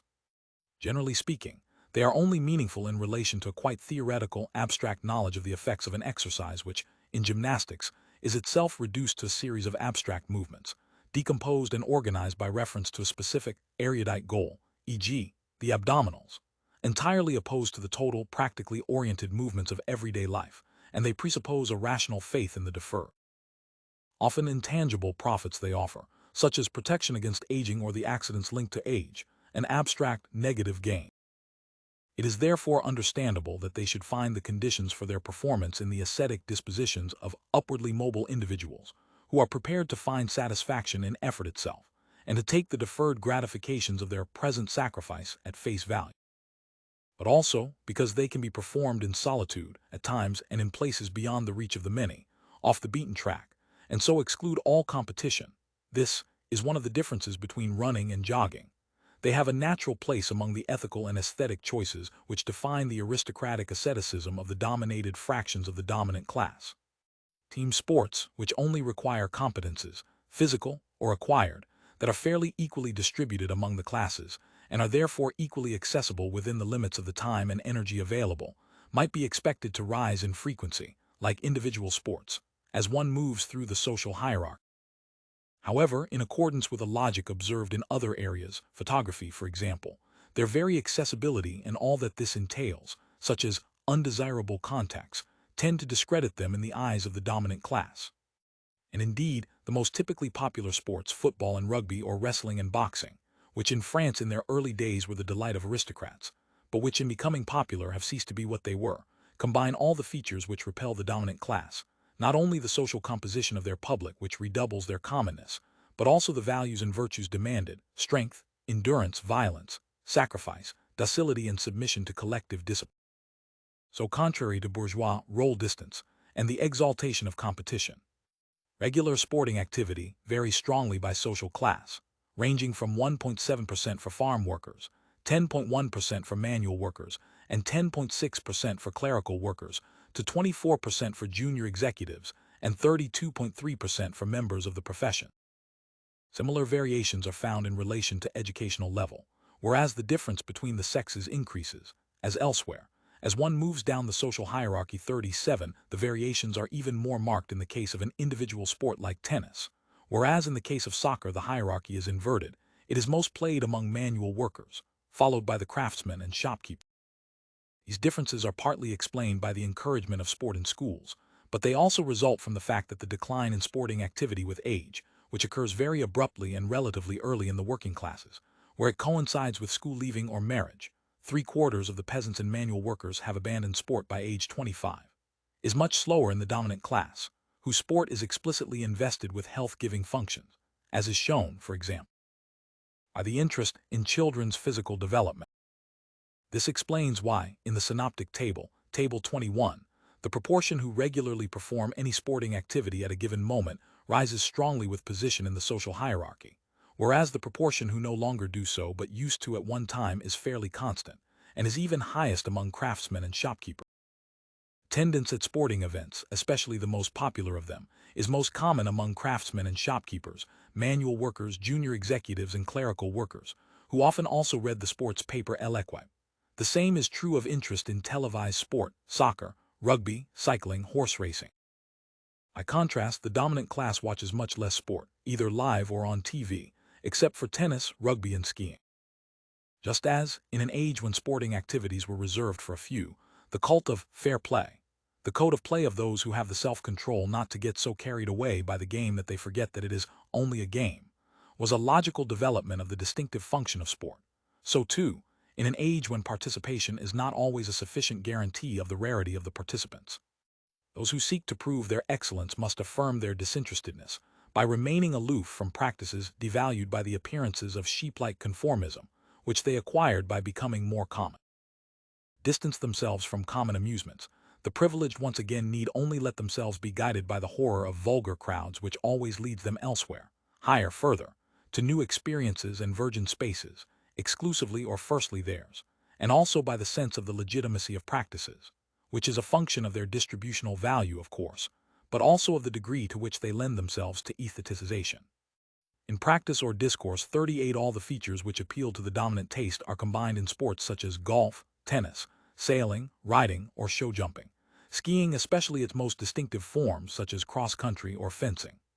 Practiced in exclusive places, private clubs, at the time one chooses, alone or with chosen partners, features which contrast with the collective discipline, obligatory rhythms and imposed efforts of team sports, demanding a relatively low physical exertion that is in any case freely determined, but a relatively high investment, and the earlier it is put in, the more profitable it is, of time and learning, so that they are relatively independent of variations in bodily capital and its decline through age. They only give rise to highly ritualized competitions, governed beyond the rules by the unwritten laws of fair play. The sporting exchange takes on the air of a highly controlled social exchange, excluding all physical or verbal violence, all anomic use of the body, shouting, wild gestures, etc.,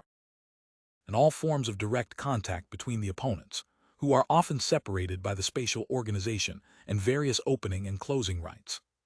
Or like sailing, skiing, and all the Californian sports, they substitute man's solitary struggle with nature for the man-to-man battles of popular sports, not to mention competitions, which are incompatible with a lofty idea of the person.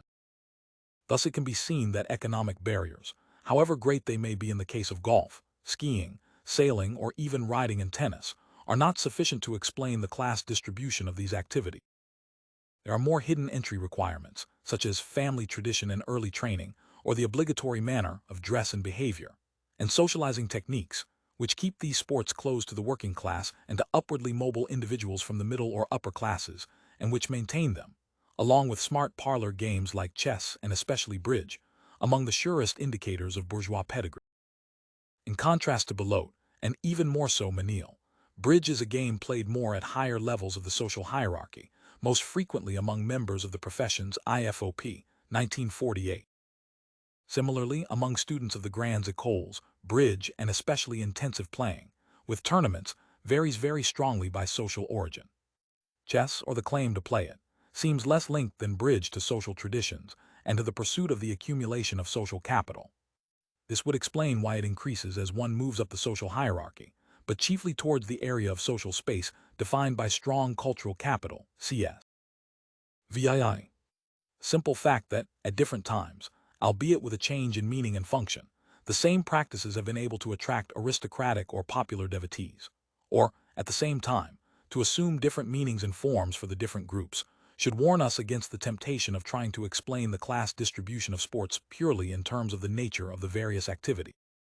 Even if the logic of distinction is sufficient to account for the basic opposition between popular and bourgeois sports, the fact remains that the relationships between the different groups and the different practices cannot be fully understood unless one takes account of the objective potentialities of the different institutionalized practices. That is, the social uses which these practices encourage, discourage, or exclude both by their intrinsic logic and by their positional and distributional value. We can hypothesize as a general law that a sport is more likely to be adopted by a social class if it does not contradict that class's relation to the body at its deepest and most unconscious level, i.e., the body schema, which is the depository of a whole world view and a whole philosophy of the person and the body. Thus a sport is in a sense predisposed for bourgeois use when the use of the body it requires in no way offends the sense of the high dignity of the person, which rules out, for example, flinging the body into the rough and tumble of forward game, rugby, or the demeaning competitions of athletics. Ever concerned to impose the indisputable image of his own authority, his dignity, or his distinction, the bourgeois treats his body as an end, makes his body a sign of its own style is thus foregrounded, and the most typically bourgeois deportment can be recognized by a certain breadth of gesture, posture, and gait, which manifests by the amount of physical space that is occupied, the place occupied in social space, and above all by a restrained, measured, self-assured tempo. This slow pace, contrasting with working-class haste or petty bourgeois eagerness, also characterizes bourgeois speech, where it similarly asserts awareness of the right to take one's time and other people. The affinity between the potentialities objectively inscribed in practices and dispositions is seen most clearly of all in flying, and especially military aviation. Individual exploits and chivalrous ethic of the Prussian aristocrats and French nobles who joined the Air Force from cavalry school, everything that La Grande Illusion evokes, are implied in the very activity of flying which, as all the metaphors of skimming and high flying suggest, are associated, per ardua ad astra, with elevated society and high-mindedness, a certain sense of altitude combining with the life of the spirit. Proust says apropos of Stendhal 39 the whole opposition between a bellicose, jingoistic bourgeoisie, which identified the virtues of leadership with the gallant, risk-taking, stiff upper-lip man of action, and a free-trading multinational bourgeoisie which derives its power from its decision-making, organizational, in a word, cybernetic capacities, is contained in the opposition between the horse-riding, fencing, boxing, or flying aristocrats and bourgeois of the Belle Epoque and the modern skiing, sailing, or gliding executive. And just as a history of the sporting practices of the dominant class would no doubt shed light on the evolution of its ethical dispositions, the bourgeois conception of the human ideal, and in particular the form of reconciliation between the bodily virtues and the supposedly more feminine intellectual virtue. So too, an analysis of the distribution at a given moment of sporting activities among the fractions of the dominant class would bring to light some of the most hidden principles of the opposition between these fractions, such as the deep-rooted, unconscious conception of the relationship between the sexual division of labor and the division of the work of domination. This is perhaps truer than ever now that the gentle, invisible education by exercise and diet which is appropriate to the new morality of health is tending to take the place of the explicitly ethical pedagogy of the past in shaping bodies and minds.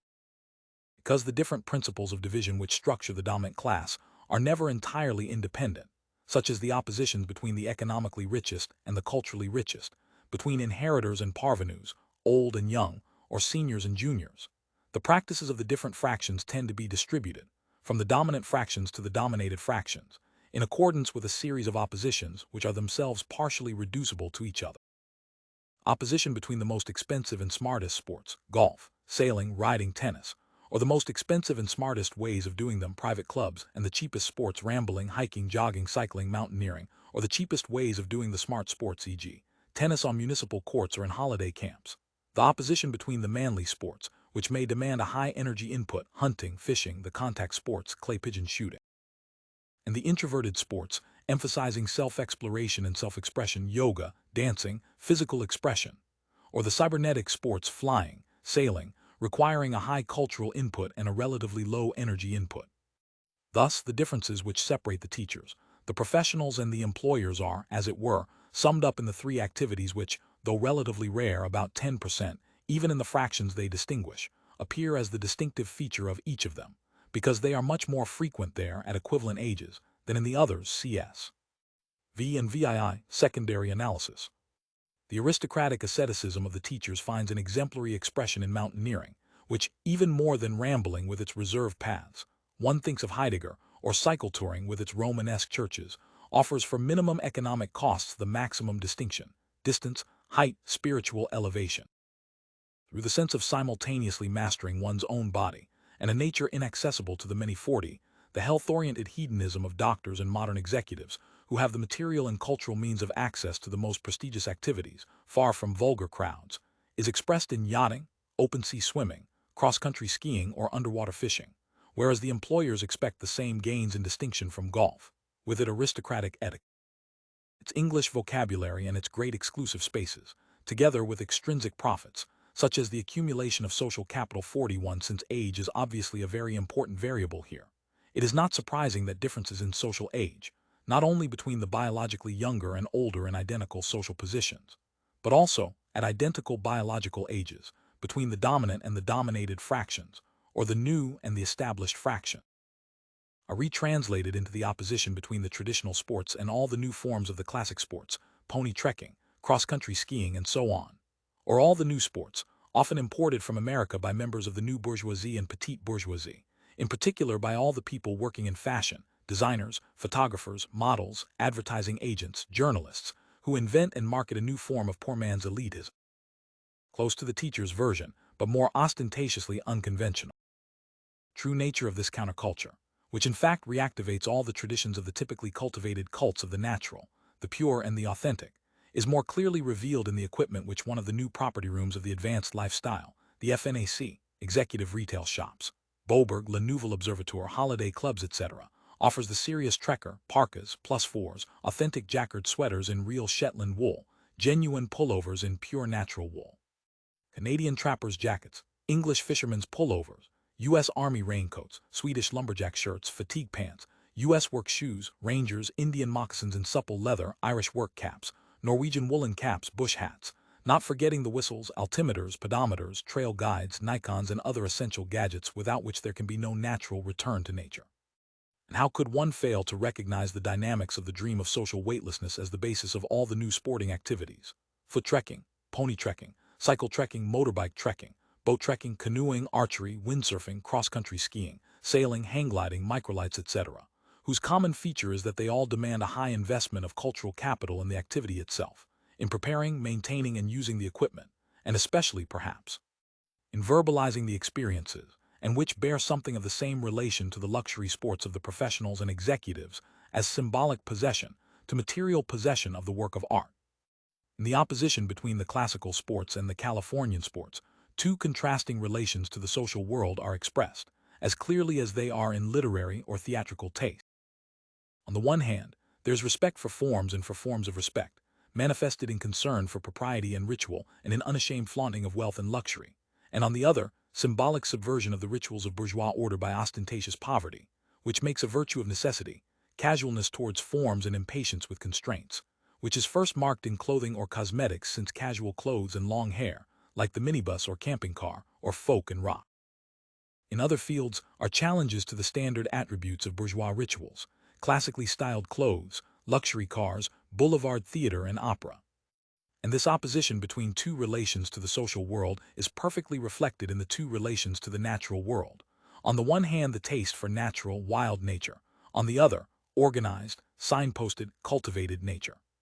Thus, the system of the sporting activities and entertainments that offer themselves at a given moment for the potential consumers to choose from is predisposed to express all the differences sociologically pertinent at that moment, oppositions between the sexes, between the classes, and between class fractions. The agents only have to follow the leanings of their habitus in order to take over, unwittingly, the intention immanent in the corresponding practices, to find an activity which is entirely them, and with it, kindred spirits. The same is true in all areas of practice. Each consumer is confronted by a particular state of the supply side, that is, with objectified possibilities, goods, services, patterns of action, etc., the appropriation of which is one of the stakes in the struggles between the classes, and which, because of their probable association with certain classes or class fractions, are automatically classified and classifying, rank-ordered and rank-ordering. Observed state of the distribution of goods and practices is thus defined in the meeting between the possibilities offered at a given moment by the different fields of production, past and present, and the socially differentiated dispositions which, associated with the capital, of determinate volume and composition, of which, depending on the trajectory, they are more or less completely the product, and in which they find their means of realization, define the interest in these possibilities, that is, the propensity to acquire them and, through acquisition, to convert them into distinctive signs. Thus, a study of the toy market undertaken along these lines would first have to establish the specific structuring principles of a field of production in which, as in other such fields, there coexist firms differing in age, from small workshops producing wooden toys to large modern companies, in volume, turnover, number of employees, and perhaps especially in the extent to which production is guided by psychological as well as technological research. Secondly, on the basis of an analysis of the conditions in which toy purchases are made, and in particular of the degree, probably varying with class, to which they are linked to traditional, seasonal gift exchanges, Christmas, New Year, one could try to determine the meaning and function which the different classes consciously or unconsciously confer on toys according to their own schemes of perception and appreciation, and more precisely, according to their educational strategy. The latter, in turn, have to be seen in terms of their whole system of reproduction strategies. The propensity to confer an educational function on toys no doubt rises with the degree to which the reproduction of social position depends exclusively on transmission of cultural capital, i.e., with the weight of cultural capital in the asset structure. It would also be necessary to examine how the logic of the competition between firms of different types, having different strengths, and therefore inclined to defend different products, is in a sense decided by the different categories of client. Craft firms may get a new lease on life when wooden toys encounter the taste for natural materials and simple shapes among the intellectual fractions, who are also attracted by all forms of logical games which are supposed to awaken and develop the intelligence. And the cultural capital-intensive firms benefit not only from the intensified competition for educational qualifications and the general rise in educational investments, but also from the unsolicited advertising given to products which suit their taste by those who present their own lifestyle as an example to others, and elevate the inclinations of their own ethos into a universal ethic. Producers of cultural toys, who have every interest in deseasonalizing their sales by creating a continuous need for their products, can count on the proselytism of all those who are inclined to believe and persuade others to believe in the strictly unverifiable educational value of toys and play, psychologists, psychoanalysts, nursery teachers, toy bank organizers, and everyone else with a stake in a definition of childhood capable of producing a market for goods and services aimed at children. 42. There is no clearer indication of the existence, in all areas, of a legitimacy and a definition of legitimate practice than the careless, but socially corroborated, assurance with which the new tastemakers measure all practices against the yardstick of their own taste, the acid test of modernity, as opposed to all that is archaic, rigid, old-fashioned. Naivety of some of the comments embroidering the statistics on consumption they produce for the purposes of marketing reveals, for example, that they classify all eating habits in terms of their distance from the American ideal of eggs and bacon for breakfast or a light lunch washed down with mineral water, just as others adjudicate what is, in politics or the latest, must, in philosophical fashion in terms of what is, or is not, being done at Harvard, Princeton, or Stanford.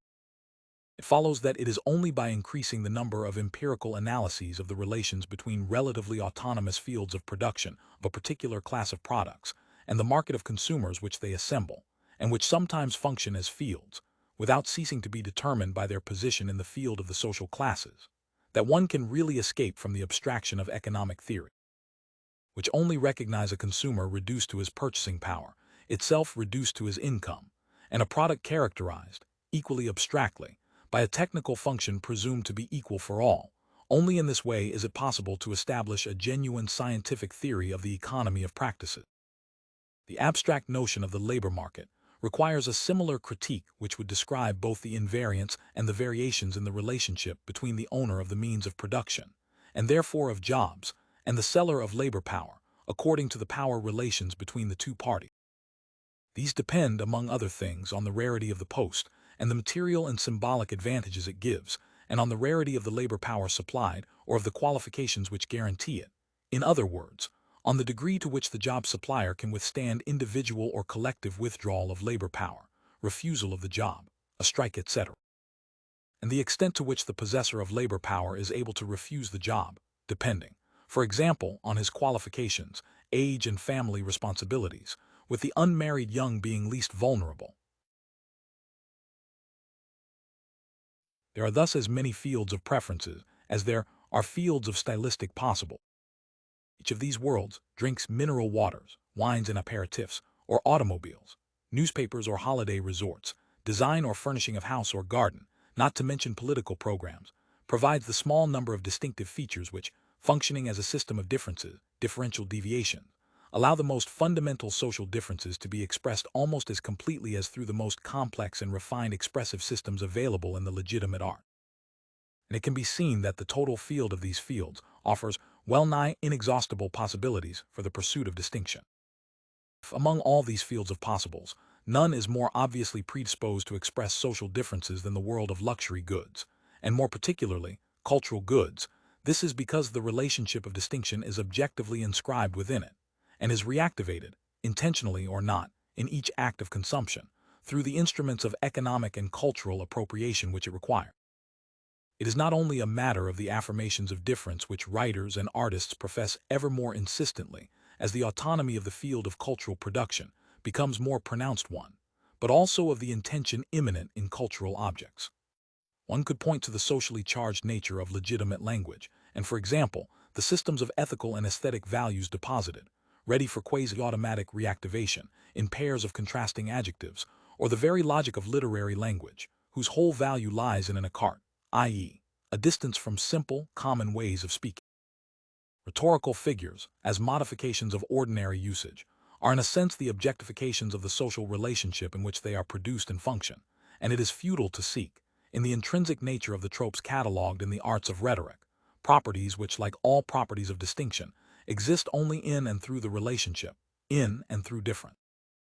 Figure of words or style is always only an alteration of usage, and consequently a distinctive mark which may consist in the absence of any mark when the intention of distinguishing oneself from a would-be distinction that is held to be excessive, the vulgarity of pretension,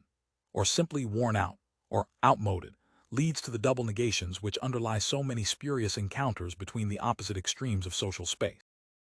It is well known that all dominant aesthetics set a high value on the virtues of sobriety, simplicity, economy of means, which are as much opposed to first-degree poverty and simplicity as to the pomposity or affectation of the half-educated. It is scarcely necessary to establish that the work of art is the objectification of a relationship of distinction, and that it is thereby explicitly predisposed to bear such a relationship in the most varied context. As soon as art becomes self-conscious, in the work of Alberti, for example, as Gombrich demonstrates, it is defined by a negation, a refusal, a renunciation, which is the very basis of the refinement in which a distance is marked from the simple pleasure of the senses and the superficial seductions of gold and ornaments that ensnare the vulgar taste of the Philistine. In the strict hierarchic society of the 16th and 17th centuries, the contrast between the vulgar and the noble becomes one of the principal preoccupations of the critics. Their belief was that certain forms or modes are really vulgar because they please the low, while others are inherently noble because only a developed taste can appreciate the aim of distinction, expressing the specific interest of the artists, who are increasingly inclined to claim exclusive control over form at the risk of disappointing their clients. Bad taste is far from incompatible with the functions really conferred on works of art by those who commission them or conserve them in their collections. These cultural creations, which we usually regard purely aesthetically as variants of a particular style, were perceived by their contemporaries, as Norbert Elias reminds us, referring to the society of the grand cycle, as the highly differentiated expression of certain social quality. 3. This means that, like art as defined by Yeats, art is a social act of a solitary man. Every appropriation of a work of art which is the embodiment of a relation of distinction is itself a social relation, and contrary to the illusion of cultural communism, it is a relation of distinction. Those who possess the means of symbolically appropriating cultural goods are more than willing to believe that it is only through their economic dimension that works of art, and cultural goods in general, acquire rarity. They like to see symbolic appropriation, the only legitimate sort in their view, as a kind of mystical participation in a common good of which each person has a share, and which everyone has entirely, as a paradoxical appropriation, excluding privilege and monopoly, unlike material appropriation, which asserts real exclusivity and therefore exclusion.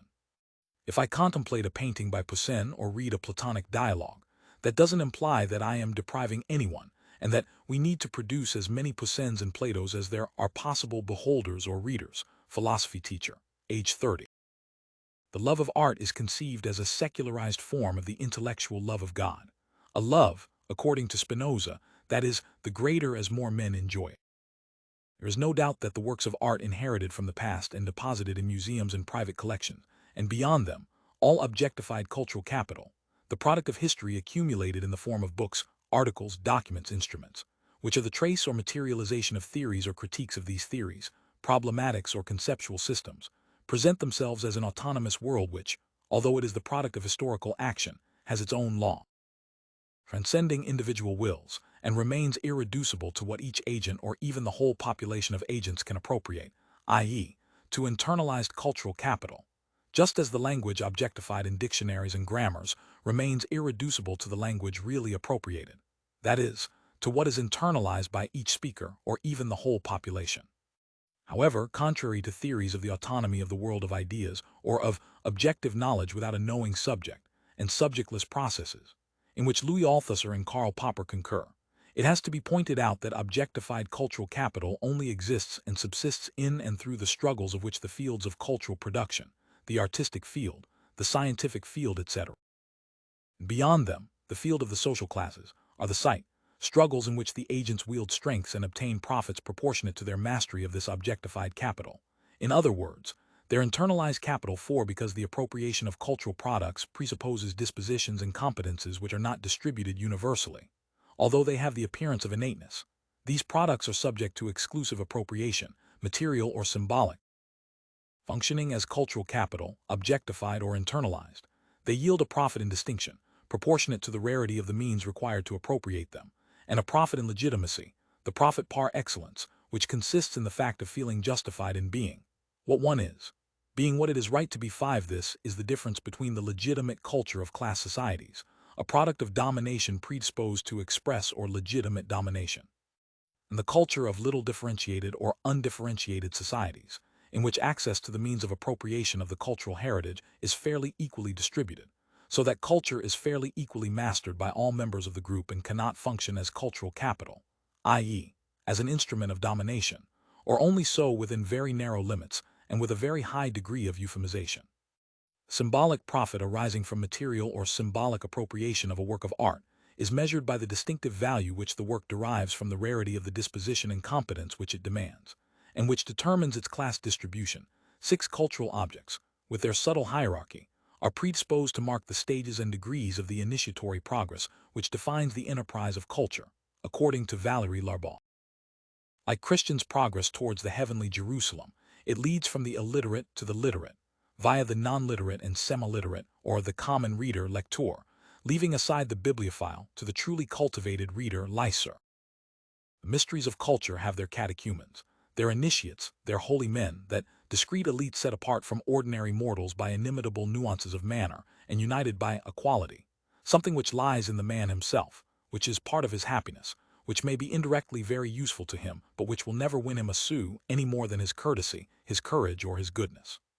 7. Hence the incessant revisions, reinterpretations, and rediscoveries which the learned of all religions of the book perform on their canonical texts. Since the levels of reading designate hierarchies of readers, it is necessary and sufficient to change the hierarchy of readings in order to overturn the hierarchy of reader.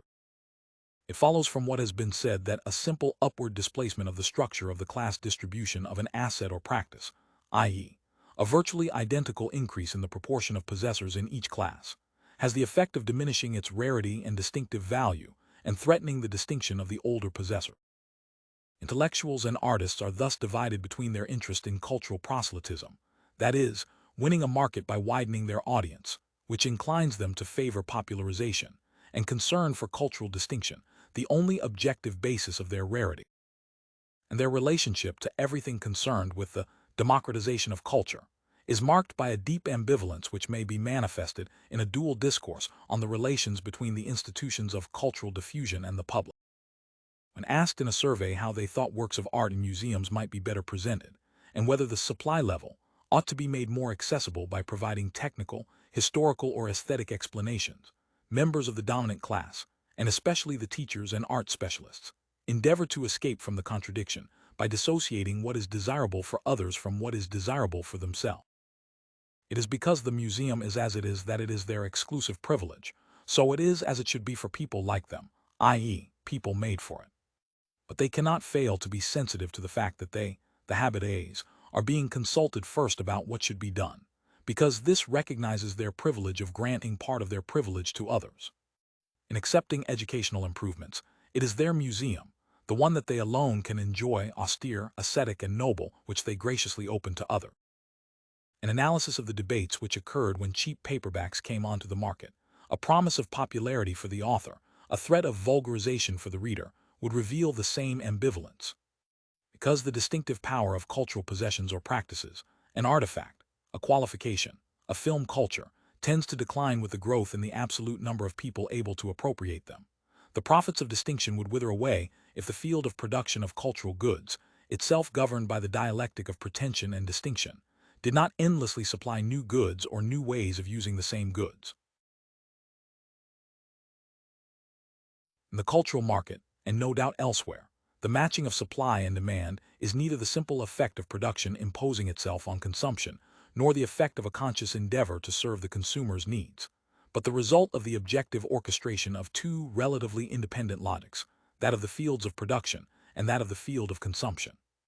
There is a fairly close homology between the specialized fields of production in which products are developed and the field of the social classes or the field of the dominant class, in which tastes are determined. This means that the products developed in the competitive struggles of which each of the fields of production is the site, and which are the source of the incessant changing of these products, meet, without having expressly to seek it, the demand which is shaped in the objectively or subjectively antagonistic relations between the different classes or class fractions over material or cultural consumer goods, or more exactly, in the competitive struggles between them over these goods, which are the source of the changing of taste.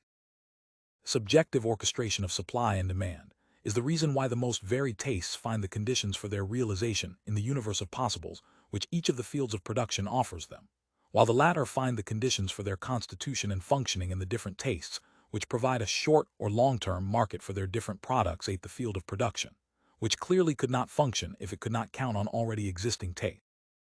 More or less strong propensities to consume more or less clearly defined goods enables taste to be realized by offering it, at each moment, the universe of cultural goods as a system of stylistic possibles from which it can select the system of stylistic features constituting a lifestyle.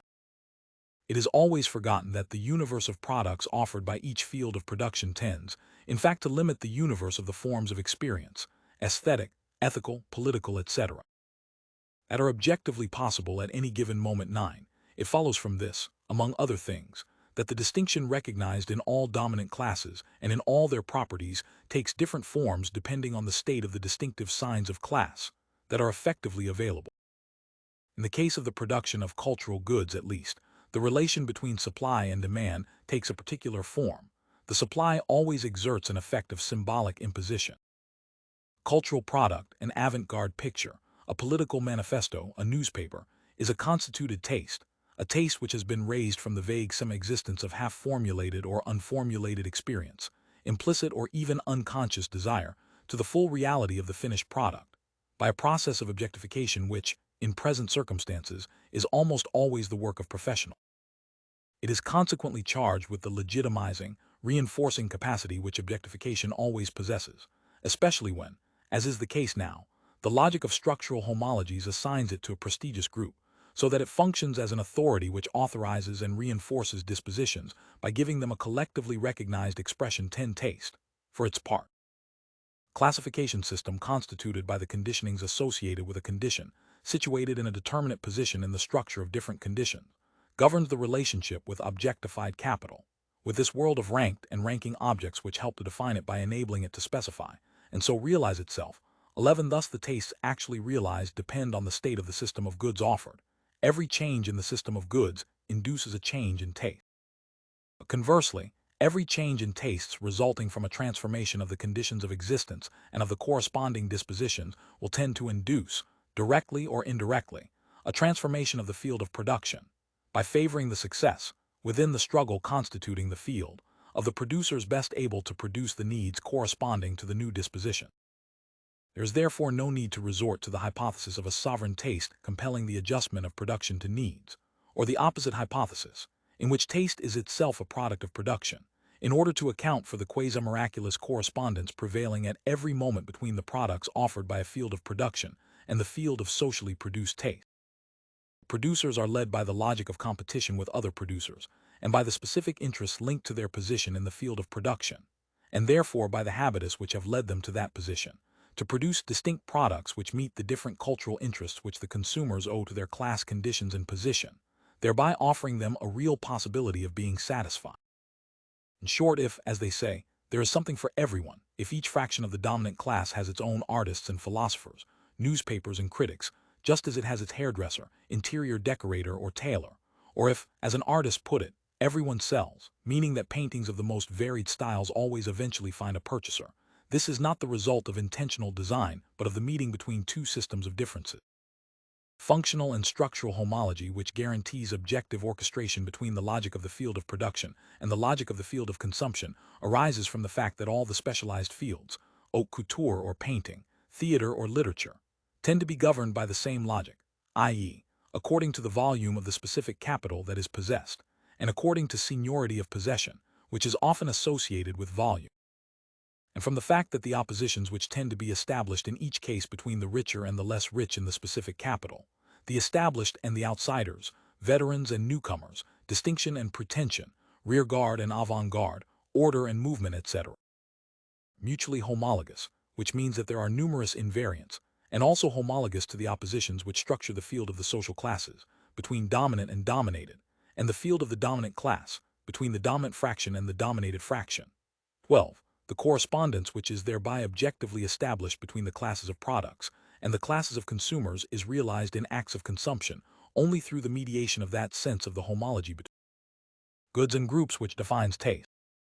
Choosing according to one's tastes is a matter of identifying goods that are objectively attuned to one's position and which go together, because they are situated in roughly equivalent positions in their respective spaces, be they films or plays, cartoons or novels, clothes or furniture. This choice is assisted by institutions, shops, theaters, left or right bank, critics, newspapers, magazines, which are themselves defined by their position in a field and which are chosen on the same principle. For the dominant class, the relationship between supply and demand takes the form of a pre-established harmony. The competition for luxury goods, emblems of class, is one dimension of the struggle to impose the dominant principle of domination, of which this class is the site, and the strategies it calls for, whose common feature is that they are oriented towards maximizing the distinctive profit of exclusive possessions, must necessarily use different weapons to achieve this common function. On the supply side, the field of production need only follow its own logic, that of distinction, which always leads it to be organized in accordance with a structure analogous to that of the symbolic systems which it produces by its functioning, and in which each element performs a distinctive function. The logic of homologies thus, the case of fashion, which might seem to justify a model which locates the motor of changing sartorial styles in the intentional pursuit of distinction. The trickle-down effect is an almost perfect example of the meeting of two spaces and two relatively autonomous histories. Endless changes in fashion result from the objective orchestration between, on the one hand, the logic of the struggles internal to the field of production, which are organized in terms of the opposition old-new itself linked, through the opposition's expensive slash, relatively cheap and classical practical, or rear-guard avant-garde, to the opposition old-young, very important in this field as in sport, and on the other hand, the logic of the struggles internal to the field of the dominant class which, as we have seen, oppose the dominant and the dominated fractions, or more precisely, the established and the challengers, in other words, given the equivalence between power, more specifically, economic power and age, which means that, at identical biological ages, social age is a function of proximity to the pole of power and duration in that position. Between those who have the social properties associated with accomplished adulthood and those who have the social properties associated with the incompleteness of youth. Couturiers who occupy a dominant position in the field of fashion only have to follow through the negative strategies of discretion and understatement that are forced on them by the aggressive competition of the challengers, to find themselves directly attuned to the demands of the old bourgeoisie, who are oriented towards the same refusal of emphasis by a homologous relation to the audacities of the new bourgeoisie, and similarly, the newcomers to the field.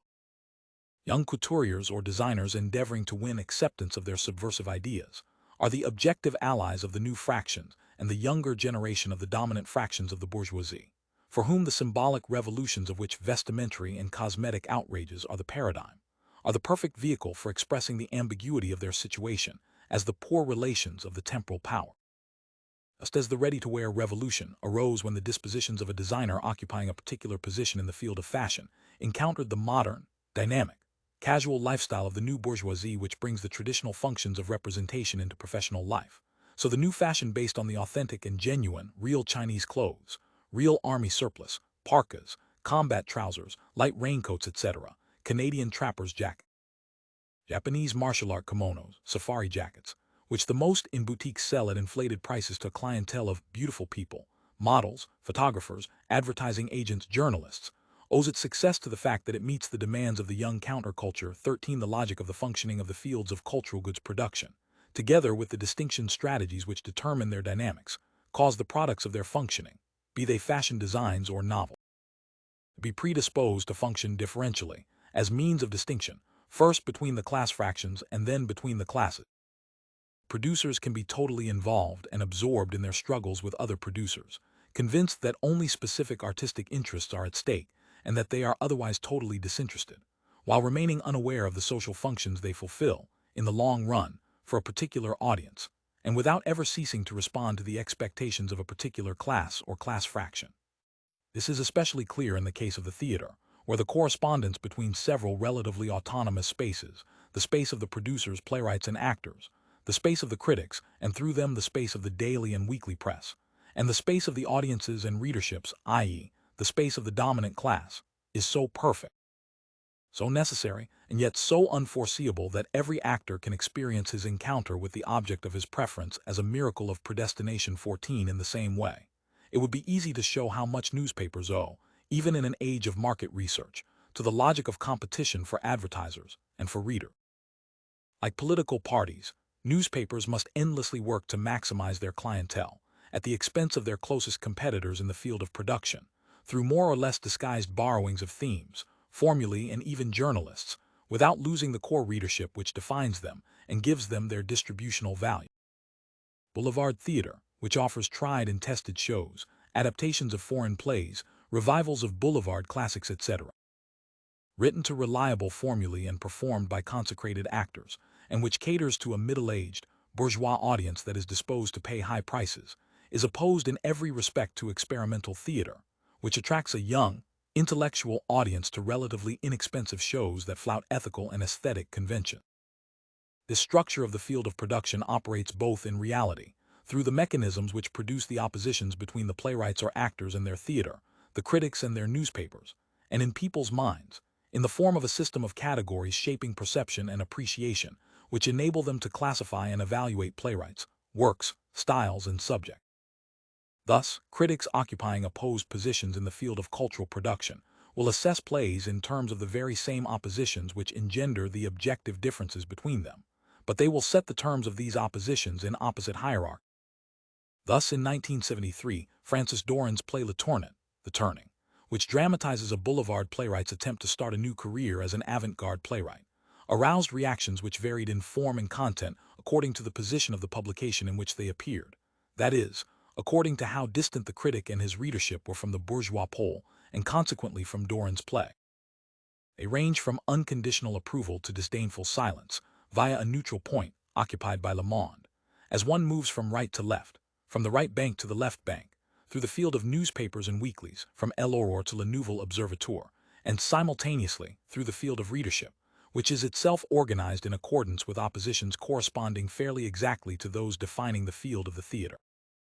And confronted with an object so clearly organized in terms of the basic opposition, the critics, who are themselves distributed in the field of the press, in accordance with the structure which shapes both the classified object and the classification system they apply to it, reproduce, in the space of the judgments whereby they classify both it and themselves, the space within which they are themselves classified.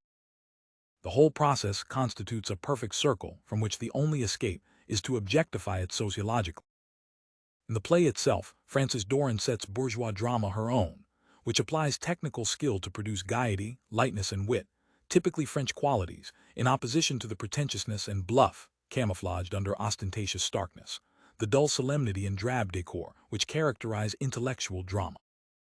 The series of contrasted properties which the right-bank critics pick out, technical skill, joie de vivre, clarity, ease, lightness, optimism, as opposed to tedium, gloom, obscurity, pretentiousness, heaviness, and pessimism, reappears in the columns of the left-bank critics, but here the positives are negatives and vice versa, because the hierarchy of qualities is reversed. As in a set of facing mirrors, each of the critics located at either extreme can say exactly what the critic on the other side would say. But he does so in conditions such that his words take on an ironic value and stigmatize by antiphrases the very things that are praised by his opposing counterpart. Thus, the left-bank critic credits Mme. Doran with the qualities on which she prides herself, but when he mentions them to his readership, they automatically become derisory, so that her technique becomes a box of tricks, and common sense is immediately understood as synonymous with bourgeois stupidity. In so doing, he turns against Mme. Doran the weapon she herself uses against avant-garde theater when, exploiting the structural logic of the field, she turns against avant-garde theater the weapon it likes to use against bourgeois chatter, and the bourgeois theater which reproduces its truisms and clichés, e.g., Ionesco's descriptions of the bald prima donna or Jacques, as a sort of parody or caricature of boulevard theater falling apart and going mad. Moving from right to left or from right bank to left bank, we start with l'aurore. Cheeky Francis Doran is going to be in hot water with our toffee-nosed Marxist intelligentsia. The two things go together. The author of Unselige Geist shows no respect for the solemn boredom, profound emptiness and vertiginous nullity which characterize so many so-called avant-garde theatrical productions. She dares to profane with sacrilegious laughter the notorious incommunicability, which is the alpha and omega of the contemporary state. And this perverse reactionary, who flatters the lowest appetites of consumer society, far from acknowledging the error of her ways and wearing her boulevard playwright's reputation with humility, has the impudence to prefer the jollity of Satyajitri or Feydeau's bedroom farces to the darkness visible of Marguerite Duras or a rabble. This is a crime for which she will not easily be forgiven, especially since she commits it with cheerfulness and gaiety, using all the dreadful devices which make lasting successes. Gilbert Gillimanod, l'aurore, 12 January 1973. Situated at the fringe of the intellectual field, at a point where he already has to speak of it as an outsider, our intelligentsia. The l'aurore critic does not mince his words. He calls a reactionary, and does not hide his strategy. The rhetorical effect of putting words into the opponent's mouth, in conditions in which his discourse, functioning ironically, objectively signifies the opposite of what he means, presupposes and brings into play the very structure of the field of criticism, and his relationship of immediate connivance with his readership based on homology of position. From l'aurore, we move to the Figaro. In perfect harmony with the author of Le Tournant, the harmony of orchestrated habitus, the Figaro critic cannot but experience absolute delight at a play which so perfectly corresponds to his categories of perception and appreciation, his view of the theater and his view of the world. However, being forced into a higher degree of euphemization, he excludes overtly political judgments and limits himself to the language of aesthetics and ethics. How grateful we should be to Mme. Francis Doran for being a courageously light author, which means to say that she is wittily dramatic and smilingly serious, irreverent without fragility, pushing her comedy into outright vaudeville, but in the subtlest way imaginable, an author who wields satire with elegance, who at all times demonstrates astounding virtuosity. Francis Doran knows much more than any of us about the tricks of the dramatist's art, the springs of comedy, the potential of a situation, the comic or biting force of the mot juste.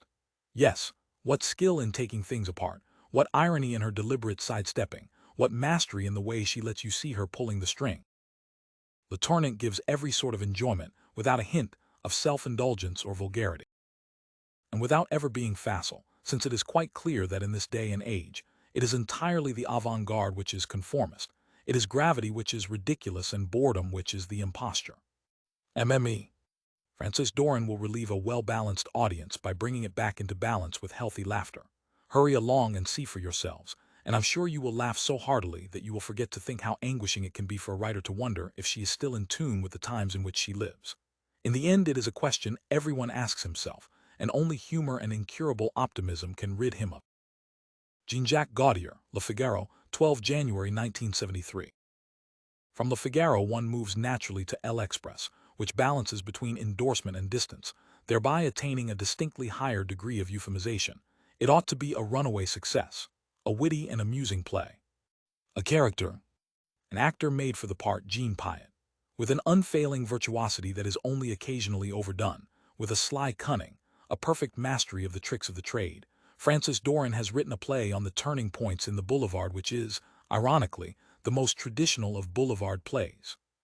Only morose pedants will probe too far into the contrast between two types of theater, and the contrast between two conceptions of political life, and the private life behind it. The brilliant dialogue, full of wit and epigrams, is often bitingly sarcastic. But Ramin is not a caricature. He's much less stupid than your run-of-the-mill avant-gardist. Philippe has the plum role because he is on his own ground. What the author of Cameo Theater gently wants to suggest is that the boulevard stage is where people speak and behave as in real life. And this is true, but it is only a partial truth, and not just because it is a class truth. Robert Cantor's L'Express, 1521 January 1973. Here the approval, which is still total, begins to be colored by systematic use of formulations that are ambiguous even as regards the oppositions involved. It ought to be a runaway success. A sly cunning, a perfect mastery of the tricks of the trade. Philippe has the plum role, all formulae which could equally be taken pejoratively. And we even find, surfacing through its denial, a hint of the other truth, only morose pedants will probe too far. Or even of the plain truth, but doubly neutralized by ambiguity and denial, and not just because it is a class truth. Le Monde offers a perfect example of ostentatiously neutral discourse, even-handedly dismissing both sides, both the overtly political discourse of L'Aurore and the disdainful silence of Le Nouvel Observateur. The simple, or simplistic, argument is complicated by a very subtle two-tier structure, as if there were two plays overlapping. One by Francis Doran, a conventional author, the other invented by Philippe Roussel, who tries to take the turning towards modern theater. This conceit performs a circular movement, like a boomerang. Francis Doran deliberately exposes the boulevard clichés which Philippe attacks, and through his voice, delivers a violent denunciation of the bourgeoisie. On the second floor, she contrasts this language with that of a young author whom she assails with equal vigor. Finally, the trajectory brings the weapon back onto the boulevard stage, and the futilities of the mechanism are unmasked by the devices of the traditional theater, which are shown to have lost nothing of their value. Philippe can declare himself a courageously light playwright, inventing characters who talk like real people. He can claim that his art is without frontiers and therefore non-political. However, the demonstration is entirely distorted by the model avant-garde author chosen by Francis Doran. Vankovics is an epigone of Marguerite Duras, a vaguely militant, belated existentialist. He is parodic in the extreme, like the theater that is denounced here. A black curtain and a scaffold certainly help. Or the title of the play, Do Take a Little Angst in Your Coffee, Mr. Carsa. The audience sniggers at this derisive picture of modern drama. The denunciation of the bourgeoisie is an amusing provocation inasmuch as it rebounds onto an odious victim and finishes him off. To the extent that it reflects the state of bourgeois theater and reveals its systems of defense, Le Tournant can be regarded as an important work.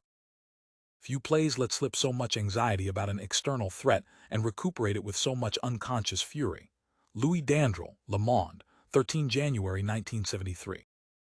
The ambiguity which Robert Cantor's was already beginning to cultivate here reaches its peak.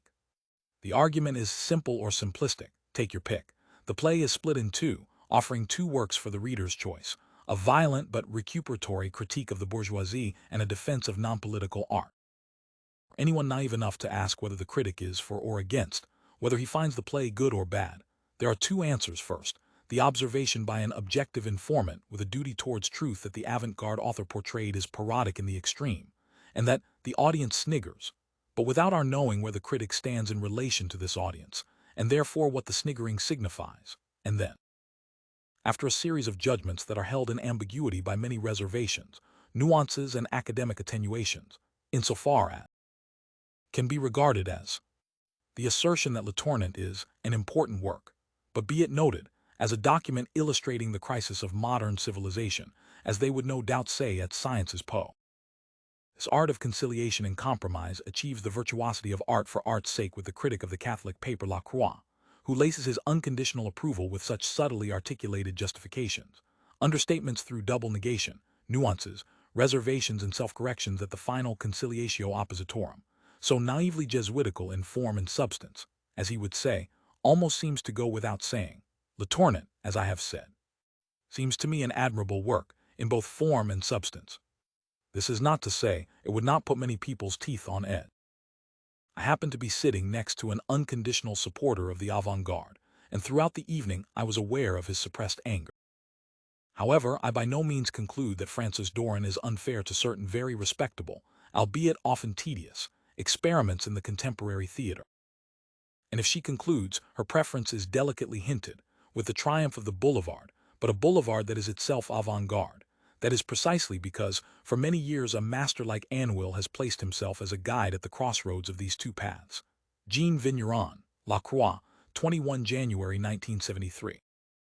Although the silence of Le Nouvel Observateur no doubt signifies something in itself, we can form an approximate idea of what its position might have been by reading its review of Feuerbach and Marceau's play La Preuve par Quatre, or the review of Le Tournant which Philippe Tesson, then editor of Combat, wrote for Le Canard Enchaîné.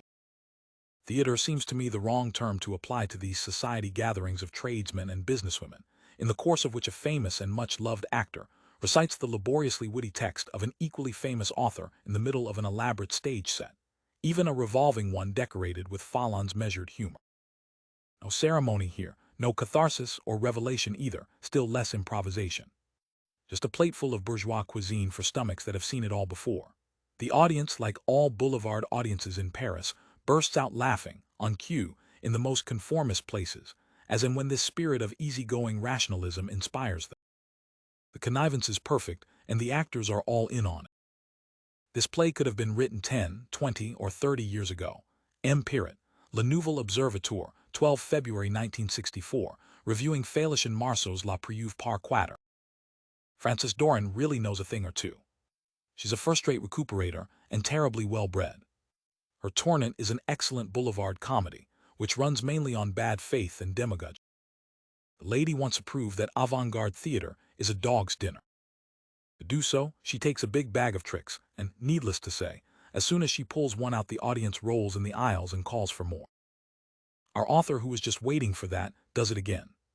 She gives us a young trendy leftist playwright called Vankovich, get it, and puts him in various ridiculous, uncomfortable, and rather shady situations, to show that this young gentleman is no more disinterested, no less bourgeois, than you and I. What common sense, MME. Doran, what lucidity, what honesty. You at least have the courage to stand by your opinions, and very healthy, red, white, and blue ones they are too. Philippe Tesson, Le Canard Enchaîné, 17 March 1973. Italics in all foregoing quotations are mine. In each case the same device is used. The critic's relationship of ethical and aesthetic connivance with his readers supplies the leverage to break the connivance of the parodied discourse with its own audience, and to turn it into a series of misplaced remarks which are shocking and laughable because they are not uttered in the appropriate place and before the right audience. Instead, they become a mockery, a parody, establishing with their audience the immediate complicity of laughter because they have persuaded their audience to reject, if it had ever accepted, the presuppositions of the parodied discourse. As this exemplary case clearly shows, it is the logic of the homologies, not cynical calculation, which causes works to be adjusted to the expectations of their audience. The partial objectifications in which intellectuals and artists indulge in the course of their battles omit what is essential by describing as the conscious pursuit of success, with an audience, what is in fact the result of the pre-established harmony between two systems of interests, which may coincide in the person of the bourgeois writer, or, more precisely, of the structural and functional homology between a given writer's or artist's position in the field of production, and the position of his audience in the field of the classes and class fraction. I refusing to recognize any other relationship between the producer and his public than cynical calculation or pure disinterestedness, writers and artists give themselves a convenient device for seeing themselves as disinterested, while exposing their adversaries as motivated by the lust for success at any price, provocation and scandal, the right bank argument, or mercenary servility, the left bank argument. The so-called intellectual lackeys are right to think and profess that they, strictly speaking, serve no one. They serve objectively only because, in all sincerity, they serve their own interests, specific, highly sublimated and euphemized interests, such as interest in a form of theater or philosophy which is logically associated with a certain position in a certain field, and which, except in crisis periods, has every likelihood of concealing, even from its advocates, the political implications it contains. Between pure disinterestedness and cynical servility, there is room for the relationships established, objectively, without any conscious intention, between a producer and an audience, by virtue of which the practices and artifacts produced in a specialized and relatively autonomous field of production are necessarily overdetermined. The functions they fulfill in the internal struggles are inevitably coupled with external functions, those which they receive in the symbolic struggles between the fractions of the dominant class, and in the long run, between the classes. Sincerity, which is one of the preconditions of symbolic efficacy, is only possible and real in the case of perfect, immediate harmony between the expectations inscribed in the position occupied in a less consecrated area, one would say job description, and the dispositions of the occupant. It is the privilege of those who, guided by their sense of their place, have found their natural site in the field of production. In accordance with the law that one only preaches to the converted, a critic can only influence his readers insofar as they grant him this power, because they are structurally attuned to him in their view of the social world, their tastes, and their whole habitus. Jean-Jacques Gaultier, for a long-time literary critic of Le Figaro, gives a good description of this elective affinity between the journalist, his paper, and his readers. A good Figaro editor who has chosen himself and been chosen through the same mechanisms chooses a Figaro literary critic because he has the right tone for speaking to the readers of the paper, because, without making a deliberate effort, he naturally speaks the language of Le Figaro and is the paper's ideal reader. If tomorrow I started speaking the language of Les Temps Moderns, for example, or Saint-Chapelle's Des Letters, people would no longer read me or understand me, so they would not listen to me, because I would be assuming a certain number of ideas or arguments which our readers don't give a damn about. 15. To each position, there correspond presuppositions, a doxa, and the homology between the producer's positions and their clients is the precondition for this complicity, which is all the more strongly required when fundamental values are involved, as they are in the theater. Elective affinities, this limiting case forces one to question the appearances of the direct effect of demand on supply or of supply on demand, and to consider in a new light all the encounters between the logic of goods production and the logic of taste production through which the universe of appropriated things, objects, people, knowledge, memories, etc., is constituted. The limit of these coincidences of homologous structures and sequences, which bring about the concordance between a socially classified person and the socially classified things or persons which suit him, is represented by all acts of co-option in fellow-feeling, friendship, or love which lead to lasting relations, socially sanctioned or not. The social sense is guided by the system of mutually reinforcing and infinitely redundant signs of which each body is the bearer: clothing, pronunciation, bearing, posture, manners, and which, unconsciously registered, are the basis of antipathies or sympathies. The seemingly most immediate elective affinities are always partly based on the unconscious deciphering of expressive features, each of which only takes on its meaning and value within the system of its class variations. One only has to think of the ways of laughing or smiling noted by ordinary language. Taste is what brings together things and people that go together. The most indisputable evidence of this immediate sense of social compatibilities and incompatibilities is provided by class and even class fraction endogamy, which is ensured almost as strictly by the free play of sentiment as by deliberate family intervention. It is known that the structure of the circuit of matrimonial exchanges tends to reproduce the structure of the social space as described here. 16. It is probable that the homogeneity of couples is still underestimated, and that better knowledge of the secondary properties of the spouses and their families would further reduce the apparent random element. For example, a survey in 1964 of the matrimonial strategies of 6 classes, 1948-1953, of arts graduates of the École Normale showed that of those who were married by then, 85% of the total, 59% had married a teacher, and of these 58% had married an agrégé, 17 among the directors of the central administration, who occupy an intermediate position between the civil service and business,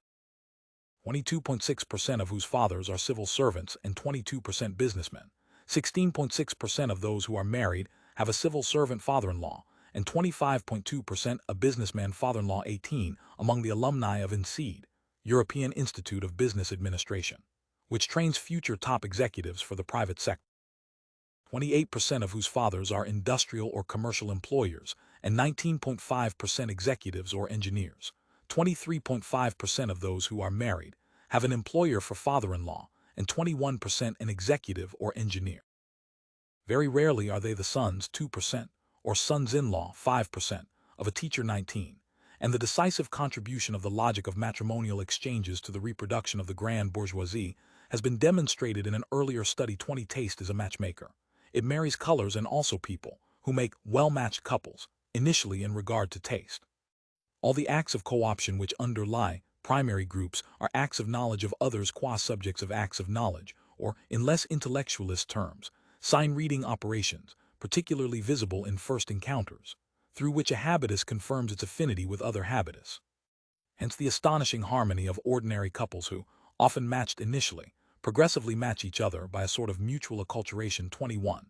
This spontaneous decoding of one habitus by another is the basis of the immediate affinities which orient social encounters, discouraging socially discordant relationships, encouraging well-matched relationships. Without these operations ever having to be formulated other than in the socially innocent language of likes and dislikes. 22. The extreme improbability of the particular encounter between particular people, which masks the probability of interchangeable chance events, induces couples to experience their mutual election as a happy accident, a coincidence which mimics transcendent design, made for each other, and intensifies the sense of the miraculous. Those whom we find to our taste put into their practices a taste which does not differ from the taste we put into operation in perceiving their practices. Two people can give each other no better proof of the affinity of their tastes than the taste they have for each other. Just as the art lover finds a raison d'être in his discovery, which seems to have been waiting for all eternity for the discoverer's eye, so lovers feel justified in existing, as Sartre puts it, made for each other, constituted as the end and raison d'être of another existence entirely dependent on their own existence, and therefore accepted, recognized in their most contingent features, a way of laughing or speaking, in short, legitimated in the arbitrariness of a way of being and doing. A biological and social destiny. Love is also a way of loving one's own destiny in someone else, and so of feeling loved in one's own destiny. It is no doubt the supreme occasion of a sort of experience of the intuitus originarius of which the possession of luxury goods and works of art, made for their owner, is an approximate form, and which makes the perceiving naming subject, we know the role of name-giving in love relations. The cause and the end, in short the raison d'être, of the perceived subject. Taste is the form par excellence of amor fati. The habitus generates representations and practices, which are always more adjusted than they seem to be to the objective conditions of which they are the product.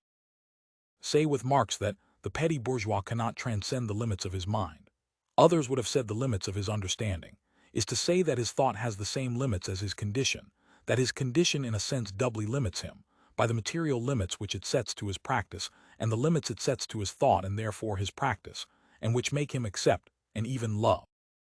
These limits. 24. We are now better placed to understand the specific effect of the raising of consciousness. Making explicit what is given presupposes, and produces a suspension of immediate attachment to the given, so that the knowledge of probable relationships may become dissociated from recognition of them, and amor fati can thus collapse into odium fati, hatred of one's destiny.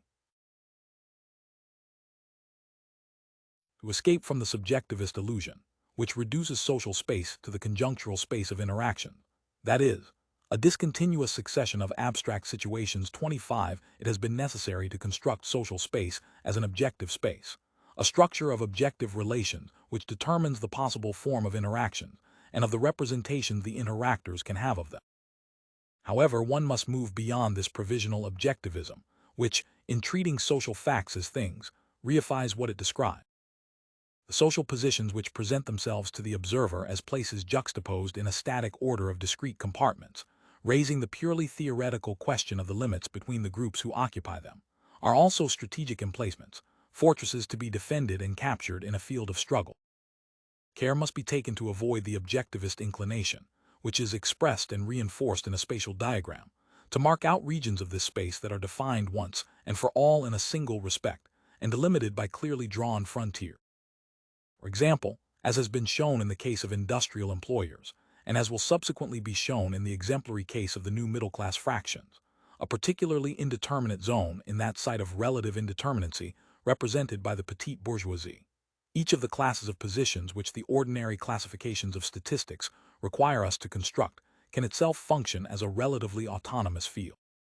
One only has to substitute more strictly defined occupational positions for the relatively abstract categories imposed by the necessities of statistical accumulation in order to see the emergence of the network of competitive relations which give rise, For example, to conflicts of competence, conflicts over the qualifications for legitimate practice of the occupation and the legitimate scope of the practice, between agents possessing different qualifications, such as doctors, anesthetists, nurses, midwives, physiotherapists, and healers, each of these universes itself functioning as a field of struggles, or between the occupations, mostly of recent creation, offering social guidance, social workers, domestic economy counselors, childcare services, mothers, helpers, etc. Educational services, special teachers, remedial teachers, approved schools, etc. Cultural services, play leaders, youth leaders, adult tutors, etc. Or medico-psychological services, marriage guidance consultants, pediatric nurses, physiotherapists, etc., whose common feature is that they are only defined in and by the competition between them, and in the antagonistic strategies through which they seek to transform the established order so as to secure a recognized place within it. The model of social space that has been put forward here is not only limited by the nature of the data used and usable, particularly by the practical impossibility of including in the analysis structural features such as the power which certain individuals or groups have over the economy, or even the innumerable associated hidden profits. If most of those who carry out empirical research are often led to accept, implicitly or explicitly, a theory which reduces the classes to simple ranked but non-antagonistic strata, this is above all because the very logic of their practice leads them to ignore what is objectively inscribed in every distribution. Distribution in the statistical, but also the political economy sense, is the balance sheet, at a given moment, of what has been won in previous battles and can be invested in subsequent battles. It expresses a state of the power relation between the classes, or, more precisely, of the struggle for possession of rare goods, and for the specifically political power over the distribution or redistribution of profit.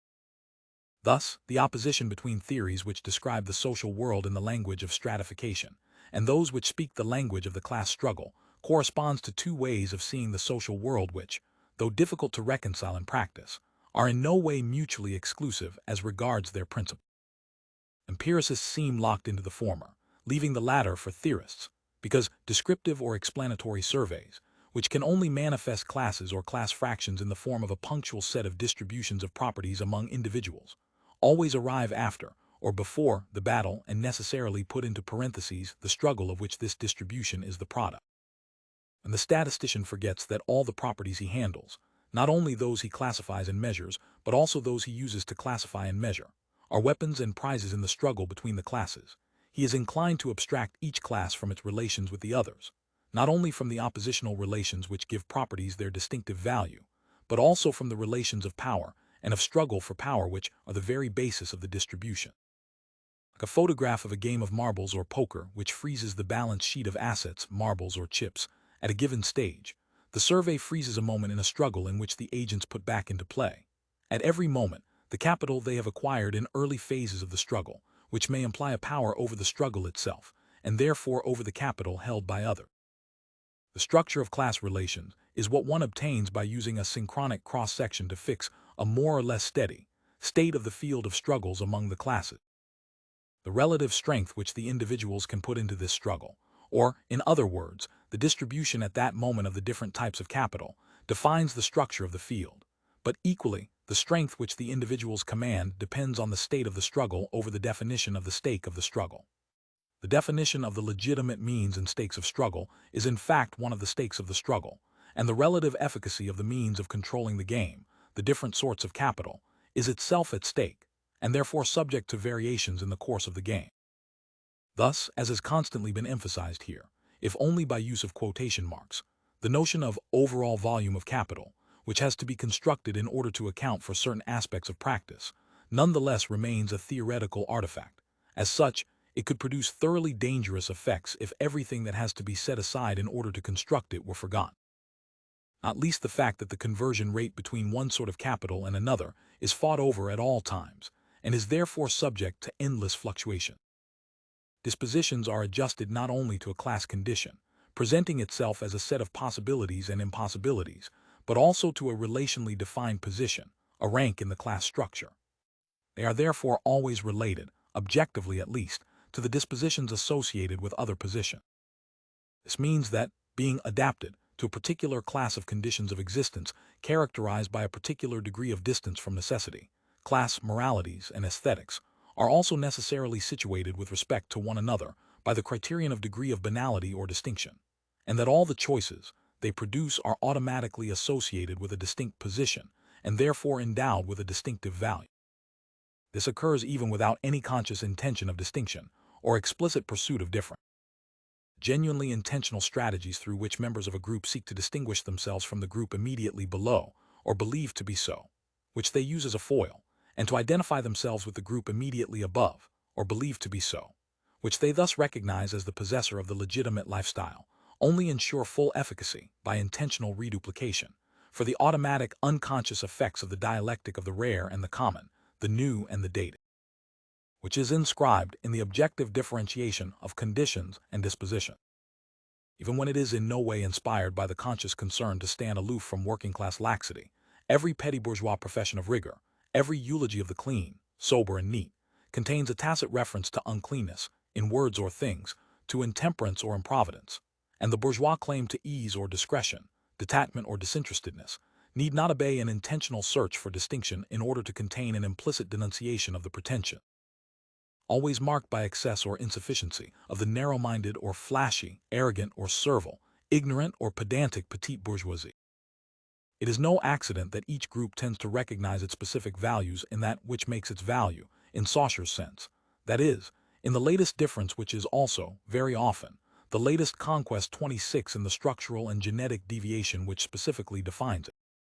Whereas the working classes, reduced to essential goods and virtues, demand cleanness and practicality, the middle classes, relatively freer from necessity, look for a warm, cozy, comfortable, or neat interior, or a fashionable and original garment. 27. These are values which the privileged classes relegate to second rank because they have long been theirs and seem to go without saying, having attained intentions socially recognized as aesthetic, such as the pursuit of harmony and composition. They cannot identify their distinction with properties, practices, or virtues, which no longer have to be claimed or which, because they have become commonplace and lost their distinctive value, no longer can be claimed. As is shown in Figure 10, by the series of histograms indicating the class fraction variations of the adjectives applied to the ideal domestic interior, except for three of them, classical, neat, sugné, and sober, which prove to be ambiguous, the proportion of choices emphasizing overtly aesthetic properties, studied, imaginative, harmonious, grows as one moves up the social hierarchy, whereas the proportion of functionalist choices, clean, practical, easy to maintain, decline. The steady distortion of the histogram, in fact, points towards three relatively incommensurable extremes. The small shopkeepers lead to the industrial and commercial employers, the primary teachers to the secondary teachers, and the cultural intermediaries to the artistic producer. The same logic is found in the refusal of adjectives. The working classes never reject clean and tidy, easy to maintain, or practical. In the middle classes, the established fractions, office workers, junior administrative executives, craftsmen, and shopkeepers, reject imaginative much more often than classical, in contrast to the new petite bourgeoisie, except the art craftsmen, who, like most fractions of the dominant class, especially the teachers and members of the professions, reject classical more often than imaginative. Tastes thus obey a sort of generalized Engel's law. Each level of the distribution, what is rare and constitutes an inaccessible luxury, or an absurd fantasy for those at an earlier or lower level, becomes banal and common, and is relegated to the order of the taken for granted by the appearance of new, rarer, and more distinctive goods. And once again, this happens without any intentional pursuit of distinguished rarity. 28. The sense of good investment which dictates a withdrawal from outmoded, or simply devalued, objects, places, or practices, and a move into ever newer objects in an endless drive for novelty, and which operates in every area, sport and cooking, holiday resorts and restaurants, is guided by countless different indices and indications, from explicit warnings, Saint-Tropez, or the Buffet de la Gare de Lyon, or anywhere else, has become impossible to the barely conscious intuitions, which, like the awareness of popularization or overcrowding, insidiously arouse horror or disgust for objects or practices that have become common. It is no accident that tastes in painting or music so often follow paths which, revivals and rehabilitations apart, reproduce history and biography. So the search for distinction has no need to see itself for what it is, and all the intolerances of noise, crowds, etc., inculcated by a bourgeois upbringing, are generally sufficient to provoke the changes of terrain or object which, in work as in leisure, lead towards the objects, places, or activities rarest at a given moment. Those who are held to be distinguished have the privilege of not worrying about their distinction. They can leave it to the objective mechanisms which provide their distinctive properties and to the sense of distinction, which steers them away from everything common. Where the petty bourgeois or nouveau rich overdoes it, betraying his own insecurity, bourgeois discretion signals its presence by a sort of ostentatious discretion, sobriety and understatement, a refusal of everything which is showy, flashy, and pretentious, and which devalues itself by the very intention of distinction.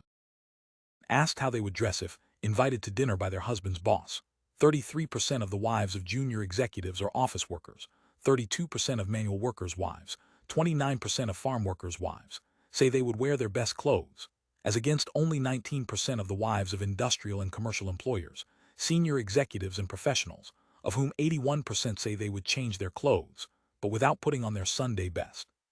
Compared with 67% of the middle-class wives and 68% of the working-class wives, cs. XLI. Struggles over the appropriation of economic or cultural goods are, simultaneously, symbolic struggles to appropriate distinctive signs in the form of classifying goods or practices, or to conserve or subvert the principles of classification of these distinctive properties. As a consequence, the space of lifestyles, i.e., the universe of the properties whereby the occupants of different positions differentiate themselves, with or without the intention of distinguishing themselves, is itself only the balance sheet at a given moment of the symbolic struggles over the imposition of the legitimate lifestyle, which are most fully developed in the struggles for the monopoly of the emblems of class, luxury goods, legitimate cultural goods, or the legitimate manner of appropriating them. The dynamic of the field in which these goods are produced and reproduced and circulate, while yielding profits of distinction, lies in the strategies which give rise to their rarity and to belief in their value, and which combine, in their very opposition, to bring about these objective effects. Distinction, or better, class, the transfigured, misrecognizable, legitimate form of social class, only exists through the struggles for the exclusive appropriation of the distinctive signs which make natural distinction. Culture is a stake which, like all social stakes, simultaneously presupposes and demands that one take part in the game and be taken in by it. An interest in culture, without which there is no race, no competition, is produced by the very race and competition which it produces.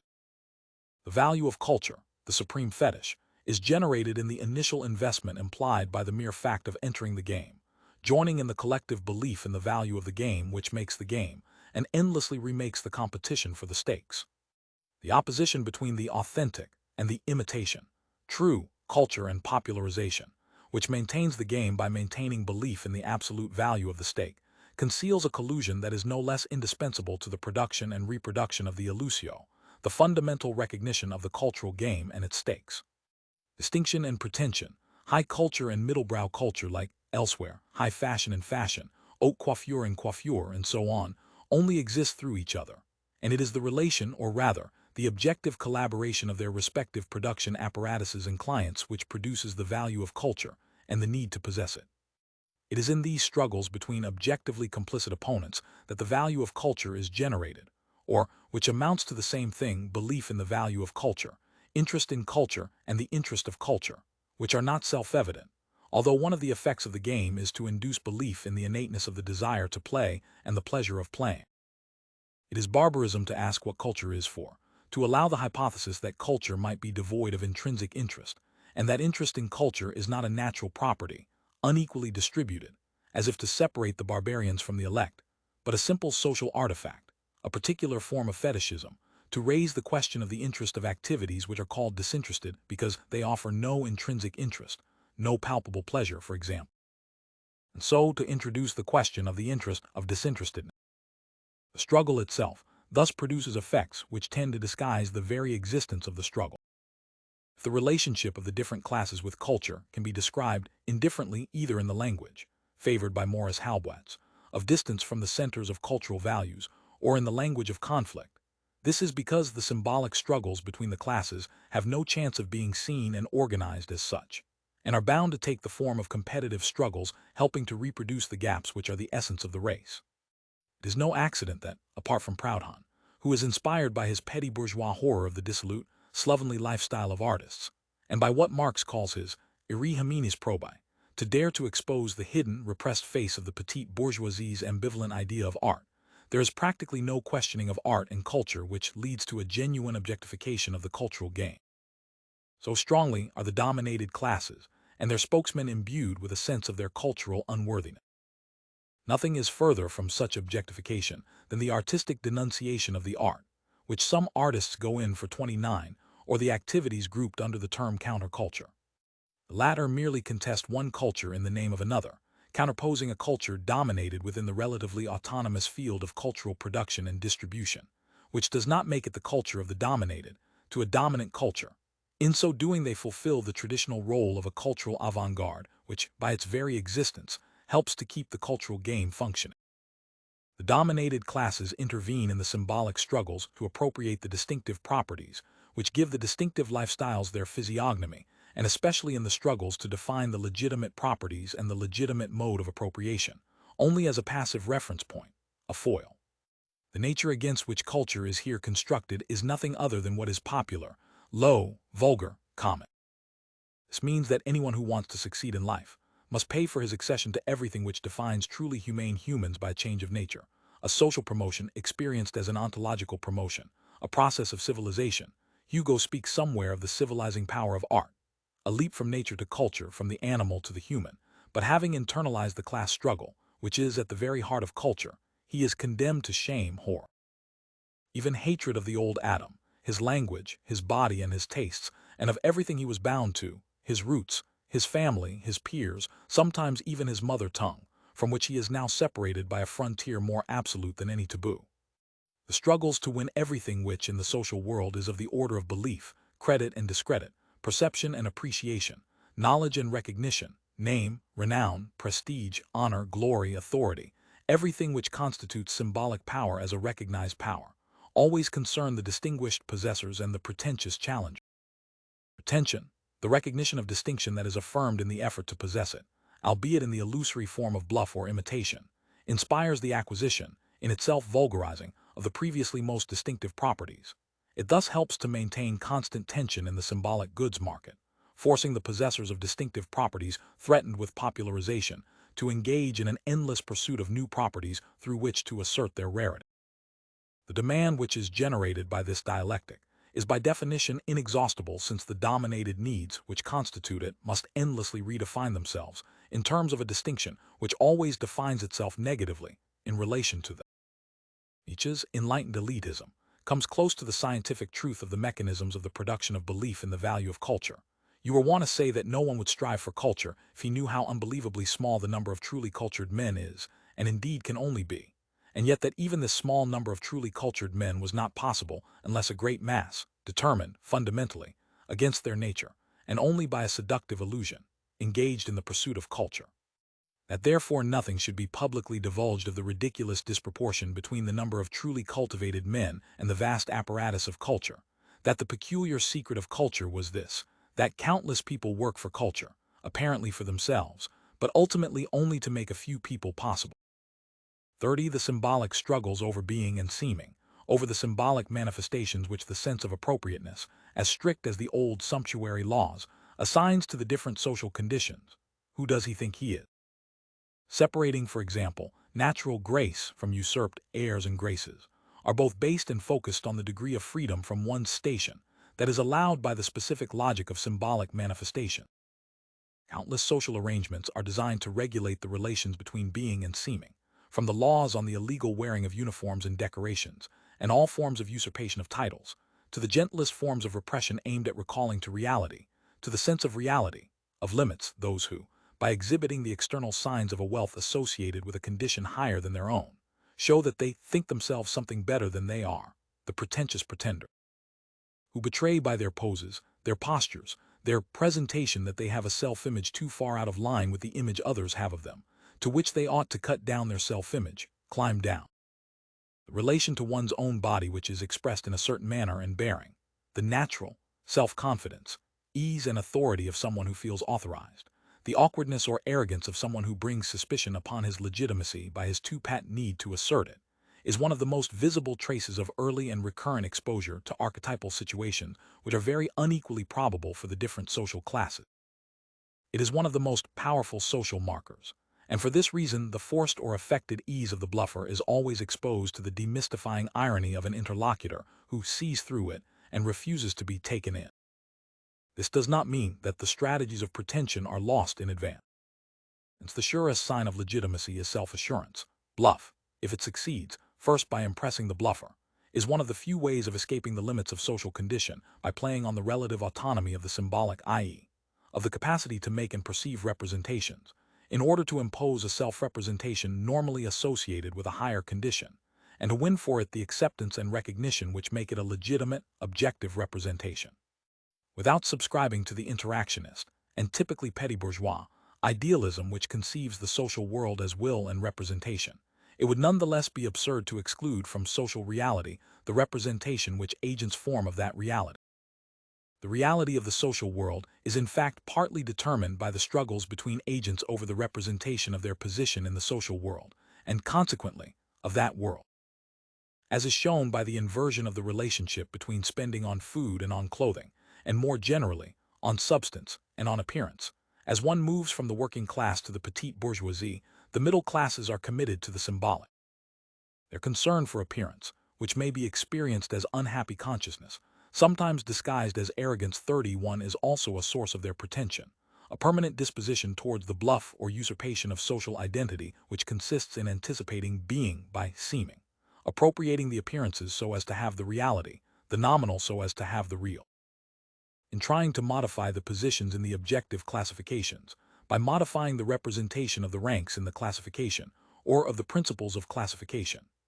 Torn by all the contradictions between an objectively dominated condition and would-be participation in the dominant values, the petty bourgeois is haunted by the appearance he offers to others and the judgment they make of it. He constantly overshoots the mark for fear of falling short, betraying his uncertainty and anxiety about belonging in his anxiety to show or give the impression that he belongs.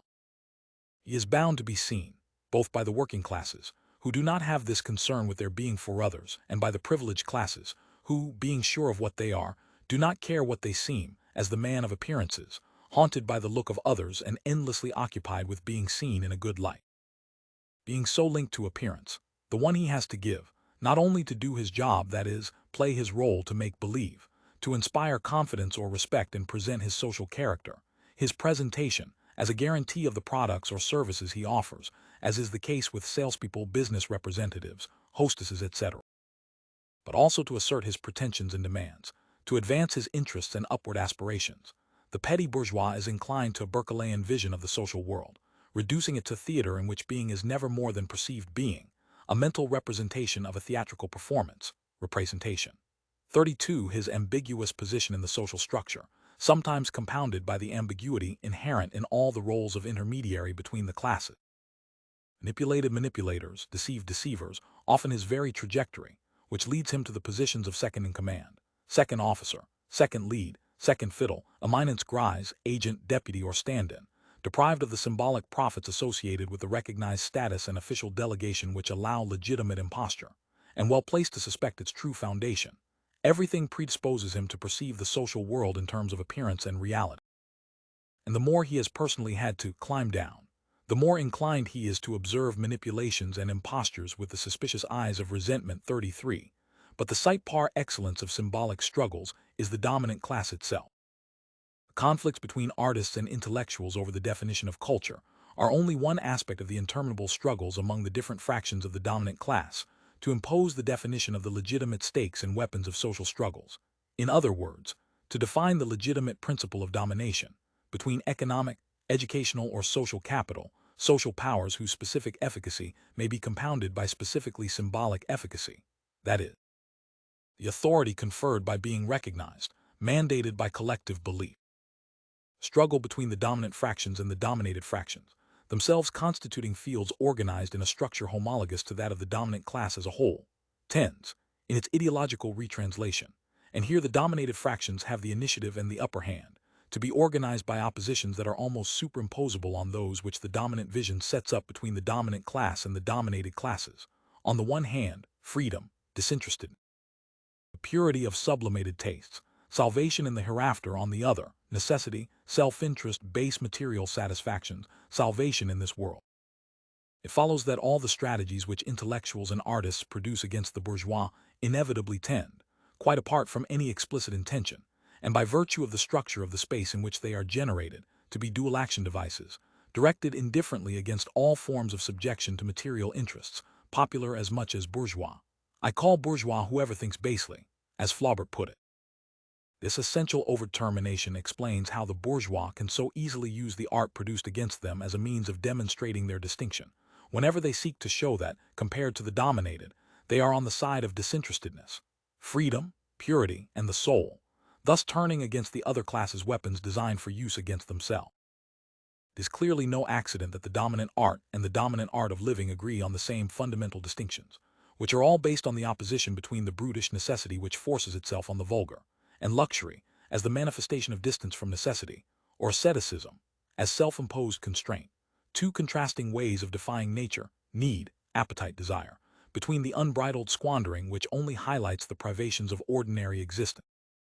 and the ostentatious freedom of gratuitous expense or the austerity of elective restriction, between surrender to immediate, easy satisfactions and economy of means, bespeaking a possession of means commensurate with the means possessed.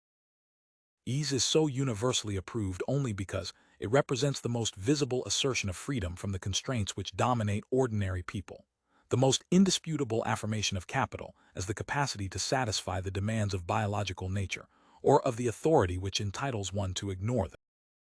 Thus linguistic ease may be manifested either in the tour de force of going beyond what is required by strictly grammatical or pragmatic rules, making optional liaisons, for example, or using rare words and tropes in place of common words and phrases, or in the freedom from the demands of language or situation that is asserted in the liberties taken by those who are known to know better. These opposing strategies, which place one above the rules and proprieties imposed on ordinary speakers, are in no way mutually exclusive. Two forms of conspicuous freedom, unconventional constraint and deliberate transgression, can coexist at different moments or different levels of the same discourse. Lexical relaxation may, for example, be counterbalanced by increased tension in syntax or diction, or the reverse. This is clearly seen in condescension strategies, in which the gap thus maintained between the levels of language is the symbolic equivalent of the double game of asserting distance by appearing to negate it. Such strategies, which may be perfectly unconscious, and thereby even more effective, are the ultimate riposte to the hypercorrection strategies of pretentious outsiders, who are thrown into self-doubt about the rule and the right way to conform to it, paralyzed by a reflexiveness which is the opposite of ease, and left without a leg to stand on. Speaker who can take the liberty of standing outside rules fit only for pedants or grammarians, who, not surprisingly, are disinclined to write these games with the rules into their codifications of the linguistic game, puts himself forward as a maker of higher rules, i.e., a taste-maker, an arbiter elegantium whose transgressions are not mistakes but the enunciation of a new fashion, a new mode of expression or action which will become a model, and then modal, normal, the norm,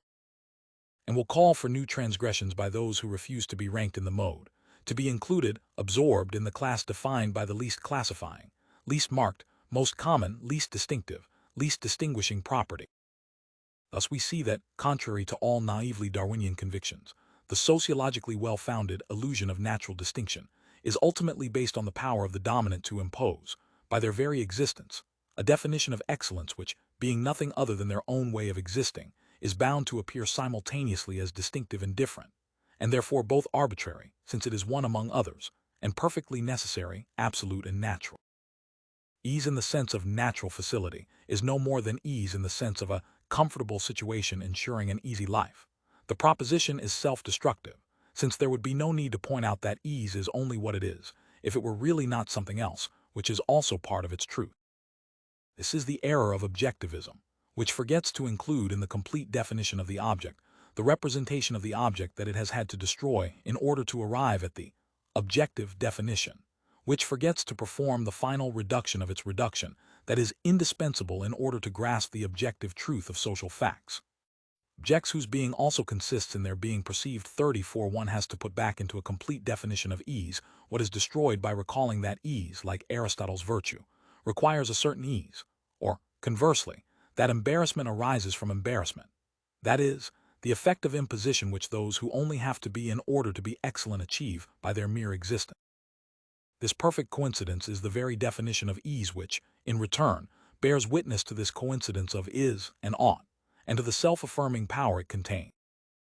The value placed on casualness and on all forms of distance from self stems from the fact that, in opposition to the anxious tension of the challengers, they manifest both the possession of a large capital, linguistic or other capital, and a freedom with respect to that capital, which is a second-order affirmation of power over necessity. Verbal virtuosities, or the gratuitous expense of time or money that is presupposed by material or symbolic appropriation of works of art, or even, at the second power, the self-imposed constraints and restrictions which make up the asceticism of the privileged, as Marx said of Seneca, and the refusal of the facile which is the basis of all pure aesthetics, are so many repetitions of that variant of the master-slave dialectic through which the possessors affirm their possession of their possession. In so doing, they distance themselves still further from the dispossessed, who, not content with being slaves to necessity in all its forms, are suspected of being possessed by the desire for possession, and so potentially possessed by the possessions they do not, or do not yet, possess. 35. Our pride is more offended by attacks on our tastes than on our opinion. In order that the description of lifestyles may constitute a valid empirical verification, we must go back to the survey and compare the unities that are brought to light by the method which seems best suited to grasp the whole set of observations in simultaneity, and to draw out the immanent structures without imposing any presuppositions, namely, analysis of the correspondences, with the unities that can be constructed on the basis of the principles of division, which objectively define the major classes of homogeneous conditions and conditionings, and therefore habitus and practices. Such an operation reproduces, in reverse, the transformation which ordinary perception performs when it applies socially constituted schemes of perception and assessment to the practices and properties of agents, constituting them as distinctive lifestyles through which it intuits social condition. In restricting ourselves to the survey data, as a linguist may limit himself to the finite corpus of sentences produced in response to a finite set of triggers, we deny ourselves the possibility of evoking the infinite richness of each lifestyle.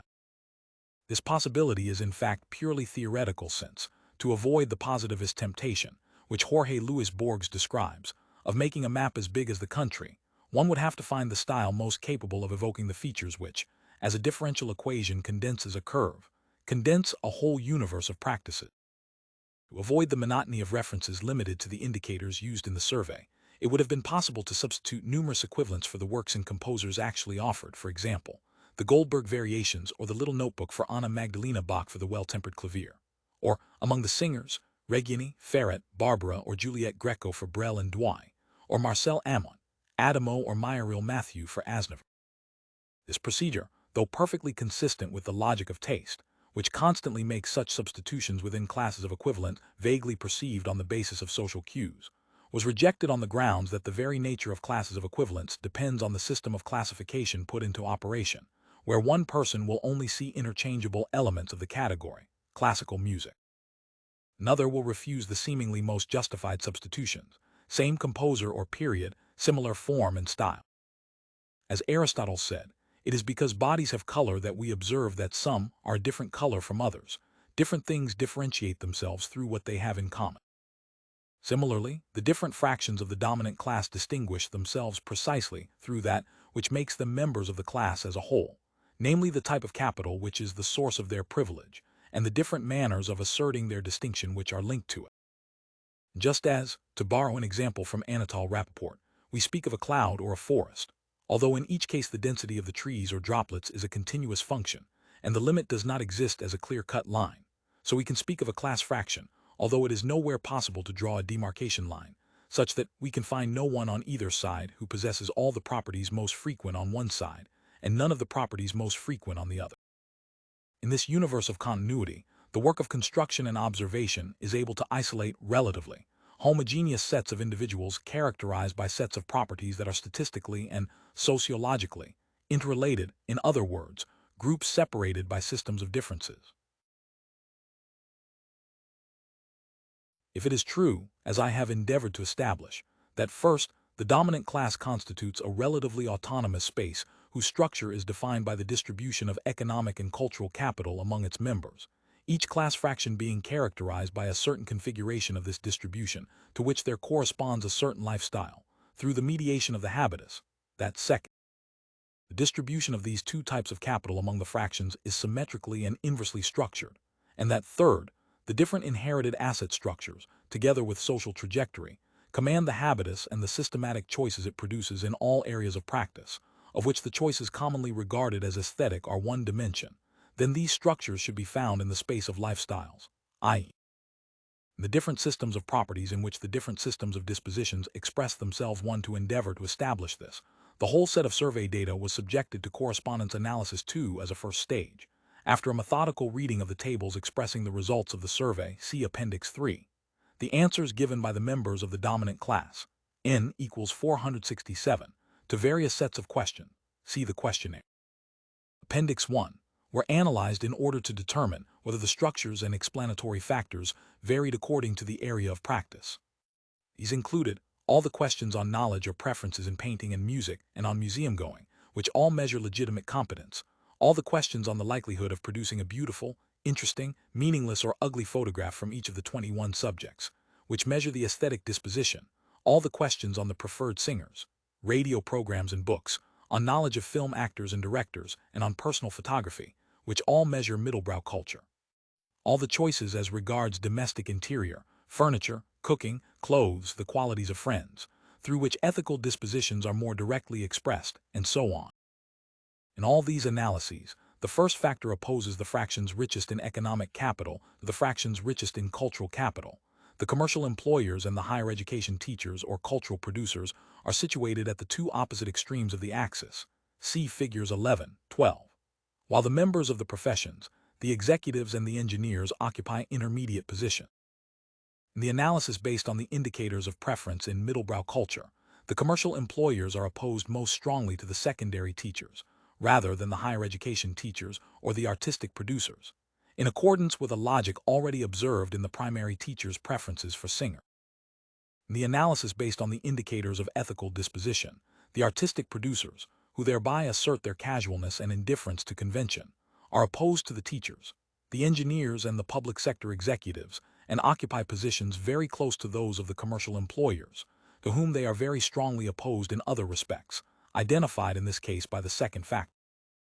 Having thus identified the most pertinent indicators in each case, it was necessary, in order to avoid the overloading resulting from the abundance of information gathered, see questionnaire, Appendix 1, to eliminate from the final analysis only the results of which are presented here, the questions which prove to be badly phrased, such as the questions on clothing or on types of books, or less classified.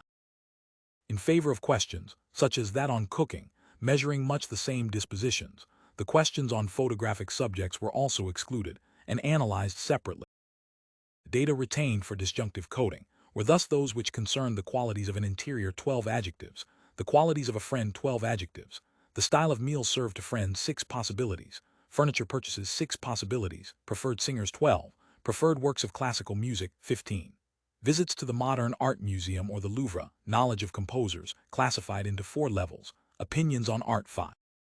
To give the demonstration its full force, the characteristics treated as illustrative variables were age, father's occupation, qualifications and income. Class fraction, which constitutes the most powerful explanatory factor, was not used as such in the analysis. Exactly the same operations were applied in analyzing the responses of the middle and working classes. See chapters 6 and 7. Analysis of the correspondences makes it possible to isolate, through successive divisions, different coherent sets of preferences stemming from distinct and distinctive systems of dispositions, defined as much by their interrelationship as by the relationship between each of them and its social conditions of production. Indicators measuring cultural capital, which vary, of course, in approximately inverse ratio to the indicators of economic capital, make the strongest contribution to the constitution of the first factor, which represents 5.8% of the total inertia, as against 3.6% and 3.2% respectively for the second and third factors. 3 thus on the left side of figures 11 and 12 are those who, with the lowest income, have the greatest competence, who know the largest number of musical works 6%, and composers 7.7%, who prefer the works demanding the purest aesthetic disposition, such as the well-tempered clavier 1.8% or the art of fugue 1.7%, who are most capable of applying this aesthetic disposition to less consecrated areas, such as song or cinema or even cooking or interior decoration, who are interested in abstract painting. Visit the Modern Art Museum and expect their friends to be artistic, 2.4%. On the right side are those who receive the highest incomes and have the lowest competence, who know few musical works or composers, like their friends, to be conscientious, 1.5%, and whose tastes run to second rank déclassé or classical works of bourgeois culture, L'Arlésienne 3%, The Blue Danube 2.9%, La Traviata 2.1%, The Hungarian Rhapsody Buffet Vlaminck Utrillo Raphael 2.3%, Watteau Leonard. And to light opera, Guittari 1.8%, Mariano, or the most popular singers, Petula Clark 2.2%. For it can be seen intuitively that these indicators of the different lifestyles fall into a pattern which corresponds to the structure of the space of lifestyles as it has been established, and therefore to the structure of position. And indeed, in terms of individuals, the most clear-cut opposition is set up between the commercial, and, to a lesser extent, the industrial employers, and the higher education teachers and artistic producers, who are virtually indistinguishable at this level of analysis. The clusters of points representing the members of the same fraction are distributed in the expected pattern 5 projection of the determinants of position, income, qualifications, social origin, age. As supplementary variables confirms that this structure corresponds to the structure of the distribution of the types of capital, educational capital is distributed along the first axis, from zero qualification to post-license degree, while incomes have an opposite, but less dispersed and nonlinear distribution. The industrial and commercial employers closest to the extremity of the first axis are those in whose overall capital cultural capital has least weight. Those situated close to the professions are heads of businesses handling cultural goods, antique dealers, record dealers, the book trade, etc., all possessing greater cultural capital than the average for their fraction, license, or grande école. Except for those who sell cultural goods, the commercial employers are very close to middlebrow culture in another respect, brought out by the third factor, in their cultural preferences, Blue Danube Guittari Petula Clark, and also in the choices most strongly involving ethical dispositions. In their ideal interior or friend they seek qualities often chosen by the working and middle classes, such as easy to maintain, practical and conscientious, level-headed. In this respect, they are opposed to the industrial employers, who are closer overall to bourgeois taste. It is certain that, with respect to culture, language, and lifestyle, the boundary with the working classes is much less marked, and situated much higher in the self-employed sector, especially in the commercial occupations, than among wage earners, where it appears at the level of clerical workers.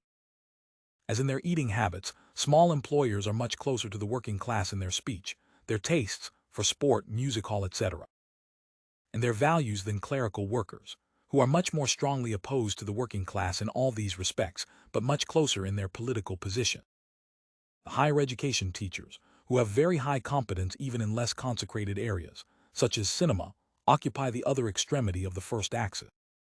Their preferences are balanced between a certain audacity and a prudent classicism. They refuse the facile pleasures of right-bank taste without venturing into the artistic avant-garde, exploring rediscoveries rather than discoveries, the rarest works of the past rather than the contemporary avant-garde, warm, studied, imaginative interior, Braque, Picasso, Bruegel, and sometimes Kandinsky, Firebird suite, art of fugue, well-tempered clavier. The members of the professions occupy an intermediate position and divide into two subgroups differing mainly in respect of cultural capital. The larger group, situated near the pole occupied by the artistic producers, mainly includes Parisian architects, barristers, avocats, doctors, and only a few dentists or pharmacists. The second subset, closer to the employer's pole, largely consists of relatively old provincials, dentists, solicitors, notaires, etc.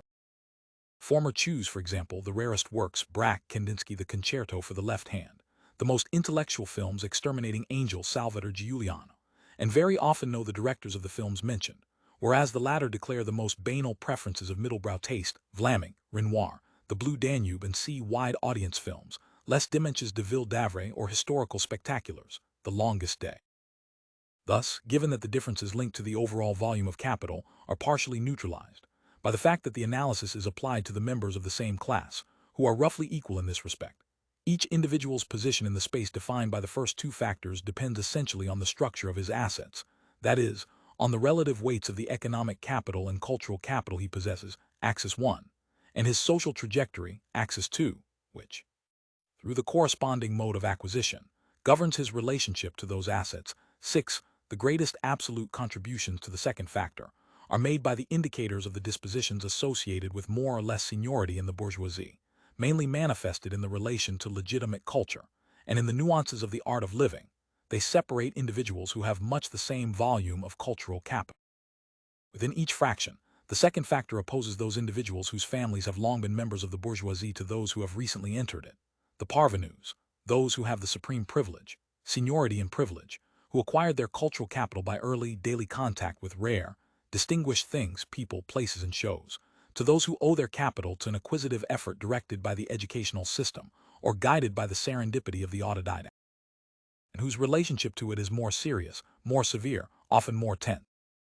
This second factor naturally distributes the fractions according to the proportion of their members who originate from the bourgeoisie or from another class. On one side, the professions and the higher education teachers, and to a lesser extent the private sector executives, and on the other the engineers, the public sector executives and the secondary teachers, categories which represent the main routes, via academic success, into the dominant class, while the employers divide fairly equally between the two poles.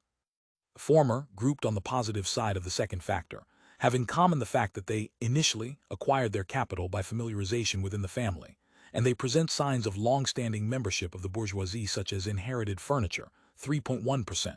purchases from antiquae-dealers, 2.4%, a predilection for a comfortable interior and traditional cooking, 1.5%,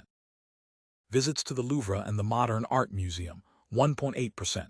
and a taste for the concerto for the left hand, which proves to be almost always associated with piano playing. The others, who owe the essential part of their culture to the educational system and the relatively late learning encouraged and entailed by a high scholastic culture, are opposed to them by their preference for friends who are determined, 2.6%, and pragmatic, 3.6%, rather than, as at the opposite pole, cultivated or artistic, their taste for clean and tidy, 3.2%, sober and discreet, 1.6% interior. And works of mainstream bourgeois culture, such as the sabre dance, 1.5%, Utrillo and Van Gogh, or in another order, Jacques Brel or Aznavour, Buffet and Rhapsody in Blue, all indices of upward mobility. They are characterized by prudent, and therefore relatively homogeneous choices. Never stooping to works suspected of banality or vulgarity, such as L'Arlésienne or the Blue Danube, they rarely venture into the slightly less canonical works, such as L'Enfant et les Sortilèges, which are often chosen by the cultural intermediaries and artistic producers. Projection of the father's occupation, the respondent's age, qualification, income, etc. as illustrative variables shows that the principle of division is indeed social trajectory.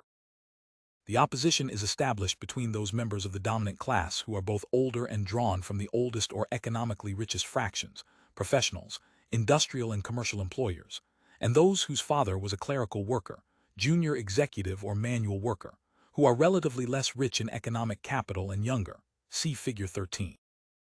A complex relationship which emerges between the positions of the fractions in social space, seniority in the bourgeoisie and age, also linked to the first two factors, and which is very important in understanding a number of ethical or aesthetic differences between members of the dominant class. For example, differences in sports or clothing, becomes clear when one knows that the proportion of parvenus rises as one moves from the dominant to the dominated fractions, and a further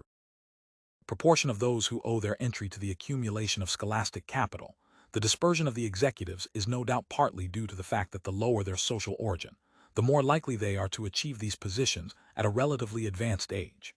This simplified diagram only includes variables which make an absolute contribution equal to or greater than 1.5%.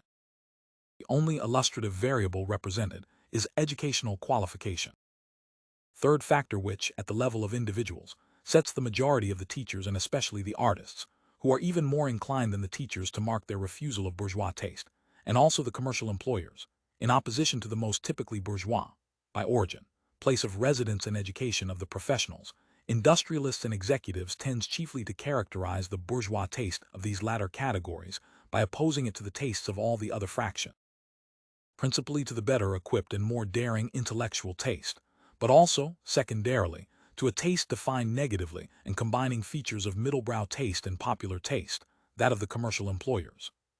Bourgeois taste, a modal taste or taste à la mode, as is shown by the strength of the preference for the Impressionist painters, 4.2%, confirmed by the choice of Van Gogh, 2.1%, or Renoir, 2.1%, is based on an average competence knowledge of 7 to 11 works, 3.3%, and 7 to 11 composers, 3.2%. It is fundamentally a taste for tradition, with a preference for traditional French meals, 1.3%, for furniture from antique shops, 1% for well-bred friends, 1.5%, and a sort of temperate hedonism, e.g., its favorite interior is comfortable but also sober and discreet, 1.8%, and cozy, 1.2%. Moderate even in its audacities, with the choice of the Firebird Suite or Rhapsody in Blue, 1.3%. Or the preference for pragmatic friends, 1.7%, as opposed to artistic. It is chiefly defined by opposition to a set of indicators which characterize a culture that is both more scholastic, knowledge of 12 or more composers, 3%, knowledge of 12 or more works, 1.9%, preference for Leonardo, 1.6%, etc. And relatively more daring with Kandinsky, 1.4%, and Picasso, 1.3%, but also more ascetic Goya or the well-tempered clavier, furniture from the flea market, etc. This statistical analysis would not really fulfill its purpose of verification if it did not help one to understand the underlying logic of the distributions it establishes. If, having proved that volume and structure of capital, synchronically and diachronically defined, constitute the principle of division of practices and preferences, it were not possible to bring to light the intelligible, sociological relationship between, for example, an asymmetric asset structure biased towards culture and a particular relation to the work of art, and to explain, that is, understand completely, why the most ascetic form of the aesthetic disposition and the culturally most legitimate and economically cheapest practices, e.g. museum-going, or, in sport, mountain climbing or walking, are likely to occur particularly frequently among the fractions relatively richest in cultural capital and relatively poorest in economic capital.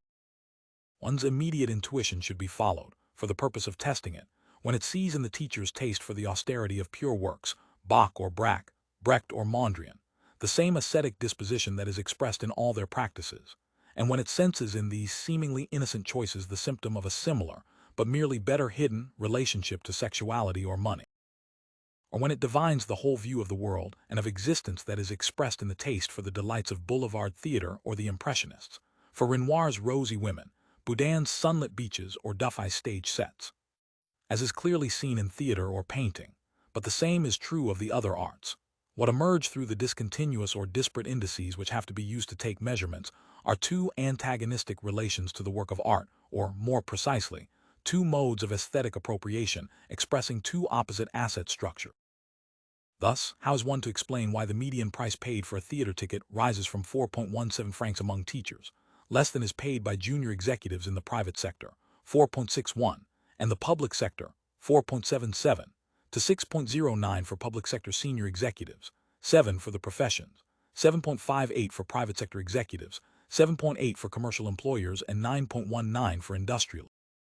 which gives one the ordinary hierarchy of the fractions distributed by volume of economic capital, 8. And how does one explain why the hierarchy of the fractions is inverted if their rate of representation in the cheapest theaters is considered?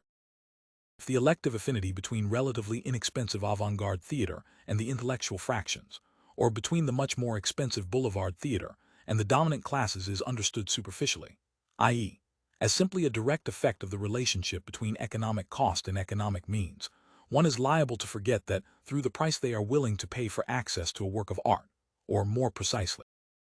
through the relationship between the material cost and the expected cultural benefit, each fraction expresses its conception of what specifically makes the value of the work of art and of the legitimate way of appropriating.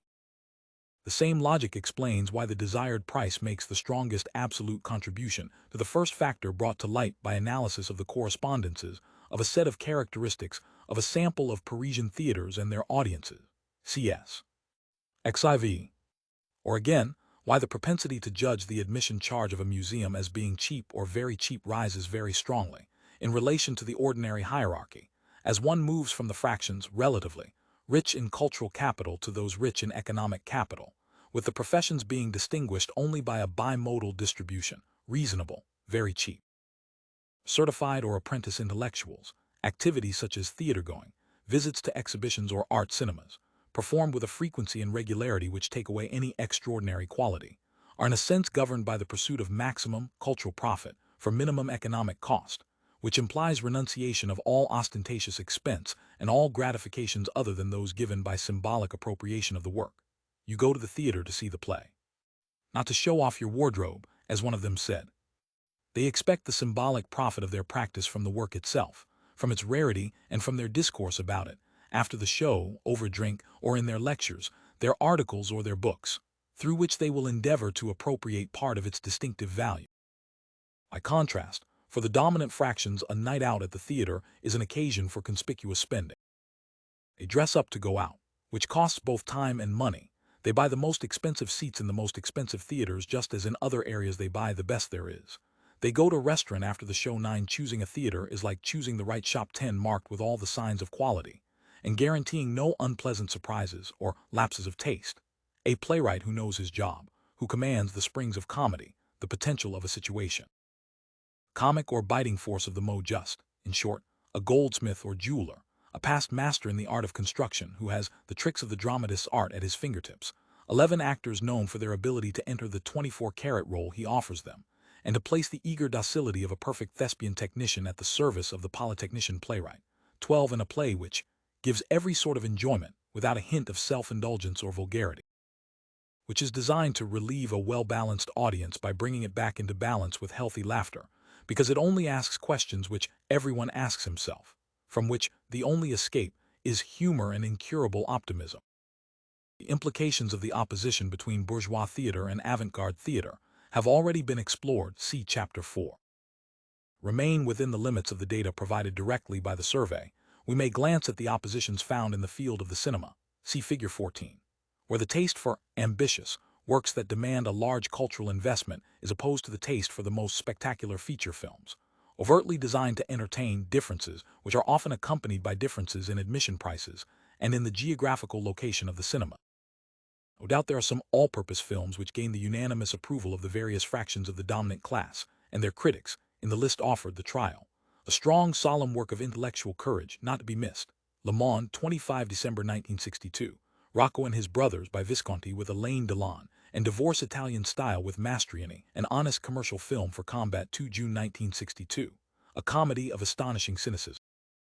Cruelty and Audacity for Le Monde, 22 May 1962.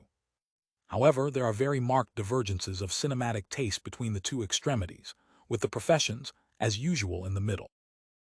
The industrial and commercial employers choose historical films like The Longest Day, a colossal reconstruction of the most spectacular battle of World War II. Le Monde, 12 October 1962. Blockbusters like 55 Days at Peking, an excellent example of box office movie making. Sumptuous spectacles, deliberately stripped of intellectual content, which show to packed audiences because they know how to appeal to the public's capacity for wonderment. Le Monde.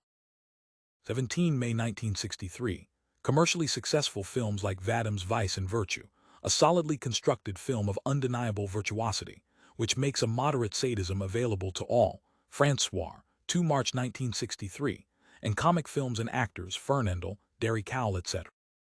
By contrast, the secondary teachers, who can almost always name the directors and actors of the films they have seen, systematically exclude popular comedies and big commercial successes, and give their preference to classic films, almost all consecrated in histories of the cinema, such as Buñuel's Exterminating Angel, which the Le Monde critic, for May 1963, compares to Sartre's Huey's Clothes, Salvatore Giuliani. An enthralling and very beautiful film by Francesco Rossi, which retraces a moment in Sicilian life with the rigor of an historian and the lyricism of an artist. Le Monde, 6 March 1963. And finally, The Suitor, a comedy by Pierre Bourdieu, which the critic predicts will one day take its place in the great tradition which runs from Max Sennett to Tati, via Max Linder, Chaplin, Keaton, and a few others. Le Monde, 16 February 1963. It is significant that in order to justify the injunctions which alert readers expect from serious newspapers, essential viewing, not to be missed, etc., a phrase can be used in one place, certainly not a harmless entertainment, Le Monde, 25 December 1962, about the trial, which in another would be an irrevocable condemnation.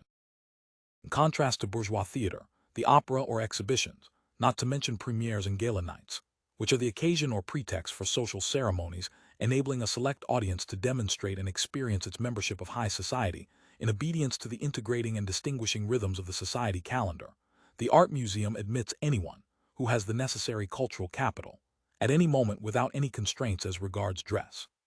thus providing none of the social gratification associated with great society occasion. Moreover, unlike the theater and especially music hall and variety shows, it always offers the purified, sublimated pleasures demanded by the pure aesthetic, and rather like the library in this respect, It often calls for an austere, quasi-scholastic disposition, oriented as much towards the accumulation of experience and knowledge, or the pleasure of recognition and deciphering, as towards simple delight. The middle-class visitors and the teachers, and secondarily the engineers, are those most inclined to associate the museum with a library. What do I like most? A library. It contains works of value, and you need to want to go there. Engineer Cambrai, age 44, Lille Museum. The same groups are most inclined to combine contemplation with acts of recording, e.g., taking notes, and accumulation, e.g., buying reproduction. One also finds that the teachers are those who most often refuse to dissociate direct experience of the work from erudite knowledge. They are the ones who most often refuse the judgment. I don't need to know who painted the picture or how. What counts is whether it is pleasurable to look at. Behind the obligatory exaltation of the austere severity of the museum and the meditation it encourages, there are sometimes glimpses of the true nature of the visit, an always somewhat laborious task which the devotees set themselves and duly perform with methodical determination, rewarded as much by the sense of a duty done as by the immediate pleasure of contemplation. The museum left me with an impression of silence. Emptiness too, but perhaps because of the silence. That helps you concentrate on the works, helps them sink into you. I wasn't bowled over by it, it's very tedious. Looking at everything systematically is tiring. It was a self-imposed discipline. It's constraining and you get indigestion. I think I got through it quickly because I wanted to be able to tell myself I'd done that museum. It was very monotonous, one picture after another. They ought to put something different in between the paintings to break it up a bit. Engineer Amian, age 39, Lille Museum. These comments are reminiscent of those of the conservator of the New York Metropolitan Museum, who sees his museum as a gymnasium in which the visitor is able to develop his eye muscle.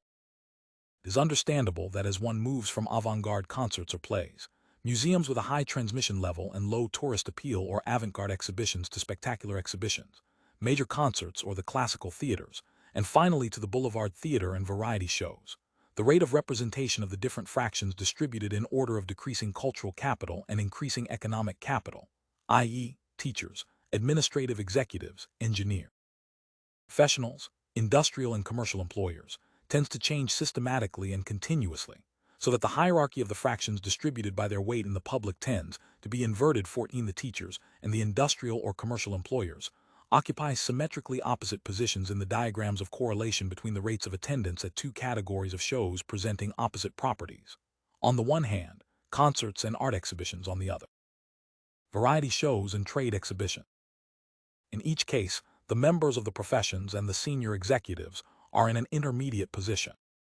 The professions, underrepresented in use of libraries and museums, are more represented among exhibition visitors than museum visitors, and go to the theater relatively frequently, to boulevard, plays, or musicals rather than classical or avant-garde theater. The museum, a consecrated building presenting objects withheld from private appropriation and predisposed by economic neutralization to undergo the neutralization defining the pure gaze, is opposed to the commercial art gallery which, like other luxury emporia, boutiques, antique shops, etc., offers objects which may be contemplated but also bought, just as the pure, aesthetic dispositions of the dominated fractions of the dominant class, especially teachers, who are strongly overrepresented in museums, are opposed to those of the happy few in the dominant fractions who have the means of materially appropriating works of art. Whole relation to the work of art is changed when the painting, the statue, the Chinese vase, or the piece of antique furniture belongs to the world of objects available for appropriation, thus taking its place in the series of the luxury goods which one possesses and enjoys without needing to prove the delight they give and the taste they illustrate, and which, even when not personally possessed, belong to the status attributes of one's group, decorating the offices one works in or the salons one frequents. In the pages of a journal like Connaissance des Arts, we discover the series into which the dominant fractions insert the work of art, the universe of luxury objects, distinguished and distinctive, selected and select. In a single issue, November 1973, we find advertised jewels, furs, perfumes, carpets, tapestries, antique furniture, clocks, chandeliers, bronzes, porcelains, faience, silverware, leather-bound books, luxury cars, Volvo, SM, Mercedes, Rolls, etc.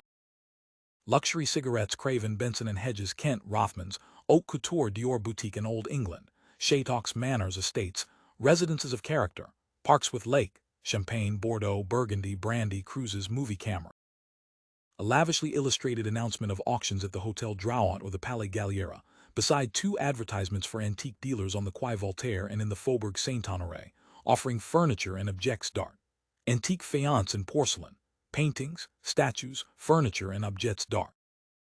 Advertisement for the Galerie Arditi, featuring American hyperrealists, next to one for curiosités, offering 19th-century French and English furniture. The Galerie Martingale, Faubourg Saint-Honoré, presenting Max Agostini, post-impressionist born in 1914, opposite DuPont cigarette lighters 15A Grand Bourgeois, unique among his kind S. A lawyer aged 45, is the son of a lawyer and his family belongs to the Parisian Grand Bourgeoisie.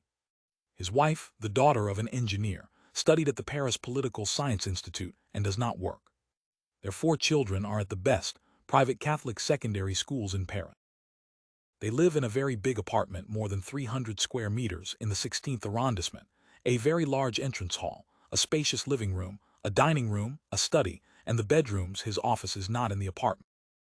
In the living room, modern furniture, big cushions, a large couch, armchairs, antiquities, a Greek head in stone, authentic and rather beautiful, a wedding present, an object which the head of the household calls his personal altar,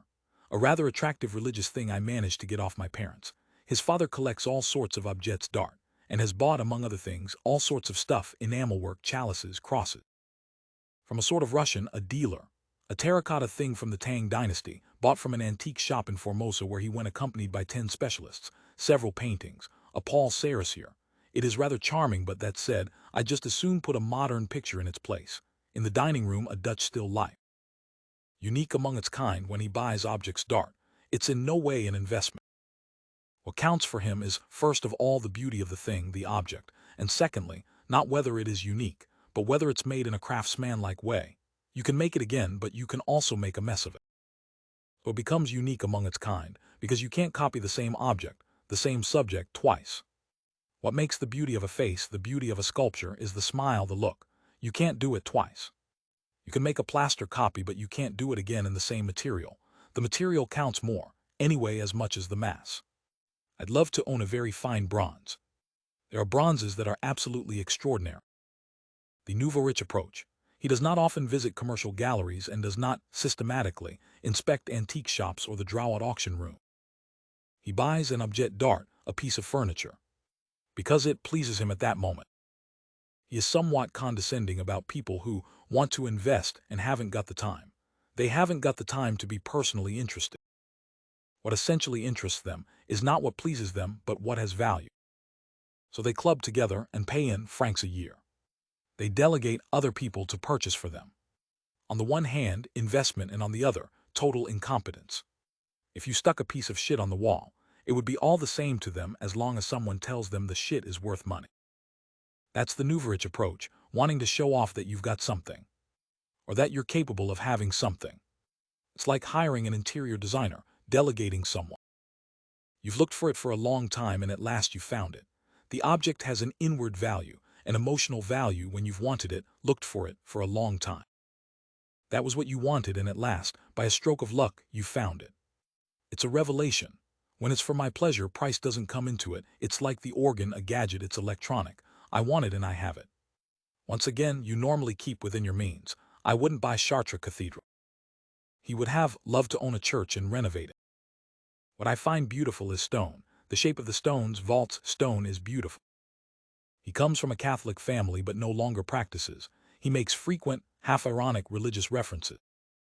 For my personal enjoyment, for his country house in Burgundy, a very big one, 1,000 square meters to furnish after all. Almost a mistress, he bought furniture from a rag-and-bone man. I came across a chap, a junk dealer, who had solid wood furniture, real country style, and I bought other bits and pieces, stuffed animals including stuffed boars, which outraged everyone except me. Because they are funny. Pleasure is what is fun. I'm irritated by people who buy things just to show them off, to say they've got them or put them in a particular place. The value isn't what counts, it's the pleasure it gives you. I bought the boars for my personal enjoyment, or simply because I found it was funny, a joke, or because it annoyed other people. The house is too damp to put a decent piano in it, but he is going to get a grand piano. At Heck Casino, they are throwing out old grand pianos. Perhaps they have a note or two missing. Heirlooms?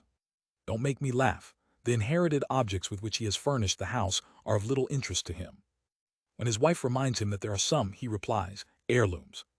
Don't make me laugh, there have been 3 bits of furniture. She enumerates them. When we were getting married, Aunt X popped off.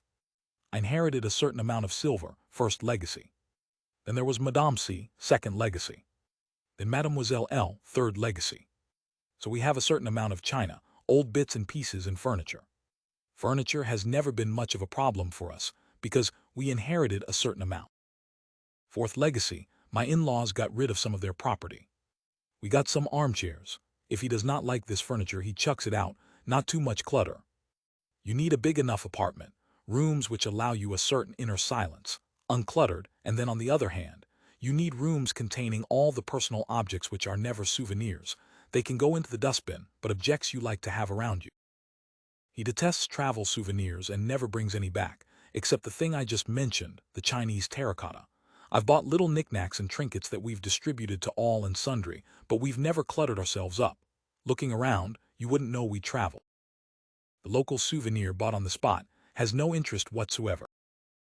Besides, when you're traveling, it's better to keep an open mind. Walk around with your hands in your pockets and look around you, but without having one eye glued to a viewfinder. In the Far East, his wife recalls, we took photos, but, she adds, we looked at them, showed them round once or twice, and now they are at the bottom of the cupboard.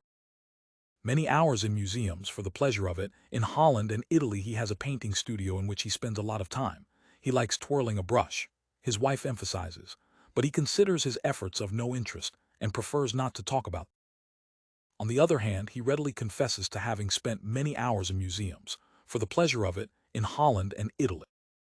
He was very struck, educated by Italian painting. Leonardo, Venetian and Sienese paintings, all the pictures in the Villa Borghese, Botticelli. He is also very responsive to Dutch painting because of its character, Frans Hals, Rembrandt. It's a totally different sort of painting, laid on much thicker. There are also some Matisse and Cocteau drawings. Painting doesn't have to be figurative for him to appreciate it. But he is left completely cold by practical joke painting, for example, a white canvas slashed this way and that. His wife says bluntly that she doesn't call that sort of thing painting, whereas he is less forthright. Well, no, it isn't painting, but it's a sort of art of expression. Loving something means having it with you for him. A painting is something which can be dreamt of for a long time, and which is always looked at with the same pleasure. Perhaps the pleasure varies depending on what you are, or what your mood is. The criterion is whether I want to have it in my home. Loving something means having it with you. And he adds, pleasant things are non-necessary things. I don't live to hoard things. I live for the sake of living. And so far as possible, I try to live for the present moment. It isn't always easy. As necessary as a cooking stove, he could not live without his hi-fi system, bought more than 10 years ago for about 8,000 francs. No one brand, it's a combination of several. I asked around and that was that. Same thing for the organ, I asked around and that was that. It's something which is as necessary to me as a cooking stove. Everyone, even someone who earns nothing at all, needs music. It's a need like food. Among his records, Vivaldi, Bach, a lot of Bach cantatas, masses, requiems, Monteverdi. Modern music doesn't mean much to him, not because I deliberately reject it, but it's a question of attuning one's ears to it. Mahler, Jolivet, Messine I can cope with, but in a lot of purely serial music, electronic music, there are some things that are rather beautiful, and others which, again, sound to me like practical jokes, the same thing as in painting. When there's an important work, you always know. He rarely goes to concerts and is not one of those people who go and see things because they have to be seen. He does not read the reviews in Le Monde, his daily paper, but would rather trust the judgment and recommendation of a friend. When there's something on that's an important work, you always know. You know because you're in contact with loads of people. That's why I don't bother to read the critics. If you read one, you'd have to read all of them. He recently went to see one-man show, some Italian Maoist alone on stage. We left at the interval because it was lousy. When he does go to the theater, he does not necessarily go out for dinner as well. You can't do umpteen things at the same time. You have to enjoy things to the full. I have a high opinion of myself. He refuses any sartorial refinement. If people want to see me, it's not for the socks I'm wearing, my pocket handkerchief or the flower in my buttonhole, or my tie. If people want to see me or invite me to dinner, they invite me as I am. In other words, I have a high opinion of myself, he explains, taking the opportunity to indicate once again his distance both from bourgeois taste and from the questions put to him by the sociologist, who belongs to his wife's family. He adds, I think that 500 francs is quite enough for a suit. There's no point in spending 1,000 francs on a suit when personally I don't give a damn. Cooking is a state of mind. He is a busy man and does not have much time in the middle of the day. He almost wishes they'd invent a pill so you didn't have to eat in the daytime. Cooking is a state of mind. To appreciate it, you have to be relaxed. Sturgeon's egg, some Russian cooking, is quite delicious. Cooking isn't just a matter of food, there's also the setting. If you're going to eat smoked eel, it's more agreeable to eat it in the Amsterdam fish market than in some tacky restaurant. Real cooking, the sort where it takes 2 days to make a Madeira sauce, where you keep things simmering away for ages, that's what I call cooking, and it's an art. But when people talk about cooking nowadays, they just mean throwing a few things together, pulling them out of the freezer, sticking them under the grill. That's not cooking. There's no preparation, it isn't an art anymore. A certain liturgy he likes hunting out restaurants with the aid of the guide Michelin or Galt et Millau and remembers, wines drunk 3 years ago, a bouquet, a port, a rather special Saint-Estèphe from a particular year.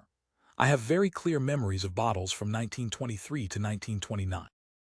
Bordeaux. I still have 10 bottles of wine from 1923 here, and 4 bottles of liqueur dated 1870. A good bottle isn't to be drunk with just anyone. It requires a certain liturgy, a liturgy to get the temperature right, and a liturgy to drink it. It's a communion, to be celebrated, only with certain people who are capable of enjoying it in the same way. I'd rather drink it on my own than with people who don't appreciate it. A dinner with champagne is rather quaint. A wine is varied, different. Comparing champagne with wine is rather like comparing a sort of little flute with an orchestra. I prefer pleasure among the books in his library, left by a grandmother or bought in a sort of shop in the Rue de Provence. There are leather-bound 17th-century-ish books, more for the beauty of the edition than the interest of the text. Bossuet's Sermons, Pascal's Pensées. A 17th-century book considered pornographic in its day, quite amusing. The only books he now keeps in Paris are sort of philosophical or religious, and a bit of poetry. His novels and so on, about 2,000 books, are in his country house. He also has books on German history, the Algerian War. Setting aside the leather-bound stuff, the artsy-craftsy shelves. For me, books are a tool to work with, not books for the sake of it. He does not belong to any clubs.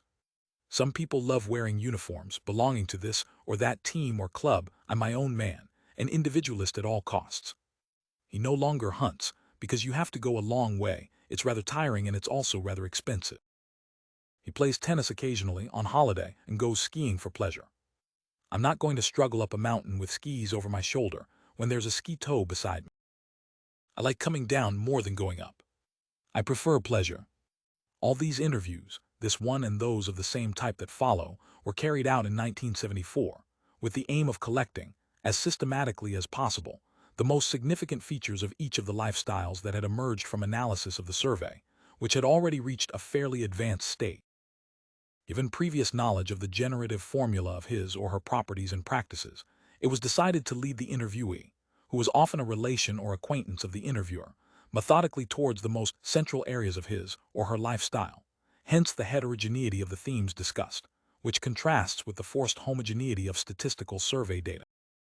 This was done by supplying all the reassurances and reinforcements that are expected in ordinary life from someone in whom one confides.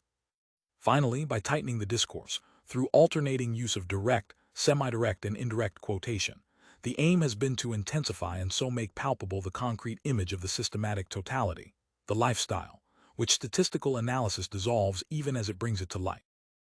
In a series of advertisements ranging all the way from cognac to watches, the combination of material and symbolic appropriation confers on the possession of luxury goods a second-order rarity and a legitimacy which make it the supreme symbol of excellence.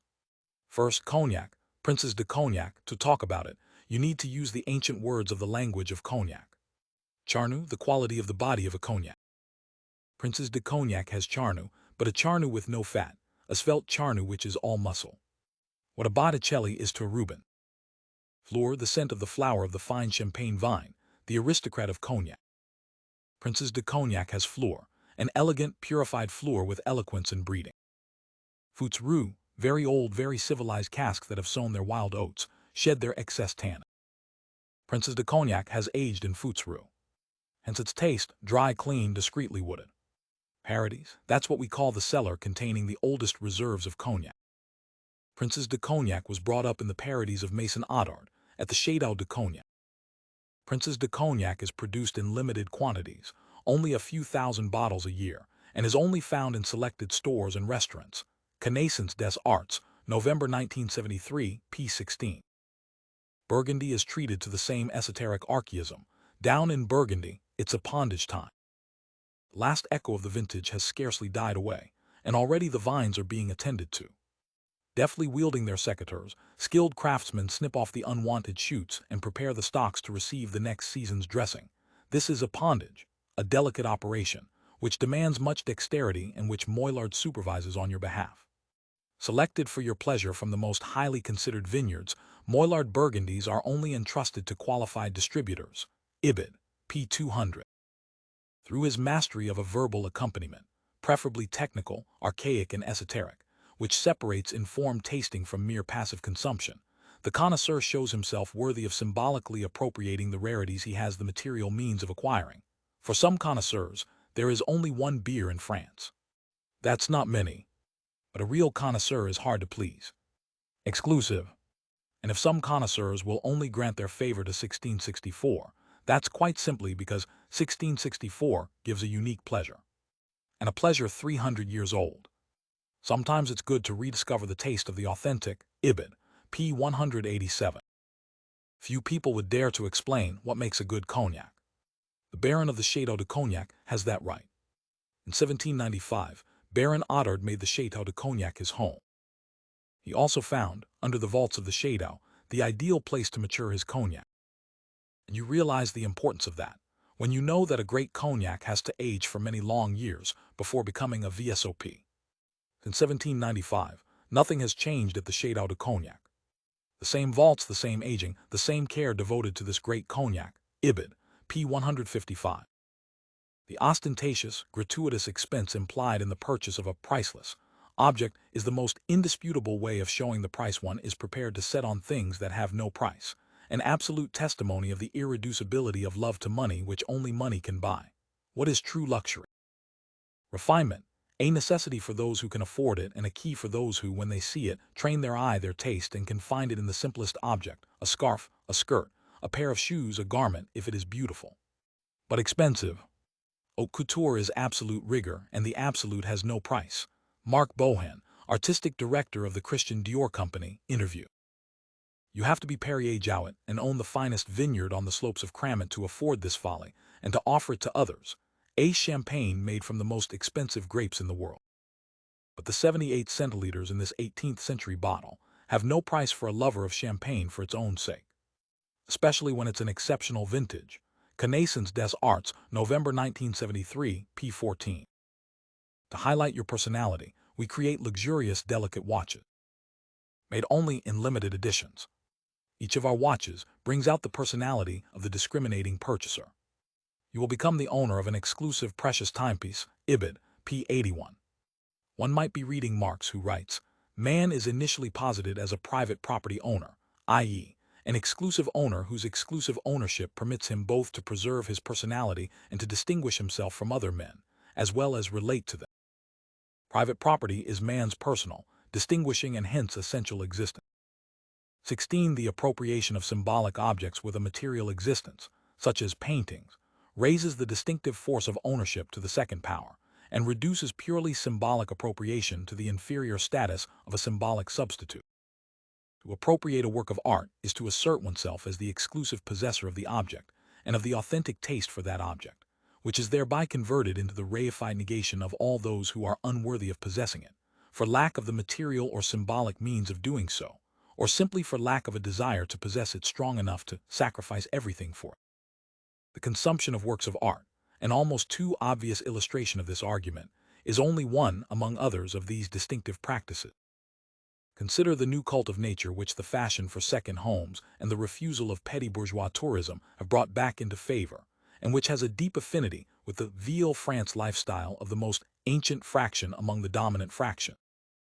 animals, flowers, hunting, gastronomy, environment, writing, gardening, fishing, onology, rambling, the regular topics of the Parisian journal Connaissance de la Campagne, which is to the distinguished tasting of nature as Connaissance des arts is to the distinguished tasting of culture, present an exhaustive program of the legitimate objects and modes of appropriation.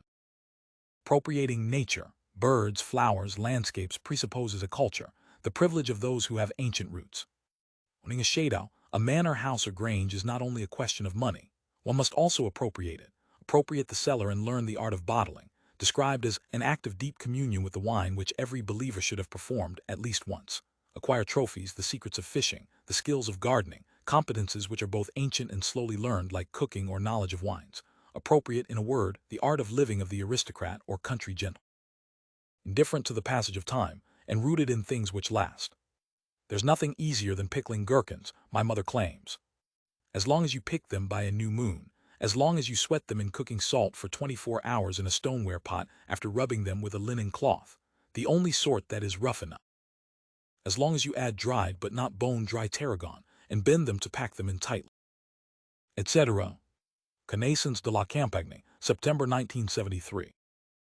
Pot of homemade gherkins, made to grandma's recipe, and brought to the table with the appropriate verbal accompaniment, as when exhibiting the little picture by an 18th century French master, spotted at the antique dealer's, or the exquisite little piece of furniture, unearthed in a junk shop, symbolizes a squandering of time and a competence which can only be acquired by long frequentation of old, cultivated people and things, that is, membership of an ancient group. The sole guarantee of possession of all the properties which are endowed with the highest distinctive value, because they can only be accumulated over time.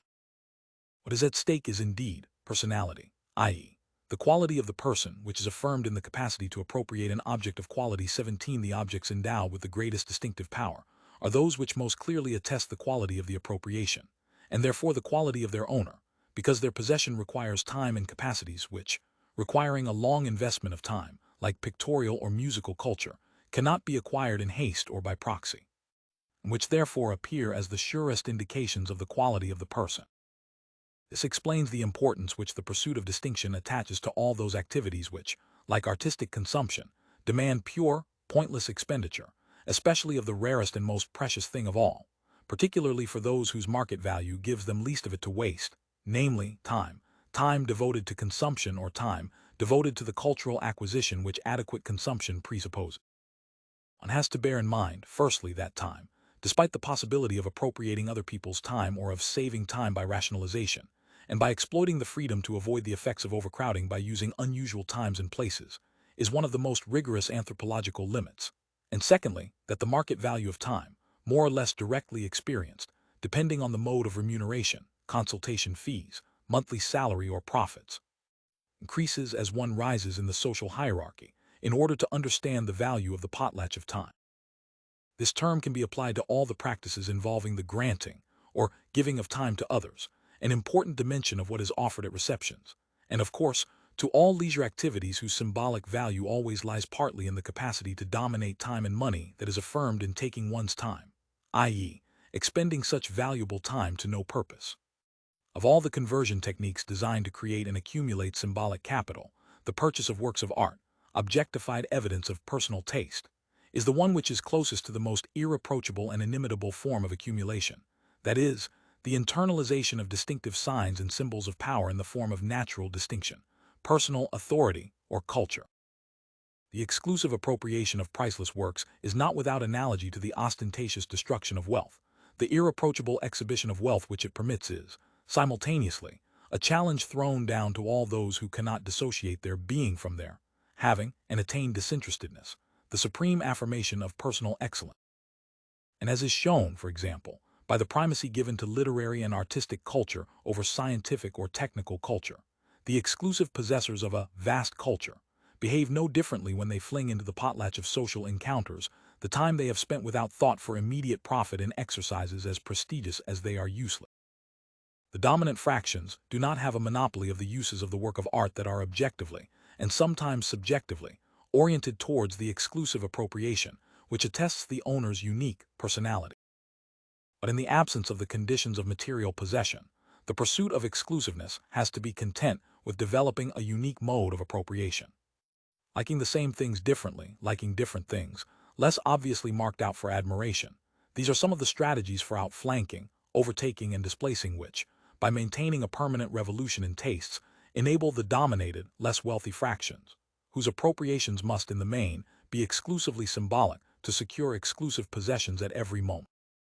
Intellectuals and artists have a special predilection for the most risky, but also most profitable strategies of distinction, those which consist in asserting the power, which is peculiarly theirs, to constitute insignificant objects as works of art, or, more subtly, to give aesthetic redefinition to objects already defined as art,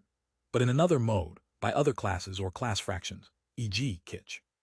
In this case, it is the manner of consuming which creates the object of consumption, and a second-degree delight which transforms the vulgar artifacts abandoned to common consumption, westerns, strip cartoons, family snapshots, graffiti, into distinguished and distinctive works of culture.